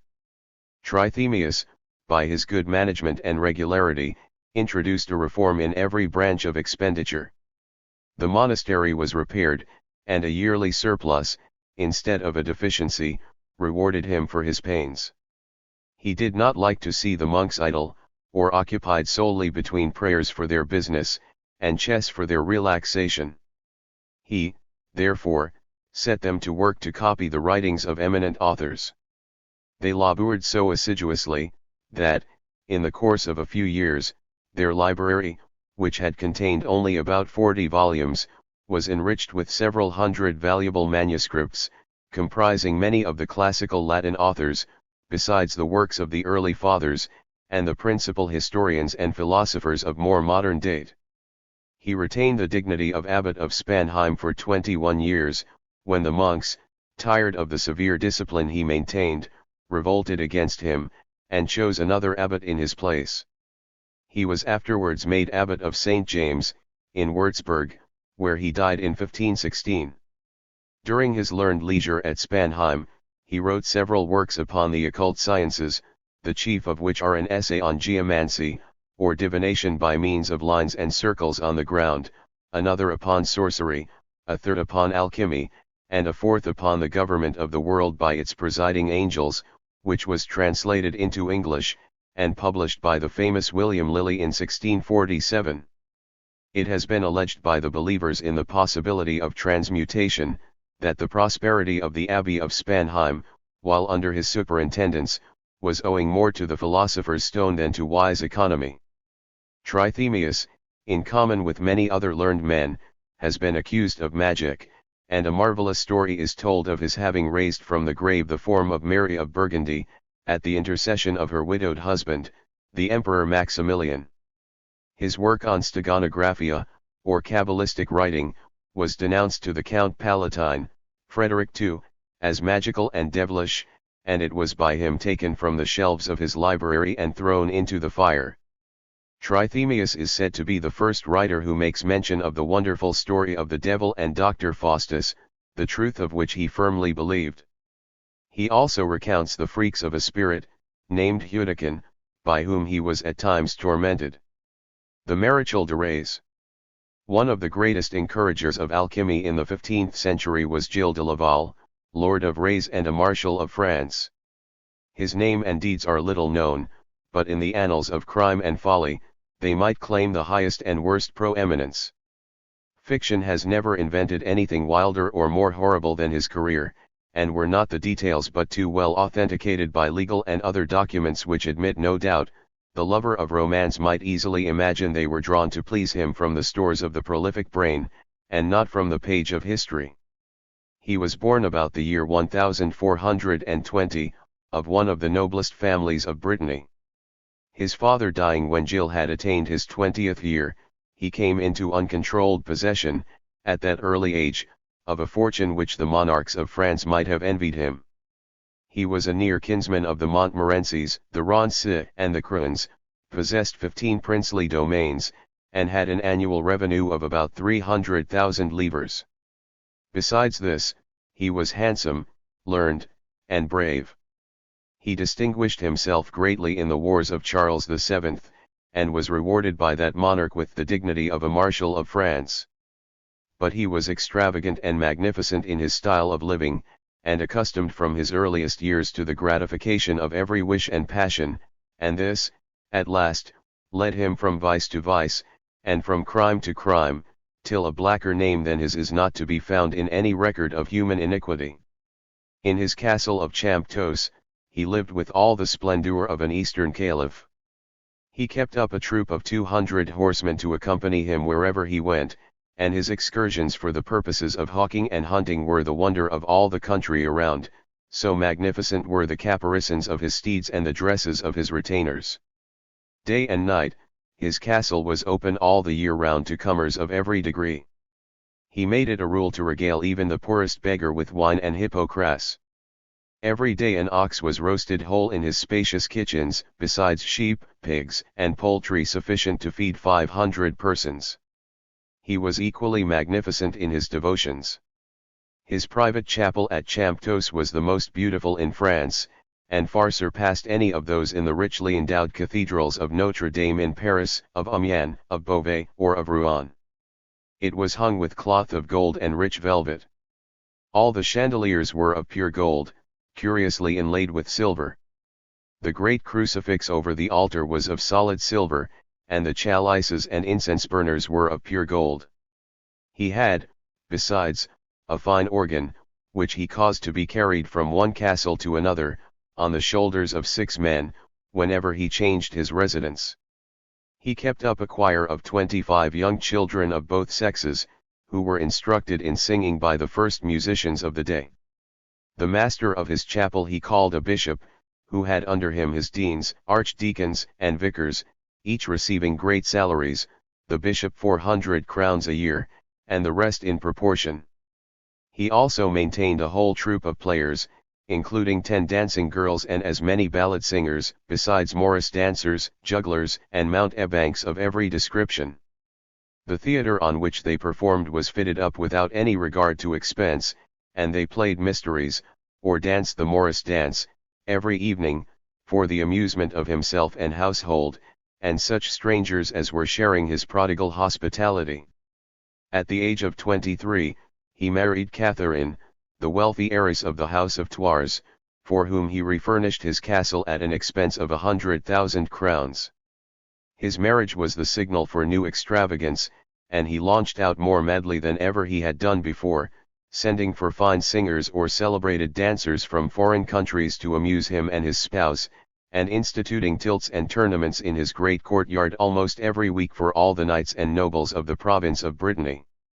The Duke of Brittany's court was not half so splendid as that of the Maréchal de Rays.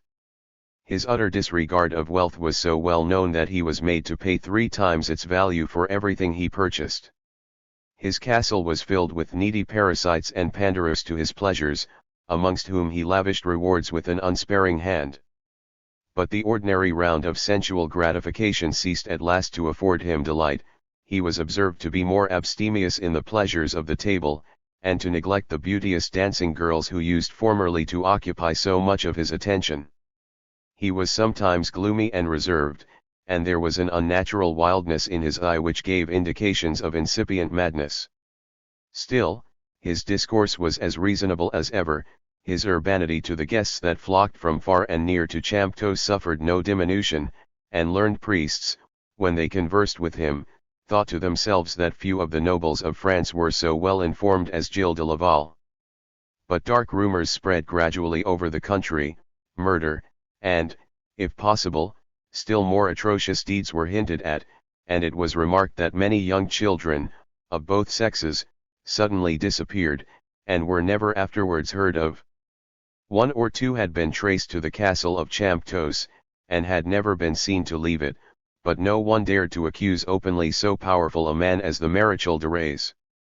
Whenever the subject of the lost children was mentioned in his presence, he manifested the greatest astonishment at the mystery which involved their fate, and indignation against those who might be guilty of kidnapping them. Still the world was not wholly deceived. His name became as formidable to young children as that of the devouring ogre in fairy tales, and they were taught to go miles round, rather than pass under the turrets of Champtos.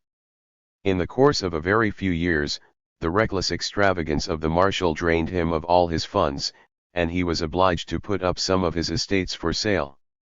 The Duke of Brittany entered into a treaty with him for the valuable seigneury of Ingranda, but the heirs of Gilles implored the interference of Charles VII.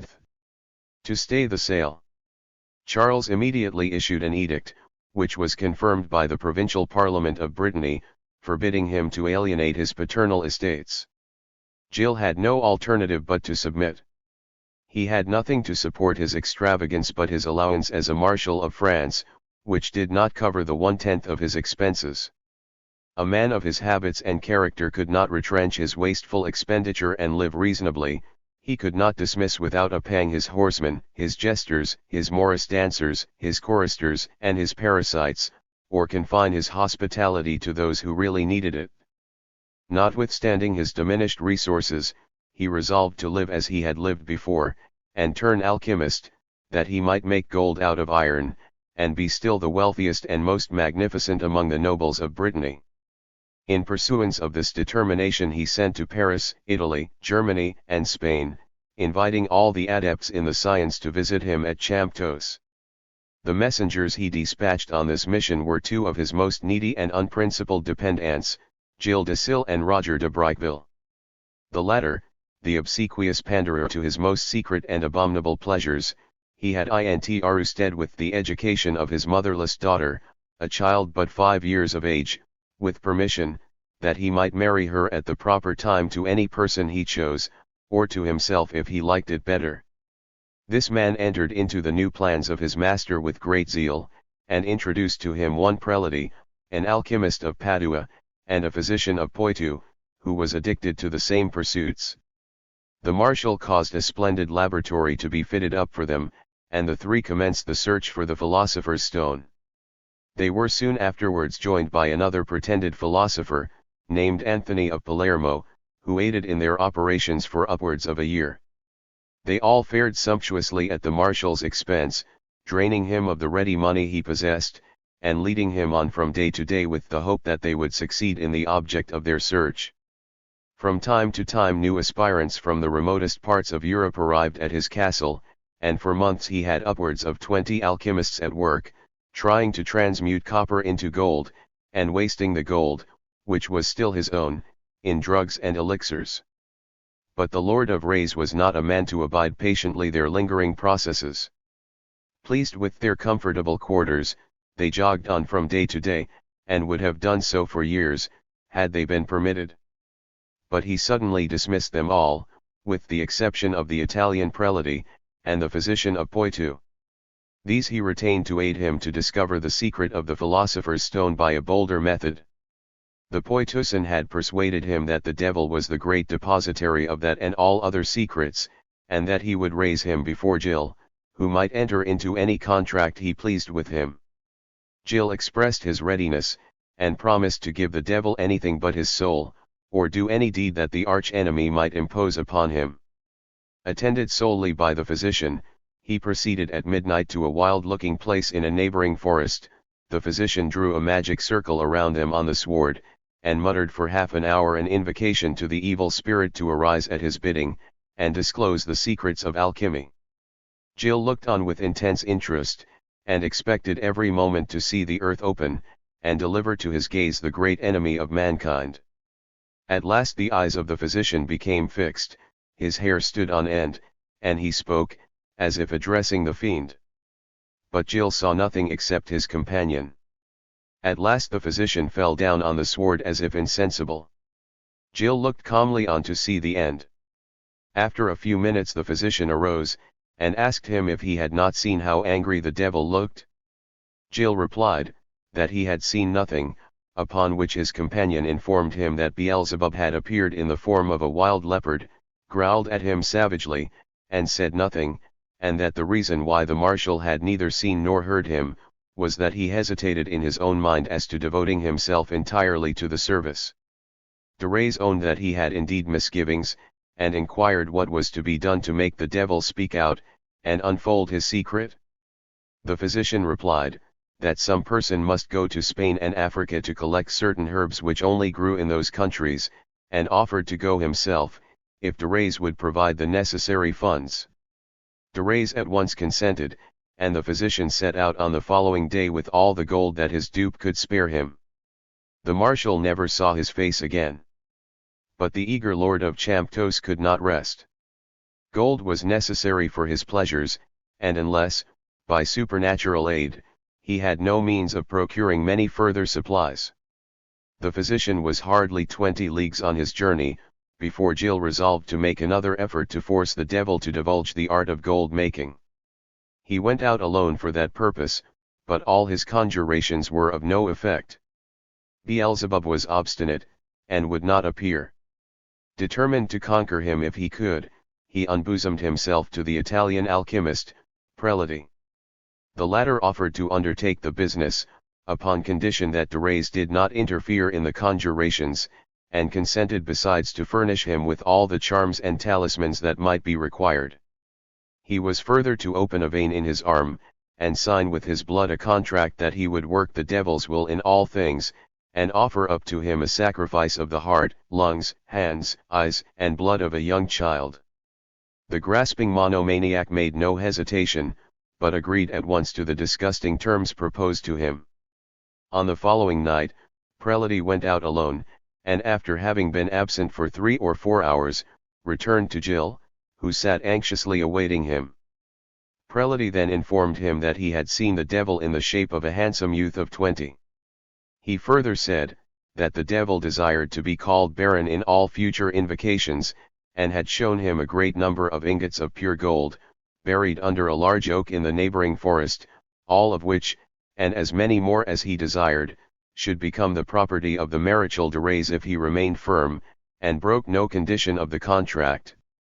Prelati further showed him a small casket of black dust, which would turn iron into gold, but as the process was very troublesome, he advised that they should be contented with the ingots they found under the oak tree, and which would more than supply all the wants that the most extravagant imagination could desire.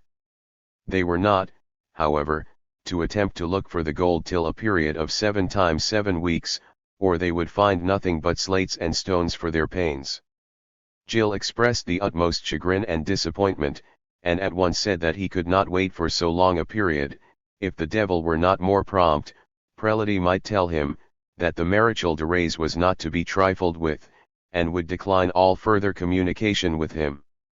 Prelati at last persuaded him to wait 7 times 7 days. They then went at midnight with picks and shovels to dig up the ground under the oak, where they found nothing to reward them but a great quantity of slates, marked with hieroglyphics. It was now Prelati's turn to be angry, and he loudly swore that the devil was nothing but a liar and a cheat. The marshal joined cordially in the opinion, but was easily persuaded by the cunning Italian to make one more trial. He promised at the same time that he would endeavor, on the following night, to discover the reason why the devil had broken his word. He went out alone accordingly, and on his return informed his patron that he had seen Baron, who was exceedingly angry that they had not waited the proper time ere they looked for the ingots. Baron had also said, that the Maréchal de Rays could hardly expect any favors from him, at a time when he must know that he had been meditating a pilgrimage to the Holy Land, to make atonement for his sins. The Italian had doubtless surmised this, from some incautious expression of his patron, for de Rays frankly confessed that there were times when, sick of the world and all its pomps and vanities, he thought of devoting himself to the service of God.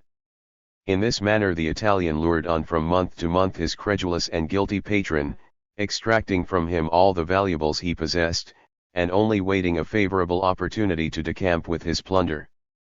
But the day of retribution was at hand for both. Young girls and boys continued to disappear in the most mysterious manner, and the rumors against the owner of Champtos grew so loud and distinct, that the church was compelled to interfere. Representations were made by the Bishop of Nantes to the Duke of Brittany, that it would be a public scandal if the accusations against the Maréchal de Rays were not inquired into. He was arrested accordingly in his own castle, along with his accomplice Prelati, and thrown into a dungeon at Nantes to await his trial. The judges appointed to try him were the Bishop of Nantes, Chancellor of Brittany, the Vicar of the Inquisition in France, and the celebrated Pierre El Hospital, the President of the Provincial Parliament. The offences laid to his charge were sorcery, sodomy, and murder. Gilles, on the first day of his trial, conducted himself with the utmost insolence. He braved the judges on the judgment seat, calling them simoniacs and persons of impure life, and said he would rather be hanged by the neck like a dog without trial, than plead either guilty or not guilty to such contemptible miscreants. But his confidence forsook him as the trial proceeded, and he was found guilty on the clearest evidence of all the crimes laid to his charge. It was proved that he took insane pleasure in stabbing the victims of his lust, and in observing the quivering of their flesh, and the fading luster of their eyes as they expired. The confession of Prelati first made the judges acquainted with this horrid madness, and Gilles himself confirmed it before his death. Nearly 100 children of the villagers around his two castles of Champtos and Makikwe, had been missed within 3 years, the greater part, if not all, of whom were immolated to the lust or the cupidity of this monster. He imagined that he thus made the devil his friend, and that his recompense would be the secret of the philosopher's stone. Gilles and Prelati were both condemned to be burned alive. At the place of execution they assumed the air of penitence and religion. Gilles tenderly embraced Prelati, saying, "Farewell, friend Francis. In this world we shall never meet again, but let us place our hopes in God, we shall see each other in paradise." Out of consideration for his high rank and connections, the punishment of the marshal was so far mitigated, that he was not burned alive like Prelati. He was first strangled, and then thrown into the flames. His body, when half consumed, was given over to his relatives for interment, while that of the Italian was burned to ashes, and then scattered in the winds. Jacques Coeur. This remarkable pretender to the secret of the philosopher's stone, was contemporary with the last mentioned. He was a great personage at the court of Charles VII, and in the events of his reign played a prominent part. From a very humble origin he rose to the highest honors of the state, and amassed enormous wealth by peculation and the plunder of the country which he should have served. It was to hide his delinquencies in this respect, and to divert attention from the real source of his riches, that he boasted of having discovered the art of transmuting the inferior metals into gold and silver. His father was a goldsmith in the city of Bourges, but so reduced in circumstances towards the latter years of his life, that he was unable to pay the necessary fees to procure his son's admission into the guild.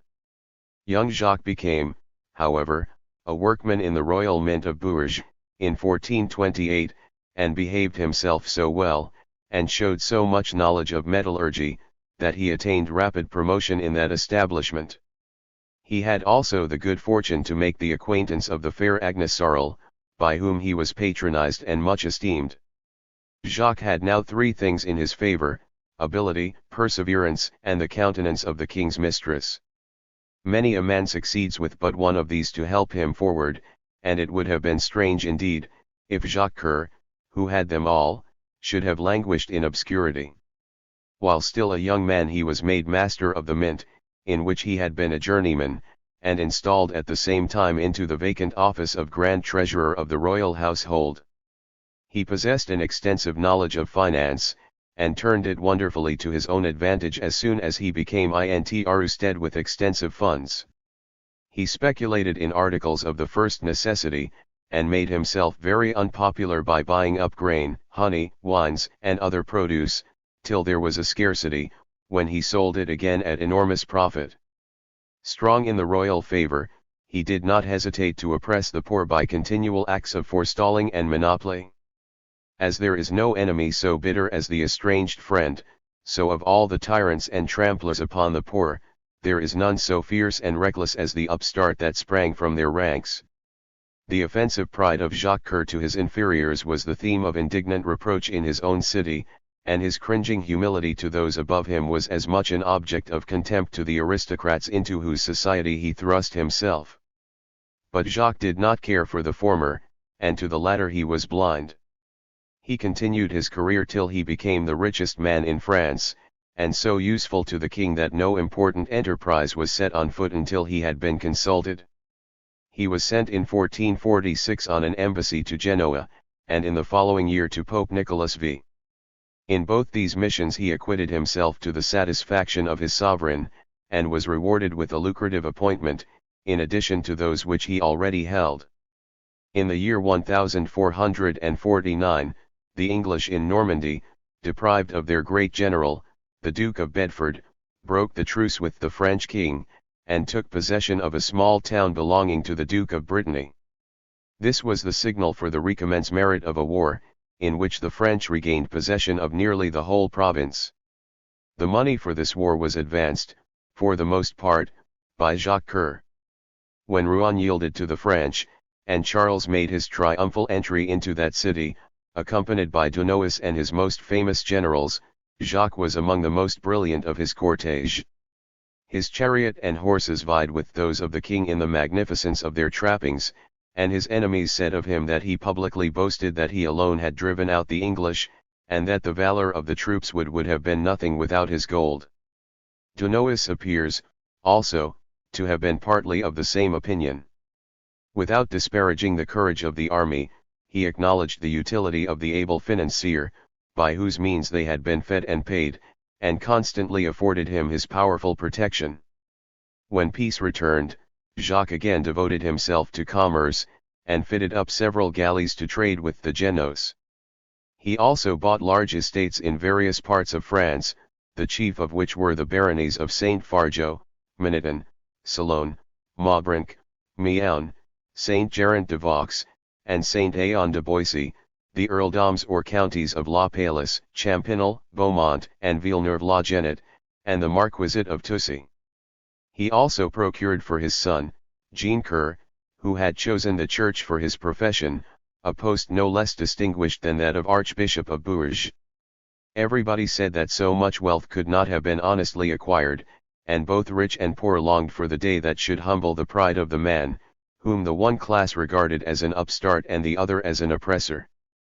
Jacques was somewhat alarmed at the rumors that were afloat respecting him, and of dark hints that he had debased the coin of the realm and forged the king's seal to an important document, by which he had defrauded the state of very considerable sums.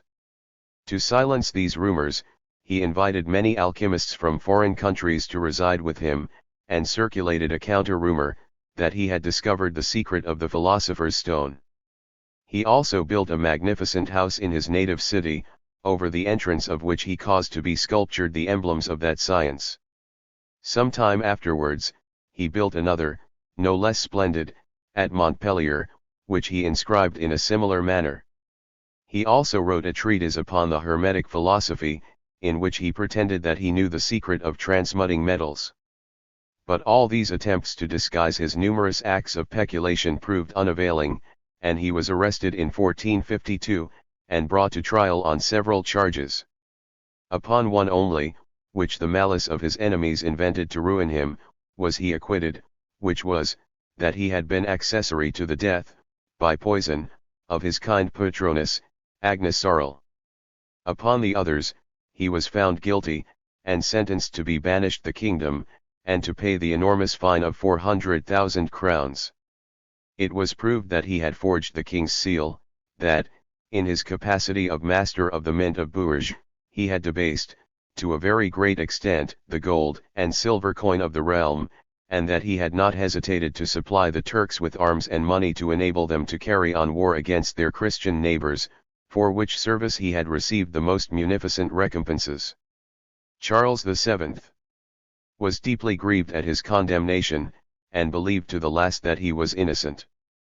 By his means the fine was reduced within a sum which Jacques Coeur could pay. After remaining for some time in prison, he was liberated, and left France with a large sum of money, part of which, it was alleged, was secretly paid him by Charles out of the produce of his confiscated estates.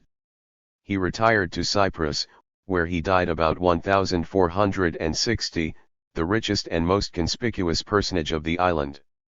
The writers upon alchemy all claim Jacques Coeur as a member of their fraternity, and treat as false and libellous the more rational explanation of his wealth which the records of his trial afford. Pierre Borel, in his Antiquités Gauloises, maintains the opinion that Jacques was an honest man, and that he made his gold out of lead and copper by means of the philosopher's stone. The alchemic adepts in general were of the same opinion, but they found it difficult to persuade even his contemporaries of the fact. Posterity is still less likely to believe it. Inferior adepts of the 14th and 15th centuries. Many other pretenders to the secrets of the philosopher's stone appeared in every country in Europe, during the 14th and 15th centuries. The possibility of transmutation was so generally admitted, that every chemist was more or less an alchemist.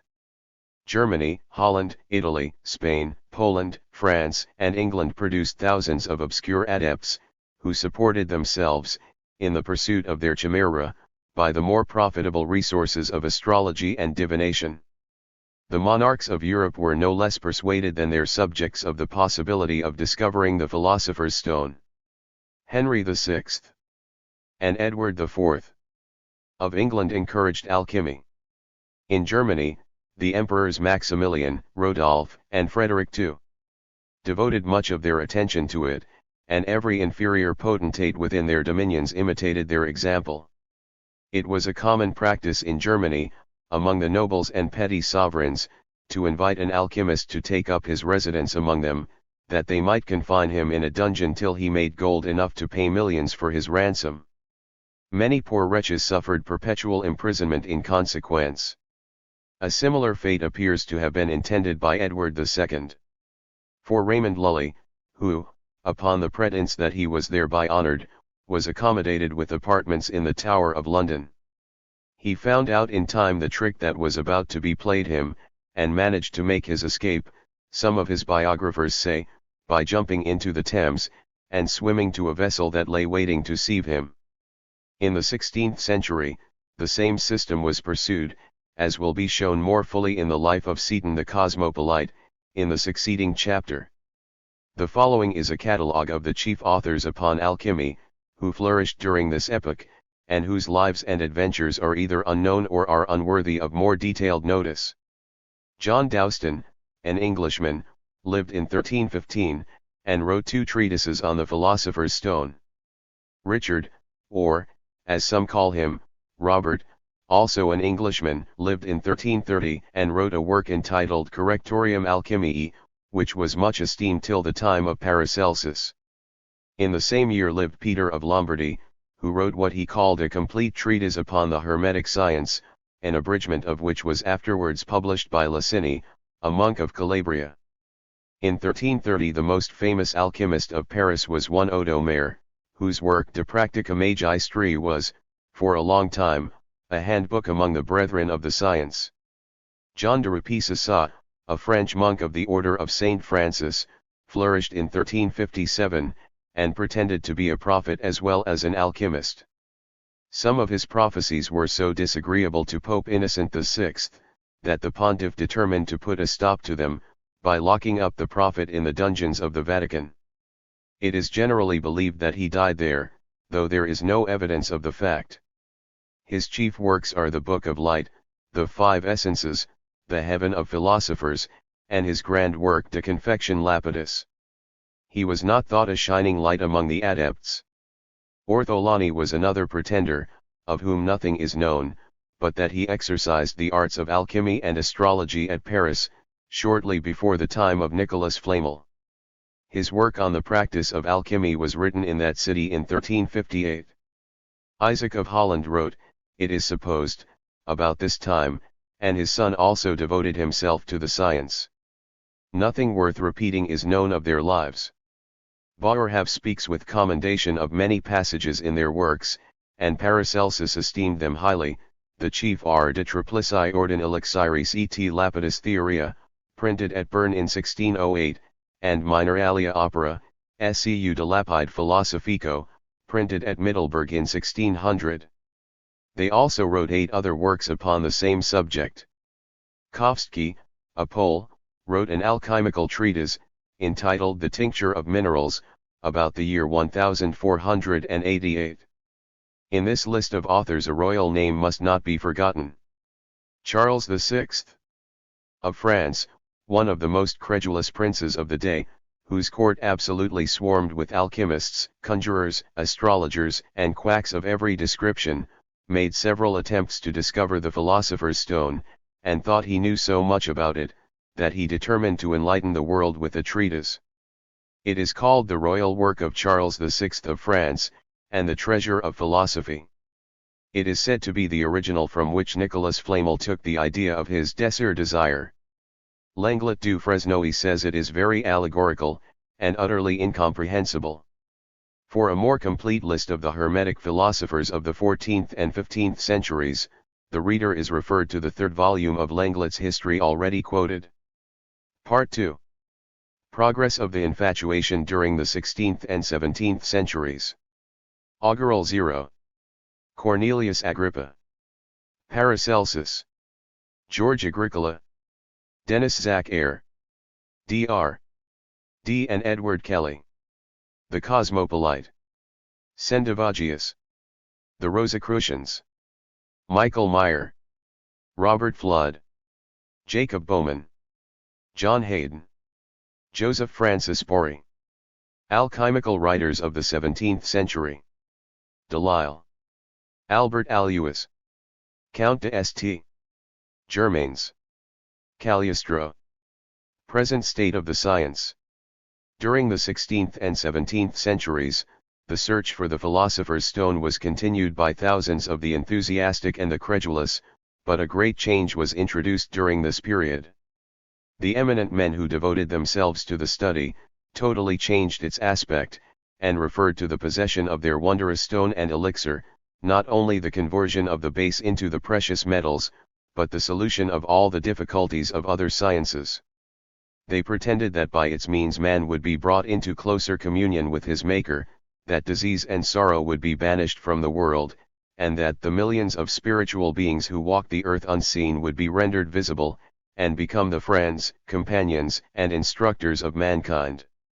In the 17th century more especially, these poetical and fantastic doctrines excited the notice of Europe, and from Germany, where they had been first disseminated by Rosenkreutz, spread into France and England, and ran away with the sound judgment of many clever, but too enthusiastic, searchers for the truth. Paracelsus, D., and many others of less note, were captivated by the grace and beauty of the new mythology, which was arising to adorn the literature of Europe. Most of the alchemists of the 16th century, although ignorant of the Rosicrucians as a sect, were, in some degree, tinctured with their fanciful tenets, but before we speak more fully of these poetical visionaries, it will be necessary to resume the history of the Hermetic folly where we left off in the former chapter, and trace the gradual change that stole over the dreams of the adepts. It will be seen that the infatuation increased rather than diminished as the world grew older. Augerello. Among the alchemists who were born in the 15th, and distinguished themselves in the 16th century, the first, in point of date, is John Aurelio Augerello. He was born at Rimini in 1441, and became professor of the belles lettres at Venice and Treviso. He was early convinced of the truth of the Hermetic science, and used to pray to God that he might be happy enough to discover the philosopher's stone. He was continually surrounded by the paraphernalia of chemistry, and expended all his wealth in the purchase of drugs and metals. He was also a poet, but of less merit than pretensions. His Chrysopoeia, in which lie pretended to teach the art of making gold, he dedicated to Pope Leo X, in the hope that the pontiff would reward him handsomely for the compliment, but the Pope was too good a judge of poetry to be pleased with the worse than mediocrity of his poem, and too good a philosopher to approve of the strange doctrines which it inculcated. He was, therefore, far from gratified at the dedication. It is said, that when Augerello applied to him for a reward, the Pope, with great ceremony and much apparent kindness and cordiality, drew an empty purse from his pocket, and presented it to the alchemist, saying, that since he was able to make gold, the most appropriate present that could be made him, was a purse to put it in. This scurvy reward was all that the poor alchemist ever got either for his poetry or his alchemy. He died in a state of extreme poverty, in the 83rd year of his age. Cornelius Agrippa. This alchemist has left a more distinguished reputation. The most extraordinary tales were told and believed of his powers. He could turn iron into gold by his mere word. All the spirits of the air, and demons of the earth, were under his command, and bound to obey him in everything. He could raise from the dead the forms of the great men of other days, and make them appear in their habit as they lived, to the gaze of the curious who had courage enough to abide their presence. He was born at Cologne in 1486, and began, at an early age, the study of chemistry and philosophy. By some means or other which have never been very clearly explained, he managed to impress his contemporaries with a great idea of his wonderful attainments. At the early age of 20, so great was his reputation as an alchemist, that the principal adepts of Paris wrote to Cologne, inviting him to settle in France, and aid them with his experience in discovering the philosopher's stone. Honors poured upon him in thick succession, and he was highly esteemed by all the learned men of his time. Melanchthon speaks of him with respect and commendation. Erasmus also bears testimony in his favor, and the general voice of his age proclaimed him a light of literature and an ornament to philosophy. Some men, by dint of excessive egotism, manage to persuade their contemporaries that they are very great men indeed. They publish their acquirements so loudly in people's ears, and keep up their own praises so incessantly, that the world's applause is actually taken by storm. Such seems to have been the case with Agrippa. He called himself a sublime theologian, an excellent jurisconsult, an able physician, a great philosopher, and a successful alchemist. The world, at last, took him at his word, and thought that a man who talked so big, must have some merit to recommend him, that it was, indeed, a great trumpet which sounded so obstreperous a blast. He was made secretary to the Emperor Maximilian, who conferred upon him the title of Chevalier, and gave him the honorary command of a regiment. He afterwards became professor of Hebrew and the belles lettres, at the University of Dole, in France, but quarreling with the Franciscan monks upon some knotty point of divinity, he was obliged to quit the town.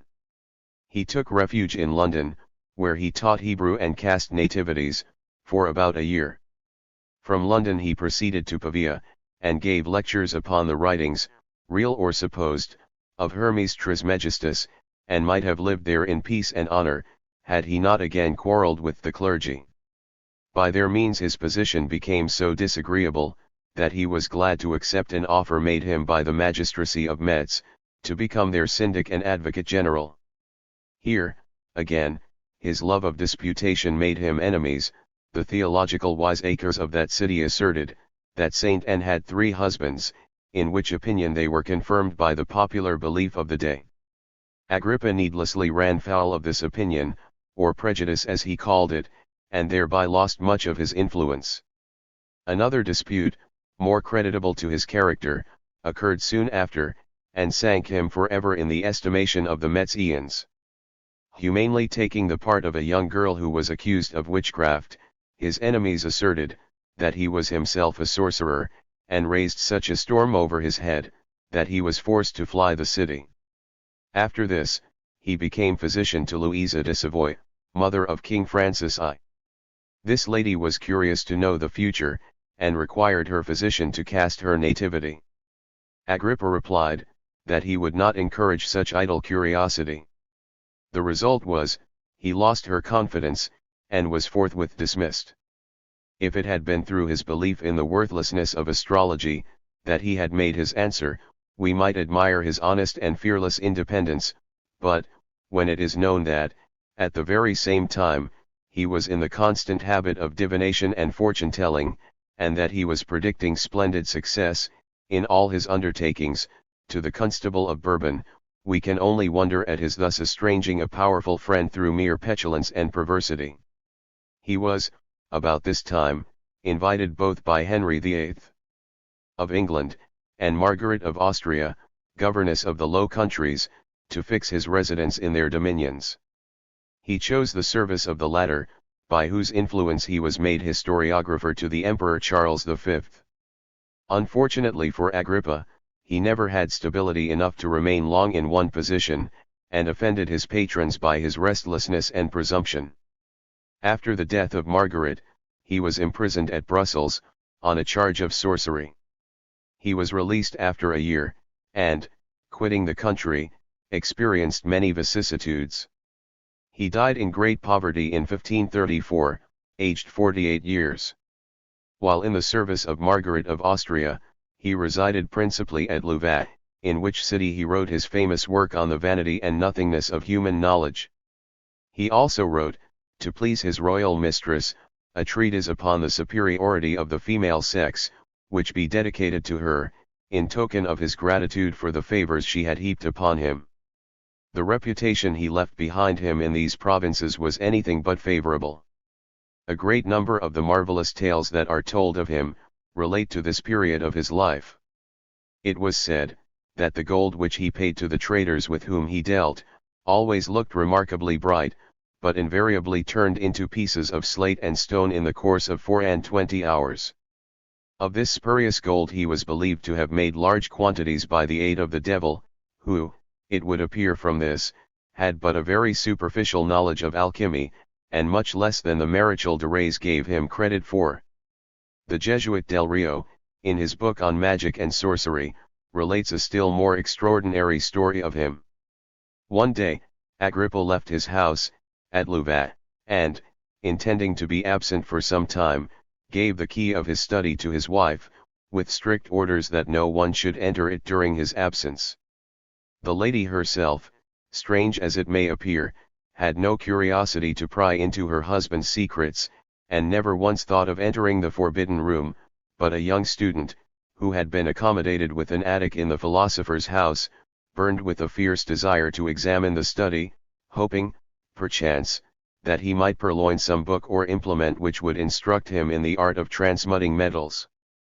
The youth, being handsome, eloquent, and, above all, highly complimentary to the charms of the lady, she was persuaded, without much difficulty, to lend him the key, but gave him strict orders not to remove anything. The student promised implicit obedience, and entered Agrippa's study. The first object that caught his attention, was a large grimoire, or book of spells, which lay open on the philosopher's desk. He sat himself down immediately, and began to read. At the first word he uttered, he fancied he heard a knock at the door. He listened, but all was silent. Thinking that his imagination had deceived him, he read on, when immediately a louder knock was heard, which so terrified him, that he started to his feet. He tried to say, "Come in," but his tongue refused its office, and he could not articulate a sound. He fixed his eyes upon the door, which, slowly opening, disclosed a stranger of majestic form, but scowling features, who demanded sternly, why he was summoned. "I did not summon you," said the trembling student. "You did," said the stranger, advancing, angrily, "and the demons are not to be invoked in vain." The student could make no reply, and the demon, enraged that one of the uninitiated should have summoned him out of mere presumption, seized him by the throat and strangled him. When Agrippa returned, a few days afterwards, he found his house beset with devils. Some of them were sitting on the chimney pots, kicking up their legs in the air, while others were playing at leapfrog, on the very edge of the parapet. His study was so filled with them that he found it difficult to make his way to his desk. When, at last, he had elbowed his way through them, he found his book open, and the student lying dead upon the floor. He saw immediately how the mischief had been done, and, dismissing all the inferior imps, asked the principal demon how he could have been so rash as to kill the young man. The demon replied, that he had been needlessly invoked by an insulting youth, and could do no less than kill him for his presumption. Agrippa reprimanded him severely, and ordered him immediately to reanimate the dead body, and walk about with it in the marketplace for the whole of the afternoon. The demon did so, the student revived, and, putting his arm through that of his unearthly murderer, walked very lovingly with him, in sight of all the people. At sunset, the body fell down again, cold and lifeless as before, and was carried by the crowd to the hospital, it being the general opinion that he had expired in a fit of apoplexy.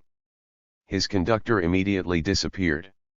When the body was examined, marks of strangulation were found on the neck, and prints of the long claws of the demon on various parts of it. These appearances, together with a story, which soon obtained currency, that the companion of the young man had vanished in a cloud of flame and smoke, opened people's eyes to the truth.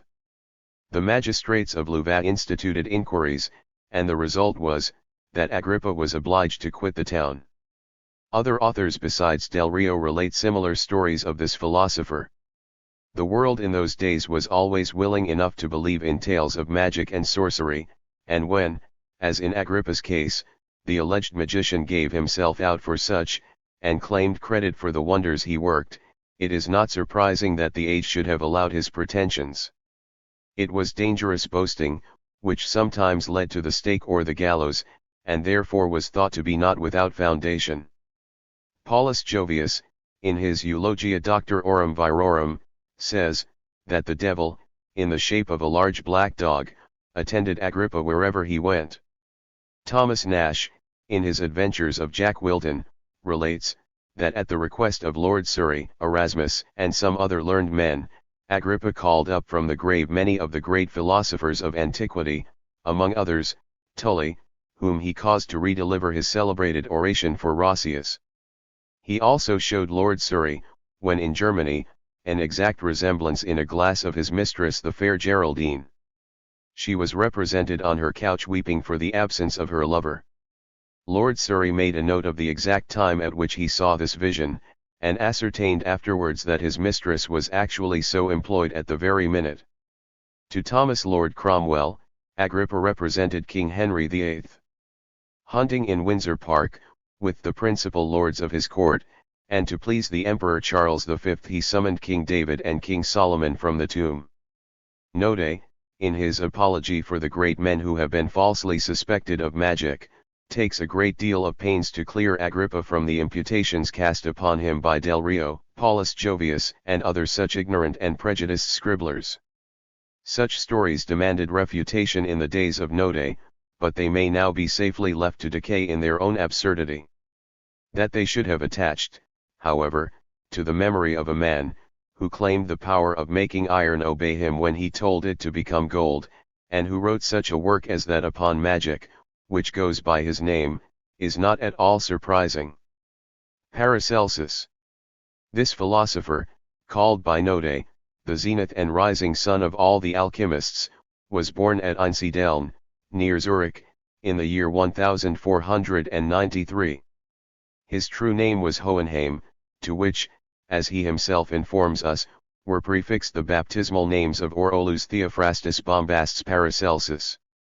The last of these he chose for his common designation while he was yet a boy, and rendered it, before he died, one of the most famous in the annals of his time. His father, who was a physician, educated his son for the same pursuit. The latter was an apt scholar, and made great progress. By chance the work of Isaac Hollandus fell into his hands, and from that time he became smitten with the mania of the philosopher's stone. All his thoughts henceforth were devoted to metallurgy, and he travelled into Sweden that he might visit the mines of that country, and examine the ores while they yet lay in the bowels of the earth. He also visited Trithemius at the monastery of Spanheim, and obtained instructions from him in the science of alchemy. Continuing his travels, he proceeded through Prussia and Austria into Turkey, Egypt, and Tartary, and thence returning to Constantinople, learned, as he boasted, the art of transmutation, and became possessed of the elixir vitae. He then established himself as a physician in his native Switzerland at Zurich, and commenced writing works upon alchemy and medicine, which immediately fixed the attention of Europe. Their great obscurity was no impediment to their fame, for the less the author was understood, the more the demonologists, fanatics, and philosopher's stone hunters seemed to appreciate him. His fame as a physician kept pace with that which he enjoyed as an alchemist, owing to his having effected some happy cures by means of mercury and opium, drugs unceremoniously condemned by his professional brethren. In the year 1526, he was chosen professor of physics and natural philosophy in the University of Basel, where his lectures attracted vast numbers of students. He denounced the writings of all former physicians as tending to mislead, and publicly burned the works of Galen and Avicenna as quacks and impostors. He exclaimed, in presence of the admiring and half-bewildered crowd, who assembled to witness the ceremony, that there was more knowledge in his shoestrings than in the writings of these physicians. Continuing in the same strain, he said all the universities in the world were full of ignorant quacks, but that he, Paracelsus, overflowed with wisdom. "You will all follow my new system," said he, with furious gesticulations, "Avicenna, Galen, Rhazes, Montagnana, Meme, you will all follow me, ye professors of Paris, Montpellier, Germany, Cologne, and Vienna, and all ye that dwell on the Rhine and the Danube, ye that inhabit the isles of the sea, and ye also, Italians, Dalmatians, Athenians, Arabians, Jews, ye will all follow my doctrines, for I am the monarch of medicine. But he did not long enjoy the esteem of the good citizens of Basle. It is said that he indulged in wine so freely, as not unfrequently to be seen in the streets in a state of intoxication. This was ruinous for a physician, and his good fame decreased rapidly. His ill fame increased in still greater proportion, especially when he assumed the airs of a sorcerer. He boasted of the legions of spirits at his command, and of one especially, which he kept imprisoned in the hilt of his sword. Wetterus, who lived 27 months in his service, relates that he often threatened to invoke a whole army of demons, and show him the great authority which he could exercise over them. He let it be believed, that the spirit in his sword had custody of the elixir of life, by means of which he could make any one live to be as old as the antediluvians. He also boasted that he had a spirit at his command, called Azoth, whom he kept imprisoned in a jewel, and in many of the old portraits he is represented with a jewel, inscribed with the word Azoth, in his hand. If a sober prophet has little honor in his own country, a drunken one has still less. Paracelsus found it at last convenient to quit Basle, and establish himself at Strasbourg. The immediate cause of this change of residence was as follows. A citizen lay at the point of death, and was given over by all the physicians of the town. As a last resource Paracelsus was called in, to whom the sick man promised a magnificent recompense, if by his means he were cured. Paracelsus gave him 2 small pills, which the man took and rapidly recovered. When he was quite well, Paracelsus sent for his fee, but the citizen had no great opinion of the value of a cure which had been so speedily effected. He had no notion of paying a handful of gold for 2 pills, although they had saved his life, and he refused to pay more than the usual fee for a single visit. Paracelsus brought an action against him, and lost it. This result so exasperated him, that he left Basle in high dudgeon. He resumed his wandering life, and travelled in Germany and Hungary, supporting himself as he went on the credulity and infatuation of all classes of society. He cast nativities, told fortunes, aided those who had money to throw away upon the experiment, to find the philosopher's stone, prescribed remedies for cows and pigs, and aided in the recovery of stolen goods. After residing successively at Nuremberg, Augsburg, Vienna, and Mindelheim, he retired in the year 1541 to Salzburg, and died in a state of abject poverty in the hospital of that town. If this strange charlatan found hundreds of admirers during his life, he found thousands after his death. A sect of Paracelsists sprang up in France and Germany, to perpetuate the extravagant doctrines of their founder upon all the sciences, and upon alchemy in particular. The chief leaders were Bodenstein and Dorneus. The following is a summary of his doctrine, founded upon supposed existence of the philosopher's stone. It is worth preserving from its very absurdity, and altogether unparalleled in the history of philosophy. First of all, he maintained that the contemplation of the perfection of the deity sufficed to procure all wisdom and knowledge, that the Bible was the key to the theory of all diseases, and that it was necessary to search into the Apocalypse to know the signification of magic medicine. The man who blindly obeyed the will of God, and who succeeded in identifying himself with the celestial intelligences, possessed the philosopher's stone. He could cure all diseases, and prolong life to as many centuries as he pleased, it being by the very same means that Adam and the antediluvian patriarchs prolonged theirs. Life was an emanation from the stars, the sun governed the heart, and the moon the brain. Jupiter governed the liver, Saturn the gall, Mercury the lungs, Mars the bile, and Venus the loins. In the stomach of every human being there dwelt a demon, or intelligence, that was a sort of alchemist in his way, and mixed, in their due proportions, in his crucible, the various elements that were sent into that grand laboratory the belly. He was proud of the title of magician, and boasted that he kept up a regular correspondence with Galen from hell, and that he often summoned Avicenna from the same regions to dispute with him on the false notions he had promulgated respecting alchemy, and especially regarding potable gold and the elixir of life. He imagined that gold could cure ossification of the heart, and, in fact, all diseases, if it were gold which had been transmuted from an inferior metal by means of the philosopher's stone, and if it were applied under certain conjunctions of the planets. The mere list of the works in which he advances these frantic imaginings, which he called a doctrine, would occupy several pages. George Agricola. This alchemist was born in the province of Messenia, in 1494. His real name was Bauer, meaning a husbandman, which, in accordance with the common fashion of his age, he Latinized into Agricola. From his early youth, he delighted in the visions of the Hermetic science. Ere he was 16, he longed for the great elixir which was to make him live for 700 years, and for the stone which was to procure him wealth to cheer him in his multiplicity of days. He published a small treatise upon the subject at Cologne, in 1531, which obtained him the patronage of the celebrated Maurice, Duke of Saxony. After practicing for some years as a physician at Joachimsthal, in Bohemia, he was employed by Maurice as superintendent of the silver mines of Chemnitz. He led a happy life among the miners, making various experiments in alchemy while deep in the bowels of the earth. He acquired a great knowledge of metals, and gradually got rid of his extravagant notions about the philosopher's stone. The miners had no faith in alchemy, and they converted him to their way of thinking, not only in that but in other respects. From their legends, he became firmly convinced that the bowels of the earth were inhabited by good and evil spirits, and that fire damp and other explosions sprang from no other causes than the mischievous propensities of the latter. He died in the year 1555, leaving behind him the reputation of a very able and intelligent man. Denis Zachaire.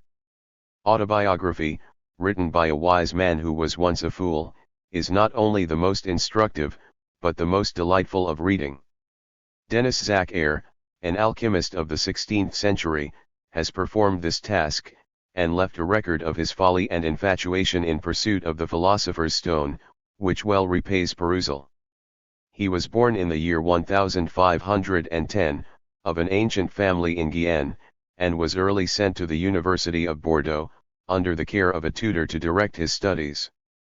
Unfortunately, his tutor was a searcher for the grand elixir, and soon rendered his pupil as mad as himself upon the subject. With this introduction, we will allow Denis Zachaire to speak for himself, and continue his narrative in his own words. I received from home, says he, the sum of 200 crowns for the expenses of myself and master, but before the end of the year, all our money went away in the smoke of our furnaces. My master, at the same time, died of a fever, brought on by the parching heat of our laboratory, from which he seldom or never stirred, and which was scarcely less hot than the arsenal of Venice. His death was the more unfortunate for me, as my parents took the opportunity of reducing my allowance, and sending me only sufficient for my board and lodging, instead of the sum I required to continue my operations in alchemy. To meet this difficulty and get out of leading strings, I returned home at the age of 25, and mortgaged part of my property for 400 crowns. This sum was necessary to perform an operation of the science, which had been communicated to me by an Italian at Toulouse, and who, as he said, had proved its efficacy. I retained this man in my service, that we might see the end of the experiment. I then, by means of strong distillations, tried to calcinate gold and silver, but all my labor was in vain. The weight of the gold I drew out of my furnace was diminished by 1/2 since I put it in, and my 400 crowns were very soon reduced to 230. I gave 20 of these to my Italian, in order that he might travel to Milan, where the author of the receipt resided, and ask him the explanation of some passages which we thought obscure. I remained at Toulouse all the winter, in the hope of his return, but I might have remained there till this day if I had waited for him, for I never saw his face again. In the succeeding summer there was a great plague, which forced me to quit the town. I did not, however, lose sight of my work. I went to Cahors, where I remained 6 months, and made the acquaintance of an old man, who was commonly known to the people as the philosopher, a name which, in country places, is often bestowed upon people whose only merit is, that they are less ignorant than their neighbors. I showed him my collection of alchemical receipts, and asked his opinion upon them. He picked out 10 or 12 of them, merely saying that they were better than the others. When the plague ceased, I returned to Toulouse, and recommenced my experiments in search of the stone. I worked to such effect that my 400 crowns were reduced to 170.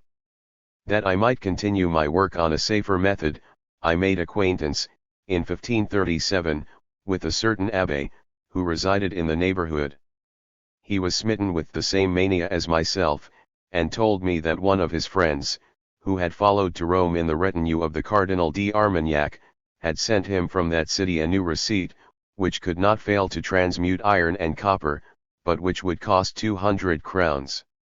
I provided half this money, and the abbé the rest, and we began to operate at our joint expense. As we required spirits of wine for our experiment, I bought a ton of excellent Vendigalic. I extracted the spirit, and rectified it several times. We took a quantity of this, into which we put 4 marks of silver, and 1 of gold, that had been undergoing the process of calcination for a month. We put this mixture cleverly into a sort of horn-shaped vessel, with another to serve as a retort, and placed the whole apparatus upon our furnace, to produce congelation. This experiment lasted a year, but, not to remain idle, we amused ourselves with many other less important operations.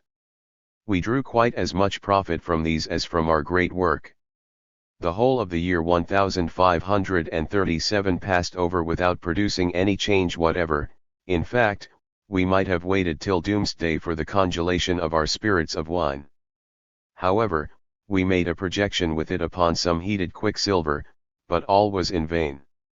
Judge of our chagrin, especially of that of the abbé, who had already boasted to all the monks of his monastery, that they had only to bring the large pump which stood in a corner of the cloister, and he would convert it into gold, but this ill luck did not prevent us from persevering. I once more mortgaged my paternal lands for 400 crowns, the whole of which I determined to devote to a renewal of my search for the great secret.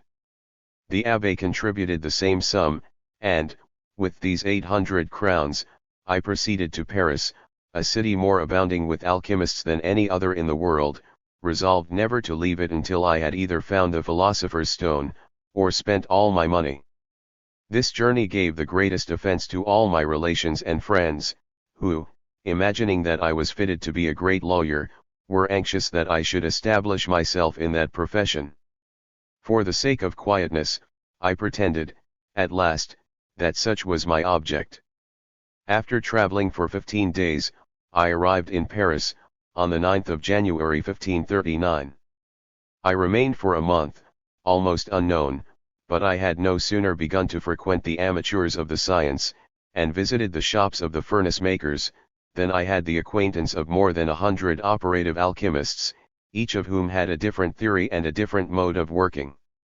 Some of them preferred cementation, others sought the universal alkahest or dissolvent, and some of them boasted the great efficacy of the essence of emery.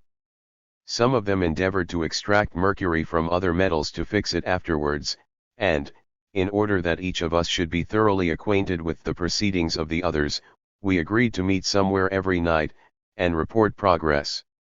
We met sometimes at the house of one, and sometimes in the garret of another, not only on weekdays, but on Sundays, and the great festivals of the church. Ah, one used to say, if I had the means of recommencing this experiment, I should do something. Yes, said another, if my crucible had not cracked, I should have succeeded before now, while a third exclaimed, with a sigh, if I had but had a round copper vessel of sufficient strength, I would have fixed mercury with silver. There was not one among them who had not some excuse for his failure, but I was deaf to all their speeches. I did not want to part with my money to any of them, remembering how often I had been the dupe of such promises. A Greek at last presented himself, and with him I worked a long time uselessly upon nails, made of cinnabar, or vermilion. I was also acquainted with a foreign gentleman newly arrived in Paris, and often accompanied him to the shops of the goldsmiths, to sell pieces of gold and silver, the produce, as he said, of his experiments. I stuck closely to him for a long time, in the hope that he would impart his secret. He refused for a long time, but acceded, at last, on my earnest entreaty, and I found that it was nothing more than an ingenious trick. I did not fail to inform my friend, the Abbé, whom I had left at Toulouse, of all my adventures, and sent him, among other matters, a relation of the trick by which this gentleman pretended to turn lead into gold. The Abbé still imagined that I should succeed at last, and advised me to remain another year in Paris, where I had made so good a beginning. I remained there 3 years, but, notwithstanding all my efforts, I had no more success than I had had elsewhere.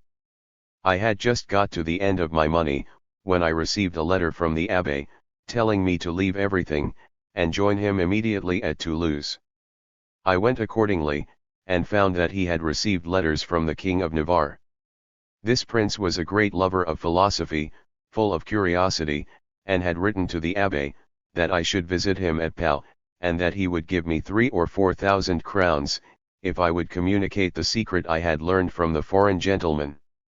The Abbé's ears were so tickled with the 4,000 crowns, that he let me have no peace, night or day, until he had fairly seen me on the road to Pau. I arrived at that place in the month of May 1542. I worked away, and succeeded, according to the receipt I had obtained. When I had finished, to the satisfaction of the king, he gave me the reward that I expected. Although he was willing enough to do me further service, he was dissuaded from it by the lords of his court, even by many of those who had been most anxious that I should come. He sent me then about my business, with many thanks, saying, that if there was anything in his kingdom which he could give me, such as the produce of confiscations, or the like, he should be most happy. I thought I might stay long enough for these prospective confiscations, and never get them at last, and I therefore determined to go back to my friend, the Abbé. I learned, that on the road between Pau and Toulouse, there resided a monk, who was very skillful in all matters of natural philosophy.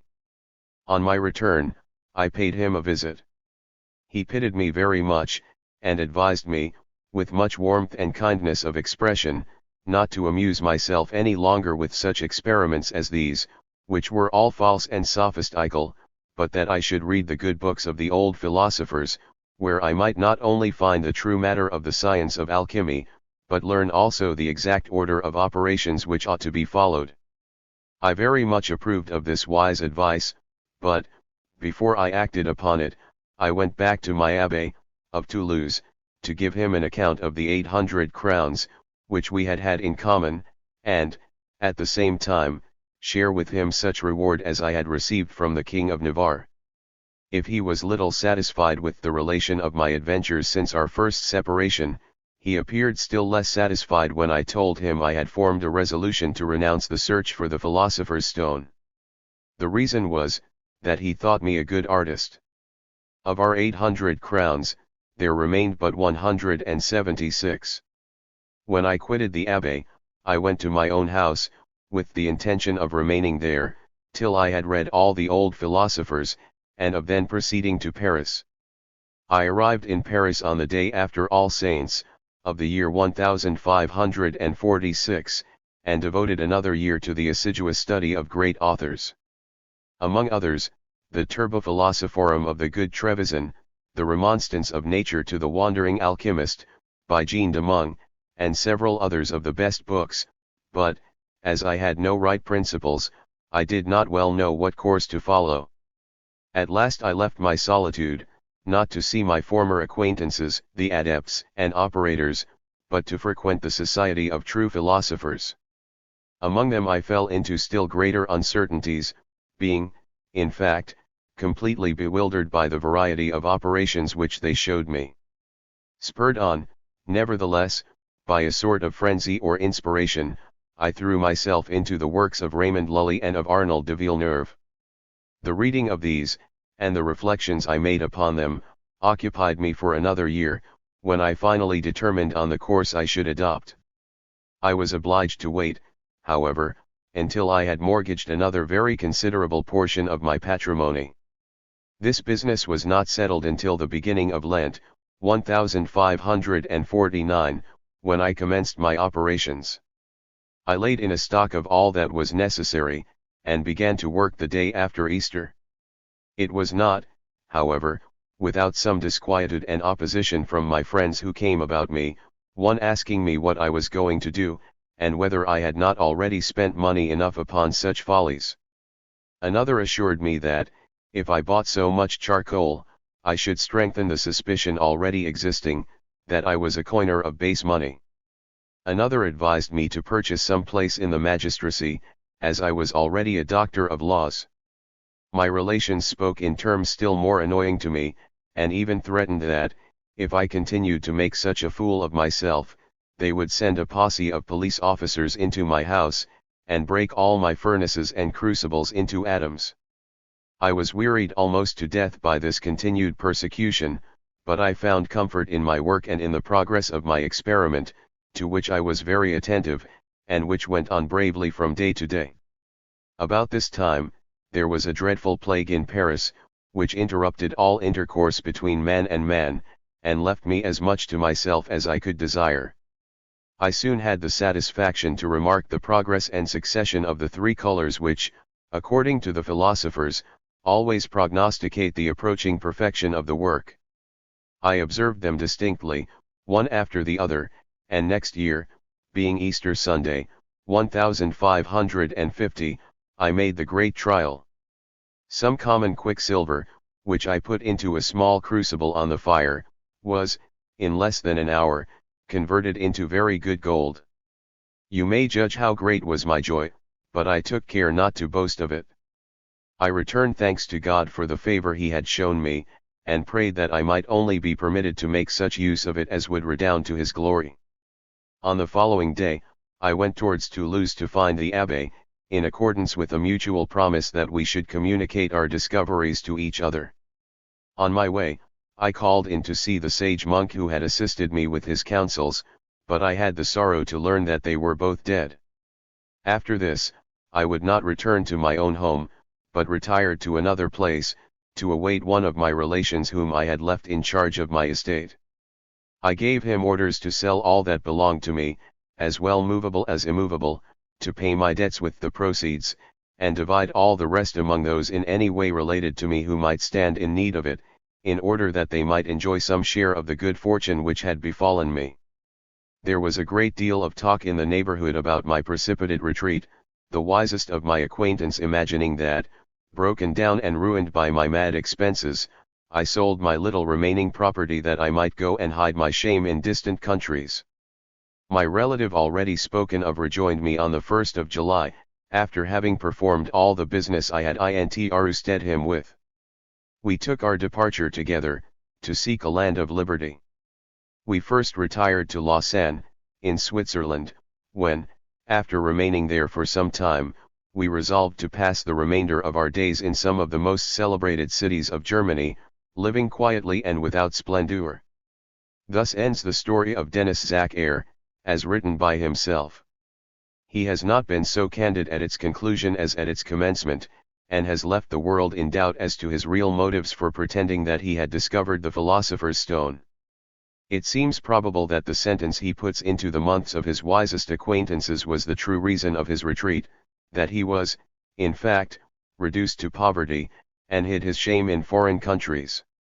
Nothing further is known of his life, and his real name has never yet been discovered. He wrote a work on alchemy, entitled The True Natural Philosophy of Metals. Dr. D. and Edward Kelly. John D. and Edward Kelly claim to be mentioned together, having been so long associated in the same pursuits, and undergone so many strange vicissitudes in each other's society. D. was altogether a wonderful man, and had he lived in an age when folly and superstition were less rife, he would, with the same powers which he enjoyed, have left behind him a bright and enduring reputation. He was born in London, in the year 1527, and very early manifested a love for study. At the age of 15 he was sent to Cambridge, and delighted so much in his books, that he passed regularly 18 hours every day among them. Of the other 6, he devoted 4 to sleep and 2 for refreshment. Such intense application did not injure his health, and could not fail to make him one of the first scholars of his time. Unfortunately, however, he quitted the mathematics and the pursuits of true philosophy to indulge in the unprofitable reveries of the occult sciences. He studied alchemy, astrology, and magic, and thereby rendered himself obnoxious to the authorities at Cambridge. To avoid persecution, he was at last obliged to retire to the University of Louvain, the rumors of sorcery that were current respecting him rendering his longer stay in England not altogether without danger. He found at Louvain many kindred spirits who had known Cornelius Agrippa while he resided among them, and by whom he was constantly entertained with the wondrous deeds of that great master of the Hermetic mysteries. From their conversation he received much encouragement to continue the search for the philosopher's stone, which soon began to occupy nearly all his thoughts. He did not long remain on the continent, but returned to England in 1551, being at that time in the 24th year of his age. By the influence of his friend, Sir John Cheek, he was kindly received at the court of King Edward VI, and rewarded with a pension of 100 crowns. He continued for several years to practice in London as an astrologer, casting nativities, telling fortunes, and pointing out lucky and unlucky days. During the reign of Queen Mary he got into trouble, being suspected of heresy, and charged with attempting Mary's life by means of enchantments. He was tried for the latter offense, and acquitted, but was retained in prison on the former charge, and left to the tender mercies of Bishop Bonner. He had a very narrow escape from being burned in Smithfield, but he, somehow or other, contrived to persuade that fierce bigot that his orthodoxy was unimpeachable, and was set at liberty in 1555. On the accession of Elizabeth, a brighter day dawned upon him.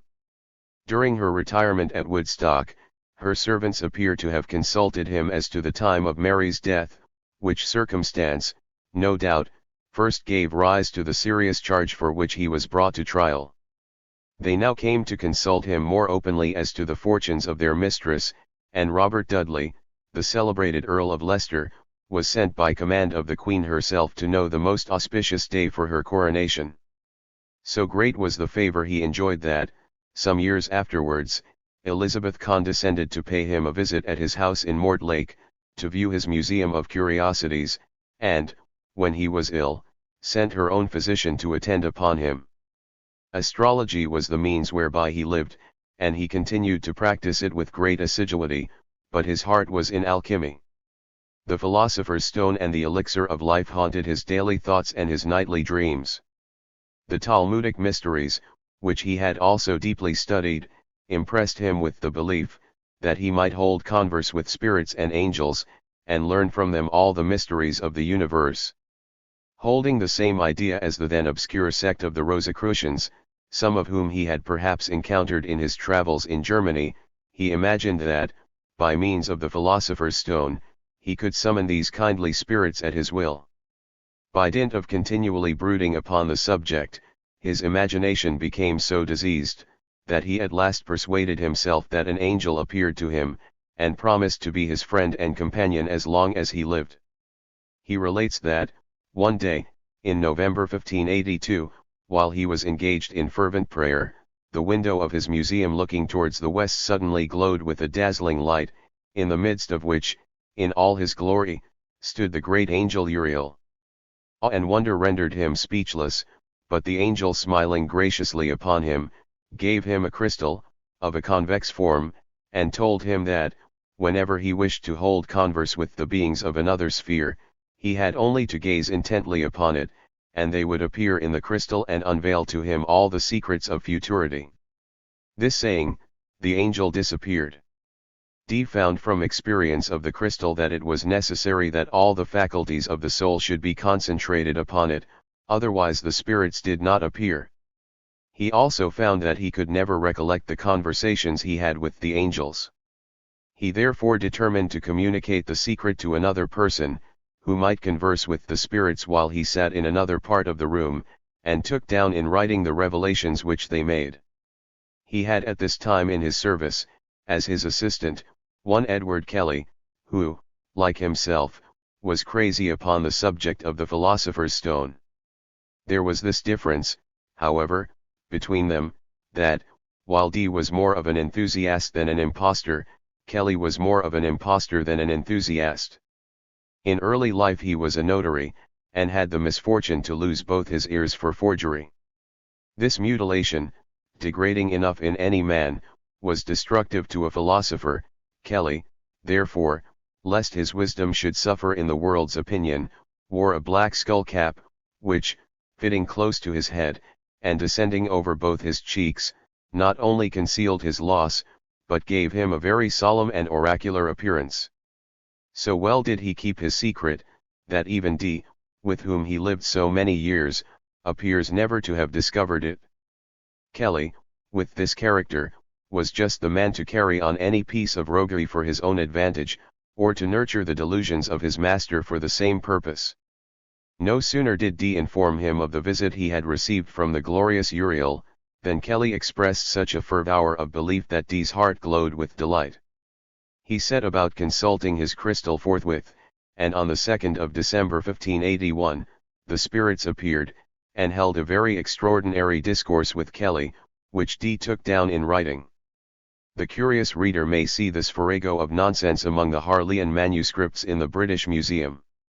The later consultations were published in a folio volume, in 1659, by Dr. Merrick K. Saban, under the title of A True and Faithful Relation of What Passed Between Dr. John Dee and Some Spirits, tending, had it succeeded, to a general alteration of most states and kingdoms in the world.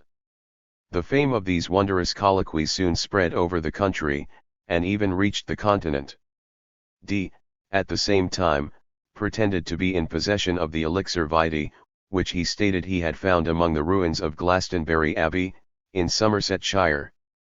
People flocked from far and near to his house at Mortlake to have their nativities cast, in preference to visiting astrologers of less renown.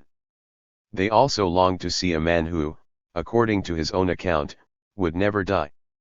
Altogether, he carried on a very profitable trade, but spent so much in drugs and metals to work out some peculiar process of transmutation, that he never became rich. About this time there came into England a wealthy Polish nobleman, named Albert Lasky, Count Palatine of Sarads. His object was principally, he said, to visit the court of Queen Elizabeth, the fame of whose glory and magnificence had reached him in distant Poland. Elizabeth received this flattering stranger with the most splendid hospitality, and appointed her favourite Leicester to show him all that was worth seeing in England. He visited all the curiosities of London and Westminster, and from thence proceeded to Oxford and Cambridge, that he might converse with some of the great scholars whose writings shed lustre upon the land of their birth. He was very much disappointed at not finding Dr. Dee among them, and told the Earl of Leicester that he would not have gone to Oxford if he had known that Dee was not there. The Earl promised to introduce him to the great alchemist on their return to London, and the Pole was satisfied. A few days afterwards, the Earl and Lasky being in the antechamber of the Queen, awaiting an audience of Her Majesty, Dr. Dee arrived on the same errand, and was introduced to the Pole. An interesting conversation ensued, which ended by the stranger inviting himself to dine with the astrologer at his house at Mortlake. Dee returned home in some tribulation, for he found he had not money enough, without pawning his plate, to entertain Count Lasky and his retinue in a manner becoming their dignity. In this emergency he sent off an express to the Earl of Leicester, stating frankly the embarrassment he laboured under, and praying his good offices in representing the matter to Her Majesty. Elizabeth immediately sent him a present of £20. On the appointed day, Count Lasky came, attended by a numerous retinue, and expressed such open and warm admiration of the wonderful attainments of his host, that Dee turned over, in his own mind, how he could bind irretrievably to his interests a man who seemed so well inclined to become his friend. Long acquaintance with Kelly had imbued him with all the roguery of that personage, and he resolved to make the Pole pay dearly for his dinner. He found out, before many days, that he possessed great estates in his own country, as well as great influence, but that an extravagant disposition had reduced him to temporary embarrassment. He also discovered, that he was a firm believer in the philosopher's stone and the water of life. He was, therefore, just the man upon whom an adventurer might fasten himself. Kelly thought so too, and both of them set to work, to weave a web, in the meshes of which they might firmly entangle the rich and credulous stranger. They went very cautiously about it, first throwing out obscure hints of the stone and the elixir, and, finally, of the spirits, by means of whom they could turn over the pages of the Book of Futurity, and read the awful secrets inscribed therein. Lasky eagerly implored that he might be admitted to one of their mysterious interviews with Uriel and the angels, but they knew human nature too well to accede at once to the request. To the Count's entreaties they only replied by hints of the difficulty or impropriety of summoning the spirits in the presence of a stranger, or of one who might, perchance, have no other motive than the gratification of a vain curiosity, but they only meant to whet the edge of his appetite by this delay, and would have been sorry indeed if the Count had been discouraged. To show how exclusively the thoughts both of Dee and Kelly were fixed upon their dupe, at this time, it is only necessary to read the introduction to their first interview with the spirits, related in the volume of Dr. K. Saban. The entry made by Dee, under the date of the 25th of May 1583, says, that when the spirit appeared to them, I and E.K.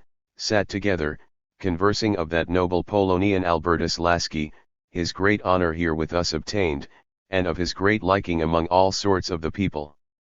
No doubt they were discussing how they might make the most of the noble Polonian, and concocting the fine story with which they afterwards excited his curiosity, and drew him firmly within their toils. Suddenly, says Dee, as they were thus employed, there seemed to come out of the oratory, a spiritual creature, like a pretty girl, of 7 or 9 years of age, attired on her head, with her hair rolled up before, and hanging down behind, with a gown of silk, of changeable red and green, and with a train. She seemed to play up and down, and seemed to go in and out behind the books, and, as she seemed to go between them, the books displaced themselves, and made way for her. With such tales as these they lured on the Pole from day to day, and at last persuaded him to be a witness of their mysteries. Whether they played off any optical delusions upon him, or whether, by the force of a strong imagination, he deluded himself, does not appear, but certain it is, that he became a complete tool in their hands, and consented to do whatever they wished him. Kelly, at these interviews, placed himself at a certain distance from the wondrous crystal, and gazed intently upon it, while Dee took his place in corner, ready to set down the prophecies as they were uttered by the spirits. In this manner they prophesied to the Pole, that he should become the fortunate possessor of the philosopher's stone, that he should live for centuries, and be chosen king of Poland, in which capacity he should gain many great victories over the Saracens, and make his name illustrious over all the earth. For this pose it was necessary, however, that Lasky should leave England, and take them with him, together with their wives and families, that he should treat them all sumptuously, and allow them to want for nothing. Lasky at once consented, and very shortly afterwards they were all on the road to Poland. It took them upwards of 4 months to reach the Count's estates, in the neighborhood of Krakow. In the meantime, they led a pleasant life, and spent money with an unsparing hand. When once established in the Count's palace, they commenced the great hermetic operation of transmuting iron into gold. Lasky provided them with all necessary materials, and aided them himself with his knowledge of alchemy, but, somehow or other, the experiment always failed at the very moment that it ought to have succeeded, and they were obliged to recommence operations on a grander scale. But the hopes of Lasky were not easily extinguished. Already, in idea, the possessor of countless millions, he was not to be cast down for fear of present expenses. He thus continued from day to day, and from month to month, till he was, at last, obliged to sell a portion of his deeply mortgaged estates, to find aliment for the hungry crucibles of D and Kelly, and the no less hungry stomachs of their wives and families. It was not till ruin stared him in the face, that he awoke from his dream of infatuation, too happy, even then, to find that he had escaped utter beggary. Thus restored to his senses, his first thought was how to rid himself of his expensive visitors. Not wishing to quarrel with them, he proposed that they should proceed to Prague, well furnished with letters of recommendation to the Emperor Rudolph. Our alchemists too plainly saw that nothing more was to be made of the almost destitute Count Lasky. Without hesitation, therefore, they accepted the proposal, and set out forthwith to the imperial residence. They had no difficulty, on their arrival at Prague, in obtaining an audience of the emperor. They found him willing enough to believe that such a thing as the philosopher's stone existed, and flattered themselves that they had made a favorable impression upon him, but, from some cause or other, perhaps the look of low cunning and quackery upon the face of Kelly, the emperor conceived no very high opinion of their abilities. He allowed them, however, to remain for some months at Prague, feeding themselves upon the hope that he would employ them, but the more he saw of them, the less he liked them, and, when the Pope's nuncio represented to him, that he ought not to countenance such heretic magicians, he gave orders that they should quit his dominions within 24 hours. It was fortunate for them that so little time was given them, for, had they remained 6 hours longer, the nuncio had received orders to procure a perpetual dungeon, or the stake, for them. Not knowing well where to direct their steps, they resolved to return to Krakow, where they had still a few friends, but, by this time, the funds they had drawn from Lasky were almost exhausted, and they were many days obliged to go dinnerless and supperless. They had great difficulty to keep their poverty a secret from the world, but they managed to bear privation without murmuring, from a conviction that if the fact were known, it would militate very much against their pretensions. Nobody would believe that they were possessors of the philosopher's stone, if it were once suspected that they did not know how to procure bread for their subsistence. They still gained a little by casting nativities, and kept starvation at arm's length, till a new dupe, rich enough for their purposes, dropped into their toils, in the shape of a royal personage. Having procured an introduction to Stephen, King of Poland, they predicted to him, that the Emperor Rudolph would shortly be assassinated, and that the Germans would look to Poland for his successor. As this prediction was not precise enough to satisfy the king, they tried their crystal again, and a spirit appeared, who told them that the new sovereign of Germany would be Stephen of Poland. Stephen was credulous enough to believe them, and was once present when Kelly held his mystic conversations with the shadows of his crystal. He also appears to have furnished them with money to carry on their experiments in alchemy, but he grew tired, at last, of their broken promises, and their constant drains upon his pocket, and was on the point of discarding them with disgrace, when they met with another dupe, to whom they eagerly transferred their services. This was Count Rosenberg, a nobleman of large estates, at Trebana, in Bohemia. So comfortable did they find themselves in the palace of this munificent patron, that they remained nearly 4 years with him, faring sumptuously, and having an almost unlimited command of his money. The Count was more ambitious than avaricious, he had wealth enough, and did not care for the philosopher's stone on account of the gold, but of the length of days it would bring him. They had their predictions, accordingly, already framed to suit his character. They prophesied that he should be chosen King of Poland, and promised, moreover, that he should live for 500 years to enjoy his dignity, provided always, that he found them sufficient money to carry on their experiments. But now, while fortune smiled upon them, while they revelled in the rewards of successful villainy, retributive justice came upon them in a shape they had not anticipated. Jealousy and mistrust sprang up between the two confederates, and led to such violent and frequent quarrels, that D was in constant fear of exposure. Kelly imagined himself a much greater personage than D, measuring, most likely, by the standard of impudent roguery, and was displeased that on all occasions, and from all persons, D received the greater share of honor and consideration. He often threatened to leave D to shift for himself, and the latter, who had degenerated into the mere tool of his more daring associate, was distressed beyond measure at the prospect of his desertion.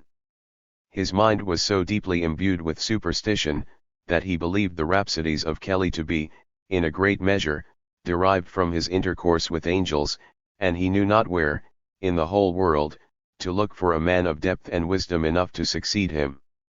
As their quarrels every day became more and more frequent, Dee wrote letters to Queen Elizabeth, to secure a favourable reception on his return to England, whither he intended to proceed, if Kelly forsook him.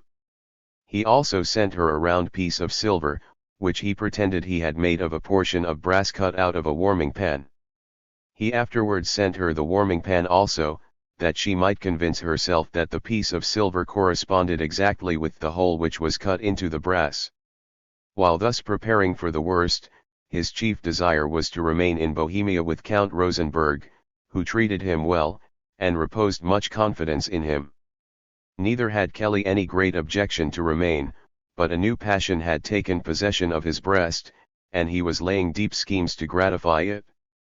His own wife was ill-favoured and ill-natured, Dee's was comely and agreeable, and he longed to make an exchange of partners, without exciting the jealousy or shocking the morality of Dee. This was a difficult matter, but, to a man like Kelly, who was as deficient in rectitude and right feeling as he was full of impudence and ingenuity, the difficulty was not insurmountable. He had also deeply studied the character and the foibles of Dee, and he took his measures accordingly.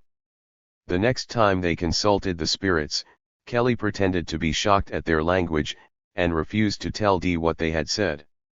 Dee insisted, and was informed that they were henceforth to have their wives in common. Dee, a little startled, inquired whether the spirits might not mean that they were to live in common harmony and goodwill. Kelly tried again, with apparent reluctance, and said the spirits insisted upon the literal interpretation. The poor fanatic, Dee, resigned himself to their will, but it suited Kelly's purpose to appear coy a little longer. He declared that the spirits must be spirits, not of good, but of evil, and refused to consult them any more. He thereupon took his departure, saying that he would never return. Dee, thus left to himself, was in sore trouble and distress of mind. He knew not on whom to fix as the successor to Kelly for consulting the spirits, but at last chose his son Arthur, a boy of 8 years of age. He consecrated him to this service with great ceremony, and impressed upon the child's mind the dignified and awful nature of the duties he was called upon to perform, but the poor boy had neither the imagination, the faith, nor the artifice of Kelly. He looked intently upon the crystal, as he was told, but could see nothing and hear nothing.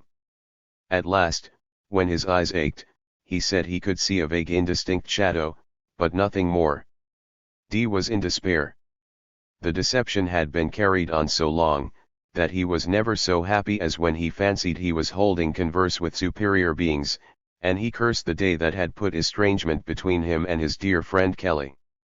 This was exactly what Kelly had foreseen, and, when he thought the doctor had grieved sufficiently for his absence, he returned unexpectedly, and entered the room where the little Arthur was in vain endeavouring to distinguish something in the crystal.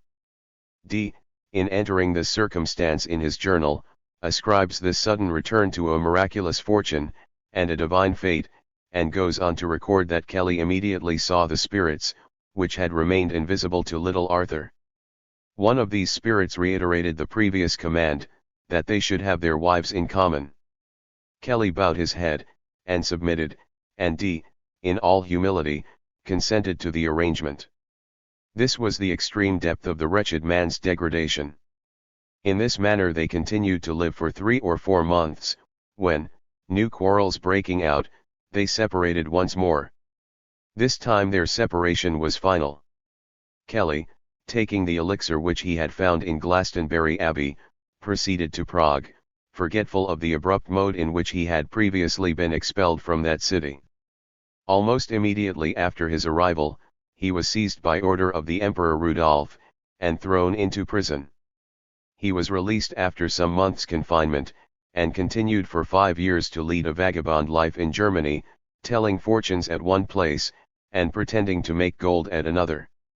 He was a second time thrown into prison, on a charge of heresy and sorcery, and he then resolved, if ever he obtained his liberty, to return to England. He soon discovered that there was no prospect of this, and that his imprisonment was likely to be for life. He twisted his bedclothes into a rope, one stormy night in February 1595, and let himself down from the window of his dungeon, situated at the top of a very high tower. Being a corpulent man, the rope gave way, and he was precipitated to the ground. He broke 2 of his ribs, and both his legs, and was otherwise so much injured, that he expired a few days afterwards. D, for a while, had more prosperous fortune. The warming pan he had sent to Queen Elizabeth was not without effect. He was rewarded, soon after Kelly had left him, with an invitation to return to England. His pride, which had been sorely humbled, sprang up again to its pristine dimensions, and he set out for Bohemia with a train of attendants, becoming an ambassador. How he procured the money does not appear, unless from the liberality of the rich Bohemian Rosenberg, or perhaps from his plunder. He travelled with 3 coaches for himself and family, and 3 wagons to carry his baggage. Each coach had 4 horses, and the whole train was protected by a guard of 24 soldiers. This statement may be doubted, but it is on the authority of D himself, who made it on oath before the commissioners appointed by Elizabeth to inquire into his circumstances. On his arrival in England he had an audience of the Queen, who received him kindly as far as words went, and gave orders that he should not be molested in his pursuits of chemistry and philosophy. A man who boasted of the power to turn baser metals into gold, could not, thought Elizabeth, be in want of money, and she, therefore, gave him no more substantial marks of her approbation than her countenance and protection. Thrown thus unexpectedly upon his own resources, D began in earnest the search for the philosopher's stone. He worked incessantly among his furnaces, retorts, and crucibles, and almost poisoned himself with deleterious fumes. He also consulted his miraculous crystal, but the spirits appeared not to him. He tried one Bartholomew to supply the place of the invaluable Kelly, but he being a man of some little probity, and of no imagination at all, the spirits would not hold any communication with him. D then tried another pretender to philosophy, of the name of Hickman, but had no better fortune. The crystal had lost its power since the departure of its great high priest. From this quarter then D could get no information on the stone or elixir of the alchemists, and all his efforts to discover them by other means were not only fruitless but expensive.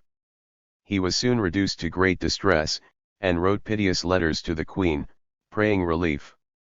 He represented that, after he left England with Count Lasky, the mob had pillaged his house at Mortlake, accusing him of being a necromancer and a wizard, and had broken all his furniture, burned his library, consisting of 4,000 rare volumes, and destroyed all the philosophical instruments and curiosities in his museum. For this damage he claimed compensation, and furthermore stated, that, as he had come to England by the Queen's command, she ought to pay the expenses of his journey.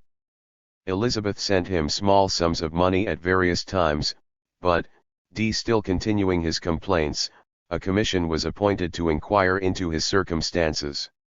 He finally obtained a small appointment as Chancellor of St. Paul's Cathedral, which he exchanged, in 1595, for the wardenship of the college at Manchester. He remained in this capacity till 1602 or 1603, when, his strength and intellect beginning to fail him, he was compelled to resign. He retired to his old dwelling at Mortlake, in a state not far removed from actual want, supporting himself as a common fortune-teller, and being often obliged to sell or pawn his books to procure a dinner. James I was often applied to on his behalf, but he refused to do anything for him. It may be said to the discredit of this king, that the only reward he would grant the indefatigable Stowe, in his days of old age and want, was the royal permission to beg, but no one will blame him for neglecting such a quack as John Dee. He died in 1608, in the 81st year of his age, and was buried at Mortlake. The Cosmopolite. Many disputes have arisen as to the real name of the alchemist who wrote several works under the above designation. The general opinion is that he was a Scotsman, named Seton, and that by a fate very common to alchemists, who boasted too loudly of their powers of transmutation, he ended his days miserably in a dungeon, into which he was thrown by a German potentate until he made 1,000,000 of gold to pay his ransom. By some he has been confounded with Michael Sendivogue, or Sendivogius, a Pole, a professor of the same art, who made a great noise in Europe at the commencement of the 17th century. Lenglet du Fresnoy, who is in general well informed with respect to the alchemists, inclines to the belief that these personages were distinct, and gives the following particulars of the Cosmopolite, extracted from George Morhoff, in his Epistola ad Langelatum, and other writers.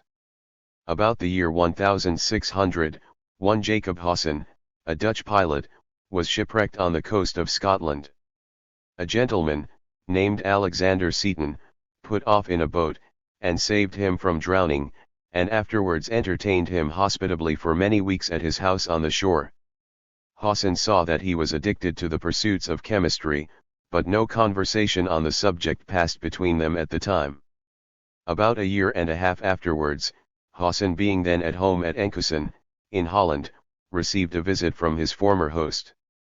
He endeavored to repay the kindness that had been shown him, and so great a friendship arose between them, that Seton, on his departure, offered to make him acquainted with the great secret of the philosopher's stone.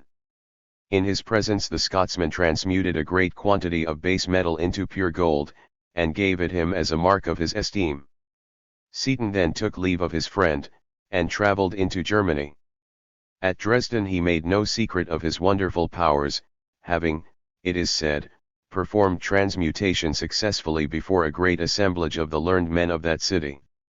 The circumstance coming to the ears of the Duke or Elector of Saxony, he gave orders for the arrest of the alchemist.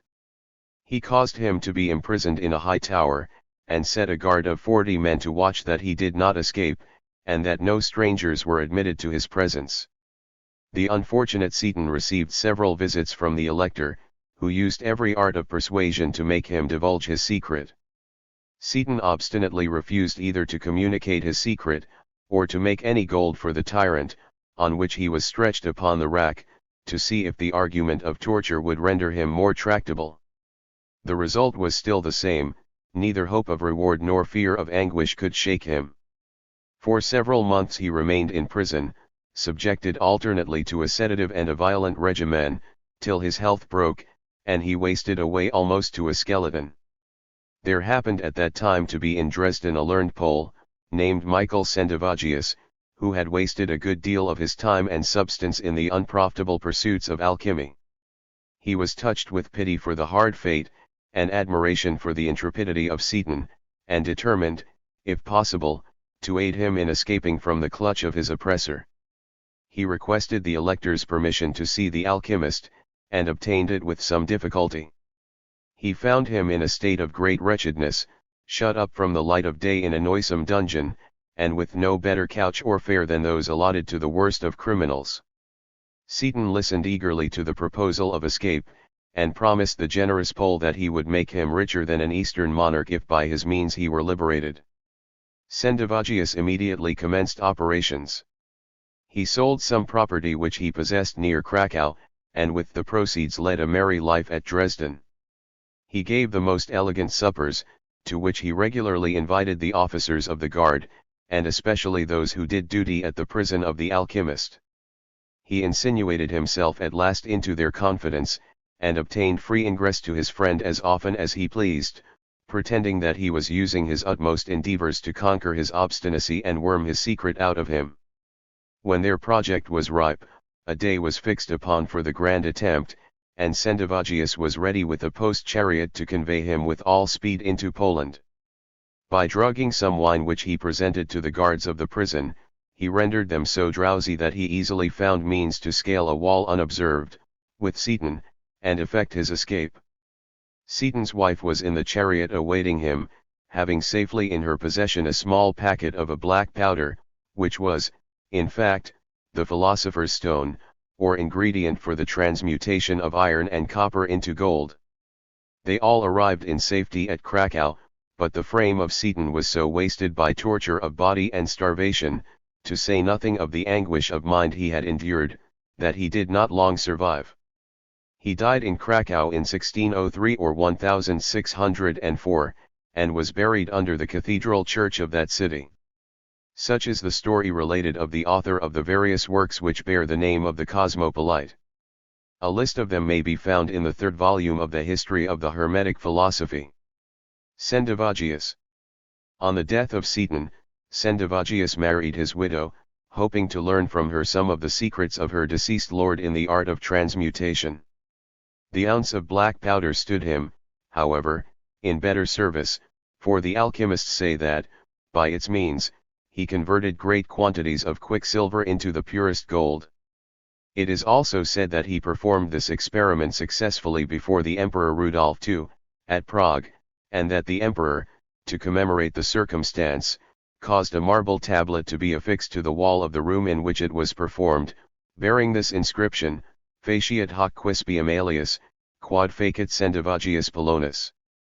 M. Desnoyers, secretary to the Princess Mary of Gonzaga, Queen of Poland, writing from Warsaw in 1651, says that he saw this tablet, which existed at that time, and was often visited by the curious.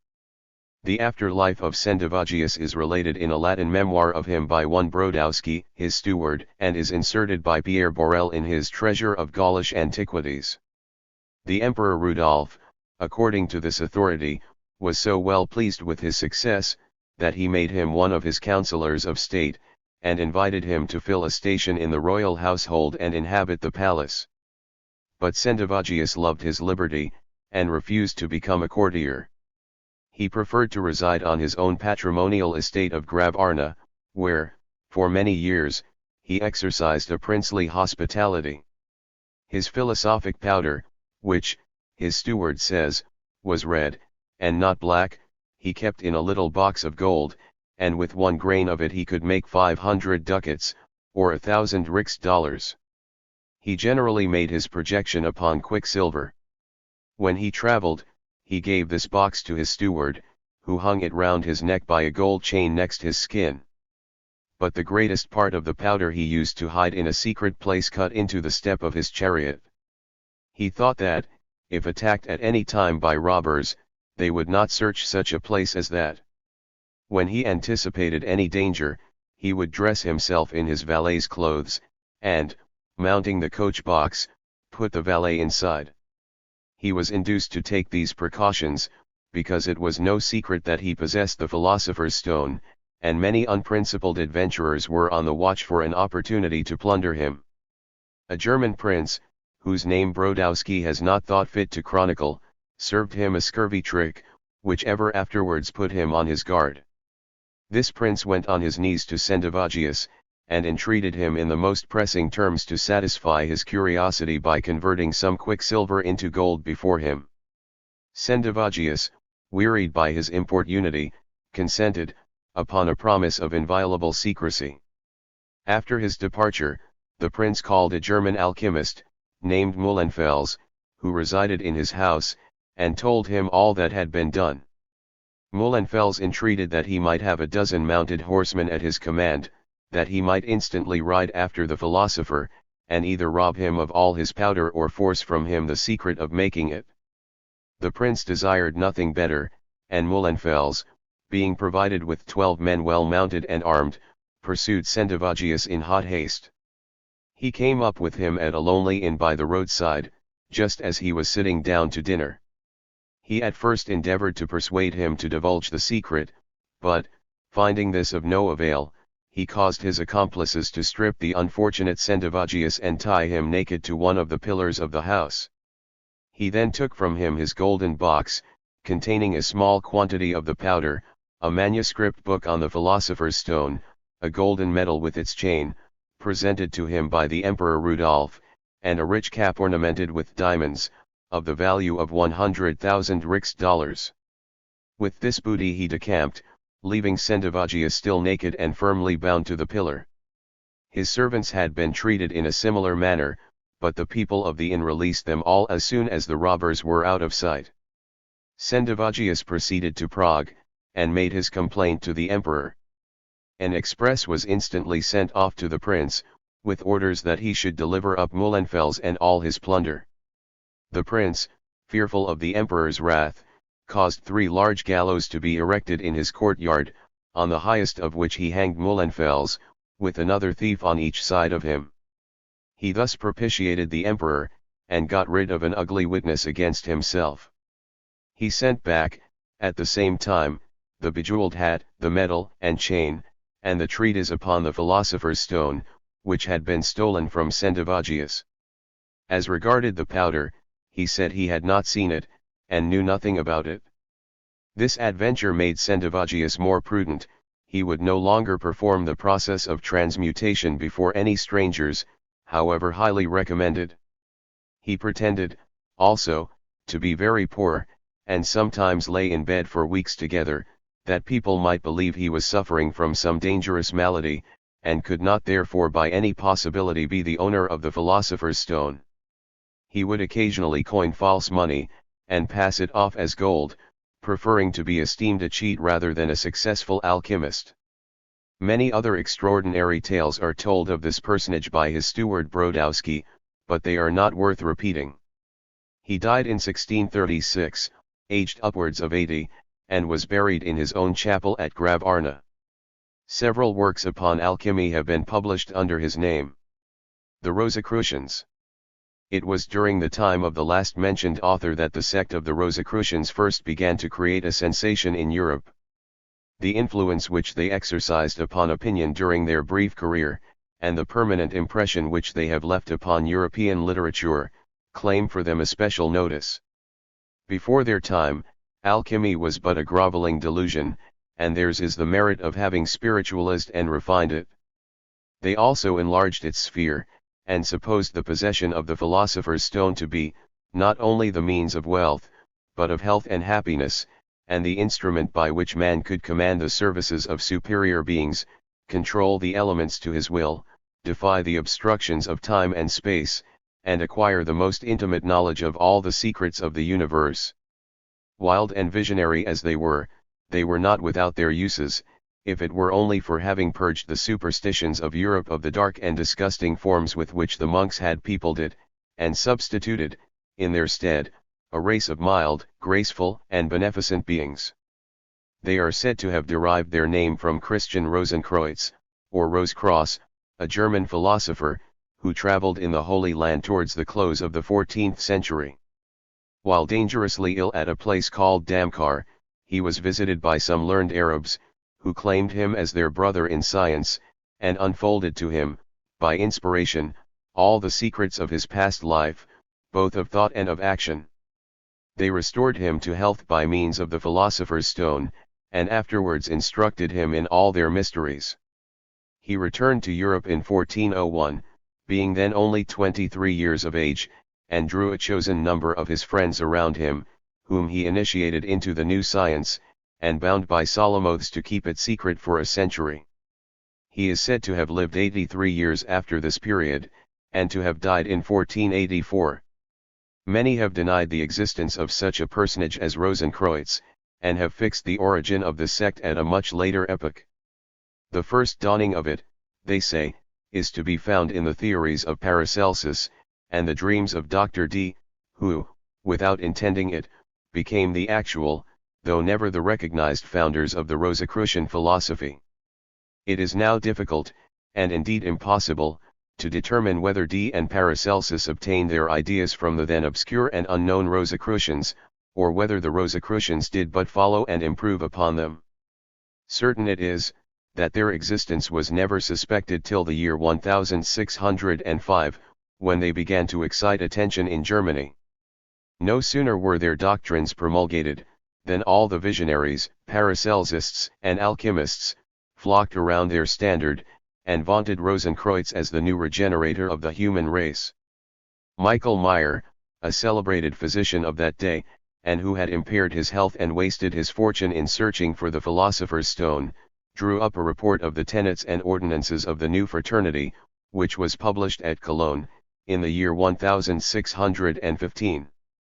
They asserted, in the first place, that the meditations of their founders surpassed everything that had ever been imagined since the creation of the world, without even accepting the revelations of the deity, that they were destined to accomplish the general peace and regeneration of man before the end of the world arrived, that they possessed all wisdom and piety in a supreme degree, that they possessed all the graces of nature, and could distribute them among the rest of mankind according to their pleasure, that they were subject to neither hunger, nor thirst, nor disease, nor old age, nor to any other inconvenience of nature, that they knew by inspiration, and at the first glance, every one who was worthy to be admitted into their society, that they had the same knowledge then which they would have possessed if they had lived from the beginning of the world, and had been always acquiring it.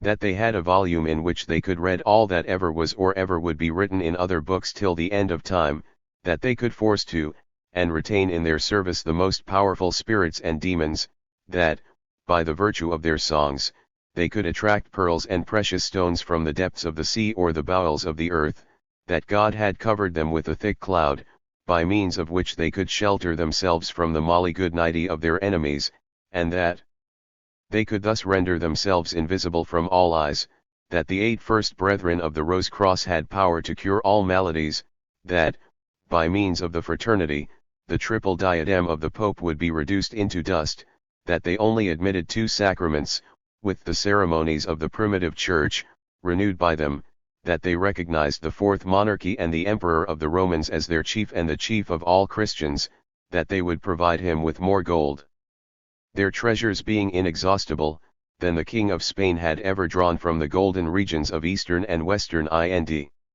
This was their confession of faith. Their rules of conduct were 6 in number, and as follow. First, that, in their travels, they should gratuitously cure all diseases. Secondly, that they should always dress in conformity to the fashion of the country in which they resided. Thirdly, that they should, once every year, meet together in the place appointed by the fraternity, or send in writing an available excuse. Fourthly, that every brother, whenever he felt inclined to die, should choose a person worthy to succeed him. Fifthly, that the words Rose Cross should be the marks by which they should recognize each other. Sixthly, that their fraternity should be kept secret for 6 times 20 years. They asserted that these laws had been found inscribed in a golden book in the tomb of Rosenkreutz, and that the 6 times 20 years from his death expired in 1604. They were consequently called upon, from that time forth, to promulgate their doctrine for the welfare of mankind. For 8 years these enthusiasts made converts in Germany, but they excited little or no attention in other parts of Europe. At last they made their appearance in Paris, and threw all the learned, all the credulous, and all the lovers of the marvelous into commotion. In the beginning of March 1623, the good folks of that city, when they arose one morning, were surprised to find all their walls placarded with the following singular manifesto.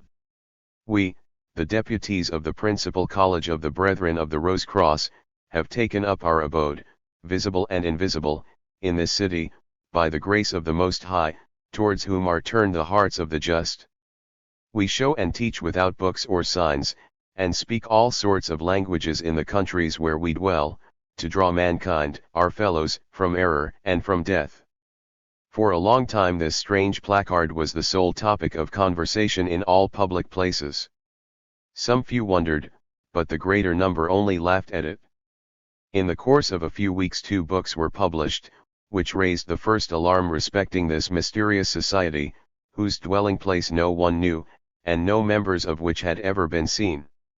The first was called A History of the Frightful Compacts entered into between the devil and the pretended invisibles, with their damnable instructions, the deplorable ruin of their disciples, and their miserable end. The other was called An Examination of the New and Unknown Kabbalah of the Brethren of the Rose Cross, who have lately inhabited the city of Paris, with the history of their manners, the wonders worked by them, and many other particulars. These books sold rapidly. Every one was anxious to know something of this dreadful and secret brotherhood. The badauds of Paris were so alarmed that they daily expected to see the arch-enemy walking in propria persona among them. It was said in these volumes, that the Rosicrucian Society consisted of 36 persons in all, who had renounced their baptism and hope of resurrection. That it was not by means of good angels, as they pretended, that they worked their prodigies, but that it was the devil who gave them power to transport themselves from one end of the world to the other with the rapidity of thought, to speak all languages, to have their purses always full of money, however much they might spend, to be invisible, and penetrate into the most secret places, in spite of fastenings of bolts and bars, and to be able to tell the past and future. These 36 brethren were divided into bands or companies. 6 of them only had been sent on the mission to Paris, 6 to Italy, 6 to Spain, 6 to Germany, 4 to Sweden, and 2 into Switzerland, 2 into Flanders, 2 into Lorraine, and 2 into Franche-Comté. It was generally believed that the missionaries to France resided somewhere in the Marais du Temple. That quarter of Paris soon acquired a bad name, and people were afraid to take houses in it, lest they should be turned out by the 6 invisibles of the Rose Cross. It was believed by the populace, and by many others whose education should have taught them better, that persons of a mysterious aspect used to visit the inns and hotels of Paris, and eat of the best meats and drink of the best wines, and then suddenly melt away into thin air when the landlord came with the reckoning. That gentle maidens, who went to bed alone, often awoke in the night and found men in bed with them, of shape more beautiful than the Grecian Apollo, who immediately became invisible when an alarm was raised. It was also said that many persons found large heaps of pure gold in their houses, without knowing from whence they came. All Paris was in alarm. No man thought himself secure of his goods, no maiden of her virginity, or wife of her chastity, while these Rosicrucians were abroad. In the midst of the commotion, a second placard was issued to the following effect: If any one desires to see the brethren of the Rose Cross from curiosity only, he will never communicate with us. But if his will really induces him to inscribe his name in the register of our brotherhood, we, who can judge of the thoughts of all men, will convince him of the truth of our promises. For this reason we do not publish to the world the place of our abode. Thought alone, in unison with the sincere will of those who desire to know us, is sufficient to make us known to them, and them to us. Though the existence of such a society as that of the Rose Cross was problematical, it was quite evident that somebody or other was concerned in the promulgation of these placards, which were stuck up on every wall in Paris. The police endeavored in vain to find out the offenders, and their want of success only served to increase the perplexity of the public.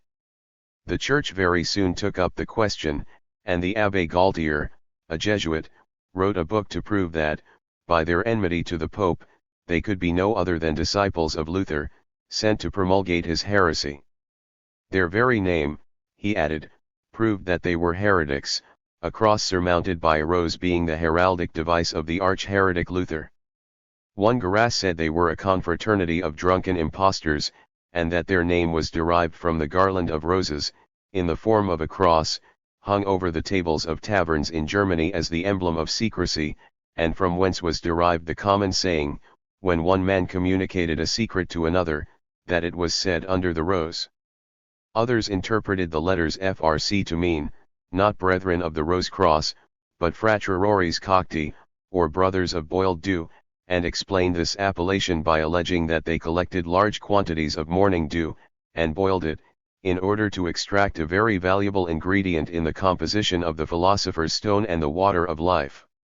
The fraternity thus attacked defended themselves as well as they were able.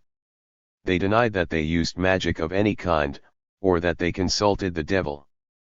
They said they were all happy, that they had lived more than a century, and expected to live many centuries more, and that the intimate knowledge which they possessed of all nature was communicated to them by God Himself as a reward for their piety and utter devotion to His service. Those were in error who derived their name from a cross of roses, or called them drunkards.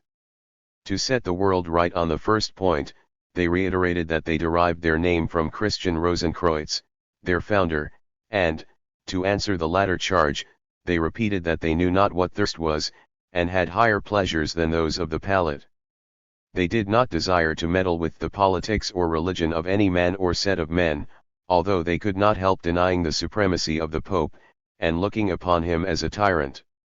Many slanders, they said, had been repeated respecting them, the most unjust of which was, that they indulged in carnal appetites, and, under the cloak of their invisibility, crept into the chambers of beautiful maidens. They asserted, on the contrary, that the first vow they took on entering the society was a vow of chastity, and that any one among them who transgressed in that particular would immediately lose all the advantages he enjoyed, and be exposed once more to hunger, woe, disease, and death, like other men. So strongly did they feel on the subject of chastity, that they attributed the fall of Adam solely to his want of this virtue. Besides defending themselves in this manner, they entered into a further confession of their faith. They discarded forever all the old tales of sorcery and witchcraft, and communion with the devil. They said there were no such horrid, unnatural, and disgusting beings as the incubi and succubi, and the innumerable grotesque imps that men had believed in for so many ages. Man was not surrounded with enemies like these, but with myriads of beautiful and beneficent beings, all anxious to do him service. The air was peopled with sylphs, the water with undines or naiads, the bowels of the earth with gnomes, and the fire with salamanders. All these beings were the friends of man, and desired nothing so much as that men should purge themselves of all uncleanness, and thus be enabled to see and converse with them. They possessed great power, and were unrestrained by the barriers of space or the obstructions of matter. But man was in one particular their superior. He had an immortal soul, and they had not. They might, however, become sharers in man's immortality, if they could inspire one of that race with the passion of love towards them. Hence it was the constant endeavor of the female spirits to captivate the admiration of men, and of the male gnomes, sylphs, salamanders, and undines, to be beloved by a woman. The object of this passion, in returning their love, imparted a portion of that celestial fire the soul, and from that time forth the beloved became equal to the lover, and both, when their allotted course was run, entered together into the mansions of felicity. These spirits, they said, watched constantly over mankind by night and day. Dreams, omens, and presentiments were all their works, and the means by which they gave warning of the approach of danger. But, though so well inclined to befriend man for their own sakes, the want of a soul rendered them at times capricious and revengeful. They took offense on slight causes, and heaped injuries instead of benefits on the heads of those who extinguished the light of reason that was in them, by gluttony, debauchery, and other appetites of the body. The excitement produced in Paris by the placards of the Brotherhood, and the attacks of the clergy, wore itself away after a few months. The stories circulated about them became at last too absurd even for that age of absurdity, and men began to laugh once more at those invisible gentlemen and their fantastic doctrines. Gabriel Naudé at that conjuncture brought out his Avis à la France sur les frères de la Rose-Croix, in which he very successfully exposed the folly of the new sect. This work, though not well written, was well timed. It quite extinguished the Rosicrucians of France, and, after that year, little more was heard of them. Swindlers, in different parts of the country, assumed the name at times to cloak their depredations, and now and then one of them was caught, and hanged for his too great ingenuity in enticing pearls and precious stones from the pockets of other people into his own, or for passing off lumps of gilded brass for pure gold, made by the agency of the philosopher's stone. With these exceptions, oblivion shrouded them.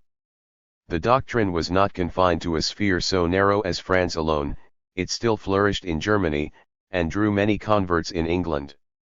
The latter countries produced two great masters, in the persons of Jacob Bowman and Robert Flood, pretended philosophers, of whom it is difficult to say which was the more absurd and extravagant.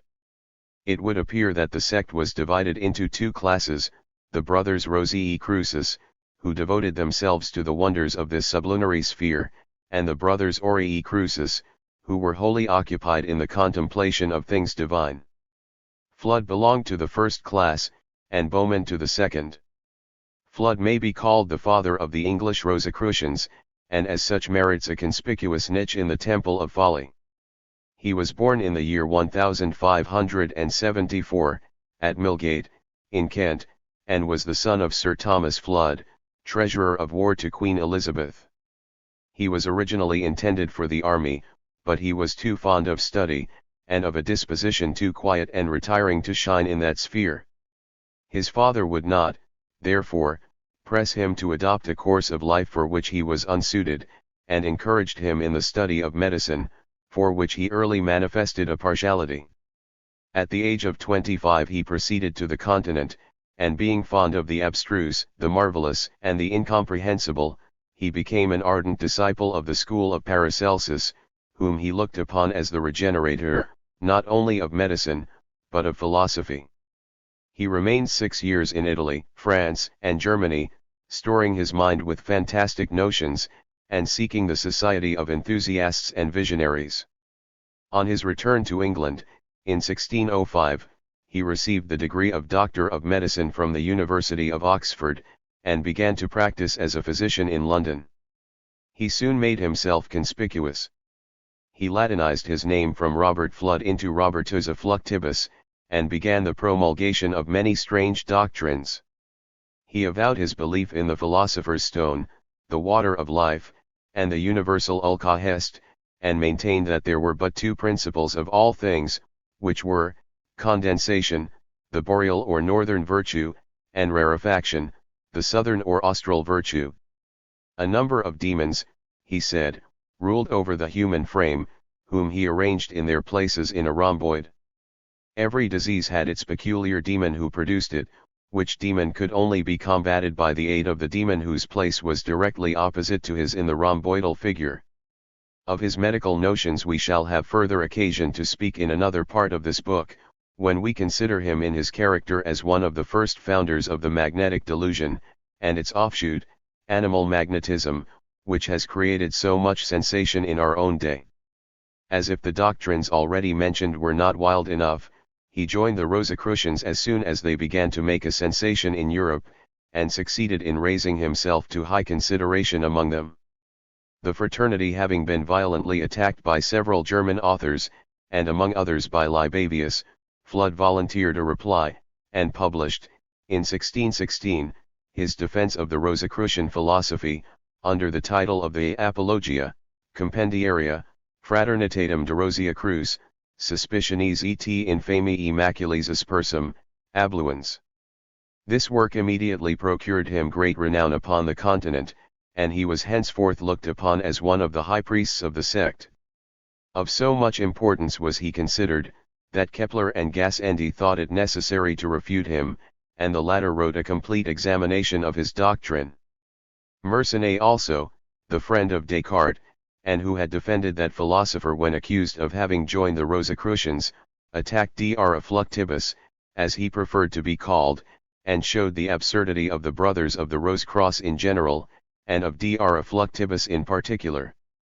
Fluctibus wrote a long reply, in which he called Mersenne an ignorant calumniator, and reiterated that alchemy was a profitable science, and the Rosicrucians worthy to be the regenerators of the world. This book was published at Frankfurt, and was entitled Summum Bonum, Quod Est Magiae, Cabalae, Alchemiae, Fratrum Rosii Crucis Virarum, et Adversus Mersenium Calumniatorum. Besides this, he wrote several other works upon alchemy, a second answer to Libavius upon the Rosicrucians, and many medical works. He died in London in 1637. After his time there was some diminution of the sect in England. They excited but little attention, and made no effort to bring themselves into notice. Occasionally, some obscure and almost incomprehensible work made its appearance, to show the world that the folly was not extinguished. Eugenius Philolaethes, a noted alchemist, who has veiled his real name under this assumed one, translated the Fame and Confession of the Brethren of the Rosy Cross, which was published in London in 1652. A few years afterwards, another enthusiast, named John Hayton, wrote two works on the subject, the one entitled The Wise Man's Crown, or The Glory of the Rosy Cross, and the other, The Holy Guide, leading the way to unite art and nature, with the Rosy Cross uncovered. Neither of these attracted much notice. A third book was somewhat more successful. It was called A New Method of Rosicrucian Physic, by John Hayden, the servant of God and the secretary of nature. A few extracts will show the ideas of the English Rosicrucians about this period. Its author was an attorney, practicing at Westminster Hall all term times as long as he lived, and in the vacations devoting himself to alchemical and Rosicrucian meditation. In his preface, called by him an apology for an epilogue, he enlightens the public upon the true history and tenets of his sect. Moses, Elias, and Ezekiel were, he says, the most ancient masters of the Rosicrucian philosophy. Those few then existing in England and the rest of Europe, were as the eyes and ears of the great King of the universe, seeing and hearing all things, seraphically illuminated, companions of the holy company of unbodied souls and immortal angels, turning themselves, Proteus-like, into any shape, and having the power of working miracles. The most pious and abstracted brethren could slack the plague in cities, silence the violent winds and tempests, calm the rage of the sea and rivers, walk in the air, frustrate the malicious aspect of witches, cure all diseases, and turn all metals into gold. He had known in his time two famous brethren of the Rosy Cross, named Walford and Williams, who had worked miracles in his sight, and taught him many excellent predictions of astrology and earthquakes. I desired one of these to tell me, says he, whether my complexion were capable of the society of my good genius. When I see you again, said he, I will tell you. When I saw him afterwards, he said, you should pray to God, for a good and holy man can offer no greater or more acceptable service to God than the oblation of himself, his soul. He said, also, that the good genii were the benign eyes of God, running to and fro in the world, and with love and pity beholding the innocent endeavors of harmless and single-hearted men, ever ready to do them good and to help them. Hayden held devoutly true that dogma of the Rosicrucians which said that neither eating nor drinking was necessary to men. He maintained that any one might exist in the same manner as that singular people dwelling near the source of the Ganges, of whom mention was made in the travels of his namesake, Sir Christopher Hayden, who had no mouths, and therefore could not eat, but lived by the breath of their nostrils, except when they took a far journey, and then they mended their diet with the smell of flowers. He said that in really pure air there was a fine foreign fatness, with which it was sprinkled by the sunbeams, and which was quite sufficient for the nourishment of the generality of mankind. Those who had enormous appetites he had no objection to see take animal food, since they could not do without it, but he obstinately insisted that there was no necessity why they should eat it. If they put a plaster of nicely cooked meat upon their epigastrium, it would be sufficient for the wants of the most robust and voracious. They would by that means let in no diseases, as they did at the broad and common gate, the mouth, as any one might see by example of drink, for, all the while a man sat in water, he was never athirst. He had known, he said, many Rosicrucians, who, by applying wine in this manner, had fasted for years together. In fact, quoth Hayden, we may easily fast all our life, though it be 300 years, without any kind of meat, and so cut off all danger of disease. This sage philosopher further informed his wondering contemporaries that the chiefs of the doctrine always carried about with them to their place of meeting their symbol, called the RC, which was an ebony cross, flourished and decked with roses of gold, the cross typifying Christ's sufferings upon the cross for our sins, and the roses of gold the glory and beauty of his resurrection. This symbol was carried alternately to Mecca, Mount Calvary, Mount Sinai, Haran, and to 3 other places, which must have been in mid-air, called Kaskli, Apamea, and Choleto Virasakonic, where the Rosicrucian brethren met when they pleased, and made resolution of all their actions. They always took their pleasures in one of these places, where they resolved all questions of whatsoever had been done, was done, or should be done, in the world, from the beginning to the end thereof.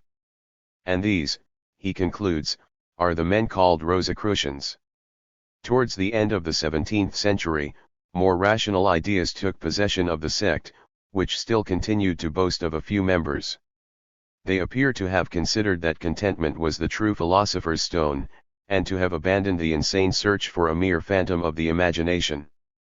Addison, in The Spectator, gives an account of his conversation with the Rosicrucian, from which it may be inferred that the sect had grown wiser in their deeds, though in their talk they were as foolish as ever. "I was once," says he, "engaged in discourse with the Rosicrucian about the great secret. He talked of the secret as of a spirit which lived within an emerald, and converted everything that was near it to the highest perfection that it was capable of. It gives a luster," says he, "to the sun, and water to the diamond.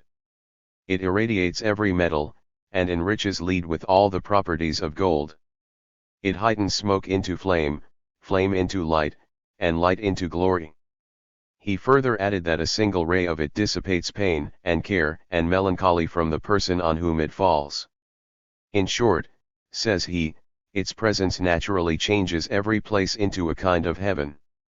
After he had gone on for some time in this unintelligible cant, I found that he jumbled natural and moral ideas together into the same discourse, and that his great secret was nothing else but content.